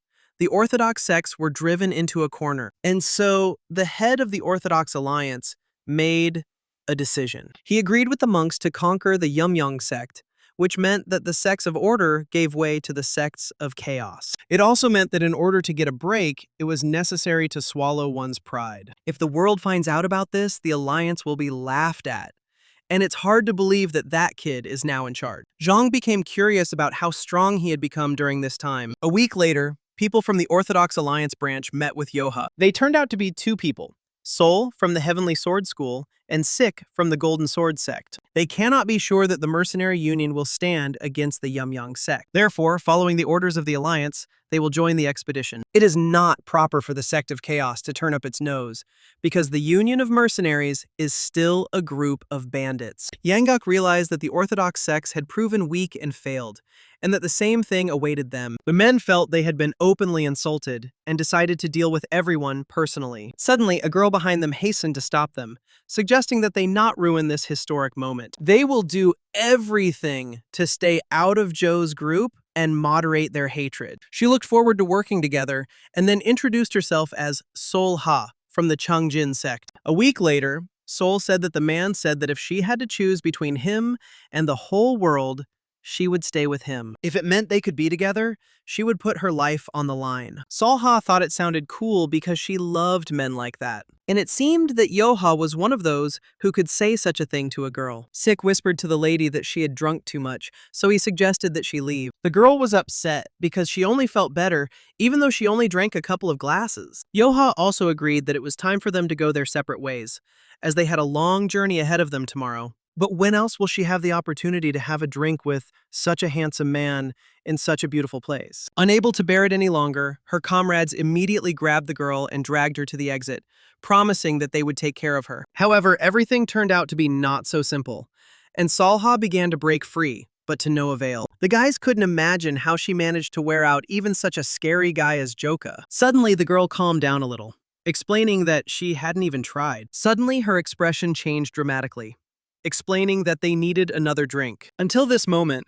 she had only pretended to be drunk and realized why they were both not married yet. Just a week ago, they were ready to cross swords with him, but now something made them tuck their tails between their legs. Even though it was just a training fight, even the heir of the Namgong clan could not resist him. However, Salha doubted that the alliance would trust a weakling to destroy the Yumyan clan. Now she had to retreat. One way or another, there were still many opportunities waiting for her. Sik decided to ask out of curiosity if she was interested in Joha, since it seems a guy was also interested in her. Perhaps she will become the wife of the head of the guard of the mercenary union. His comrade asked him not to speak heresy, since now, due to the threat of Yumyan, the alliance was forced to work with mercenaries. After the cult is destroyed, the mercenary union will become the next target. Solha thought he sounded old-fashioned. But then she noticed a guy standing nearby. He walked silently between them, and the girl noticed that he looked very much like Jock. Meanwhile, Joha didn't understand why everything was so complicated, and promised that next time there would be no alcohol. However, the old man felt that he liked the girl overall, although he had no reason to hate her. The old man smiled, confirming that she was a good photographer. He personally saw that they were holding hands recently. But the old man must understand that she took his hand. This girl is more terrible than the monster Yumyon with whom he fought. At that very moment, a red-haired guy entered them, apologized, and wanted to talk to the head of the guard. Yangguk immediately jumped up, declaring that they did not allow him to cross the threshold. However, the guy remained standing, asking for a minute of their time. Yangguk wanted to throw him out, but Joha asked him to go and drink somewhere else. 1 month has passed since the demon lord made a contract with the monks. After the alliance agreed not to interfere with Waring's affairs, Muhei reminded everyone of the Tripitaka. As a result, everyone who had hoped for the restoration of the clan and further cooperation turned away from them. The factions of the Orthodox sects, exhausted by fatigue, did not react to this statement. The worst part was that Waring had already lost the favor of the head of the mercenary Union Guard in the past. And now that the Demon Lord had intervened, no one dared to remain within the clan's fold. The guest then stated that he should have come and greeted Jock properly much earlier. The guy grinned, because even if he wanted to, he couldn't forget his own brother's face. He knew why he had come to him, but it was surprising that he was now behaving so politely and awkwardly. When they were children, Mubarak, like his other brothers, laughed at him, insulted him, and mocked him. Suddenly, the brother fell to his knees and said that he could not distinguish good from evil, and that a grave sin lay on his soul. Whatever he said now would sound like an excuse. Even despite the current situation, he wanted to come and apologize. Joka asked not to try to throw off the burden of responsibility, because you can't behave as much as you want and then simply apologize. Mubak knows only too well how shameful and dishonest it is to come here and ask for forgiveness. But even so, for the sake of their father's bright memory, Mubek asked to be given a chance. Grimacing, Joha assumed that his brother knew perfectly well what was happening to him in Varang. The brother admitted that he knew everything, but he had the audacity to come here and ask for forgiveness. If he is here to apologize, then those who hurt him should have come in person. Ant, the elders of the Yan clan, the warriors of the Beck clan, their master and Lord Yang. If they all come and fall on their knees before him begging for their sins, then he will think of abolishing the Tripitaka. There was no other way out, and the guy was not going to make things easier for his brother. If a person is ready to lose everything, it is not surprising how they will act. So I asked the others to tell them about this. Even the mere mention of the possibility of abolishing the Tripitaka was an important step for both brothers. But both Mubarak leaving the room and Joha speaking after him were confident that the culprits would never fall to their knees. And so they returned each to his own path in deafening silence. Sometime later, the group reached the village of Lansi, and Solha observed the snowy beauty. Even in winter, there was so much interesting here, but she was asked to sit up straight. The girl said that everything was not so bad, and it was a pity that they would be very busy. She only thinks this way because she is sitting in the warmth, but if she steps outside, she will immediately freeze. Brother Sol is praying for a quick arrival out there, suffering from the cold. Solha didn't think about it, so she decided that she would sit there next. Joha also decided to swap with Yangguk. He had come all this way just to carry out the assignments. Chan decided to take part too, and it would be easier for everyone to cope together. However, the guy indicated that only he would be replacing him, and not John. When asked why, Joha briefly answered that it was cold there, which noticeably surprised his brother. The guy decided to find out if he didn't like it when his sister was cold. Suddenly, Yan smiled and declared that she could handle it easily. Suddenly, the others noticed that Sol Ha had become surprisingly silent. Meanwhile, in the Du clan village, orders were given to seize people and take away their belongings. They needed no more than 20 captives. We need to show them the price they will have to pay for turning a blind eye to the demands of the Storm Gang. People begged for mercy, and women trembled, hugging their children tightly. The cries of suffering were music to the ears of the gang leader. Dan ordered their destruction as a warning to the other villages. The neighboring village decided that they could not allow him to continue doing such things, but they are not strong enough and can only rely on the Demon Lord. Meanwhile, Joe's group reached the village of Du, seeing a terrible picture. They didn't understand where the guards and the Union were looking, as if they were unable to send a detachment to help. The old man noticed that this village was the closest to the Storm Gang's dwelling. The bandits were unable to make money from the peasants during the winter cold, but the fact that they completely wiped out an entire village proves that the gang has gone crazy. Then Joha asked if this was really what the mercenary union was. He was angry because Wu Feng had never stooped to such a level, and it was all Yumyang's fault. The cult's madness also played a role and brought everything to such a lousy outcome. The Wu Fengs were indeed a special gang, as the merchant clans in the area were rich and prosperous. But Joha defeated them all with his immense strength, and their leader was not greedy. He did not take more than they required, and many traders could pass through their mountains without any problem. But if the merchants suddenly disappeared, they would also rob the nearby villages. Now the guy was sure that the Union was a bad place. Meanwhile, Storm's gang was celebrating, as they had robbed 10 times more than in previous months. Until that day, they had not been so active and realized that stealing little by little was ineffective. The leader decided that if they continued in the same spirit, they would become rich. The more they tarnish the name of the Union, the greater the chance that no one will side with them. But now the thought of staying here forever is so tempting. Suddenly, a subordinate ran up to them and declared that they had huge problems. Some people started a brawl near the gate. One of them claims to be the head of the guard of the mercenary union. Joha ordered them to stand in his way and bring the leader of Storm's gang to him. The guy was ready to destroy him without a single regret, so if they attacked again, there might be no mercy. At that very moment, the headman stepped forward, asking the guy to follow the rules since he had come as a guest. Even the head of the guard is not allowed to do such things, and besides, he is too young for such a role. The man asked for proof, while the boy asked if he was the one who killed the Du villagers. The chief shouted that the boy had no manners and dared to insult him in his own home. At that very second, something flew towards the man at high speed. Joha asked to answer whether he was responsible for the murders in the village of Du. Noticing the head guard's badge, the dentist replied that it was their job to attack villages when the gang ran low on food. However, all they have to do is take away some of their money. But the guy heard that he even captured several residents. The gang leader decided that the guy was trying to figure out how much money they had stolen. Apparently they captured a couple of people. It's profitable. Thanks to this, their wallets are full of coins. Joha frowned, asking if he had eaten any of the prisoners. Suddenly, some of the bandits raised their hands, declaring that they had done it. Then they suggested setting the table for the head of the guard so that he could relax. Joha turned to Yanggak, ordering him to kill the two. The old man was just waiting for his permission, and therefore abruptly pulled the sword from its sheath. It took Yanggak only a moment to cut off the heads of the two men. Seeing this picture, the leader of the gang immediately became angry and decided to join the fight himself. He killed crowds of villagers and ate their flesh, when suddenly he became concerned about the lives of his people. The old man could not consider him a man.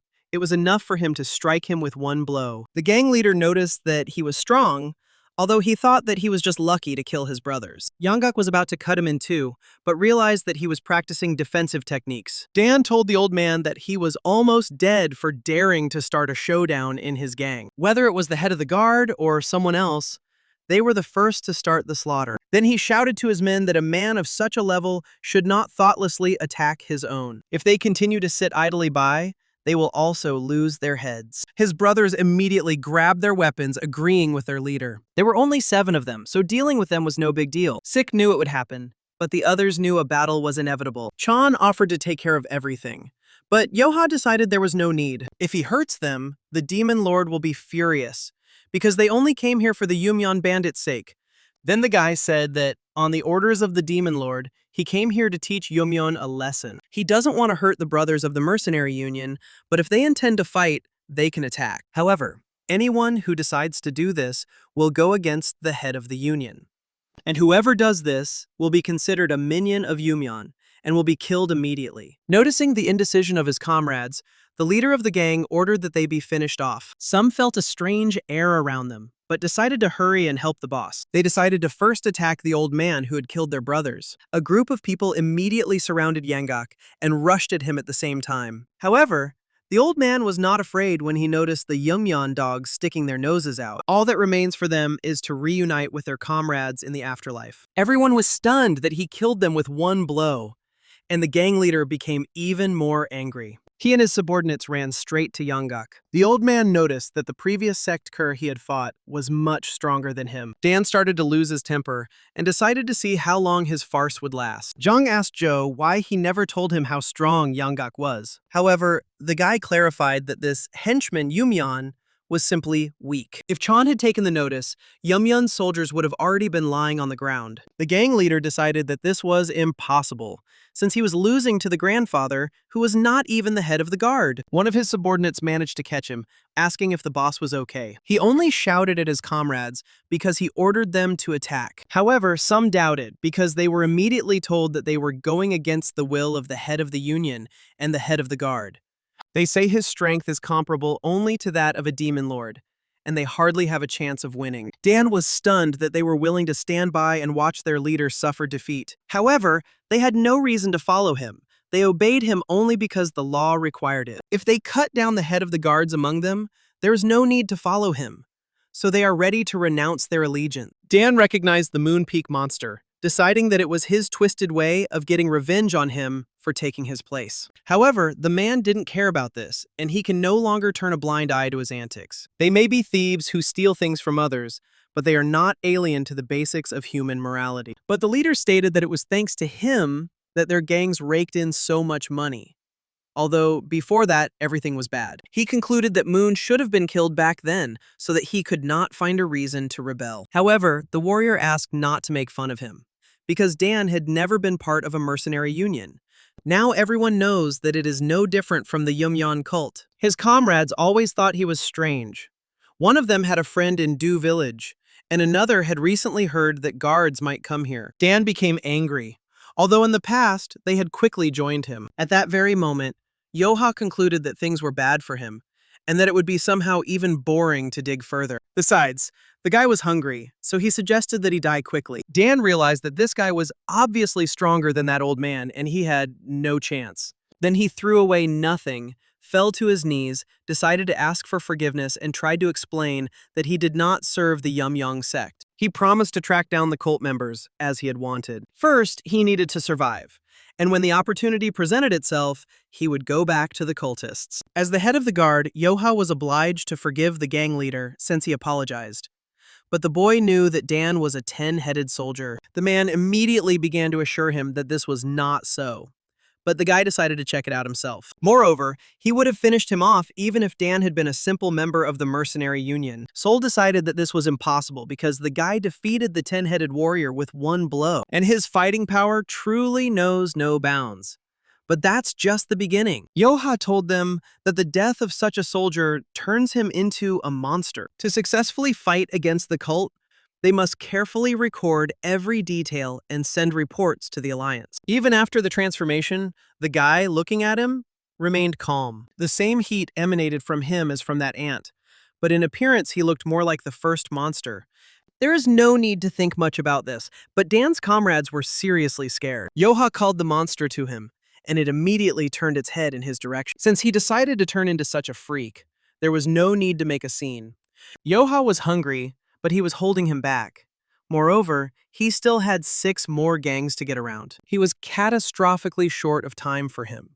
So Joha decided to deal with him quickly. Meanwhile, in the mercenary union's citadel, Rio brought her father a letter from Joe. The man recalled that he asked her to address him in public as the leader of the gang. He didn't understand who would marry her, adding that the future was becoming increasingly bleak. But she began to complain that instead of reading the letter, he began to get on her nerves. Muhei asked not to worry when Rio decided to ask about what was in the letter. It was said there that he had already cleared out the first gang. This guy is a real treasure of the mercenary union. In order to rebuild the village, which had suffered significant losses, he gave all the money of the Storm Gang to its inhabitants. He also released all the hostages and sent them home. It's not quite in keeping with the spirit of the union, but it won't hurt right now. Storm's gang had tarnished the Alliance's reputation in the eyes of others, so Joe's actions were entirely justified. Rio agreed, but she couldn't believe that the monsters in the picture could actually exist, although it's hard to believe it without seeing it with your own eyes. The battle itself ended quickly as Joa began his rounds,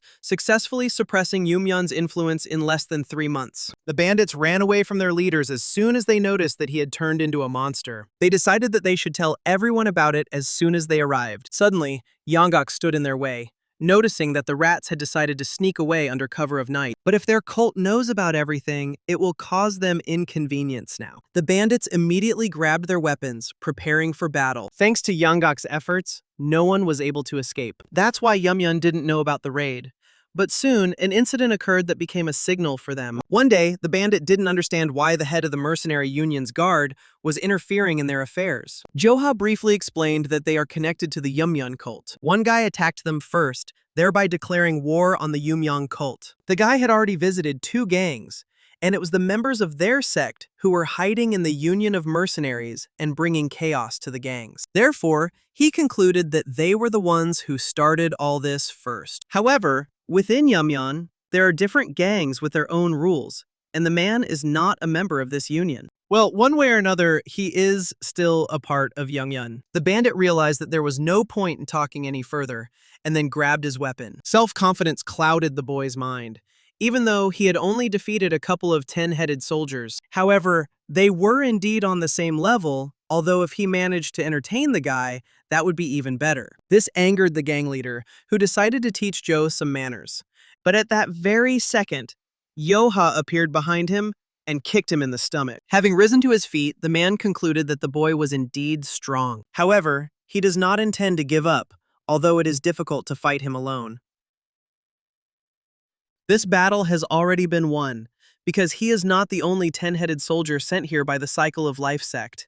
Joha wasn't particularly surprised that there were 2 of them, but if they both became monsters, it would be inconvenient. Suddenly, someone's voice said that he could not imagine that the bloody killer Gok would find himself in such a stalemate. Yangak invited the guy to join, but he refused, deciding to handle it himself. Coming down from the roof, the man noticed Yo's confidence, and this in front of 2 10-headed soldiers. Do Yan, the sect's demonic assassin, wanted to see for himself what the guy was like. Joha assumed they had met before, but he was doubtful at first. Suddenly, the man's eyes widened as he remembered that this guy was protecting a sales representative. Suddenly, a shudder ran through the man's body as he remembered it. Who would have thought that he was the head of the guard?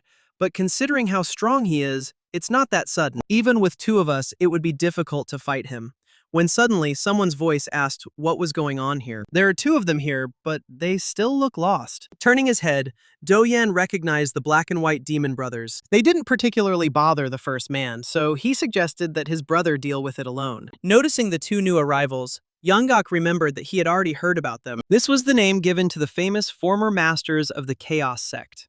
They were equal in strength to the 3 heroes of the mercenary union. They say that when these 2 fight together, they cannot be defeated. However, Joha remained incredibly calm, although he understood that 4 was too many. A few seconds later, he entered into a fight with one of the brothers, who looked quite large. The battle seemed almost imperceptible to the eye, but it turned out that the demon was gaining the upper hand. It had been a long time since the man had met those who had resisted his blade for so long. Joha noticed how strong the uncle was, so he too had to give it his all. The guy noticed how good the opponent was at blocking and offered to block the next attack. His brother immediately asked him to leave quickly and rush to help. Joha was unhappy that they decided to fight him together. The strong man began to complain, because Sim said that he would not interfere. He decided that age had finally caught up with him since he couldn't recognize the level of his enemy. However, the man found it hilarious because he couldn't believe it. But since he can compete with him, the boy can go on par with 10 great masters. He pretended to be weaker than he actually was in order to deal with them separately. Then Joha smiled, noticing that they had seen through him too quickly. The strong man was stunned that this brat was actually playing with him. And he wasn't just playing around. If the man had laid all his cards on the table, this fight wouldn't have been easy for him. Then Sim turned to the bloody demonic killer, offering to join. Jung and Yanggak also decided to join the fight, deciding that they would definitely be able to defeat one of them. Joha thanked them, as that was exactly what he was about to ask for. However, those 2 old men are stronger than them, so the guy will take them on. The problem is that they need to put them down one by one. If they all take on a monstrous form at once, only Joha will be able to defeat them. If this is allowed to happen, it could lead to serious consequences. They can't defeat more than 1 monster at a time, so it's better to join forces and destroy them one by one. However, if they group together, John could get caught in the crossfire. Joha will try to get rid of them as quickly as possible, so the rest should keep them as long as possible. The remaining 4 members of the group just stood there, unsure if they should do anything. However, they will not have enough space to successfully join such a fight. Suddenly, one of the killers recognized Yanggak, because he had aged so much that Yangak barely remembered him. But in the past, he had already tried to fight him and was quite unsuccessful. Then the killer decided to show him his entire arsenal so that he would admit defeat. Yangak has become stronger since last time, but it is not enough to defeat him. Having repelled several attacks, the old man concluded that his strength would have to be reckoned with. He thought that with his current techniques, he could easily destroy him. But this guy is one of the strongest 10-headed soldiers. Meanwhile, another bandit was fighting with Chong, who was trying to buy time. The boy noticed how strong the enemy was, realizing the power of the demonic soldier. Then he realized that even though he was the heir to the Namgong clan, he could not defeat him playfully. Apparently, it's time to lay all the cards on the table, because as long as he doesn't kill him, everything is fine. The bandit stopped in surprise, felt a sudden change in his aura, and suddenly felt that his hand had been cut off. One of the two brothers did not expect that one of them would begin to give up their positions. And that sudden step is not perfect. It is still a technique of the Namgong clan. Suddenly, his brother shouted at him to stay focused and look ahead. But they both didn't have time to react, which is why the first one got hit in the stomach and the second one got pierced in the shoulder by a sword. The demon concluded that this guy was simply a monster, because he didn't get exhausted even after all their combined attacks. Joha noted that their teamwork was pretty good.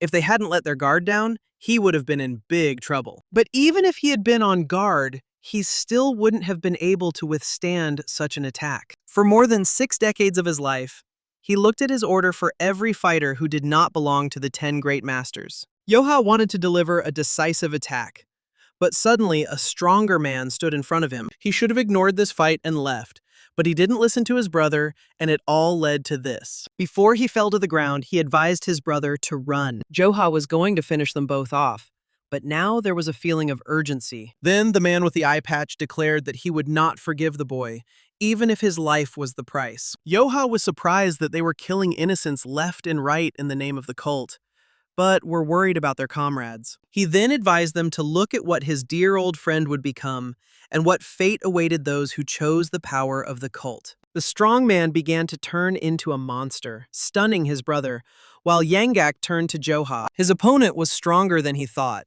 so he was forced to ask for help. However, it was not that the old man could not cope.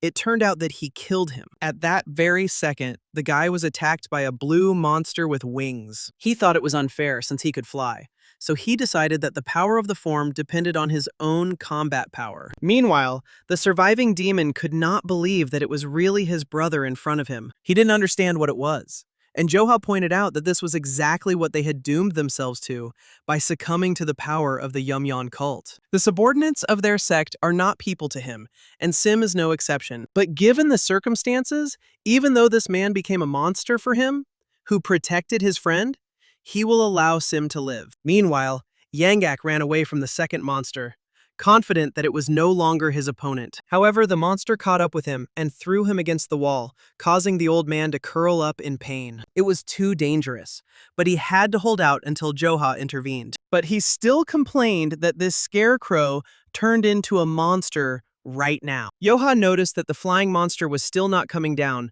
otherwise he would be able to do something. Even if he were to launch the 9 Heavens technique entrance for a decisive blow, he was still too far away. If he doesn't finish him off quickly, the others will be in danger. Meanwhile, the monster almost caught up with Yangak, but Yan came to his aid. Noticing that she was able to damage the monster, Joha realized that he could relax a little. A moment earlier, Chan had assumed that one of the demons had sent this Joha monster to catch up with them here. However, Sim answered negatively, because she had made a deal with the head of the guard. The guy said that if he took on this guy, and then left, he would be spared. Suddenly, the boy realized that he had hesitated, noticing that the old man was in danger. He was too far away to help, and even if the guy used the yin-yang technique, he could not be saved. It happened in the blink of an eye, yet he still couldn't excel in the clan's main technique, unlike his younger sister. The boy seemed to have blood on his forehead, trying to follow in his father's footsteps, but John overtook him. The girl looked calm,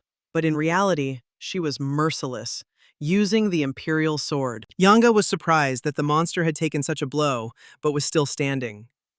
Chong had some doubts, but he never thought that his sister had already reached such a level. He still has trouble performing this technique, let alone using the imperial sword immediately after. However, John felt sorry that she had hidden this from her brother all this time. He asked her not to apologize, because now he was in anticipation of seeing hope for the Namgong clan, and now they need to get rid of the monster together. At that very moment, the winged monster froze in place as a sword pierced its skull.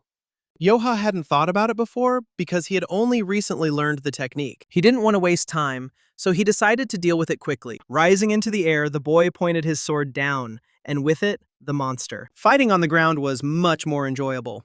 So, it was time for him to pay for the chaos he had caused. Stepping forward, Joha used the 5th level of the 9 Heavens technique. At the same time, beyond the borders of Mount Kunlun, there was a place considered the home of immortals. The head of the sect and master of the 3 immortals called an urgent meeting, summoning the immortals to the world of ordinary people. They were shocked that the sect's 8 trigram plate had begun to move, even though it had been at rest for centuries. However, the leader would not have called them without apparent reason, and the world was about to be covered by a veil of chaos. The demon-haunting plate is a sacred relic and a compass that guides one to demonic key. Legends say that the plate is set in motion when a chi so powerful that it is capable of destroying the mortal world awakens.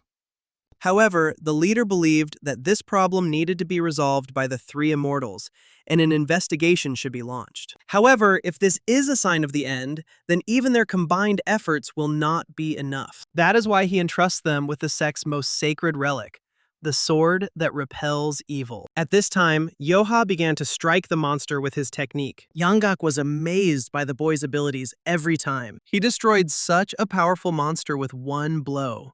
But there is something strange about it. At this time, Chan did not understand how tough the monster's skin was, because he had already used everything he could. It is not that dangerous in itself, but its durability is simply amazing. But if Joe's attacks are penetrating them, that means they are not invincible.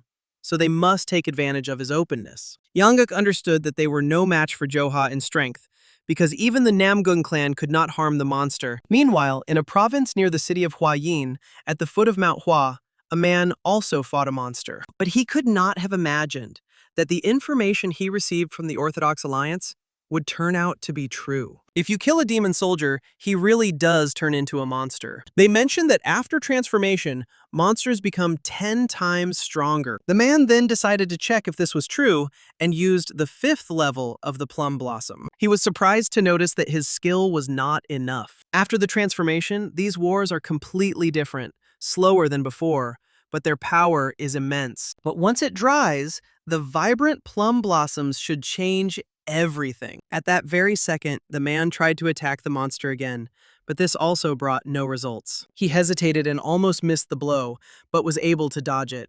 It's terrifying to think that the Yumyang sect has countless monsters like these. So the fact that the disciples of Mount Hua cannot see them is truly a blessing. The Infinity Master, one of the 10 Great Masters, barely managed to defeat the turned soldier. Meanwhile, near Mount Jiaxiang, at the tomb of the Earth God, one of the soldiers also turned into a monster. Chan and Yan couldn't figure out how to defeat him even though they used all their skills. And even his sister, whose techniques were better, was also unable to injure the enemy. Suddenly, Joha came to their aid and apologized for the delay. After that, he used the 2nd level of the 9 Heavens technique, literally destroying the monster. They could not believe that the monster, whose skin was like an armor, was destroyed with one blow. Despite his strength and skills, even the Namgong clan's techniques were useless, and Joha killed him with one swing of his sword. Come to think of it, when he first fought the demon after his transformation, he used several powerful attacks. However,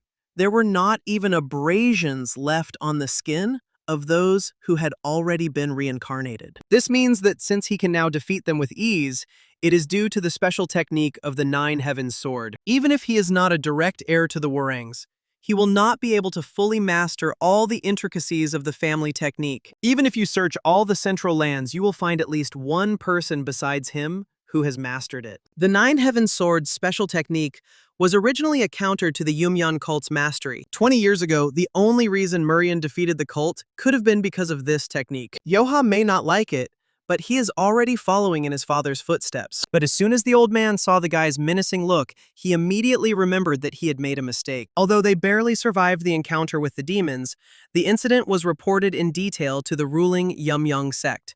This cult has shown the world its desire to return to the world of martial arts. And now, for the first time, he received news of his own defeat and massive losses. Soho couldn't believe they had lost 2 soldiers behind the mercenary Union lines. Each gang contained 10 first-class warriors, and not one of them survived. They immediately apologized to her, but when the Black Shadows came in person to make sure of everything, there were no survivors left. But besides their cult, the sect of the Cycle of Life also suffered, losing 2 soldiers. Soho suggested gathering the soldiers who had not yet been sent out to the gangs, and sweeping away the enemies with one blow. But even when 4 demons attacked them together, only 2 managed to survive. Rumors are coming that the strength of the head guard is similar to that of 10 great masters. The woman couldn't believe that the guy's skill was enough to kill several soldiers at once. It was difficult to believe Namgong's game, but she decided to check if they really killed the Sword King. His subordinates answered in the affirmative, since he definitely could not survive with such wounds. Even if he had fallen dead on purpose, they wouldn't have been surprised, especially since the man had personally dealt him the finishing blow. Although he was unable to bring back his head, only King Yama himself could have brought him back to life. Soho thought that by killing the Sword King, their cult would be freed from the obstacles in their path. They can't turn a blind eye to this, so they need to take all the warriors from each gang and deliver them to the Citadel. Her revenge will be absolute and bloody, as she will act against them personally. At the same time, on Mount Wudong, where only a few could enter, somewhere on a remote mountain range, a man sat. It was a sage who was meditating, thinking that the smoldering ember was once again blazing with a bright flame. At the gang's stronghold near the Yangtze River, all units were ordered to bring back the head of the guard leader. Having discovered the red-haired guy, they immediately attacked. Joha dodged, but was asked not to be offended, as there was a huge reward for him. The guy didn't understand why bandits were always so self-confident. Yes, even a 10-headed soldier is no match for him, but he decided that he could manage to rip his head off his shoulders. At that very second, Joha began to destroy his opponents, one after another. The trembling man asked him not to dare underestimate the Black Shadow Squad. Standing still, the guy simply threw the sword behind his back, thereby blocking it. The man had fought countless times, but he had never seen such a monster. Yangguk, who came to the guy, did not expect that they would attack him so immediately. At that very second, Joha lowered his sword under the water, deciding that someone had stopped hiding. Meanwhile, inside the Citadel of War, they were worried that the enemy was approaching them. Apparently, they will break into the Citadel at any moment. However, Soho smiled, deciding to see what all this commotion was about and what his face looked like. Suddenly, the guards discovered that the intruders had crossed the entrance and decided to remain in their positions. When the boat approached the gate, they closed it and then prepared to shoot with their bows. At that very second, the archers opened fire, hitting all targets. They immediately suspected something was wrong, after which they noticed a scarecrow sitting in the boat. The soldiers did not understand where the enemies had gone because the fog made it difficult to determine their location. A week earlier, Joe's group sat by the fire, catching their breath after the battle. Chan remembered that the guy left 2 demons alive, but from now on, the 2 sects would unite to stop them. As Jung had noted, it was dangerous for them to continue their march, as the next gang would team up with Yumyun's elite unit. Considering how much trouble the 4 soldiers had caused them, it was impossible to fight them with their numbers. Thoughtless actions will lead to senseless casualties, so it is necessary to retreat and think through a strategy. Joha really wanted to see with his own eyes how strong the kings were, but if hordes of demonic soldiers come with them, they will have serious problems. Whether they continue their patrol or not, the situation will not change. The Citadel and Mount Wu are located quite close to each other.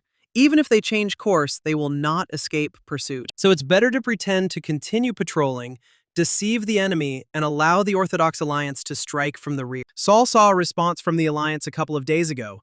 They said they were on the brink of war. Led by the 3 great masters, hundreds of martial artists had already been divided into divisions. More than once, both Yumyun squads focused their attention on them, knowing that the Alliance intended to engage in battle. However, Yangguk did not know if they could hold out until the Alliance succeeded in its task. Under current circumstances, no, but if they take into account the specifics of geography, then there is a chance. The area has long been known for its dense fog and poor visibility, and the forest will allow them to hide. But until they cross the threshold of the Citadel, the enemy is unlikely to show its true strength. They will try to trap them inside to kill them, so they need to split up at the entrance to confuse them. But if they get separated, it will be too difficult to hold out until reinforcements arrive. In this case, they may request support from a mercenary union. Having suggested this, Joha immediately decided to hear Yeon's approval. The mercenary union has shelters scattered throughout the central lands, so they can send reinforcements without delay. Moreover, if the request for help comes from Jo,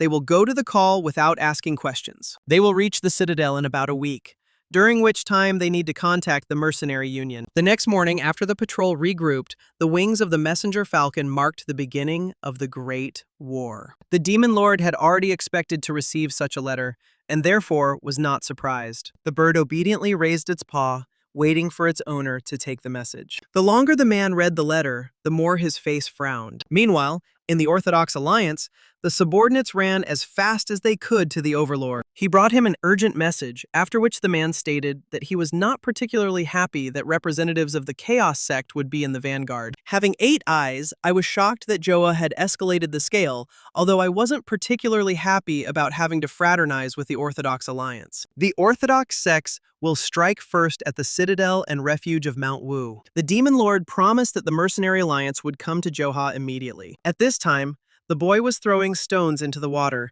thinking that in 7 days he would finally clash in a duel with the kings. Somehow, he found himself on the front lines of this war against the Yumyan sect. If they turn a blind eye to their vile and filthy depravity, the boy will lose those he wants to protect. It won't be easy, so we need to become even stronger to protect everyone. While he was thinking about this, Sol-ha approached him, noticeably surprising the guy. She hugged him, noting that if a man with such strength were to suddenly catch a cold, the rest of the squad would not be able to fight. Blushing, she suggested that he hurry up and come back together. Yeon, who had been watching all this, turned around abruptly and headed into the forest. Left alone, she realized how it was done, and then repeated Sol-ha's words. However, John and Yanggak heard her, which made the girl become embarrassed and cover her face.